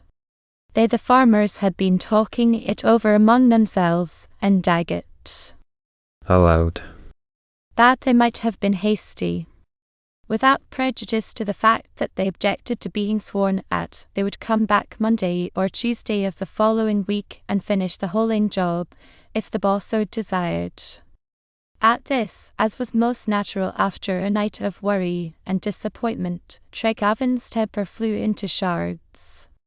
Not in 100 years, you won't. He exploded wrathfully. If I can't move that machinery without your help, it may stand right where it is until it rots. You've got your money, and I've learned my lesson. We're quits. And with that he shouldered his way through the group and went to rally Tryon and the track gang, marshalling the handful of labourers for the ascent of the mountain in the tramcar. Some half hour beyond this, the handful having taken a shortcut through the summit forest from the tramhead, Tregarvan found a sharp surprise awaiting him at the point on the pike where the truckload had been halted for the night. Scattered along the road or drawn up under the trees were dozen or more teams of all sorts and descriptions, row-bone mules in mismatched pairs, spans in which an ancient horse was harnessed with a mule or with another horse to the full as venerable, animals with backbones like ridge-poles, others posturing as the halt, the lame, and the blind, and, completing the makeshifts, a wagon drawn by a pair of diminutive bulls. The drivers of this new levy were harmoniously in keeping with their outworn stock, decrepit wagons, and row-patched harnesses, lank, sallow-faced mountain men of the McNab type, with a toothless patriarch of the McNab named to act as their spokesman. We understand here G1's was a need in Hopfer to pull Fisher load through the woods, said the aged spokesman, shrilling in a high, cracked voice at Tregarvan. Me and TH boys load we drap along and Ginny hist. How does he hitch onto that dark contraption? With a thumb jerk over his shoulder toward the loaded truck, Tregarvan recovered from his surprise in a rebound of heartfelt thankfulness. Here was manna from the skies, indeed. He asked no questions, made no ungrateful effort to pry into the whys and wherefores of the miracle. It was enough that the gods had relented. Treading softly among their adjectives, he proceeded to set his curiously assorted helpers, man and beast, in order, and the advance was begun. Oddly enough, the task ran smoothly, despite the makeshift pulling beasts and the prodigious inexperience of the drivers with any load so formidable as the engine-mounted truck. To offset the inexperience, there was a quiet and resolute willingness that was heartwarming after the exacerbating sullenness of the valley farmers. Tregarvan found that his normal good nature had not been slain, it had only been pushed aside, discovered also that hard words may make hard work. Turning the new leaf handsomely, he let the agile old patriarch do the bossing, and thus, rod by rod, the sandy half-mile was traversed and the goal in the old burying ground was reached. Just before noon, when the truckload had been pushed and pulled and inched into place in the glade, Carfax turned up, walking across from the school. His congratulations were profuse, but if he knew anything about the manner of the miracle working, he betrayed neither himself nor the secret. I was certain you'd find a way out of this strike trouble, he asserted blandly. I told the folks at the dinner table last evening that I had never seen you knocked out so completely that you were obliged to take the count. How did you do it? Tregarvan shook his head. I didn't do it, it was done for me. When I came up this morning with Tryon and the trackmen, the teams were ready and waiting. Somebody had rounded them up for me during the night. I have been charging it to you. Carfax's laugh was a sufficient negation of the charge. Do I look it? He demanded. If I do, I can prove an alibi. I spent a very pleasant evening with the Caswells and a bunch of the senior girls, and I am reasonably sure that I didn't walk in my sleep afterward.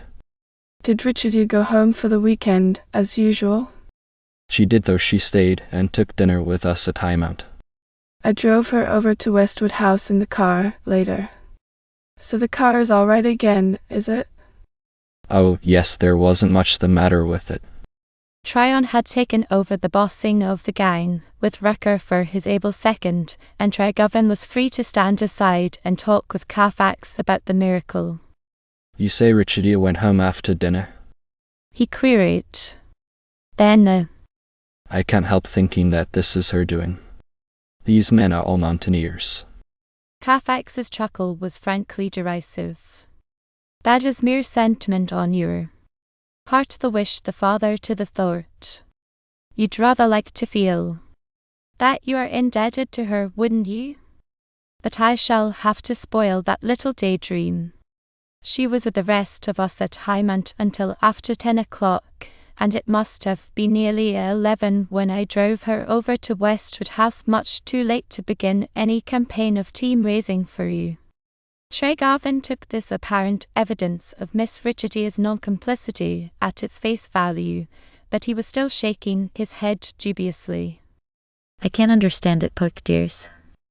These McNabs and their cousins might very properly have it in for me on the old score of the land lawsuit, and, as you know, we have been suspecting them, more or less, all along.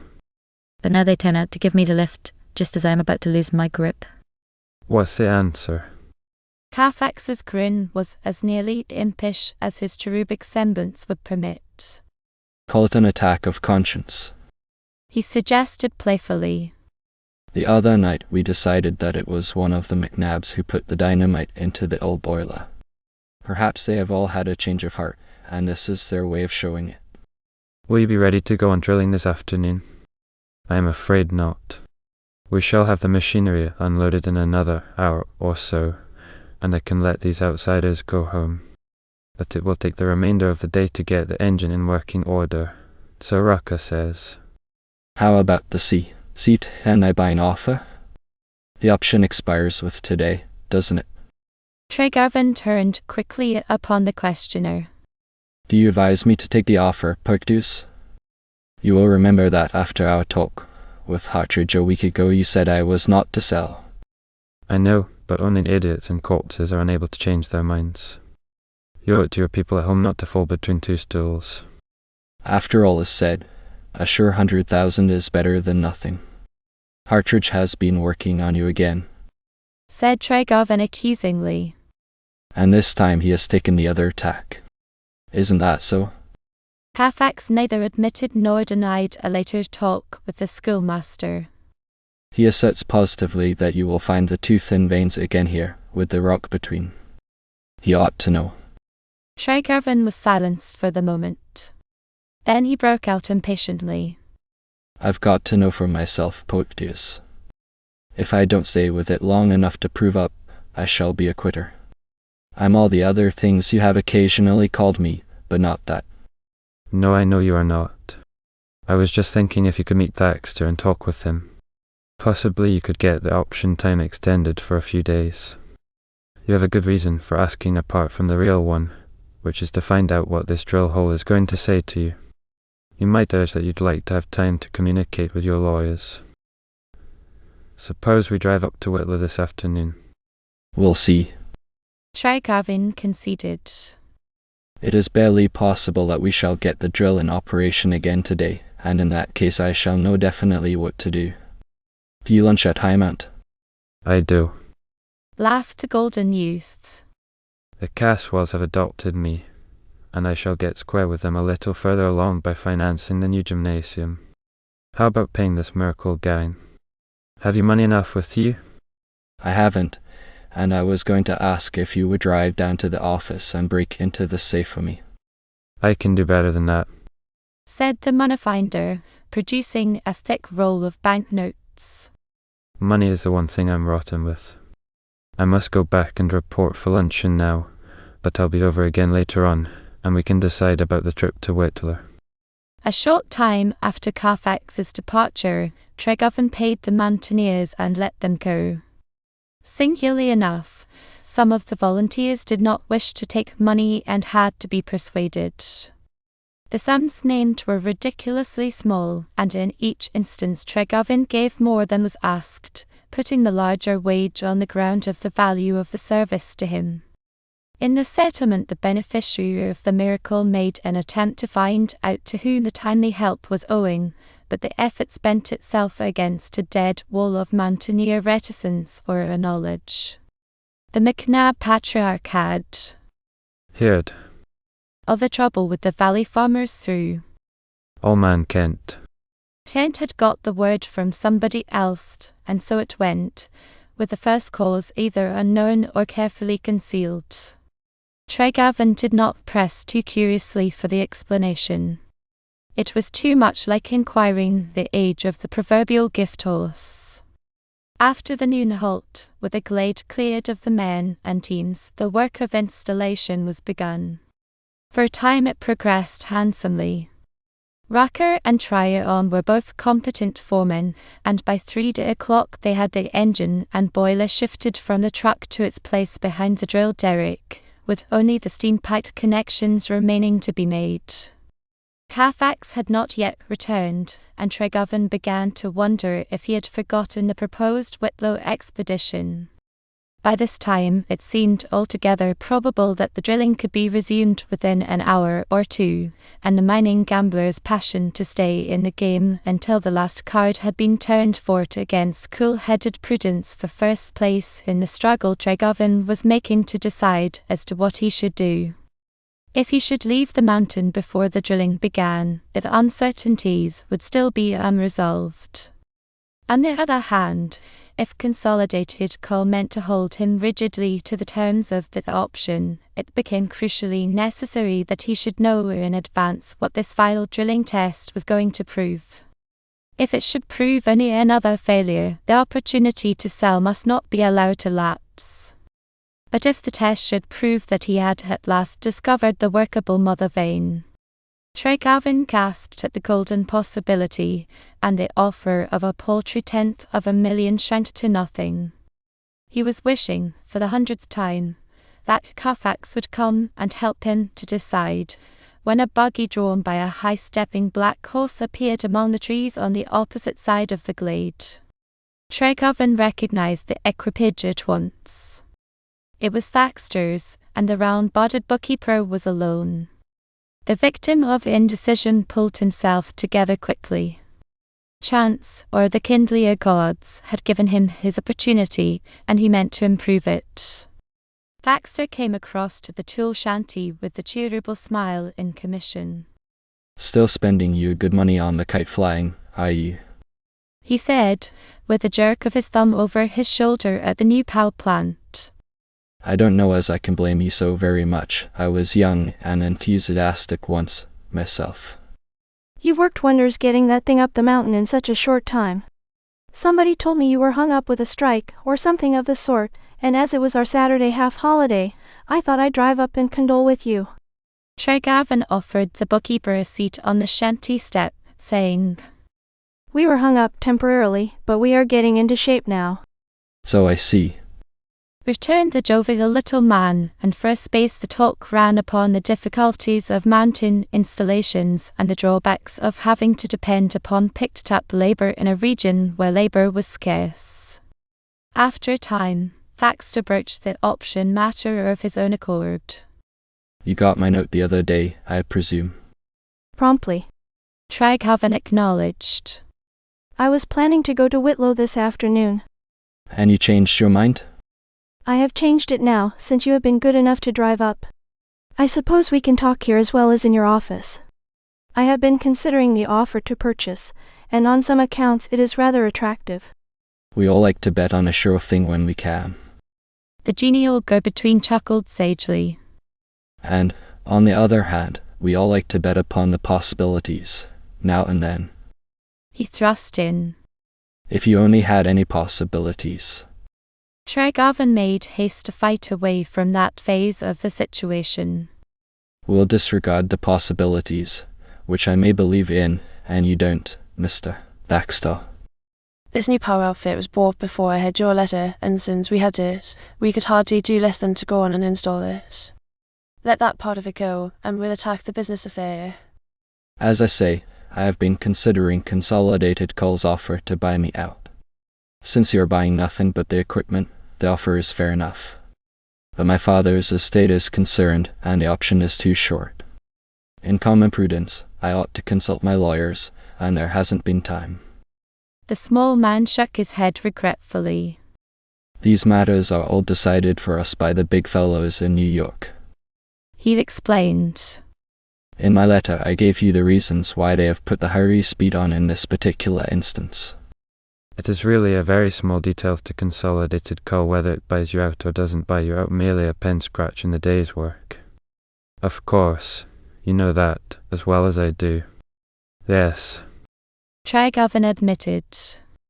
But in spite of that, I am going to ask you to take it up with the powers again, suggesting that they give me a little more time.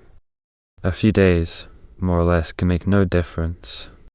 This time the bookkeeper shook his head more firmly. I should be risking my poor little job, Mr. Trygoven. I am only the humblest of understrappers in the big corporation, and if I should try to pull strings for you, some nippy chief clerk in the New York offices would tell me to pack my grip and get out. Then supposing you turn the papers over to me and let me do my own bargaining with headquarters. Trygoven ventured. It wouldn't do a particle of good, as you'd know if you had had any dealings with the great corporations. These things are mere matters of routine, and you couldn't break that routine with a sledgehammer, Mr. Trygoven. I'm awfully sorry, but I'm afraid the option will have to stand as it was made to expire at midnight tonight. Trygoven had one small shot in reserve and the time had arrived when it must be fired. In that view of the case, Mr. Thaxter, I am afraid I shall have to stay out, he said, hoping against hope that the shot might find its target. Once more Thaxter made the sign of regretful negation. From where he was sitting the bookkeeper had a fair view of the installation activities, and Trygoven could not help wondering if their rapid progress toward completion had anything to do with Thaxter's immovability. While he was waiting for the bluffing shot to penetrate, if it would, Raka came across from the new engine, carrying a piece of iron pipe with a valve attached, carrying, also, a ferocious scowl to emphasize his complaint. The machinery guys over in Chattanooga is a fright. He rapped out. That boiler dome is tapped for inch and a quarter pipe, and so is the engine, and they've gone and sent us this inch and a half throttle and pipe connection. What deal am I going to do about that? I'd like to know. Trygoven grasped the new obstacle and his own fierce impatience firmly by the neck, and refused to make a profane show of himself for Thaxter's benefit.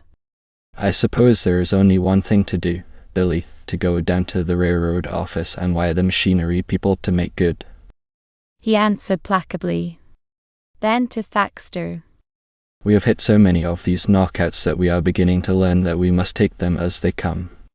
And with that, he scribbled a telegram on a leaf of his notebook, tore it out, and gave it to Rucker.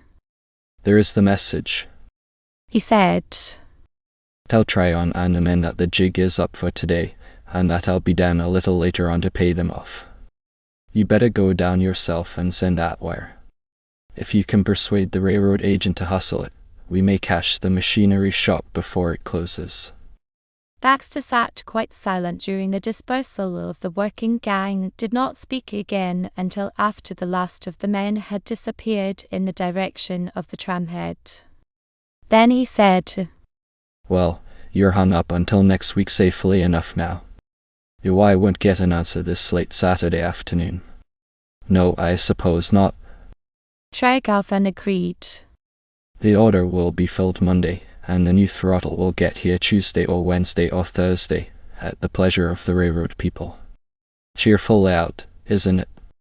You certainly have bad luck enough to discourage most young men, said the bookkeeper, as one who would not withhold sympathy where sympathy is due. Do you know, it simply grinds me to be the one to add my bit to the aggregation. I've half a mind to take a chance on the thunder and lightning and ask New York for that extension of time for you. You might reasonably hope to hear from your Philadelphia attorneys by Monday or Tuesday, don't you think? Trygoven snatched at the concession avidly.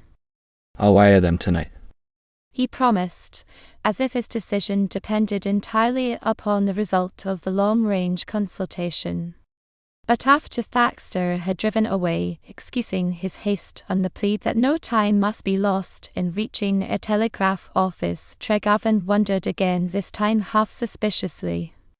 Why had Thaxter changed his tune so suddenly?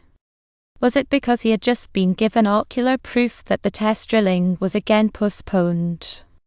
The more Trygoven thought of it, the more plausible the assumption grew, and he was almost ready to call it a fact when, an hour later, Carfax put in an appearance with the motor car.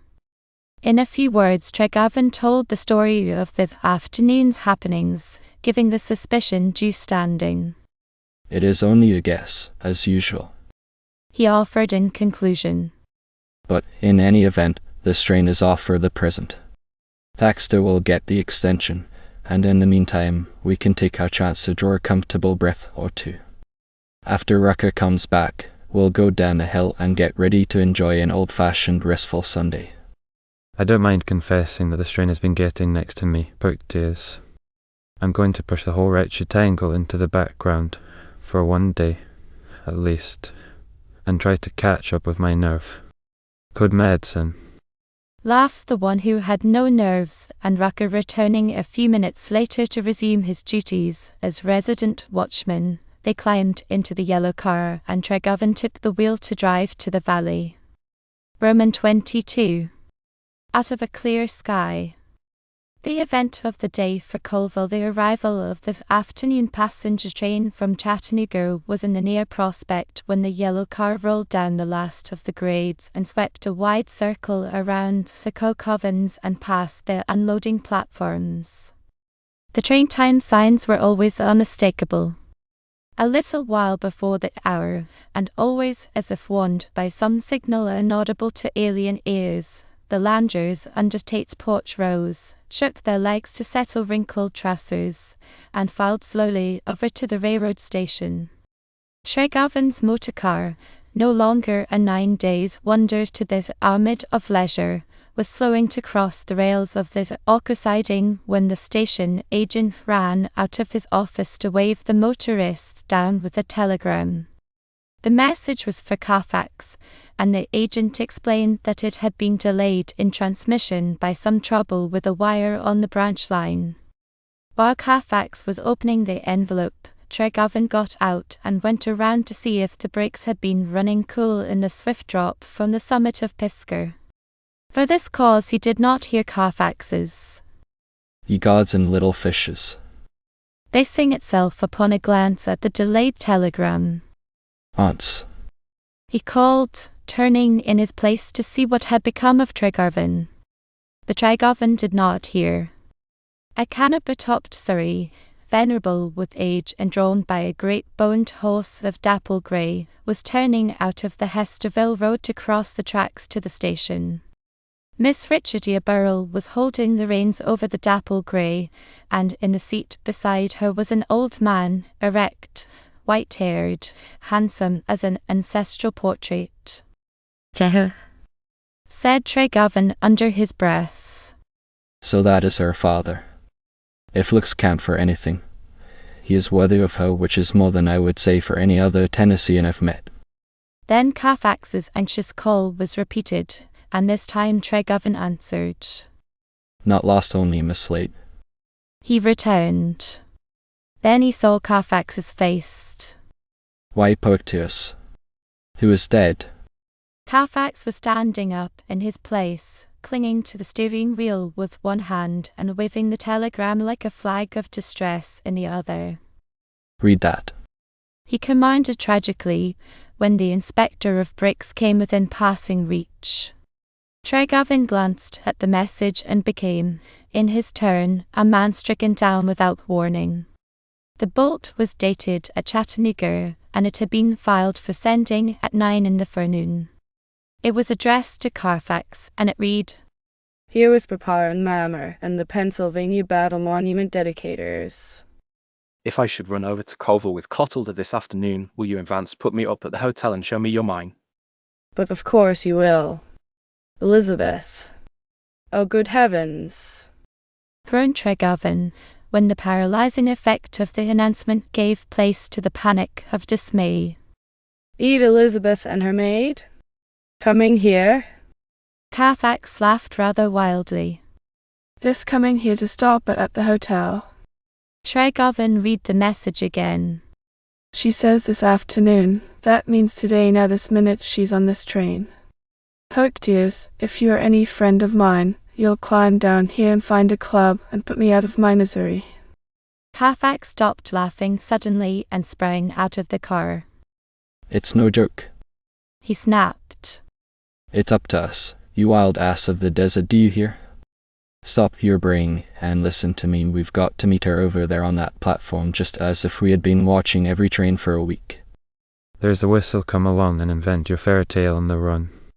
They did not crowd too eagerly to the front when the three-car train drew up to the platform. There were terms to be agreed upon, things which might be said, and things which must not be said. Thus it happened that an exceedingly handsome young woman, in a modish travelling hat and a brown coat, and followed by a French maid bearing impedimenta, was helped from the car step by the brakeman. Charge! Carfax commanded, in a hoarse whisper, but before they could do it, Miss Richardier slipped through the ranks of the platform loungers, put her arms quickly about the handsome young woman, and kissed her with an "Oh, you dear thing," to go with the affectionate welcome. Tregarvan saw, gasped, swallowed hard, and the smile of greeting which he had called up for the emergency turned into a shocked grin. Get out in the road there and chunk me, he whispered to Carfax. And then Hooked tears. I'm a ruined man. They were together in the Boston Music Factory. Elizabeth has told me 100 times how she chumped with a charming little southerner without naming any names. And I've been writing her, oh, I tell you, I'm a dead man. All you have to do now is to get a wreath to lay on my coffin. You'll be needing the coffin if you don't buck up and catch the step, hissed Carfax, wherewith he dragged his companion masterfully into the circle of welcomings. The golden youth neither gave nor received the kiss of greeting, and he pointedly looked another way when Miss Wardwell offered her cheek for Tregarvan's cousinly salute. Then he found himself shaking hands with Richardier's father, realized vaguely that the judge was taxing him reproachfully for not having consented to occupy one of the many bedrooms at Westwood House the night before, instead of returning to Hymanta. Realized also that Miss Wardwell was rallying Tregarvan gaily upon his discomfiture, accomplished by means of the jesting telegram. "Surely it didn't mislead you too, did it, poke dears?" she questioned, turning to Tregarvan's accomplice. Vance is trying to tell me that he took it harder than he did. Then she explained to Judge Burrell. I sent a wire to these two from Chattanooga, you know, asking them if they could put me and Clotilde up at the Colville Hotel. By the way, Cousin Vance, where's the hotel? Then again to the judge. You see, I guessed, from what Richardier said in her last letter, that they didn't know I was invited to Westwood House. Van said it. They got the telegram only a few minutes ago. Tregarvan backed out of the group and fanned himself with his hat. There were still traces of the shocked grin to temper the mask of feverish anxiety which was slowly displacing it. Everything he had ever written to Elizabeth about Richardier, everything he had ever told Richardier about Elizabeth, clamoured for instant recollection and revision in the light of the unnerving fact that the two of them were here on the Colville platform, together, as friends of long standing. The train had moved on, the loungers were dispersing, and Miss Burrell was leading the way to the venerable Surrey. "Mr. Carfax has promised me that he will drive you up to Westwood House tomorrow." I think he will be very sure to come now, she said, after Tregarvan had flogged himself into some livelier sense of the requirements of the moment. Then she added, You may come as early as you please. I think I shall be very ill tomorrow, he returned gravely, as he handed her into the carriage. These sudden shocks are very bad for the heart. Then, while Carfax was helping Miss Wardwell to the front seat with the judge, "I didn't believe you could be so wicked." "I am not the wicked one," was the quick retort. "I tried to tell you last Wednesday. That was why I asked Mr. Carfax to drive down to where you were working. But you wouldn't let me. If I'm not too ill to come, you must let me see you first, before I—" Tregarvan was beginning, but Miss Richardier was not willing to be dragged even into the vicinity of things confidential. "Herein," she said to Miss Wardwell. "Mr. Tregarvan is intimating that we have made him ill between us." Then she spoke to her father. Judge Burrell, You will please command these 2 young gentlemen to report to you tomorrow at Westwood House, do you hear? The judge gave the invitation in due and courteous form, and Carfax accepted promptly for himself and for Tregovan. After which the big dapple grey, mildly urged by his master, began to jog up and down, and the age-worn surrey crept out of sight around the bow of her rank of Kirkovans. We might have offered to take them up in the motor, said Carfax, when the afterthought had been given time to come to the surface. You might have. Tregovan returned moodily. I wouldn't trust myself to drive a wheelbarrow in the present state of things. Carfax was about to swing himself behind the wheel to drive the car over to its shed, and he paused with a foot on the running board. When it comes to wrestling with the fateful tangles, you haven't so much the best of me's as you may think you have, thanks to your little gift of letter writing, he remarked darkly. Tregovan walked across to the office building while Carfax was housing the car, went to his room, and was visible no more until Uncle William called him to dinner. At table he ate like an ogre, a sure sign of disturbment, and refused to rise to any of the small conversational baits flung out by Carfax. But afterward, over the tobacco jar, there were things to be said, and he said them. Hooked he is. I believe I'll write my will tonight and let you witness it. He began. The easiest thing for me to do now is to go and offer myself to the chief of the Bureau of Tests as a candidate for the poison squad. Meaning that Elizabeth is here to answer your letter in person, queried Carfax. There's nothing so very deadly about that, is there? That remark shows how little you know women. I was perfectly frank with Elizabeth, as I told you, but of course I didn't write as I should have written if I had known that she and Richard were bosom friends. Now they will proceed to exchange confidences and compare notes if they haven't already done both in their letters to each other. And what the comparison will leave of me won't be fit to fling to a starved puppy. Carfax smoked in silence for quite some time before he said, How they may stick pins into you, to your face or behind your back, seems a very inconsiderable factor in the case to me, Vance. The deadly part of it is that you are still in love, or you think you are, with Richard E. Burrell, while you are going to marry Elizabeth Wardwell. No. Tregovan objected, staring gloomily into the fire. That isn't the worst of it. There's a still deeper depth. I can't help being the one or doing the other. Carfax began to show signs of becoming restive. If Elizabeth only didn't care so much for you. Then he took a new tack. You didn't tell her all you ought to have told her in that letter, Vance. If you had, you wouldn't be dreading the actual showdown as you are now. Which means that you still have it to do.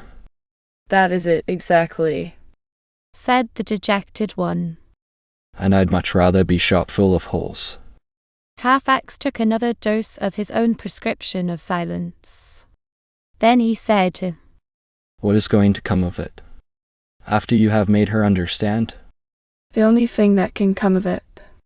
While I have insisted, and still insist, that there has never been any sentiment wasted between us, the fact remains that Elizabeth is a woman, and she isn't going to sit down meekly and say, All right, Vance, dear, never mind, when I make her understand that I have been trying my hardest to make love to another woman. She has plenty of spirit. She can fairly set you afire with those brown eyes of hers when the occasion demands it. Well, said Carfax, it will be all over but the shouting then. She will doubtless tell me what she thinks of me and break the engagement there and then, or try to. But that is the one thing I can't let her do, poet dears. She needs the Uncle Bayard legacy, and I mustn't let her lose it. Carfax got up and reached for the matches and his bedroom candle. No, he said slowly. You mustn't let her lose the legacy. To a man up a tree it would seem that the money is about all she is going to salvage out of the wreck. With which unkind daggering of the sinner whose sin had found him out, he went to bed. Roman 23. At Westwood House. This autumn Sunday afternoon figured as the flawless half of a day of perfection, with the sky a vivid blue and the hardwood forest of the mountain top lately touched by the first sharp frosts, a riot of gorgeous colouring. On the broad veranda of the ancient manor house of Westwood the conversation, which had been desultory at best, languished in sympathy with the reposeful spell of time and place and the peaceful surroundings. With a gently worded phrase of apology to his daughter's guest, the judge had pleaded an old man's privilege, dragging his chair to the farther end of the veranda and lighting his corn cob pipe in courteous isolation. Tregarvan marked the bit of old-fashioned chivalric deference to Elizabeth, and wondered how many men of his own generation would be as thoughtfully considerate of the small amenities. The thought was one of a series emphasizing the gross incredibility of the theory involving Richard's father in the conspiracy against the Archer. That the white-haired, rudder-faced Chesterfield of Westwood House might challenge an antagonist, give him the choice of weapons, and afterward kill him unflinchingly, was easily conceivable. But that he would descend to the methods of the dynamiter or the midnight assassin was momently growing more and more unbelievable. With Elizabeth for his vis-a-vis in her broad-armed veranda chair, Tregarvan was finding it increasingly difficult to fix his attention upon the Archoian mysteries. For some reasons, the unfamiliar surroundings, the gap of absence so suddenly and unexpectedly bridged, or because there was some subtle change in her, his cousin was singularly reticent. While the talk remained general, she took her part in it, but whenever it threatened to become a dialogue, Tregarvan was instantly made to feel the raising of the barometer. Since the guilty flee when no man pursueth, Tregarvan fancied he need be at no loss to account for Miss Wardwell's attitude. She had doubtless received his confession letter, though no mention had been made of it, and beyond that, she and Richard had in all probability been comparing notes. He could feel the presence of the Damoclean sword suspended above his head, and was looking forward joyously to the moment when chance, or design on the part of Carfax and Richard, would give Miss Wardwell her reproachful opportunity. The dreaded moment came when Miss Richard, who had been discussing autumn flowers with Carfax, asked the golden youth if he would like to see her chrysanthemums and asters in the sheltered poser patch in the rear of the manor house. And when they were gone, Tregarvan was left alone with his responsibilities. It was Miss Wardwell who first broke the little silence which followed the departure of the flower-seekers, and her manner was distinctly at variance with her accustomed attitude of serenity and self-possession, was rather the manner of one marching reluctantly but firmly up to the mouth of a loaded cannon. Were you tremendously shocked yesterday afternoon when you learned that I was coming? She asked. It is no use to deny it. He confessed bravely. It was a complete surprise, as you probably intended it to be. No, I didn't intend it until just at the last. Richard has been asking me to come down, as she knew a week or more ago that I was coming. I supposed, of course, she would tell you, and didn't know that she hadn't told you until I received her last letter, just as we were leaving. You came with your father and mother? Yes. Pennsylvania has been building some monuments on the old battlefields, and Papa is one of the commissioners. He and Mama didn't particularly wish to be bothered with me, I imagine, but I had to come. Have you guessed why, Vance? Tregarvan thought he knew the constraining reason very well, indeed, but he was not quite courageous enough to say so. Instead, he temporized, as a man will, postponing the instant when the hair-hung sword must fall. I'm the poorest of mind-readers. He protested. I can't even read my own at times. But I suppose you have my letter, and you thought it ought to be answered in person. I have had many letters from you. Which one do you mean? The one I wrote a week ago today in the hotel in Chattanooga. She shook her head slowly. No, your last letter was written 2 weeks ago, and it was postmarked Colville. I remember you said you were writing after Poictiers had gone to bed. Tregarvan groaned inwardly.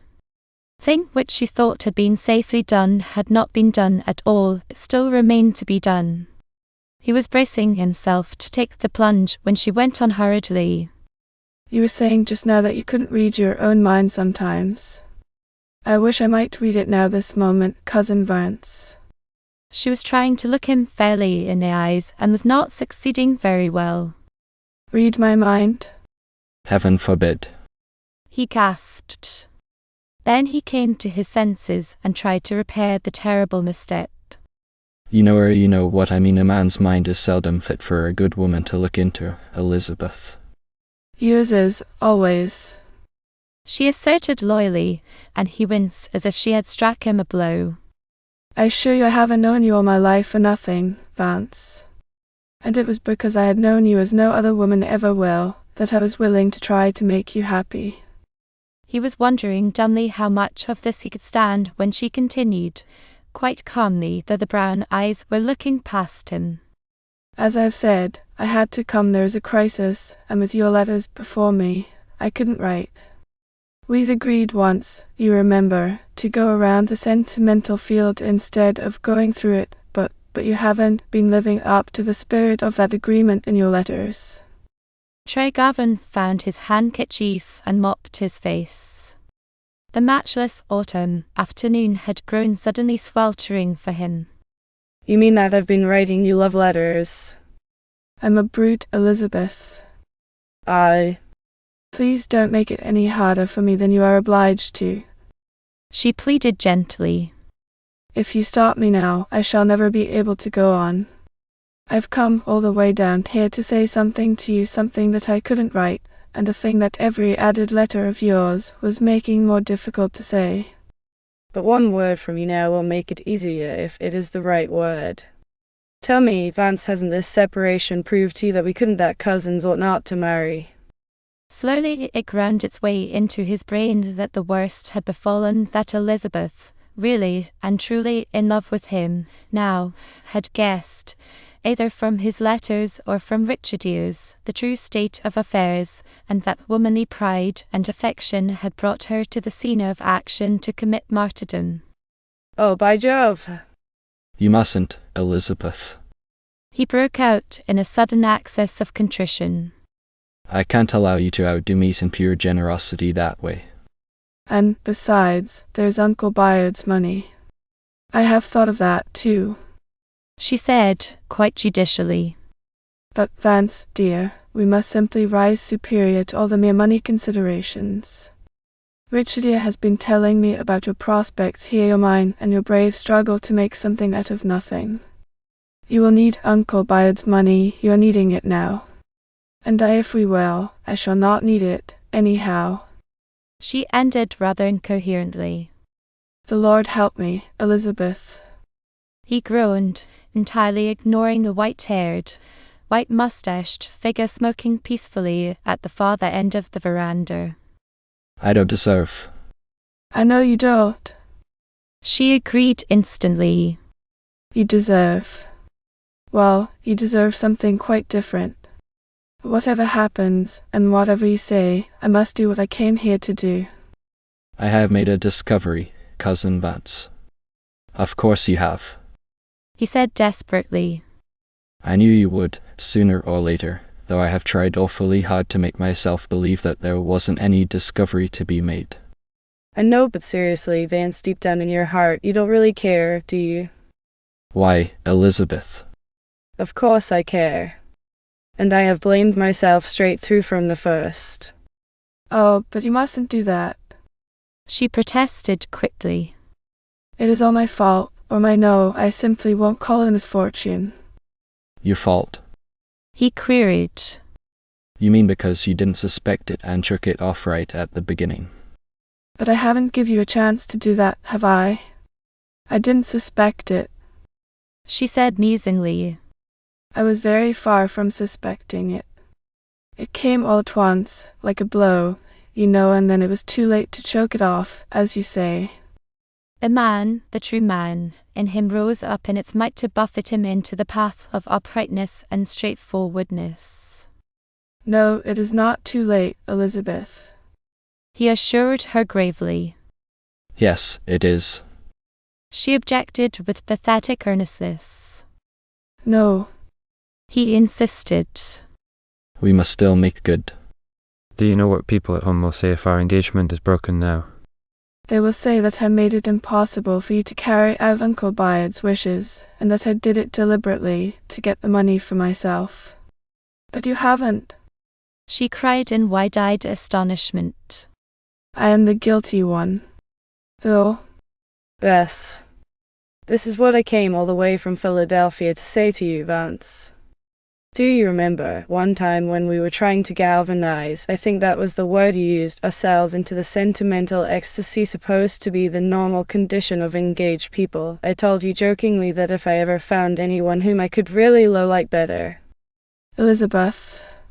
She nodded, soberly, and looked away from him. Yes, it is true, and I had to come and tell you. You may despise me, it is your privilege. Tregarvan got up and took the necessary step to the veranda end, which gave him the view into the rearward flower garden. They were there, Carfax and Richardier, bending together over the chrysanthemums. When he turned back to face his cousin, he was smiling grimly. As our cattle ranching cousin in the West would say, you mustn't rawhide yourself too severely, Elizabeth. Leaving the dollars out of it, and I'll find a way to leave them out if I have to throw them to the birds. I'm getting about what I deserve, which is the glad hand all around the block. You are bitter, and I can't blame you, she said, with something alarmingly like a sob at the catching of her breath. But really, at the very bottom of it all, you don't care so very much, do you, Vance? Don't I? I'd be a mighty good specimen of the Superman if I didn't care. Who is this fellow who, coming after me, is preferred before me?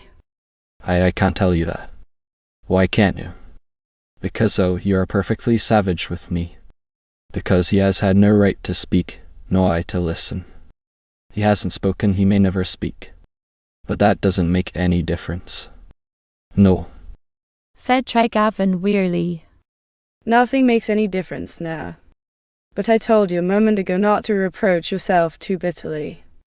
I am in precisely the same sort of a boat myself, Elizabeth, without your good hope of getting ashore. Though. Once. The grim smile came again, and he said, though rather in shame than in malice, It hurts a little, doesn't it? When it is the other way about. For nearly a week I have been thinking that you knew.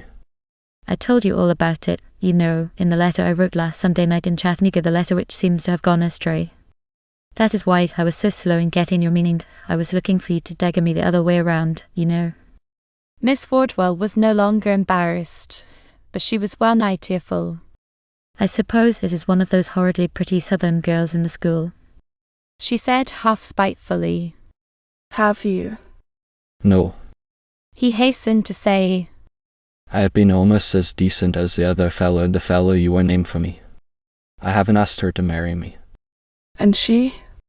She is going to marry a man old enough to be her father if she doesn't reconsider and marry a young donkey of a millionaire. Rocco, following an order which had been given him earlier in the day, was tooling the yellow car up the weed-grown carriage approach, coming to drive the two young men back to Colville. Also, Carfax and Miss Burrell were returning from the Posa patch. Miss Wardwell stood up and put her hands into Tregarvan's. I'm sorry and happy and miserable all in the same breath, she said. I shall be here for a few days. Papa and Mama are going over to the Shiloh battlefield after they leave Chattanooga, and I shall stay until they come back. You'll come again, won't you? He was able to smile down into the brown eyes of beseeching. The stab vanity pain was passing a little. Most certainly I shall come, as often as you can get me an invitation, and as my job on the Arca will permit. I don't propose to lose my best cousin just because I happen to have lost a lot of other things. This was the keynote of the cheerful tone which he contrived to preserve throughout the leave takings. But at the car boarding, he let Carfax have the tonneau to himself, taking the seat beside Rucker for the better chance it offered for a needed interval in which to bind up the wounds of the pièce d'amour proper. Roman 24. The unknown quantity. When the yellow motor car, driven by Rucker with his customary disregard for speed limitations, had crossed the mountain and was approaching Highmount and the forking of the wood road leading to the old Negro burying ground, Tregarvan told the mechanician to stop and let him out.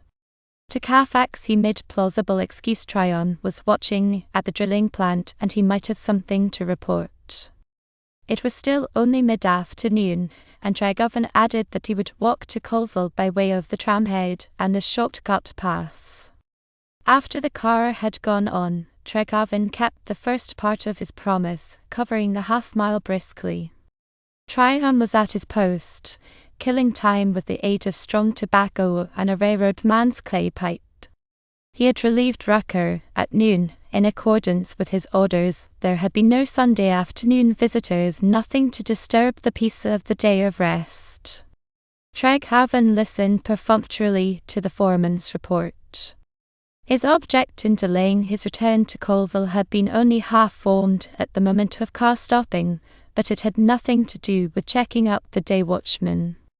The talk with Elizabeth and its astounding revelations had opened new vistas. With Elizabeth calmly proposing to marry someone else, if the someone else should ask her, a full half of the spur which had been driving him to fight the Arco battle to a finish was gone. Under the changed conditions, the sensible thing to do, after all, might be to close with the Coldtruss offer.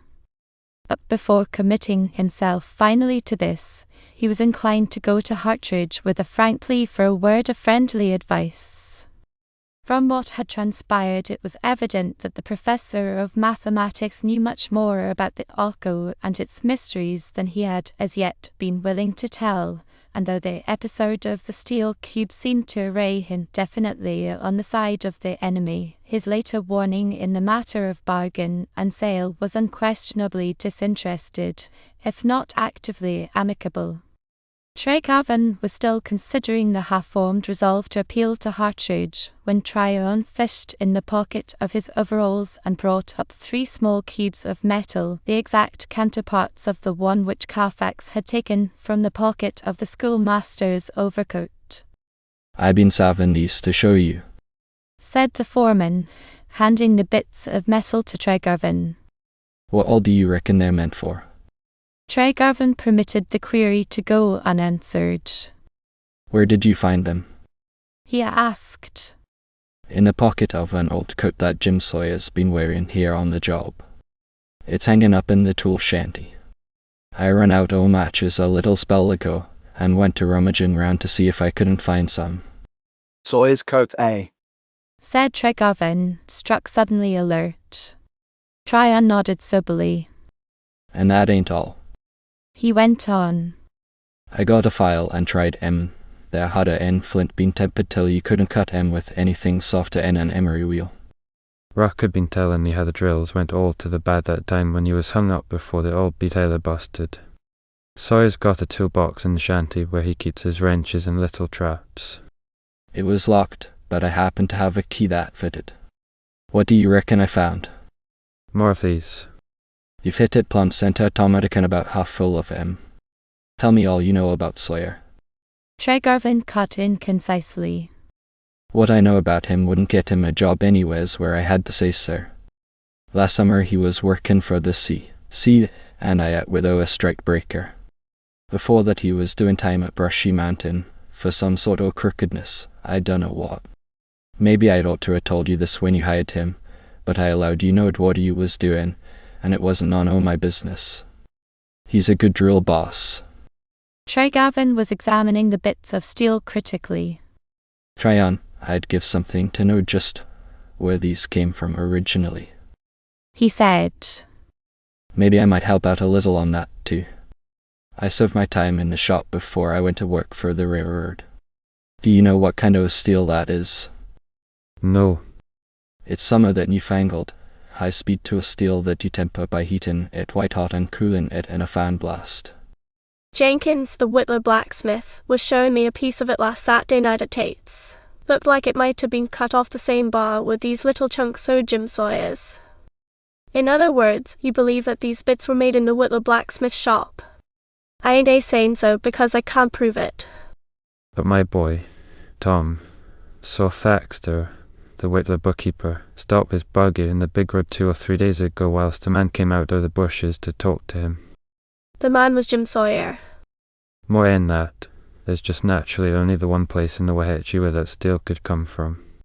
They've got it at Whitlow. I don't reckon there's another blacksmith shop in the valley that ever heard tell of it. Try on, you've done a good afternoon's work, said the master of Akko, dropping the 3 cubes into his pocket. We owe all of our hard luck, excepting the blown-up boiler, which may have been due to its own rottenness, to the sea. CLO with Thaxter pulling the strings and Sawyer doing the actual dirty work. Isn't that the way you have it figured out? That's about the way it ought to stack up, said the foreman. But somehow it don't G all the way round. You'd say it's mighty near a dead cinch that Sawyer was the one that doped the drill hole with these here slow downs, but right there the vein pinches out. Them 2 times that the walking beam fell down, Sawyer was the man that stood the best chance o' getting his head busted. Then you and Mr. Half-ex both saw the man that put the dynamite into the O.B. Tyler. I hain't heard neither one of you saying it was Sawyer. You'd a knowed him, wouldn't you? It wasn't Sawyer, said Tregavin definitively. Sawyer has a beard, and that man was smooth-faced. Just so, nodded the foreman. Then he drew his own conclusion.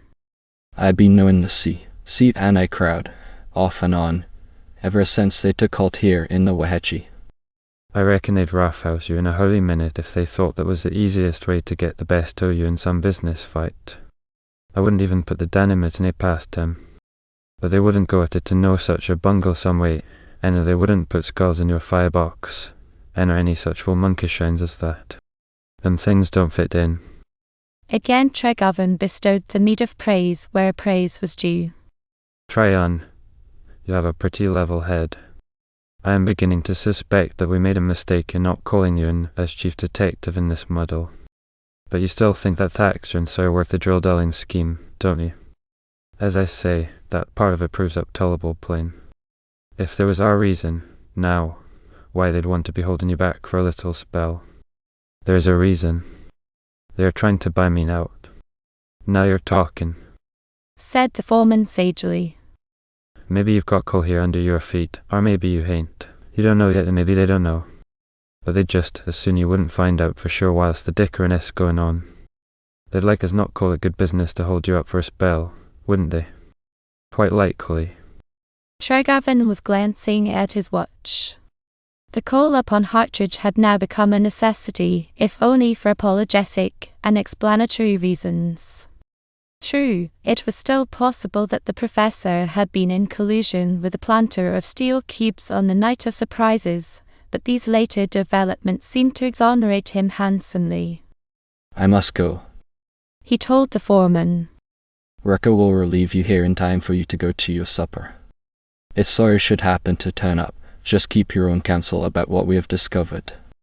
We'll deal with him and his bosses when the time comes.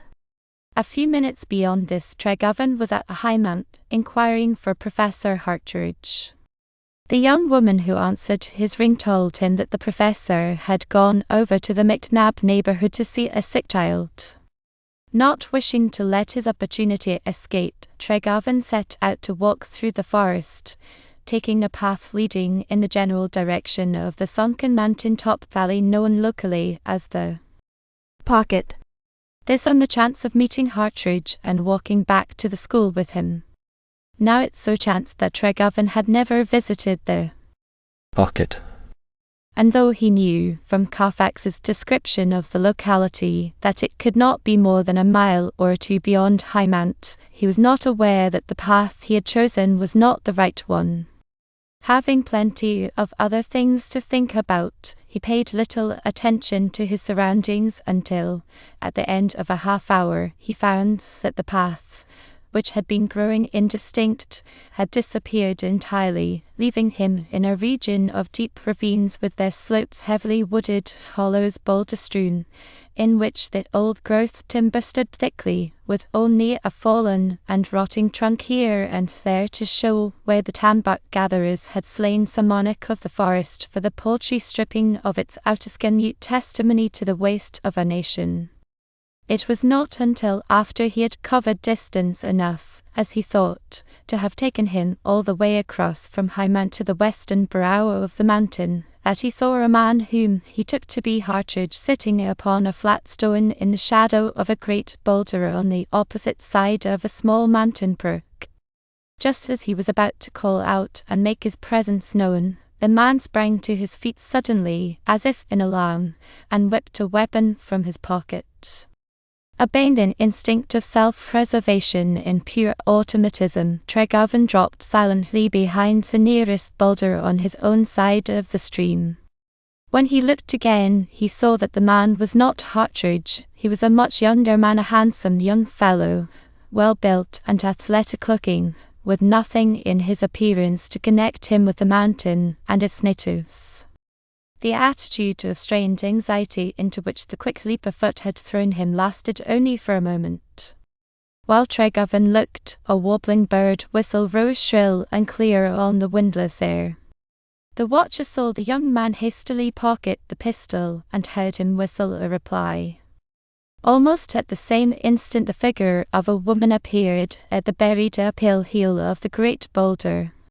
She stood for a moment in the yellow light of the westering sun, long enough for Tregarvan to recognize her beyond any question of doubt. Then she ran, slipping and sliding, down the leaf-carpeted hazard slope, to be caught in the arms of the waiting man. For a little time Tregarvan sat with his back to the sheltering boulder, trying to surround this latest and newest development in the maze of mysteries. Slowly it came to him that this was the explanation of Richardia's attitude, the reason why she had slipped aside, masking the true state of affairs and rebuffing him by seeming to accept the attentions of Carfax. One by one the corroborative inferences fell into place, each fitting with exact nicety Richardia's piquant reticences, her half-confidences which had always stopped short of revealment, her little flights to the shelter of detachment whenever the talk threatened to lean toward sentiment. All these were signs which might have been read, which were plainly readable now in the light of the small tableau staging itself in the shadow of the great rock on the opposite hillside. Tregarvan peeped again. It was most obviously a lovers' meeting. The young man had drawn the judge's daughter to a seat beside him on the flat stone, and he still had his arm about her. They were talking eagerly in low tones. Tregarvan could hear only a murmur of voices, but Richardia's face was toward him, and in it he reread his complete effacement. In a series of revealing flashes, more of the corroborative fragments whisked into place. He had been blind not to see the pointing of certain playful allusions made now and then at the Caswell's dinner table and aimed at the music teacher. Doubtless, to the small world of the mountain top, these Sunday afternoon trysts in the forest were an old story. But why were they clandestine? That answer fitted itself promptly. By all accounts Judge Burrell was a person of shrewd prejudices. Quite possibly he disapproved of this young man who had stolen his daughter's heart, and perhaps the disapproval was not entirely without reason. Tregarvan recalled the signs of perturbation and the sudden pistol drawing which had preceded Richardia's appearance. In deference to a prompting which took its colour more from complete and hopeless chagrin than from any charitable scruples, Tregarvan squared his back against the concealing boulder and refused to look any more. While the pair crossed the streamlet kept their places, it was impossible for him to retreat undiscovered. The waiting interval was not unduly long. When he could no longer distinguish the murmur of voices, he ventured to peep again. The flat stone seat was empty and they were gone. The sun had dropped behind the mountain, and Tregarvan was tramping soberly through the lengthening wood shadows toward High Mount, when the frock-coated figure of the professor of mathematics loomed suddenly in the path ahead. At Tregarvan's call, Hartridge stopped and waited. "This is a pleasant surprise," said the schoolmaster with his genial smile. "Are you walking my way?" "Very pointedly," said Tregarvan. They told me at the college that you had gone to one of the McNabs, and I came out on the chance of meeting you. That was neighbourly, I'm sure. Returned the Master of Arts, catching the step. Am I to infer that you are going to let me be of some service to you? Tregavan's laugh was a trifle strained. It's a little that way. He confessed. But first I wish to say that I believe we have been doing you an injustice, Carfax and I. About the small cube of the metal known commercially as steel. Was the gentle inquiry. Precisely. I'm sorry we were not broad-minded enough to take your word in explanation. Then you have discovered the real culprit. For answer, Tregavan briefed the story of Tryon's findings. Oh, said the listener. Then my own impression wasn't at fault, after all. I saw the man under the drill derrick. I thought it was Sawyer, but I couldn't be certain. I assume you don't need to be told why he did it, or who bribed him to do it. No. For some reason best known to themselves, the C and I people do not wish me to drill that test hole in the old burying ground. Do you know the reason, Professor Hartridge? It was too nearly dark for Tregavan to see the quizzical smile which this query evoked, but he knew it was there. You're asking me as man to man, Mr. Tregavan. I am just that. I've been condemning you unjustly, and you now have a most excellent chance to heap coals of fire upon my head. You're making it impossible for me to hold malice. Was the genital response. I wish I could answer your question definitely, but I cannot. I do not know why Thaxter should wish to prevent you from drilling that particular test hole. You mean that I'm not going to find a paying vein of coal under the old burying ground? I am practically certain that you are not. Would you mind giving me your reasons? They are geological and conclusive. The strata under the glade are precisely the same as those occurring at your tram head. Moreover, if you will take the trouble to examine the ground at the foot of the cliff below your present location, you will find the coal outcrop a single vein, not over 20 inches thick. A little lower down you will find another, still thinner. Tregavan laughed mirthlessly. I asked you for bread, and you have given me a stone. He protested. Am I to assume that consolidated coal is better informed than you are, Professor? Hartridge's reply was guarded. No man is infallible, Mr. Tregavan. I speak only of the things I know. Then there is a chance that, in spite of your geological deduction, Thaxter and the men he represents have more accurate data. This time the professor's rejoinder was fairly cryptic. The earth holds many secrets. During the long interval in which the Arco properties were allowed to lie idle and uncared for, it was anybody's privilege to investigate them. I'm violating no confidence in saying that the people who are now trying to induce you to sell have made a number of surveys. They probably know your ground foot by foot. Once more Tregavan found himself confronted by the dead wall of Hartridge's reservations. That the professor was making reservations he did not doubt for an instant. There was still some bar to perfect frankness, and he seemed powerless to break it down. In sheer desperation he shunted the talk to the field of the obstacles. It seems to be conclusively proved that the drill dulling is chargeable to Thaxter, acting through the man Sawyer, he said. But Tryon refuses to believe that the other harassings have been inspired by the trust. They had reached the high-mount boundary, and Hartridge paused with his hand on the gate latch. I am entirely at one with your foreman in that belief, Mr. Tregavan, he rejoined. Now that we are again upon amicable terms, I may confess that I have been greatly interested in the problem which these harassments have presented, the solving of problems being one of my small recreations. Did you leave an enemy at home who would be vindictive enough to follow you here? Tregavan shook his head. So far as I know, I hadn't an enemy in the wide world when I came here. Then you have developed one in situ, as it were, and a very unscrupulous one. Have you formed any theory of your own? None that is worth considering. At first, I suspected the McNabs, fancying that their enmity might be a holdover on account of the old lawsuit about the land titles. That was before I knew that I had two of them working for me in the drill game. Later I am ashamed to confess it, I thought that possibly Judge Burrow might have passed the word that I was to be driven out. That was a pure absurdity, of course. Quite so, said the professor. The judge is entirely incapable of doing such a thing, bitter as some of his prejudices are. It need not be denied that he was prejudiced against you at first. One evening, when he was driving with his daughter, he visited your drilling plant and was greatly incensed at finding it in the old Westwood slave burying ground. But now you and Mr. Carfax have met him, and have eaten at his table, and this, to a man of his characteristics, salves all wounds. Besides, as a matter of fact, you owe the help which enabled you to place your new power plant directly to the judge. It was he who sent word to the mountain folk to turn out with their teams. You surprise me, said Tregovan. How did he know? Hartridge smiled amiably. You're not wholly in Mr. Carfax's confidence, it would seem.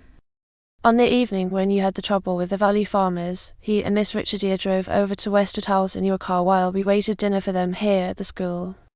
And the next morning, presto, you had your help. You are guessing at this? Not wholly. I have just been to the pocket to see Sil McNabb's little daughter, who is sick, doctoring people being another of my small recreations. When I pressed him, Sil told me that the order to help you came from Judge Burrell, and that it was put upon the score of common neighborliness.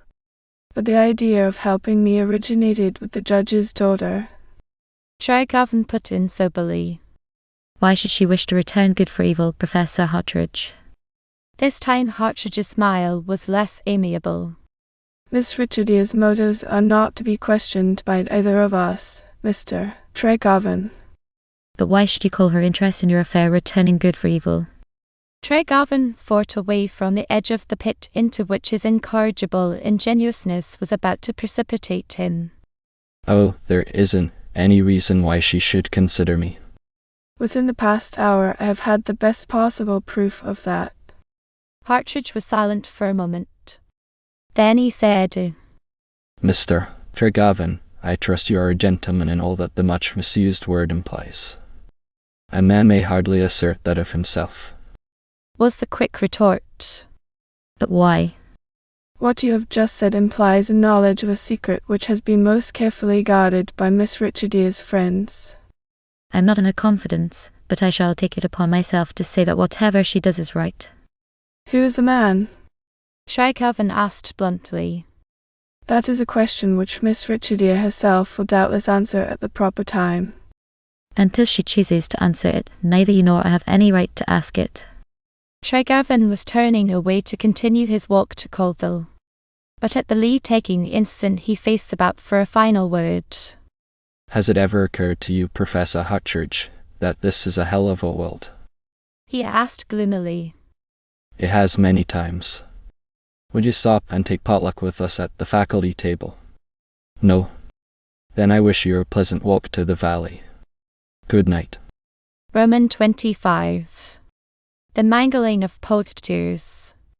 Upon leaving Highmount, Tregovan took the short-cut path down the mountain, and was only a few minutes late for the dinner for two served by Uncle William in the office dining room at Colville. Though he had plenty of thought material of his own to work upon, he could hardly help observing that Carfax ate abstractedly and was unusually silent. While the old negro was coming and going, the talk, what little there was of it, touched lightly upon the visit to Westwood House, but after the table was cleared Carfax got up to stand with his back to the open fire and the commonplaces were thrust aside. When is it to be? He asked abruptly. Tregovan, who was still dallying with the black coffee, looked up with a crooked smile. When is what to be? He asked. You know what I mean. We gave you a chance with Elizabeth, Miss Richardier and I. I hope you're not going to tell me that you flunked it. The wry smile broke into a short laugh. Oh no, I didn't flunk it. But it's all over, poachers. I'm down and out. Carfax was trying to light a cigarette, but the match went black, and he did not seem to realize that he had no fire. So your crime has found you out, has it? he said, and the gentle tone seemed to accentuate rather than to soften the accusing assumption. Tregovan shook his head. It was the other way about. Elizabeth came down here for the express purpose of asking my permission to fall in love with some other fellow no names named. W.H. Watt. It is even so. And then you believed her? You didn't have sense enough in that thick head of yours to know that she was merely trying to save your face. Oh, no, you're off on the wrong foot altogether. She didn't get that letter I wrote her from Chattanooga, as she hadn't given me a chance to tell her about Richard here. It was perfectly straight. She has simply found the other man the right man, and she is honest enough to say so. Do you mean to say that you didn't tell her anything about your crookedness down here?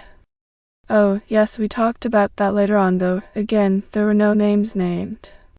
She jumped to the conclusion that my crookedness, as you call it, was with one of the pretty undergraduates at Highmount, and I let it go at that. There was no use of making a bad matter worse by dragging Richard Dere's name into it. Carfax took a pacing turn up and down the room, rug it to go and stand for a full minute staring out of a window at Uncle William's cookhouse, and then faced about to say, almost pleadingly, "You are sure she meant it, Vance?" Of course she meant it. She wouldn't tell me much about the other fellow, except to say that it was someone whom I knew, and who was too decent to try to break in while our engagement still held good. And she really would give the other fellow a chance, if he had the nerve to ask for it. It would be something better than a chance, I should say. Again Carfax took a pacing turn, coming back from it to drop into the chair opposite Tregovan. Vance, I am the other fellow, he said softly.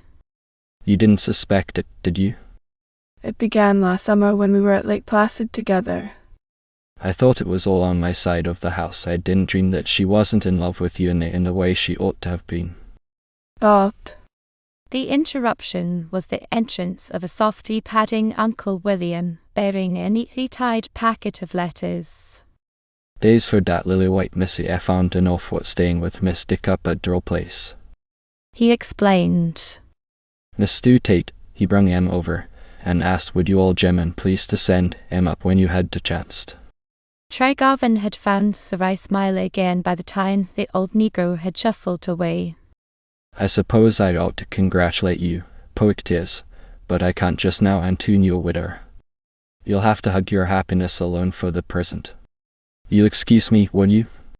But see here, how about this little side play with Richardia? You're not going to be allowed to play fast and loose with her, not while I'm here to prevent it. Carfax was absently fingering the packet of letters. Hold on, Vance, he broke in. You've been saying, all along, that this last attack of yours with Richardia was the real thing, that there was no sentiment between you and Elizabeth. That's all very well, said the attacked one in a fresh thrill of self-fatigue.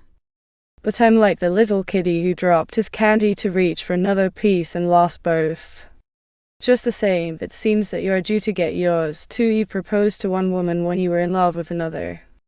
What did Richardia say to you when you asked her to marry you? That's what I want to know now.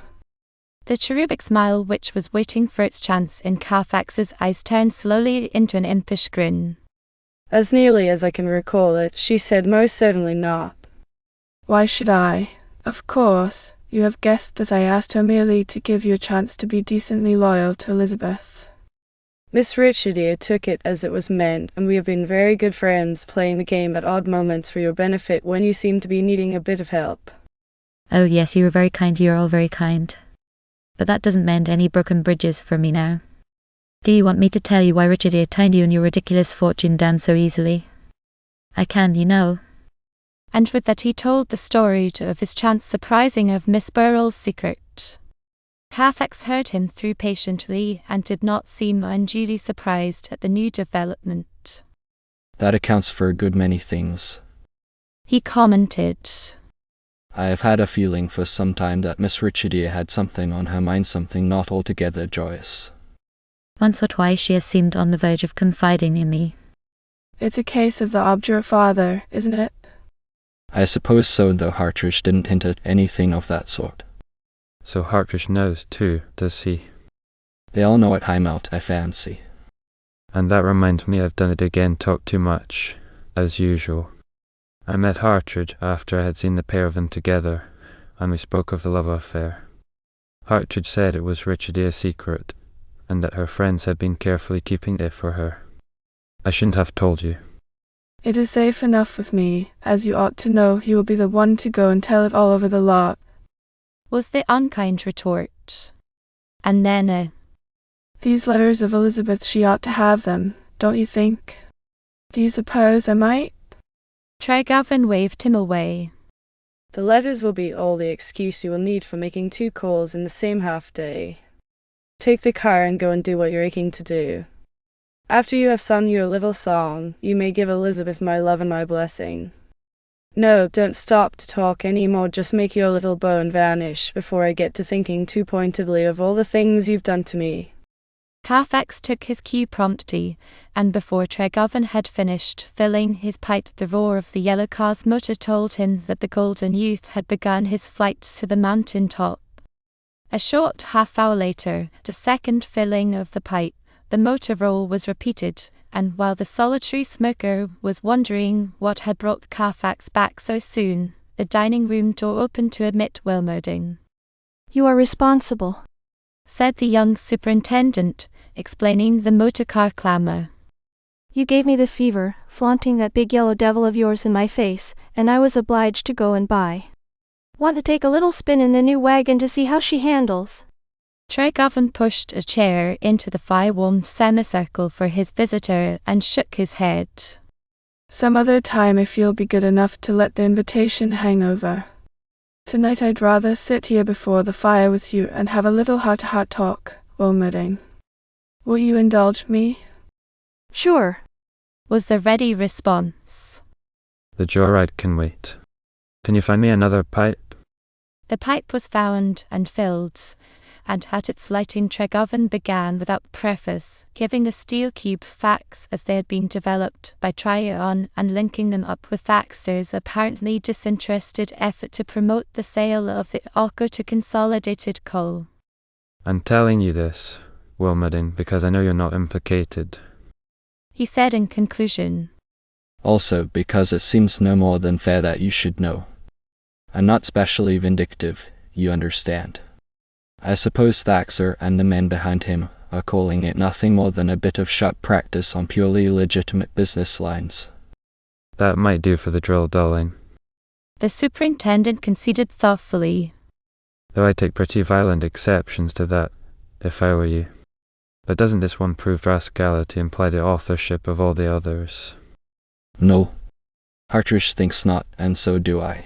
By a good, vigorous stretch of imagination you could call the drill dulling something less than criminal. But that can't be said of the attempt to wreck my motor car, or of the risk taken of killing somebody by the smashing of the machinery and the planting of a dynamite cartridge in the engine boiler. While the evening lengthened, they discussed the various phases of the mystery in all their bearings, and in the end Wilmerding came around to the Tryon-Hartridge hypothesis, namely, that Thaxter, unscrupulous as he may have been in bribing Sawyer, was not the instigator of the more serious barbarities. Not that I'm excusing Thaxter, or the New York office from which he has his instructions, he added. The big business methods are all more or less crooked, and I'd give half of my salary if I didn't have to work for an outfit that simply won't fight in the open, as men ought to fight. Do you know, Tregarvan, I've been hoping against hope that you'd strike it, and strike it rich on the Alco. In that case, I had made up my mind to ask you to hire me. If I had a mind, you couldn't ask anything that would please me better, said Tregarvan, warming to this expression of friendly loyalty. But the thing looks pretty hopeless just now. As I have said, Professor Hartridge knows more about the Alco than anybody else seems to, and he won't tell all he knows. But he did assure me this afternoon that we are not going to find the big vein where we are drilling in the old burying ground, and I have every reason to believe that he was telling the truth. That lets me out. Thaxter phoned me this morning that he had got the option extended until tomorrow midnight. I stand to lose $100,000 if I take the time to move the drilling plant and try again. Wilmerding rose to go, returning the borrowed pipe to its place on the mantel. It's a hard proposition, he admitted. I'm not going to advise you to throw up the chance to get the 100,000. But if I were in your shoes, I'd be just reckless enough to gamble another throw or two. In this talk we've had, you have convinced me of one thing, Tregarvan, and that is that the Orco has a workable vein somewhere in the property. Partridge knows it, and Consolidated Coal knows it. And what they know, some other fellow can find out. You have 24 hours, and a little better, in which to think it over. I said I wouldn't advise, but I shall. Don't close with Thaxter 1 minute before you're obliged to. Tregarvan got out of his chair to shake hands with the departing visitor. Your man, Wilmerding, and I wish I had your nerve. But a couple of things have happened today, things that I can't talk about, even to so good a friend as you are, and they have knocked me out. At the end of the ends, I am afraid I shall weaken and sell out to your hog of a trust. It was good of you to come down and let me unload on you. If anything new turns up, I'll get you on the wire. Good night, and good luck to you. After Wilmerding had gone, Tregarvan sat for another hour before the fire, smoking abstractedly and hardly noting the passing of time. In due course there was another flurry of gas engine noises, and when the clamour died away, Carfax came in to fling himself into the chair where Wilmerding had been sitting. Tregarvan broke the silence morosely. Well, you're not measuring up very strikingly with the commonly accepted idea of the happy lover. What's the latest? Carfax had taken a cork-tipped cigarette from his case and was absently trying to set fire to the wrong end of it. Vance, he said, in his gentlest tone. You deserve to be murdered in cold blood. You told me that Elizabeth hadn't gotten that frenzied letter you wrote her the day you were in Chattanooga. She hadn't, but it was merely delayed. It was in that lot of forwarded mail that I took up tonight, and I gave it to her. So that's the latest, is it? Where does the tragedy come in? Don't say another word or I shall explode. You've probably forgotten that you wrote her that I was as good as engaged to Richie de Burrell. It would be quite like you to forget. She excused herself to go and read her letters, and when she came back I knew that the heavens had fallen. Oh, no, there wasn't any scene. She just simply wouldn't give me a chance to get a word in edgewise, though I tried for a solid hour to make the chance. I'm ruined for life, and you, with your nimble little pen and your neat facility for telling all you know, and then some, you had to be the one to mangle me. Roman 26. Tryon's News. Tregarvan awoke on the Monday morning with the feeling of the putative bankrupt who is facing his final day of grace. Before midnight the bargain and sale decision must be made, and he knew perfectly well that there would be no chance in the short interval which still remained of adding to the facts as they stood. Nevertheless, after Carfax had disappeared, walking in the direction of Hesterville, Tregarvan plunged into the routine, entering into a wire correspondence with the Chattanooga machinery firm and trying to extort a promise that the needed valve and steam pipe should be shipped without fail by the afternoon train. Since Carfax did not put in an appearance for the noon meal, Tregarvan ate alone. While he was at table, Tryon came in to report. Early in the morning the man Sawyer had turned up at the drilling ground with a one-horse wagon and had taken his belongings, including the working coat and the toolbox, containing among other things the reserve supply of steel cubes. Tryon was of the opinion that the drill boss was preparing to vanish, and suggested the taking of preventive measures. Though Sawyer would doubtless be a most unwilling witness, it might be needful to make sure that he could be found when wanted. Tregarvan concurred mechanically, telling the foreman to spread an unofficial dragnet for Sawyer, and agreeing to swear out a warrant for the man's arrest if he should attempt to run away. Beyond this, he sent one of the labourers up to the drilling stand to give Rucker a chance to sleep, and, later in the afternoon, sent word to Tryon's house directing the foreman to share the coming night watch with the mechanician, all this also as a matter of routine, since, with the suspension of working operations, there had been no threats of further aggressions. Just before the evening meal, Carfax returned abstracted and silent, and saying nothing as to the manner in which he had spent the day. Immediately after dinner, he asked Trygovan if he might have the motor car. Going up to Westwood House to try again?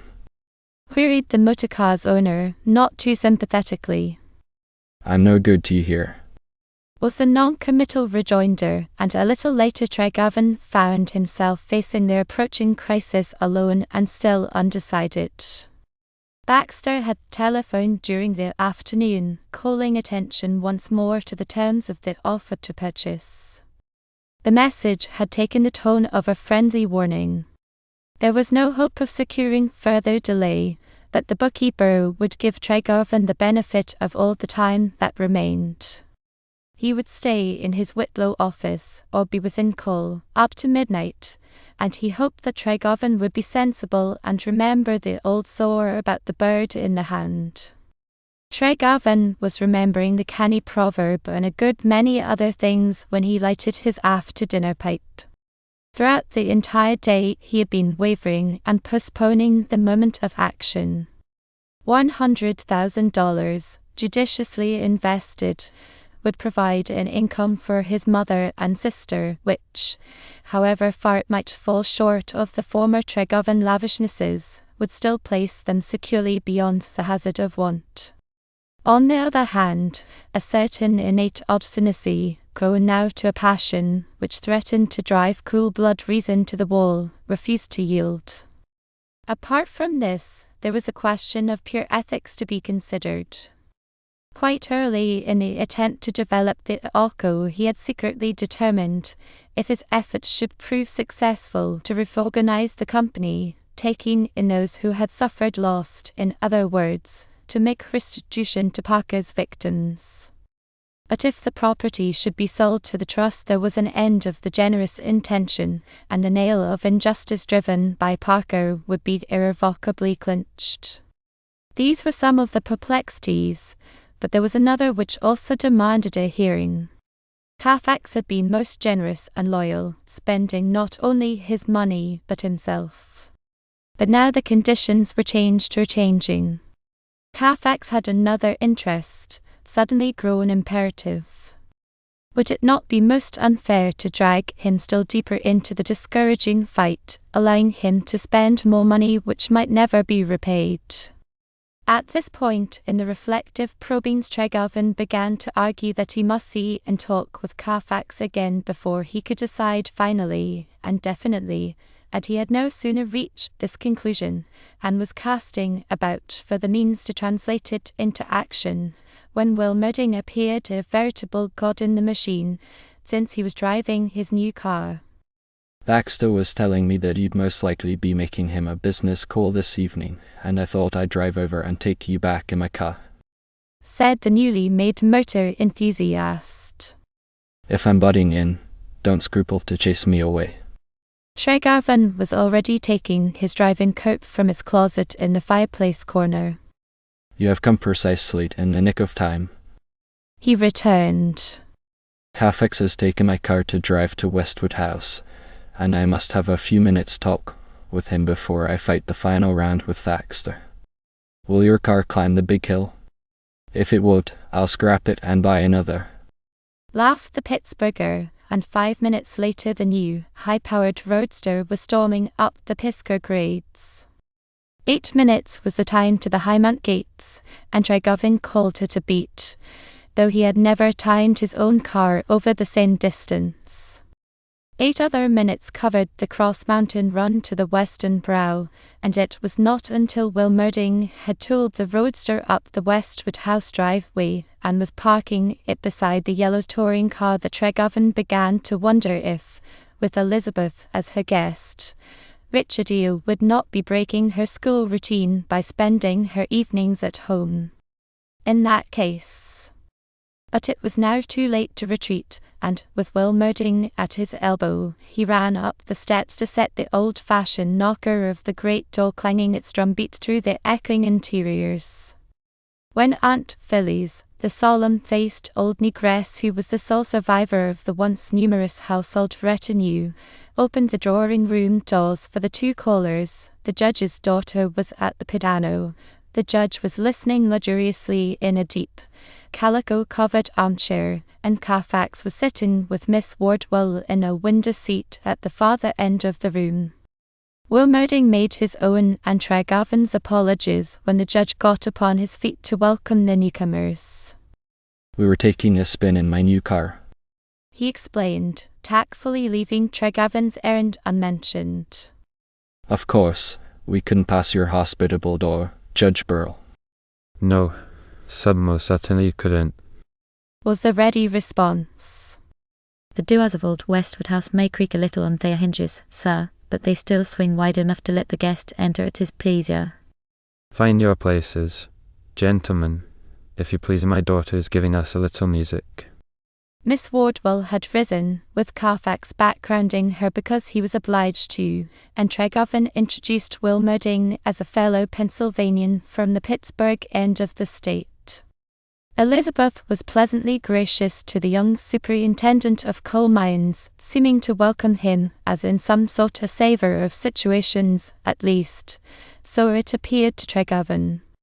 In the readjustment the judge sank back into the depths of his armchair, and Carfax surrendered his place in the window seat to Will Merding and wandered to another window to stand with his back to the room and his hands in his pockets. This was Tregarvan's opportunity to say the needed word to the golden youth, but at its offering a sudden passionate impulse seized him, and he crossed quickly to the piano alcove. I see you have my nocturne, he whispered, bending over the pianist and indicating the Chopin on the piano desk. Please play it for me. As if his masterful mood were not to be safely denied, her fingers fell upon the keys in the opening chords of the nocturne, and this was the beginning of what gradually grew to be an interval of suspended possibilities. Almost at once, Tregarvan realized that Richardio was playing only from the fingers outward faultlessly, but mechanically that Carfax was wandering from one window to another in a sort of aimless unrest, that Elizabeth was setting all her serene traditions at defiance by chatting eagerly, like an escaped schoolgirl, with Will Merding. A few minutes further along, when Carfax dragged a chair into the window recess and deliberately broke in upon Miss Wardwell and her companion, the spirit of disquietude seemed to seize upon the judge, also, since he wheeled his armchair to face the window group and did violence to all the Westwood House musical unities by joining in the low-toned conversation. This gave Tregarvan his excuse, and when the nocturne ran away at its close into delicate little improvisations, he spoke again in the guarded undertone. Partridge may have told you that I accidentally surprised your secret yesterday afternoon. I did, you know, but I want you to be assured that it is as safe with me as it is with the professor, or with any of your friends who know it. If you were expecting any manifestation of surprise, it was not forthcoming. So far from it, there was no break in the improvisation harmonies. Someday I hope it won't be necessary to make a secret of it, she replied evenly, matching his low tone. Does Elizabeth know? Not yet. But I shall tell her. Has she told you that our engagement is broken? Her nod was barely perceptible. I hope she told you that I didn't break it. Yes, she told me that too.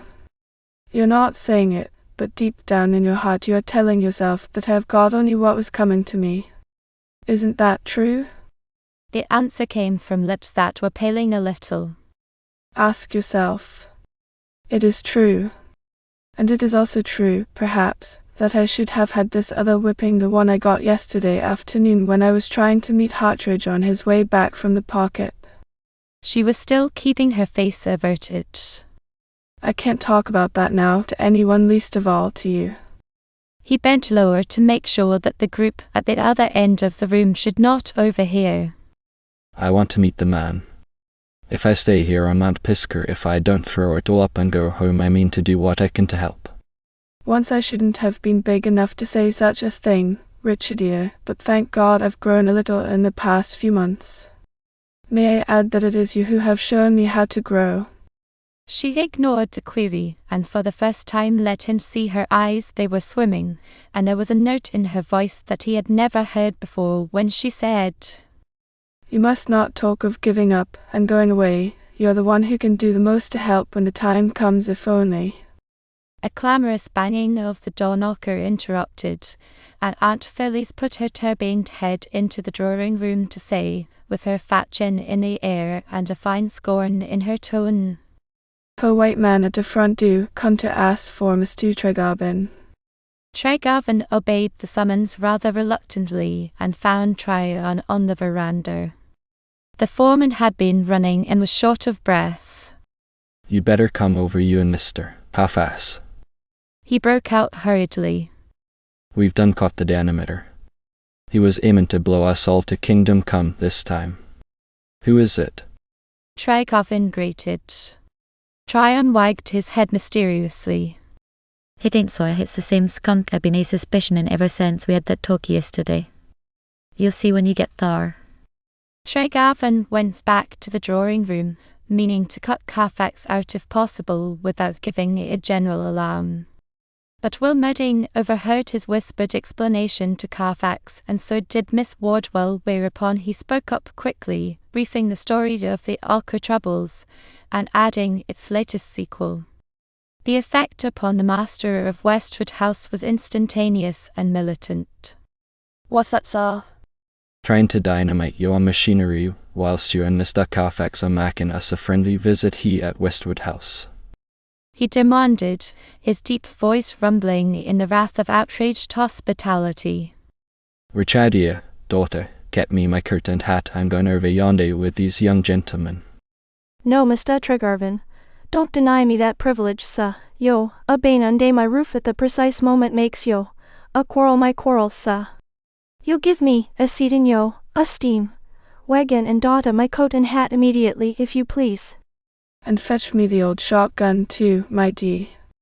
By this time Will Mudding was declaring that he must not be left out, and in the momentary confusion Tregarvin saw that the judge's daughter, while she was obeying her father's commands, was pitiably agitated. Assuming that her anxiety was for her father's safety, he ventured a word of assurance while she was holding the overcoat for the sleeves of which the judge was hastily fumbling. You mustn't distress yourself. We are not going to let your father get hurt, he protested. It's not that. She gasped. It is something far worse. Then, in an agonized whisper that he had to bend lower to hear, This man they have taken promised me that you will let him go before anyone else has seen him. Tregarvin promised blindly, striving to ignore this last of the maddening mysteries in an effort to be wholly loyal to the woman he loved. But as he committed himself, the difficulties in the way of performance suddenly magnified themselves. With the judge taking part in the descent upon the scene of the capture, how was he to be kept from seeking and questioning the culprit? Tregarvin saw that he had promised that which he would most probably be unable to perform, but in the confusion of the hurried departure there was no chance to add the qualifying word, and it was left unspoken. Roman 27. Cloud Race. With Judge Burl urging haste, the start for the burying ground glade was made at once. Since Tregarvin's car was large enough to hold them all, Will Mudding's roadster was left behind. Carfax drove the touring car, with Tryon clutching for handles in the mechanician's seat beside him. This arrangement left the broad tonneau seat for the other three, and the judge, with a gun between his knees, sat in the middle. When the big car shot away with its loading, the master of Westwood was still calling down maledictions upon the heads of those who would besmirch the fair fame of the Southland by resorting to the methods of the assassin and the anarchist. Who are these scoundrels, Mr. Trygovin? He demanded. Just name me their names, sir. And then, with the charming inconsistency of his kind, This is a law-abiding community, sir, and you have wronged us by keeping silence so long. You have for a fact, sir. But now we shall vindicate ourselves. A little taste of a rope and a tree limb for this grand rascal your men have caught will make him tell us the names of his confederates and accomplices, and then, by the Lord Harry, sir, we'll run these lawbreakers down with the dogs and hang them high then Hammon. During the hurried cross-mountain run, Trygovin wrestled manfully with the problem thrust upon him by Richard Burrell's whispered appeal. How was he to prevent a meeting between the judge and the as yet unnamed man whom Tryon and Raka had captured? The query was still unanswered when the yellow car skidded and slewed around the turn into the old wood road.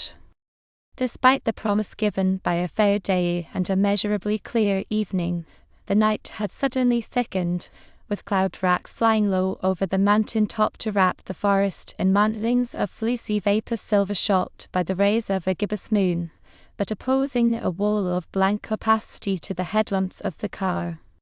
Trygovin would have welcomed help from the chapter of accidents, but now that they were off the main road there was a fair chance that the accident might be too destructive. Easy perked tears. You'll scrap us if you don't look out, he cautioned, leaning forward to one Carfax, who was boring into the cloud bank at reckless speed.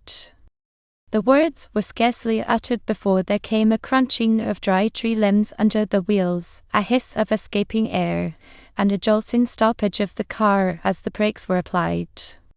Punctured, exclaimed the cautioner, and they all got out to investigate cause and consequence. The obstruction proved to be what it had seemed, a dry limb of a tree, and the result was a flat tire. It is dead wood, and it may have fallen of its own accord, or it may mean that your dynamite has friends who would like to delay us. Wilmerding offered. On the bare chance, hadn't we better sprint along and not wait to change tires? Your man, Rucker, may easily be having the time of his life trying to hold on to his prisoner. They sprinted accordingly, the judge taking the dog trot as actively as his younger pace-setters, and stubbornly refusing to let Trygovin relieve him of the burden of the heavy deer gun. So running, they came in a few minutes to the site of the old burying ground, and to the door of the tool shanty. Rucker admitted them at Trygovin's knock and call, and his report was brief and unenlightening. No nothing doing since we took him in and the cuss won't talk. But maybe you can make him loosen up. Trygovin still saw no way of keeping the judge out of it, and he held himself absolved from his promise by the sheer impossibility of doing what Richardier had begged him to do. The captive, wristbound with a turn or two of cord, was sitting hunched upon the edge of Rucker's cot bed. It was Carfax who picked up the lantern and flashed its light into the man's face. By Jove, he exclaimed. Morgan McNabb. And Rucker nodded. Judge Burrell sat upon the spare coil of rope and wiped his face with his handkerchief. His hands were trembling and he was breathing hard, but the smart run from the disabled automobile might have accounted for these disturbances. When he spoke to the prisoner his tone was sternly accusing. So it's you, is it, Morgan McNabb? Turning your teeth upon the hand that's been feeding you. By the Lord Harry, you make me mighty sorry that I once saved you from going to the penitentiary, where you belong. Now then, open your mouth and tell these gentlemen why you come he dynamite and their machinery. The mountaineer's lips were drawn back in a dog-like snarl. I'll see em damned before I'll open my head to em. Now, Judge Burrell, looky at this here. And he wrenched his tied hands around so that the judge might see. You don't like the rope? Said the judge evenly. Listen to me, Morgan, you McNabbs have lived on Westwood land, father and son, for 4 generations, and you'll open your head to me, sir. What quarrel have you got with it or any of that Arco property? Answer me, if you don't want Anathay to know that rope ticking around your neck, sir. The answer was as prompt as it was disconcerting. I allow I got this the same sort of quarrel as you have, Judge.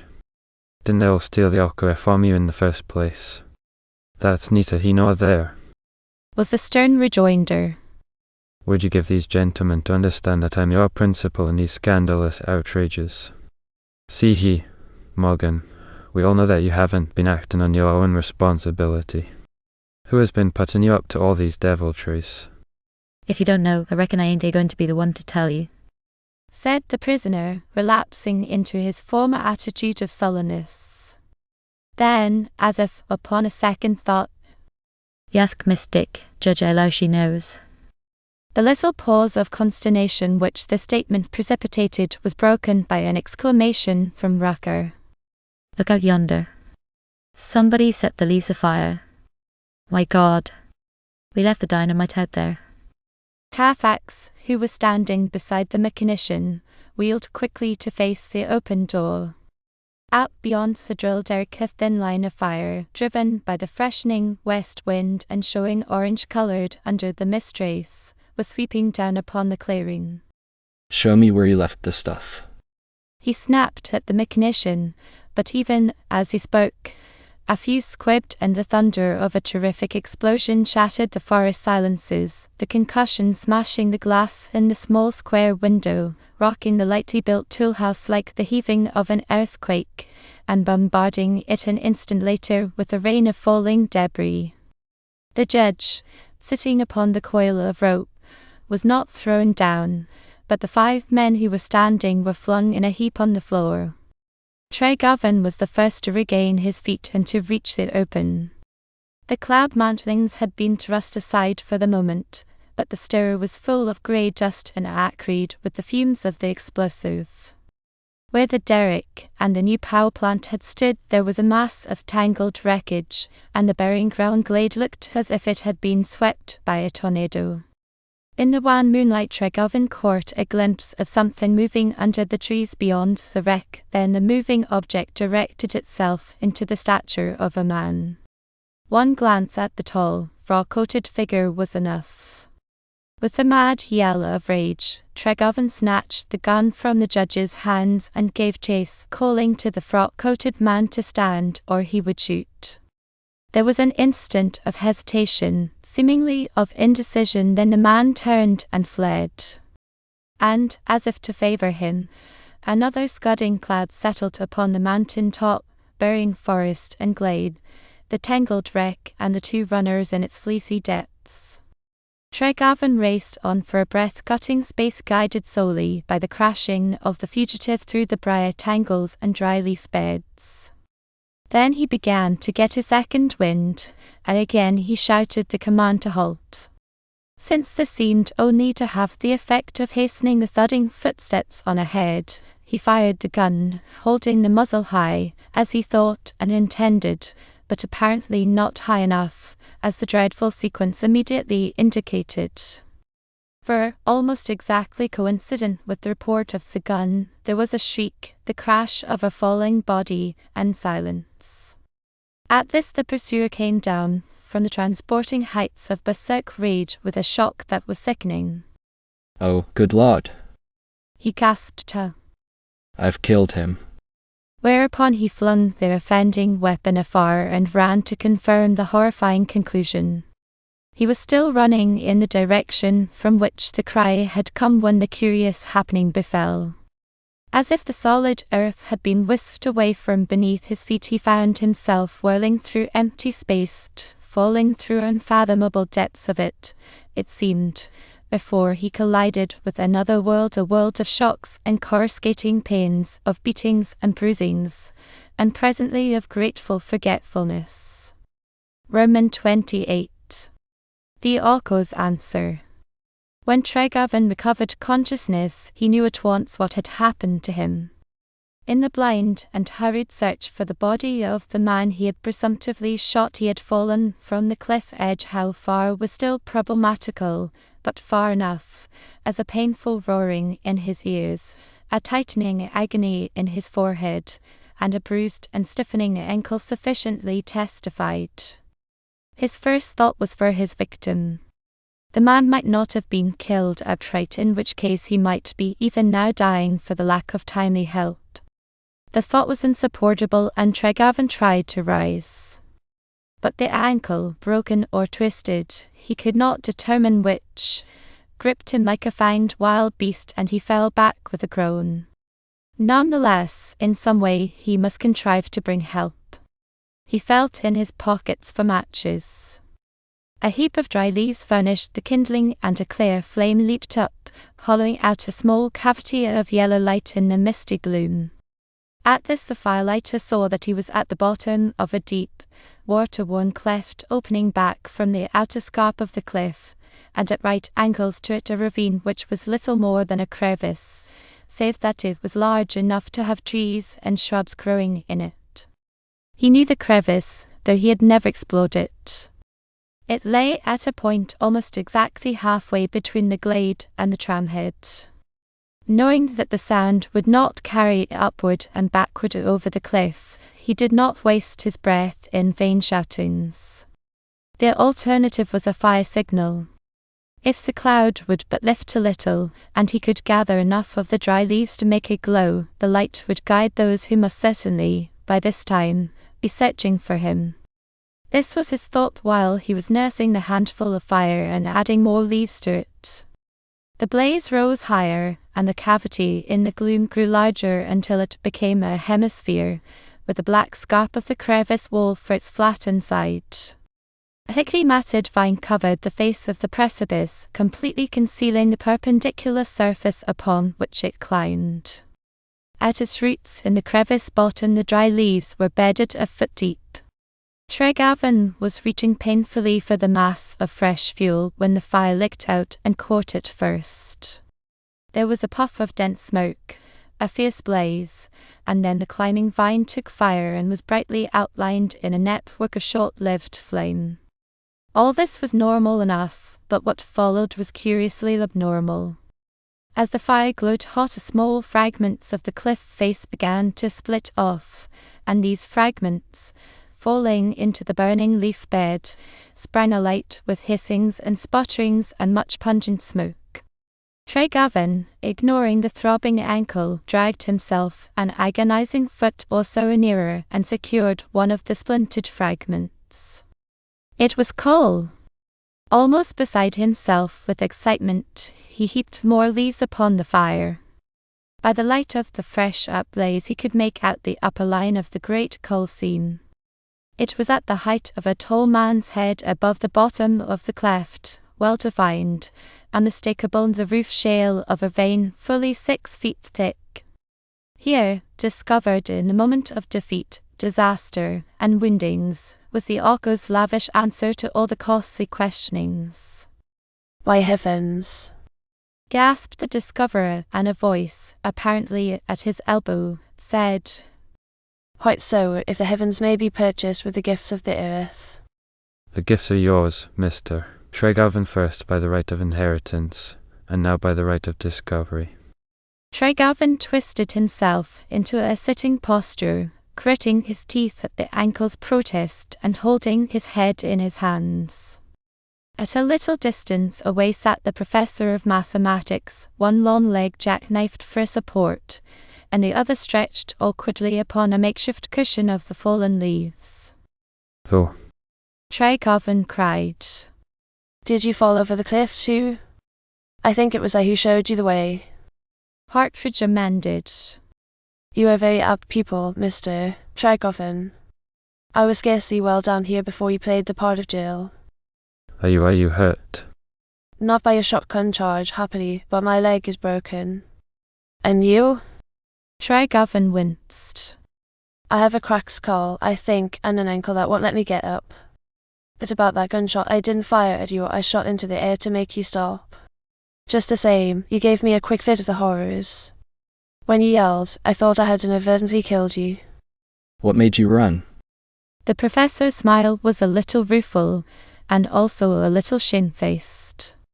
What made you chase me? He asked. Because I was half fighting mad. I wanted to drag you to an accounting on the spot. I don't suppose you will be foolish enough to deny that you set the leaf fire that caused the explosion. Since I was near enough to be blown up myself, such a denial might have the weight of circumstantial evidence to support it, was the quiet reply. But I do not make the denial. It was I who set the leaves afire. I shall be greatly relieved if you can tell me that nobody was injured. So far as I know, the dynamite didn't kill any of us. But tell me, did you start that fire knowing that the explosion would follow? By no means. I may confess that I knew the dynamite had been placed, but I suppose, as the most ordinary matter of course, that your men had taken care of it when they captured their prisoner. Then why did you light the fire? Again the quaint smile flitted across the face of the man who had always contrived to tell less than the sum total of all he knew. Once again, Mr. Tregovan, you are going into the question of motives, which is a very large field, indeed. Let us say that I wish to make a diversion of some sort. Will that satisfy you? No. Was the blunt reply. I am sorry, I am afraid it will have to suffice for the present. Tregavan's head was throbbing so painfully that he found it next to impossible to think clearly. But he would not desist. Archerage, it has come to a showdown between us. I am giving you fair warning. Once I did you an injustice, or thought I did, but this time you've given yourself away. When I get up, and around again, I'm going to sift this thing to the ultimate bottom, and somebody will be made to sweat blood for what has been done tonight. As matters stand now, you seem to be the man the officers will want first. Once more the professor smiled. And yet you can't say that I have ever wittingly done anything to harm you. He offered mildly. That remains to be proved, was the angry retort. Meaning to, or not meaning to, you fired that dynamite a little while back, and you certainly have never strained yourself in any effort to help me. You knew that this big vein was here, you have known it all along. This time you are not my guest, Mr. Tregovan, and I may contradict you without blame. I did not know it. Then why did you carve the Greek letter pi on those 2 oak trees below the glade? Or do you deny that as well? It is you who have found the value of pi, said the one who was under accusation. I am ashamed to confess that it baffled me. Some few years ago, 2 strange surveyors acting, as I learned afterward, in the interests of consolidated coal, ran many lines over this property of yours, which was then practically abandoned. I had no access to the notebooks, of course, so I was obliged to work out my conclusions as best I could from their stakes. One of these conclusions was that the true vein would be found somewhere in this locality. Can you believe me thus far? I am trying to, said Tregovan. Go on. It is humiliating to have to acknowledge that, while all the line running on the part of these strangers pointed to this immediate locality, I could never discover the outcrop. True, I never thought of looking in this particular crevice. But to preserve a record for possible future investigation, I made the marks on the 2 trees. The distance between the oaks, carefully measured and multiplied by pi, or 3 and the decimal 1416, gives the distance around the cliff from the lower oak to the point somewhere below us where the intruding strangers drove their final stake. Tregovan heaped more leaves upon the fire, which was threatening to die out. You are still miles beyond my comprehension, he complained moodily. On one hand, you stop at nothing to prevent me from finding out what you have just told me, and on the other you make what appears to be a very worthy and earnest effort to keep me from flinging myself into the moor of consolidated coal. How am I to reconcile such things? When you are older, Mr. Tregovan, and come to know human nature a little better, you will apprehend the truth of that worldly wise beatitude. Blessed are they who expect little, for, verily, they shall not be disappointed. Consider a moment you came here, the legal owner of the Valko, to be sure, and the innocent owner, inasmuch as your father was the unsuspecting purchaser of stolen goods. Yet you were none the less the legitimate successor of the bandit who had looted us. You wouldn't expect much from those who had been so ruthlessly defrauded, would you? Since I was not even constructively to blame, yes. Tregovan insisted stubbornly. You might have went deeper than that. It did. the professor admitted gravely. Almost from the first I saw the slight chance of a reward, the attainment of which has been the one thing desirable in a rather drab-coloured life, slipping away from me, taken away from me in sheer wantonness, as it seemed, since I had been given to understand you were already pledged to marry Miss Wardwell. It was not in human nature to be entirely unresentful, Mr. Trygoven.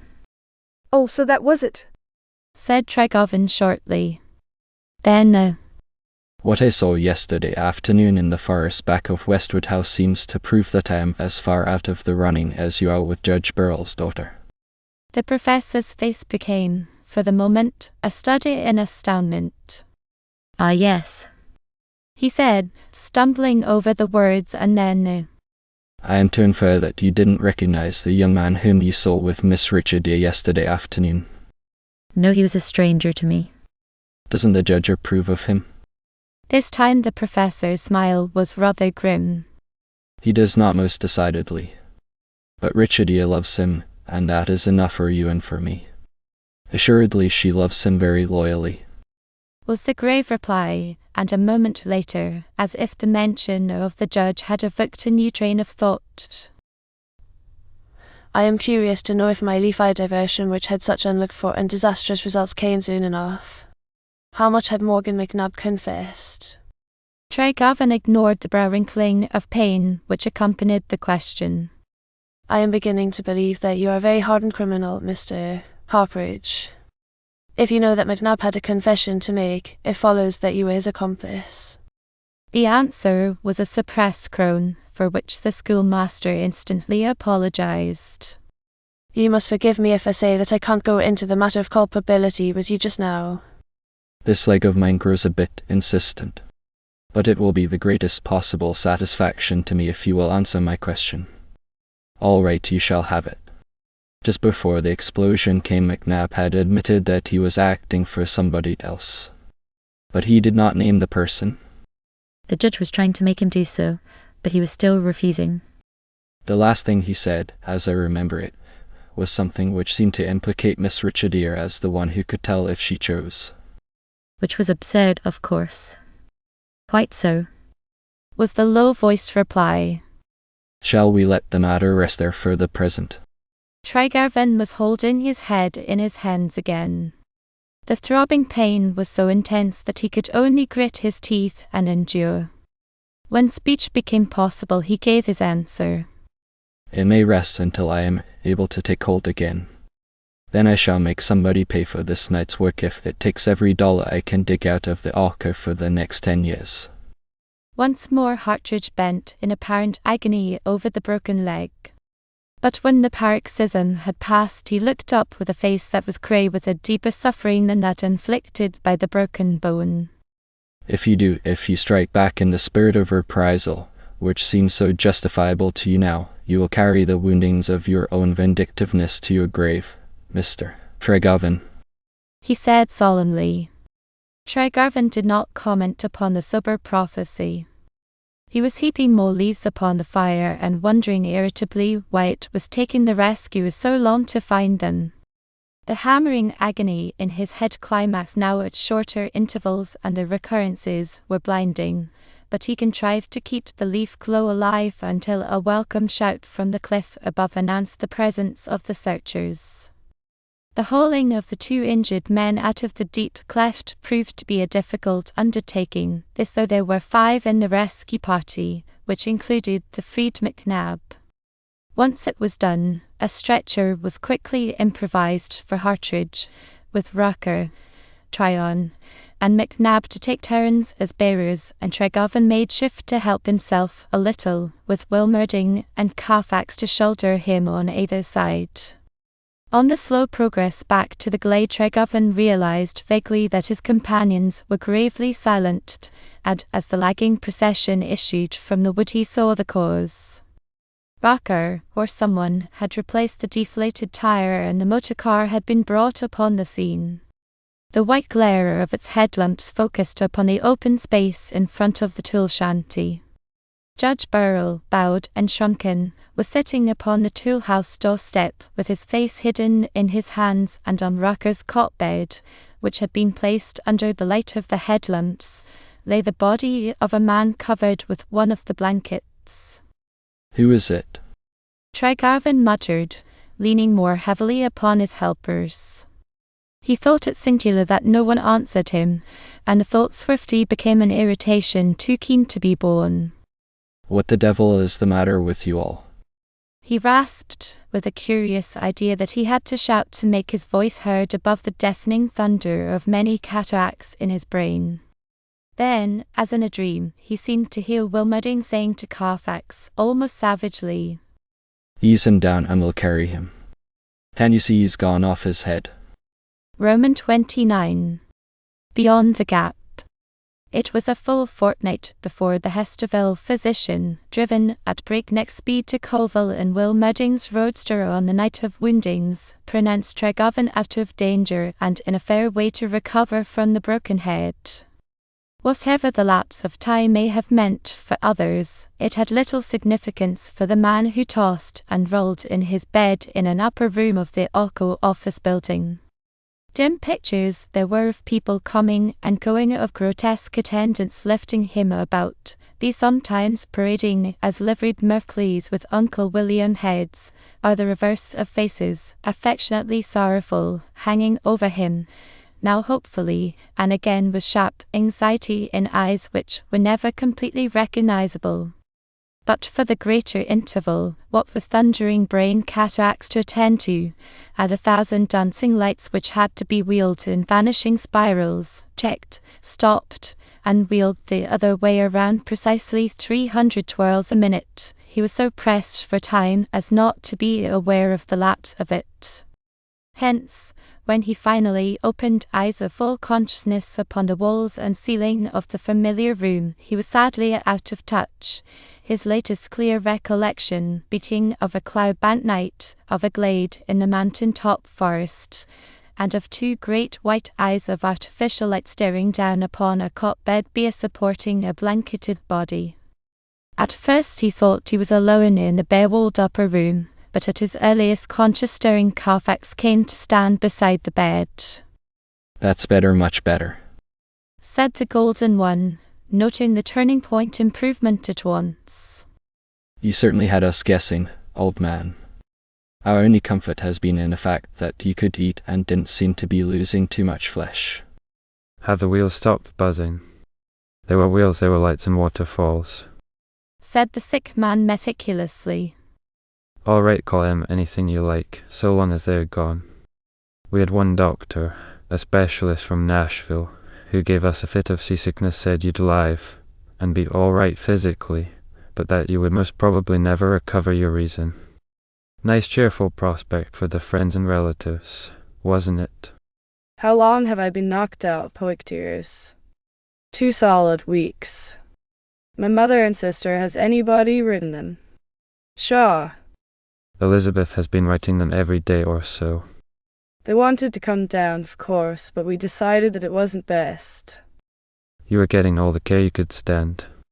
Then Elizabeth hasn't gone home. Not yet. Her father and mother have gone to Florida, and she's been staying on at Westwood House what time she hasn't been down here coddling you. She's an angel, Vance, one of the kind you read about. But I mustn't let you talk too much. If I can't talk, you'll have to. Have you made it up with Elizabeth about that silly side play of yours with Richardier?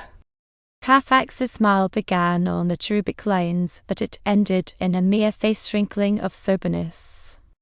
We have had too much else to think about, too many little diversions, as you might say.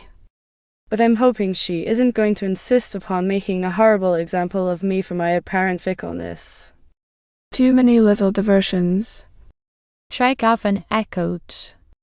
That reminds me, I can remember you and the others pulling us out of the crevice, Hartridge and me, and after that a stretcher was made for Hartridge and we used up an age or so getting back to the glade. Am I right so far?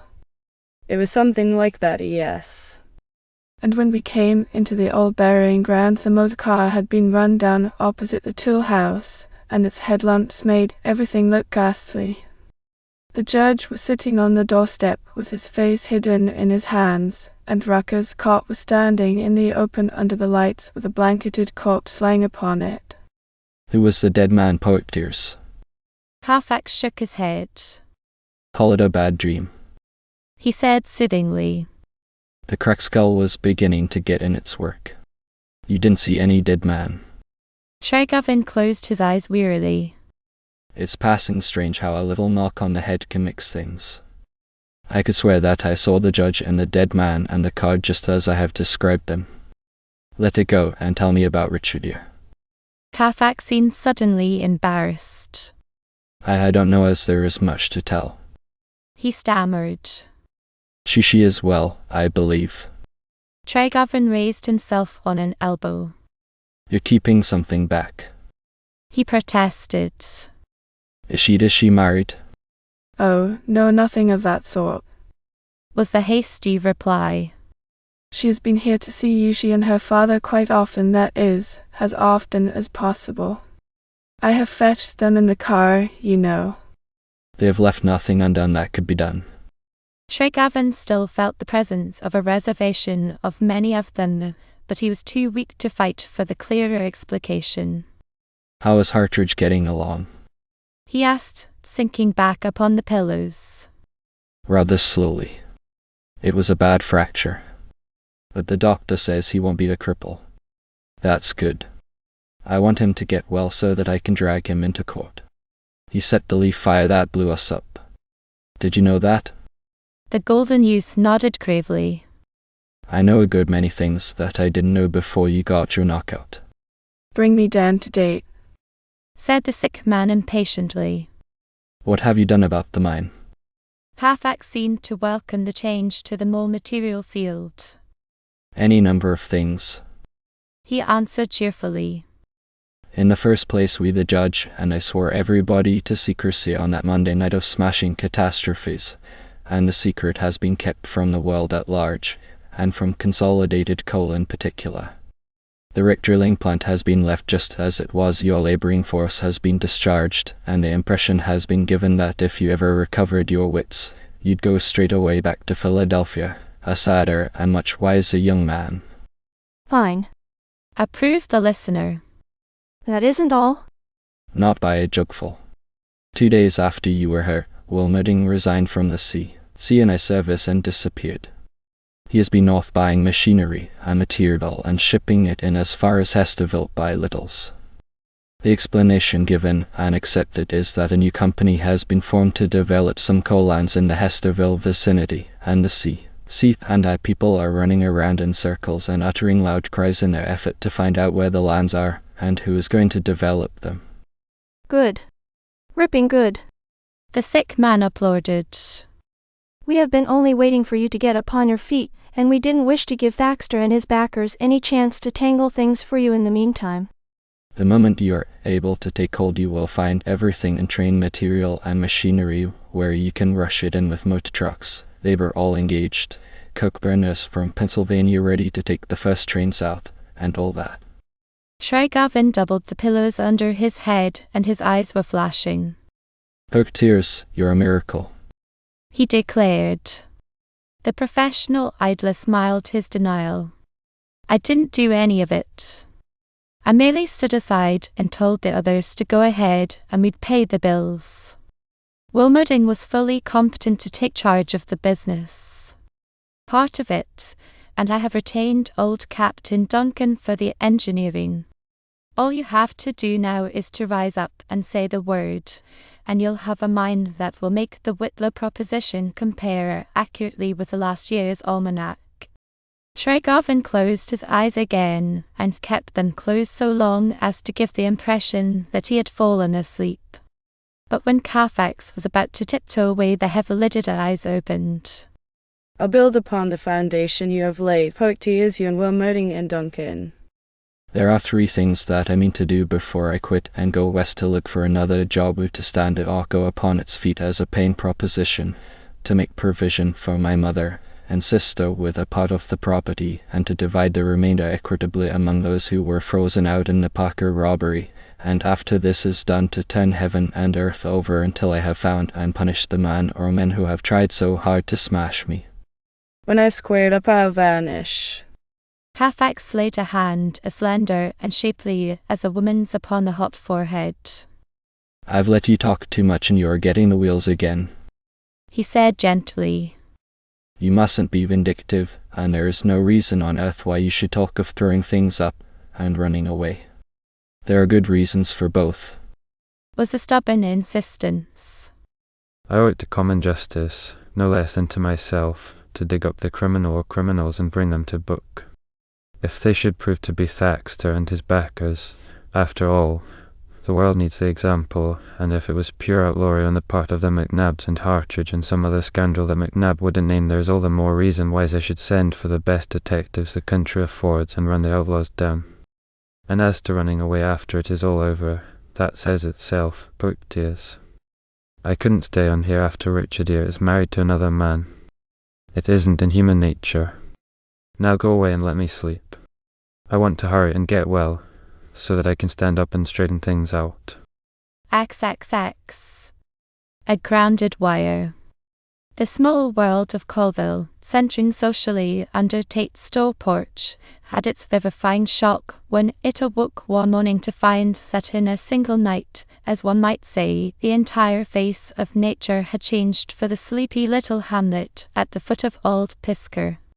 In the instant of transformation, the echo of many disappointments had suddenly leaped into the foreground as a cold discovery of unlimited possibilities. An army of workmen was massing to shift the old tramway to the new opening. Motor trucks, piled high with material, were trundling over the valley pike from Hesterville. Carpenters were rushing up new buildings at top speed, and at the center of all these stirring activities, erecting and driving them, was the young man whom rumor had been bulleting as dead or dying in his room on the second floor of the old office building, or at best destined to pass the remainder of his life in an asylum. Taking one thing with another, the gossips at Tate's found it difficult to recognize the convalescent Tregovan. The brief period of his illness had seemed to mature him curiously, to make him a man of a single idea, the idea being to turn the Arco into a producing industry in the shortest possible time. Also, they missed the genial and mollifying influence of the young New York millionaire, who, though still nominally an inmate of the Arco headquarters building, spent most of his time on the mountain, presumably as a guest of the Caswells. As it chanced, the store porch gossips were not the only persons who were finding a changed Tregovan sitting at the desk of overlordship in the hastily remodeled Arco office building. There were others, among them Barnby, traveling freight agent for the railroad, who had come all the way from his own headquarters to find out why the Arco was hauling its new material from Hesterville in motor trucks. You will find the reason in the correspondence files of your general office, was the curt reply of the Arco organizer. I asked for a rate from Hesterville to Colville on the material, and was told that the shortage of cars would make it impossible for your road to handle the freight, save as it might be transported a little at a time by the daily way train. I don't propose to be held up by a railroad company, the policy of which seems to be dictated by the sea. Seat and I, Mr. Barnby. Barnby was a fleshy young man with an easy smile, and he gave the smile its blanching opportunity. You will have to ship your product out over our road when you get in operation, won't you? He asked mildly. Not necessarily. We have all the capital we need, and if you don't give us an equal show with the sea, we shall build a 10-mile industrial track, for which we have already secured a right-of-way to a connection with the South Central at Midville. It's up to your people. Talk it over with them when you go back to headquarters. Glad to have met you. Drop in again when you are going over the line. Good morning. Touching this intimation that the Coal Trust had already begun a new series of impeding activities, speculation was rife. Some said that the C&I would buy the new mine, lock, stock, and barrel, and closer to others hinted that the trust would put the price of coke so low that the new company would be bankrupted in short order. Still others suggested that Consolidated Coal would conspire with the railroad and Coal Tregarven's bluff to build the industrial cut-off. Will Murding or Duncan, or both of them, brought these rumours to Tregarven, and were amazed to find that he refused to be either disturbed or greatly interested. In many ways the superintendent and his old Scotch engineer were discovering daily that they had to do with a man who had developed suddenly into a master of himself and others. The light-hearted young fellow who had thrown himself so joyously into the fray at the beginning had given place to a modern captain of industry, alert, strong-willed, a bit dictatorial, perhaps, but entirely capable. Never mind what the CA&I is doing, or will try to do, he told his oddly assorted lieutenants. Our job is to get the mine open and the ovens fired. Consolidated Coal will neither buy this nor break us, nor force us to build a railroad to Midville. I'll take care of all those details at the proper time. It was on the day when the first tram loads of Alco coal were coming down the mountain to be dumped into the oven-filling hoppers that another caller discovered the new Tregarven. Late in the afternoon a neat, rubber-tired buggy, drawn by a black Hambletonian, stopped in front of the Alco office building, and a round-bodied little man descended and hitched the horse. Somewhat to his chagrin, it may be supposed, Mr. Onias Thaxter was allowed to cool his heels for a full quarter of an hour in the outer office before he was admitted to the presence of the new overlord, and the waiting was doubtless the harder to endure since he came bearing the olive branch of peace. Tregarven sat back in his chair and listened coldly while the peace branch was getting itself waved to an accompaniment of placative speech.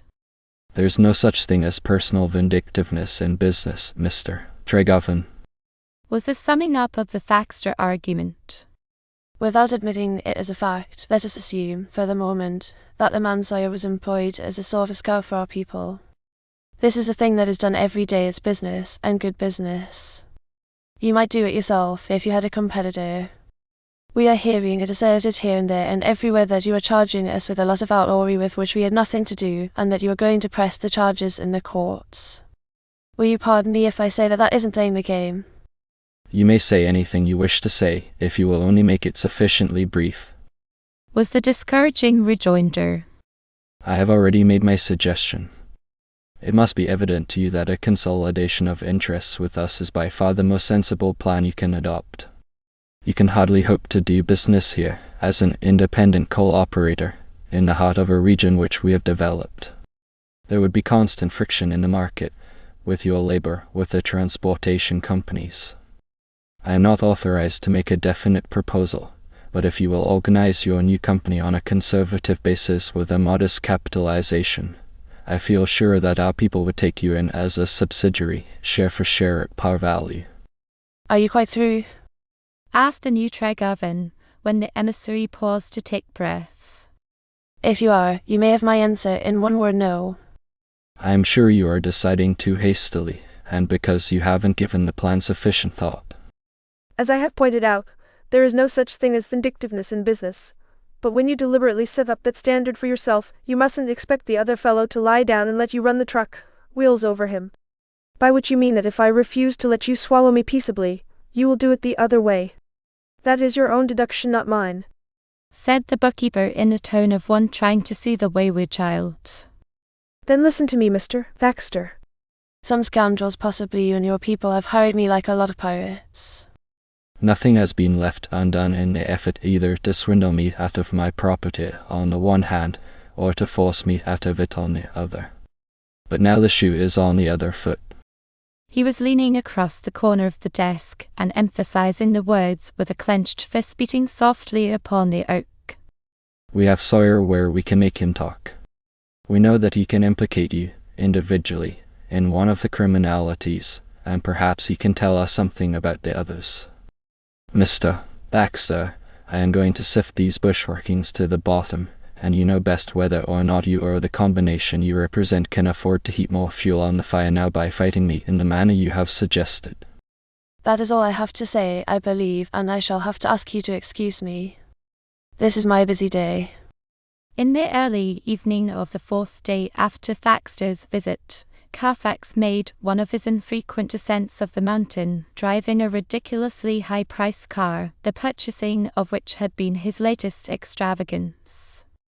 The coke ovens in the long rank were aglow with the fires of the initial charging, and the air of the valley was murky with the smoke of the new industry. Wilmerding and Duncan were at the mine, and Tregovan had just finished his dinner when Carfax entered the dining room. You do turn up once in a while, don't you? Said the solitary diner not too hospitably. You're late for dinner, but doubtless Uncle William can find you something. You will have to eat alone.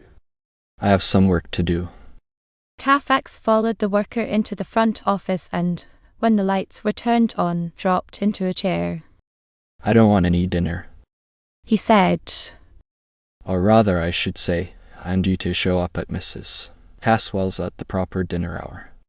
Tregovan had a telegraph pad under his hand, and he took time to write a brief message before he said, half absently, We keep working men's hours here. Which is a delicate way of intimating that I'd better go chase myself and quit bothering you. Put in the intruder with a gentle chuckle. All right, I'll vanish presently. But first I'd like to ask if you are still clinging to your fantastic idea of making somebody suffer for the dynamiting. I am, and I don't see anything fantastic about it. A number of crimes have been committed, and I have no notion of compounding a felony by letting the perpetrators get away. Morgan McNabb is the key to the situation, and I have never understood why you and Judge Burrell turned him loose and gave him a chance to disappear. It has cost me a pretty penny to trace him, but I've got him now. He is under arrest in Dallas, Texas. And you're going to have him brought back and given the 3rd degree. Precisely. I have just written the telegram. Carfax was feeling in his pockets for his cigarette case, going about it leisurely as one who would gain time. McNabb is only a poor devil of a mountaineer, too ignorant to be held fully accountable, don't you think? He ventured at the match lighting. That may be. But he knows the real criminal or criminals who employed him. I've been an easy mark all my life, Poictiers, but that is a thing of the past now. I've turned over a new leaf. The golden youth was blowing delicate little smoke rings at the ceiling. So you have, and the new leaf isn't as pleasant reading as some of the old ones, Vance. He commented, speaking slowly and without a trace of the lisp. Some of the things you are writing down on it are rather sordid, don't you think? You are a bigger man in some ways, and a much smaller one in some others. Faithful are the wounds of a friend. Ported the one under criticism with a short laugh. Suppose you elucidate. I will. Up to the time of your father's death, you were as much of a flaneur as I've always been. You didn't have to ask for your blessings, you merely reached out and took them if they didn't happen to be handed you on a silver platter. During the past few months you've been chucked up against life as it really is for the greater part of mankind, a fight, a frantic scramble for a foothold. You've made the fight, because you have the good old Cornish fighting blood in you, but while you have been growing on one side you have been shrinking on the other. Go on. Real magnanimity was one of the strongest and most lovable qualities of the man you've put off. You've lost it completely. Cheerful optimism was one of the other good points, and you've dropped it. Just now you are planning first to get square with your enemies, and next to shirk your responsibilities by effacing yourself. What have you done about the new incorporation? I have done exactly what I told you I should. The new company is formed, and the papers for the division of the capital stock are prepared. I am looking for Peters, the family lawyer, on every train, and when he comes the deal will be closed. You tried to tell me the other day what the property arrangement is to be, but I didn't get it very clearly fixed in my mind. Carfax offered. It is simple. Since you say you don't want any of the stock, you will be reimbursed for your cash advances out of the first money earned by the mine. The stock is to be divided, 60% to my mother and sister and 40 to Judge Burrell for distribution among the original minority stockholders who were swindled out of their holdings by Parker. Parker, said Carfax musingly. He will never swindle anymore. Did I tell you? I read an item in the New York Times. Parker was found dead at his desk in his Broad Street office one day last week. Then he came back to the matter in hand. Where do you come in the property distribution? I don't come in, I go out. Will Mudding and Duncan can operate the mine, and I shan't be needed.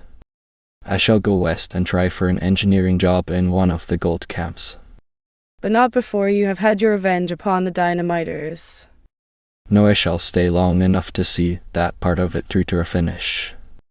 You are proving my contention very handsomely, don't you think? Said the critic quietly. That you are bigger in some ways and smaller in others. You are telling yourself that this generous thing you are going to do is perfectly magnanimous, and that you are merely raising the magnanimity to the nth power by conserving the ends of pure justice in the prosecution part of it, and by obliterating yourself afterward. But really, at the bottom of it all there are two rather dismal motives. You want your revenge, and you wish to show the woman in the case that you can turn your back upon her without half trying. Isn't that true? Tregavan's grin bordered upon the saturnine. It's next to impossible to resent anything you choose to say, Poictiers. That is your one little gift, to be able to flay your friends without getting yourself disliked. Let's talk of something else. How long is Elizabeth going to stay at Judge Burrell's? This time the golden youth was able to call up the cherubic smile in all its glory. Not very much longer now. She too is going west. What? Elizabeth? You don't know her as well as I do. Her west begins and ends at the summit of the Alleghenies. Nevertheless, she is planning to make the grand tour in a private car. Tregavan reached suddenly across the corner of the table desk and grasped the hand of many helpings. There is enough of the old Vance Tregavan left in me to wish you all the joy there is in the world, Poictiers.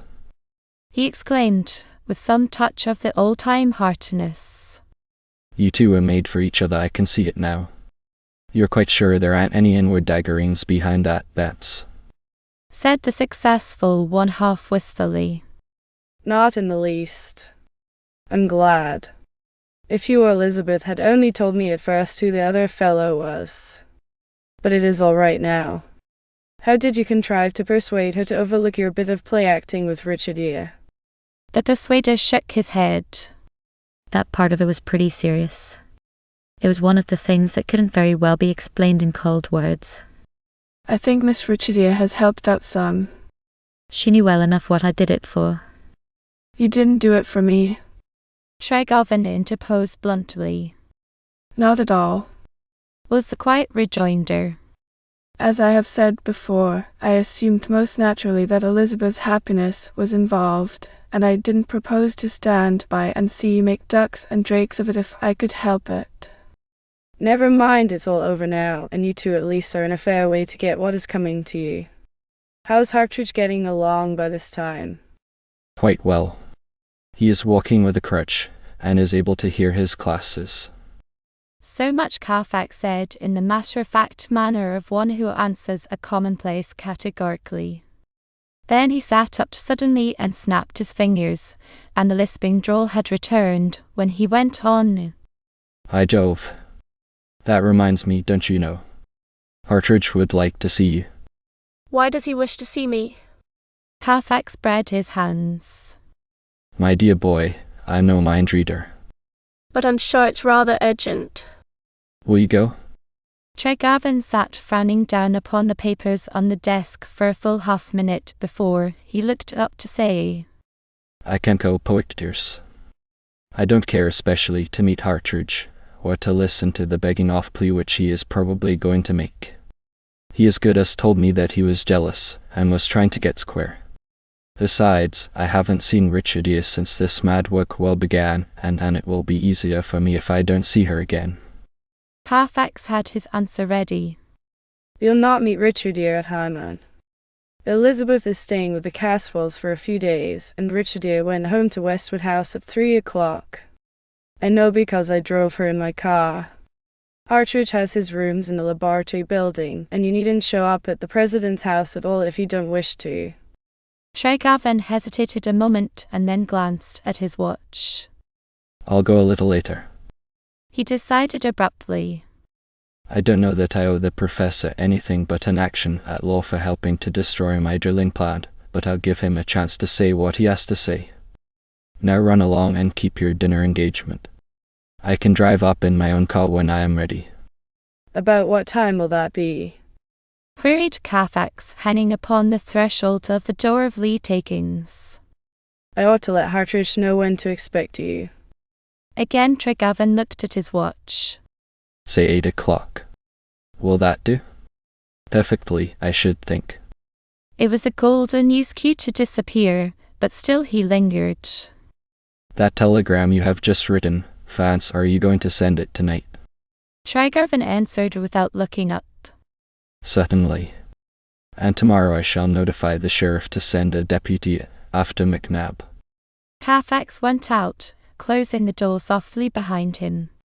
But when the big expensive motorcar had cut its half circle to head toward the mountain pike, it was brought to a stand at the railroad station, and the driver left it for a minute or two while he had speech through the ticket window with Orcutt, the night telegraph operator.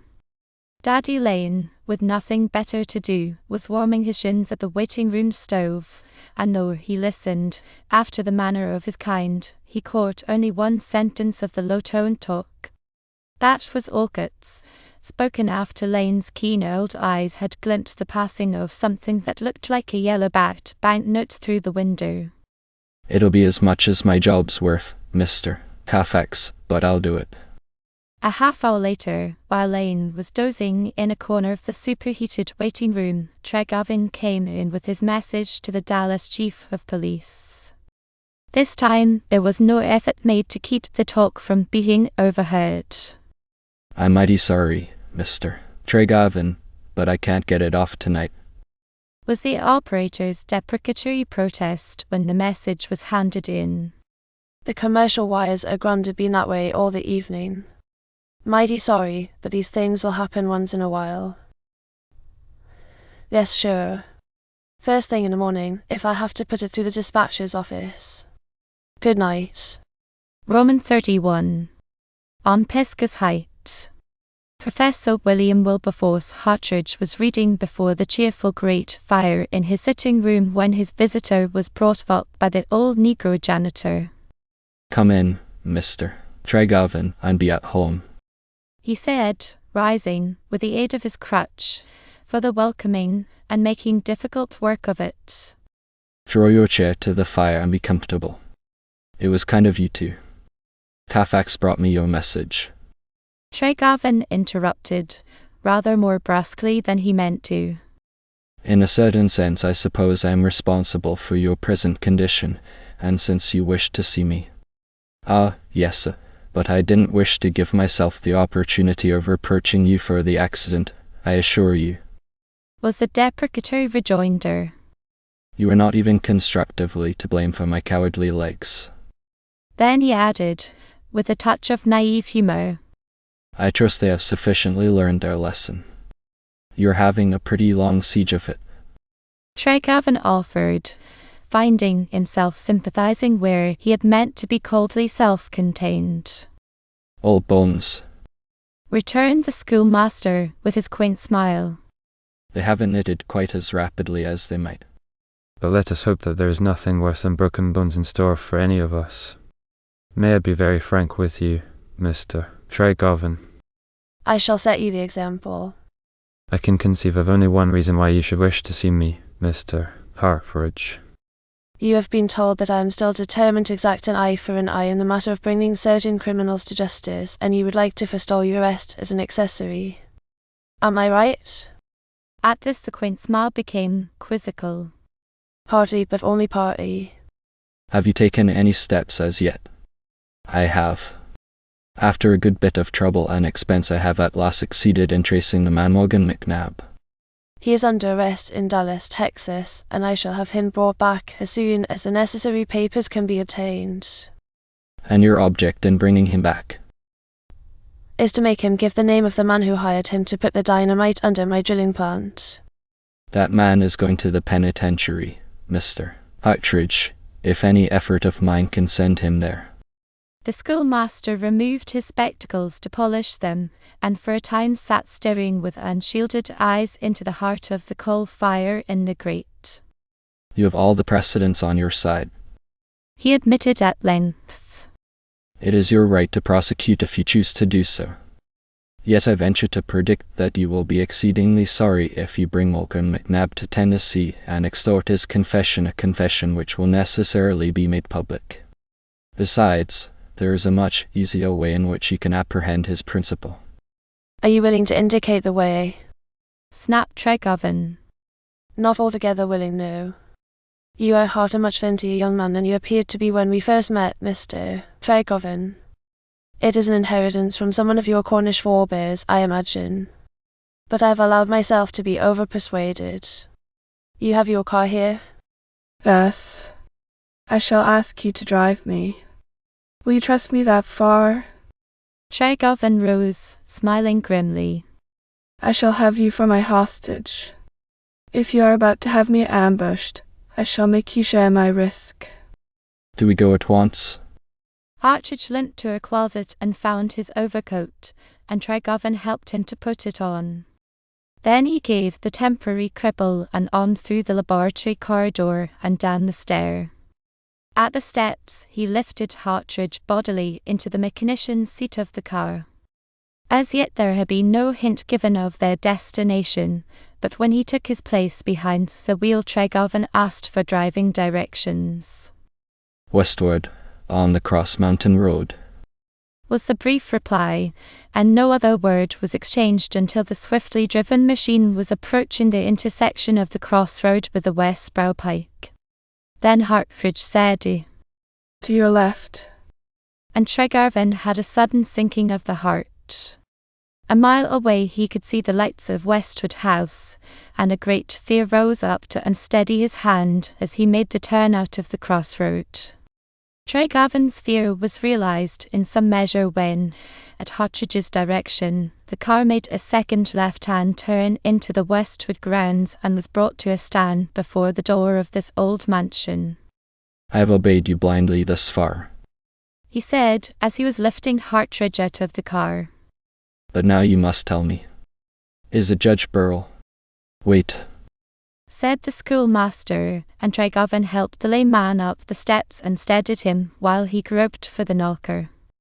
Before he could knock, the door opened silently under the hand of the judge's daughter, and Tregovan again gave Partridge an arm to help him over the threshold.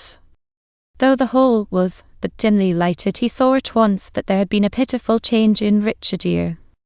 There was the shadow of a deep grief in her eyes when she greeted him, and the hand that she gave him was nerveless and cold. He had never seen her in black before, and the chill of the great hall and the grave silence of his car companion made him feel as if he had entered a house of mourning. Without a word in explanation, the changed Richardier led him to the stair and signed to him to precede her. Tregovan hesitated only long enough to see that the professor was hobbling away toward the lighted library. Then he stood aside and slipped an arm under Richardier's.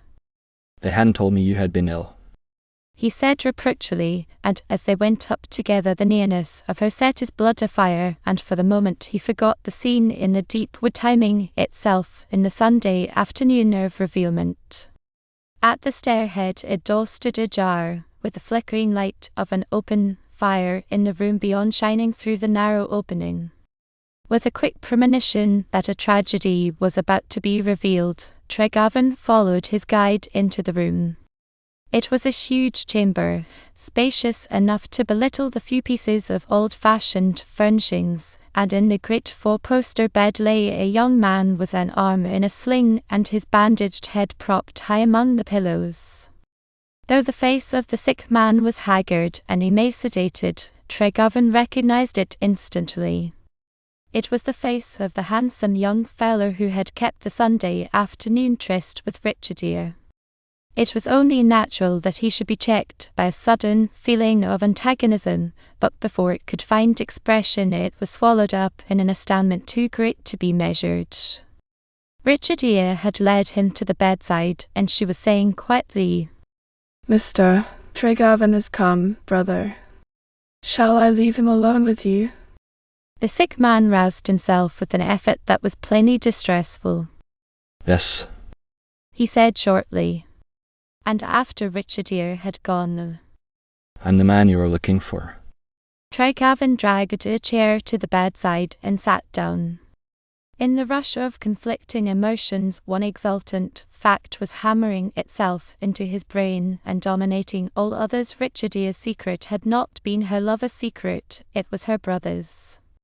In the turmoil of readjustment, it was inevitable that the generous impulses of former days, the days before the debacle, should come swiftly to the surface. I'm glad to be here, Mr. Earl, and that is entirely apart from anything you may be going to tell me. He said quickly. Are you quite sure you are able to talk? I've got to talk, it's up to me now. Sister told me a little while ago that you had caught Morgan McNabb and that you were going to have him brought back here so that you can give him the 3rd degree. I'm the man you want. Morgan did only what I made him do. Tregarvan was beginning to understand a little. Perhaps you'd better tell it all, if you feel equal to it. He suggested soberly. Then he added, I'm not going to be your judge, Mr. Earl. The sick man rocked his head on the pillows. You won't understand, I couldn't make anybody understand. But it's got to be told. Do you know what that Kurt Parker did to my father? Yes. All of it. Yes, all of it. Well, it made a devil of me. I was only a kid then, but it seemed as if I grew to be a man between 2 days. I tried to kill Parker. Maybe you know that too? Yes, I have heard about it. He didn't die, and he spent his money like water until he got me indicted.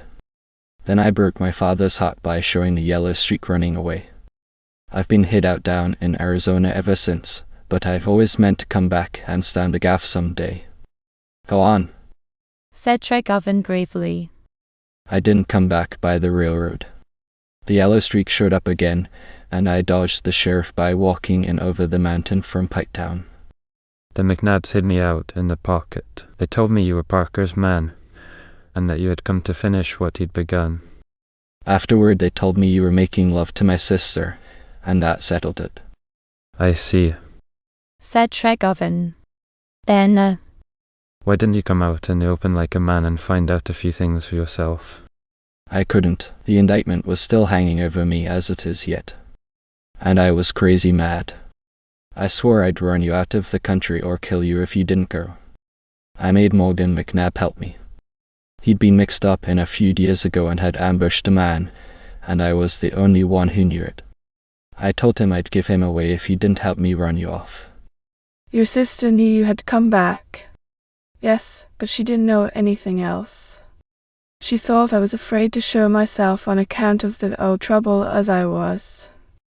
She was trying to fix things so that I could come back here to my father and Westwood House. I did come, but they brought me in on a stretcher. Somebody set the leaves afire that night in the old Negro burying ground, and the dynamite went off and caught me while I was trying to stamp the fire out. The jig's up now. All you've got to do is to send for the sheriff. Tregarvan saw that it was time to intervene. The sick man's breath was coming in gasps and his face was livid. You mustn't try to talk any more now, he said, rising and taking the thin hand that was so much like Richardier's in his own. For a good many reasons you have nothing to fear from me. Of course, you know now that I am in no sense Parker's representative. So far from it, the papers are already drawn which will restore to your father and his friends the property that Parker stole from them. I meant to do that from the first, if I should be lucky enough to find the coal. The grip of the thin fingers tightened upon the hand of reassurance. My God, breathed the prodigal. And I've been trying to kill you. Mr. Tregavin, can you go one step farther and turn Morgan McNabb loose? That's what made me frame it up with Sister and Hartridge and Mr. Carfax to bring you here tonight. McNabb will not be brought back, I promise you that. Shall I send your sister up to you? No, not right now. Tell her to play something low and soft that'll make the devil let me alone. I want to think. I reckon I'm willing to go to the convict camps now for trying to square up with Parker. I reckon I ought to go. Tregovan went out softly, closing the door behind him and groping his way down the stair. Richardia was waiting for him in the hall below, as he hoped she would be, and she led him across to the drawing room where there were lights and a wood fire purring and crackling in the big stone fireplace. Tell me, she entreated. There's nothing to tell, nothing that you haven't already guessed. I am completely disarmed, as you knew I would be.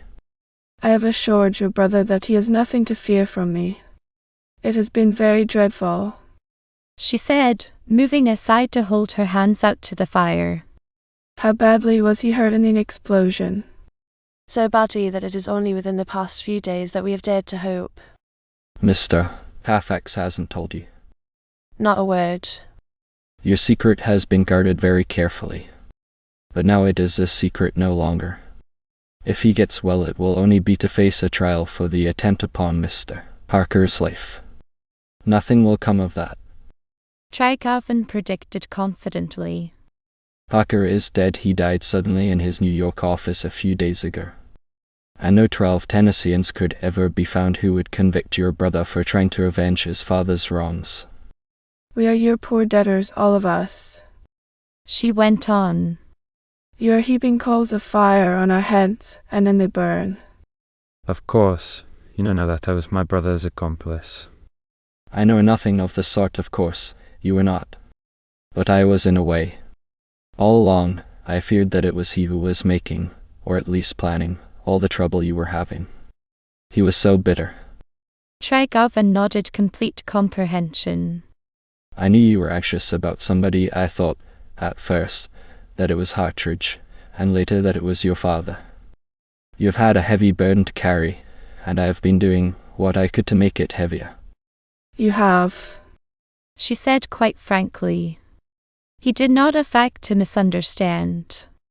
You knew all the time that Poictiers and Elizabeth were held apart only by Elizabeth's engagement to me. I guessed it. But that didn't excuse you for making love to you.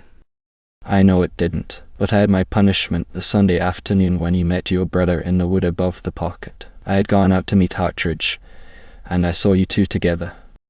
I took it for granted that the man was your lover who, for some reason, couldn't come here to Westwood House to meet you. Others took it for granted too, and I did not deny it for Richard's sake. Is his name Richard? Yes, Richard and Richardier. My father named us so, after a brother and sister of his own who were twins. Tregovan glanced at his watch. There were other things to be said, many of them, but a suddenly recrudescent sense of the fitness of things told him that the moment was unauspicious. I suppose I'll have to consider Hartridge and take him back to Heimat, he offered. Then he added quite irrelevantly. He's in love with you too. Speaking of accomplices, how much or how little did he have to do with the bushwhacking? Nothing at all. It was only on the day of the explosion that he learned that Richard had come back and was hiding with the McNabs in the pocket, and heard, through Sil McNab, that something was going to happen that night at your drilling plant. He suspected Richard at once and went over to try to prevent the happening. Then your men caught Morgan McNab, and Professor Billy hardly knew what to do. He guessed that Tryon had come over here after you and Mr. Carfax, and when you took father back with you, he was afraid Morgan would be made to confess, and so make a bad matter infinitely worse. His idea in lighting the leaf fire was to give Morgan McNab a chance to escape. Of course, he supposed the dynamite had been removed. It has been a tragedy of errors from the beginning, said Tregovan soberly. But I'm going to expiate my part of it. Has Poictiers told you anything about my plans? No. I made them while I was lying in bed in the old office building at Colville, trying to get well enough to crawl out and take hold with my hands. It came to me then what an egregious ass I had made of myself, all the way round. I had blundered in a head of poetic tears and didn't have sense enough even to suspect it, and I had deliberately killed any little regard you might have had for me by showing myself up as a man who would make love to one woman while he was engaged to another. I was eaten up with shame, Richard dear, and I am yet. It hurt me. I think you will never know how much it hurt, she said slowly. A man asks utter and absolute loyalty of the woman he loves. And the woman can ask no less of the man, you would say. That is true. I am no defender of the double standard, still less an apologist for my sex. I have only one excuse, Richard. It wasn't merely propinquity, as you and Poictiers seem to think. I had never known what love was until I met you. Elizabeth is going to marry Poictiers, and you must believe me when I say that I think just as much of her and in the same way as I did before. But let that pass. I had found my coal mine and had lost pretty nearly everything else, including my own self-respect. You were lost to me, doubly lost, as I thought then, so it seemed that the only thing for me to do was to set the Arco house in order, and after that was done to go away and try to forget. You're still meaning to go away? Yes. I meant to stay long enough to make somebody suffer for the bushworkings, but that is past. I have sent for Peters, our family lawyer, and when he comes we shall settle the property affair. 3/5 of the stock in the mine will go to my mother and sister, and the remainder will be turned over to your father to be distributed among the Parker victims. This is what I've been meaning to do all along, if I should be fortunate enough to discover the coal. She shook her head. You are reckoning without my father. He won't take the money. He must be made to take it. It is only just and fair. When it comes to that, you must help me, Richard dear, for his sake and for your brother's. Poor Dick, she murmured.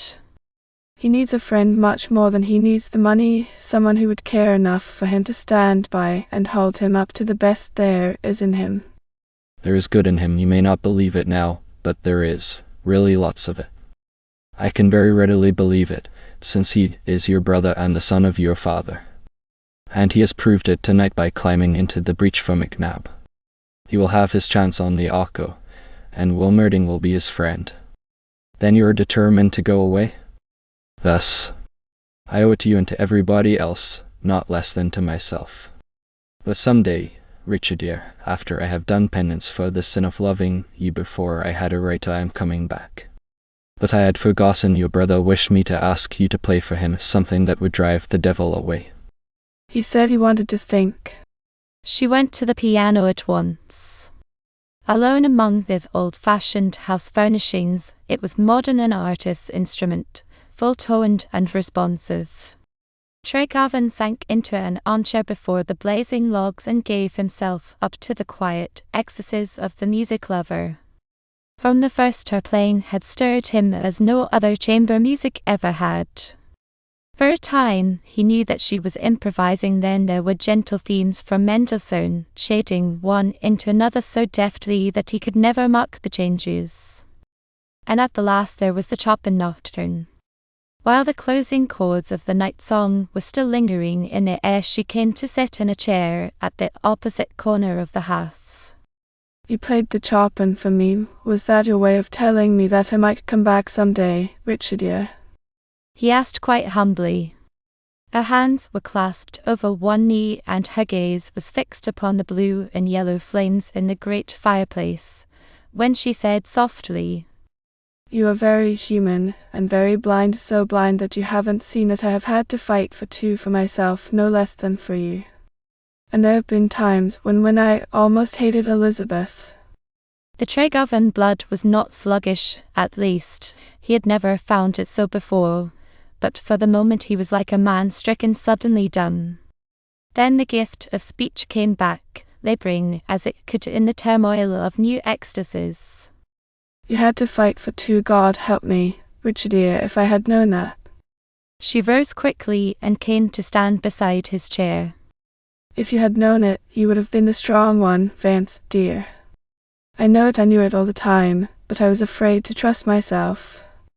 You're not going away now, are you? There was the sound of an opening and closing door and the stumping of the professor's crutch on the bare floor of the hall. Shreygarvin sprang up and took the small black-gowned figure in his arms. Going away? He broke out passionately. You couldn't drive me away with an axe. I'm going to stay forever and let you make a complete man of me. We'll marry your father's share of the Arco back to him, and together we'll make a man of you, brother.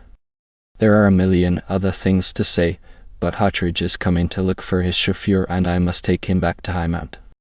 Richard, dear sweetheart. If I don't wreck the car on the way, it will be a miracle. Very gently she disengaged herself. You needn't smother a person, she protested, with a quaint little grimace that he loved. And then, That is father calling me to go to brother. Please heap some more coals of fire and be good to Professor Billy for the sake of his loyalty to me and mine. Yes, Daddy, dear, I'm coming. I hope you enjoyed reading the book After the Manner of Men with me. If you liked this, please remember to like and subscribe. Please visit at Autonomy if you want to see different types of videos we produce. For statistics on our videos, visit at Autonomy Core. Visit our story reading channel website at https://autonomy.com/autonomoproject/autonomostories/ Happy YouTube travels!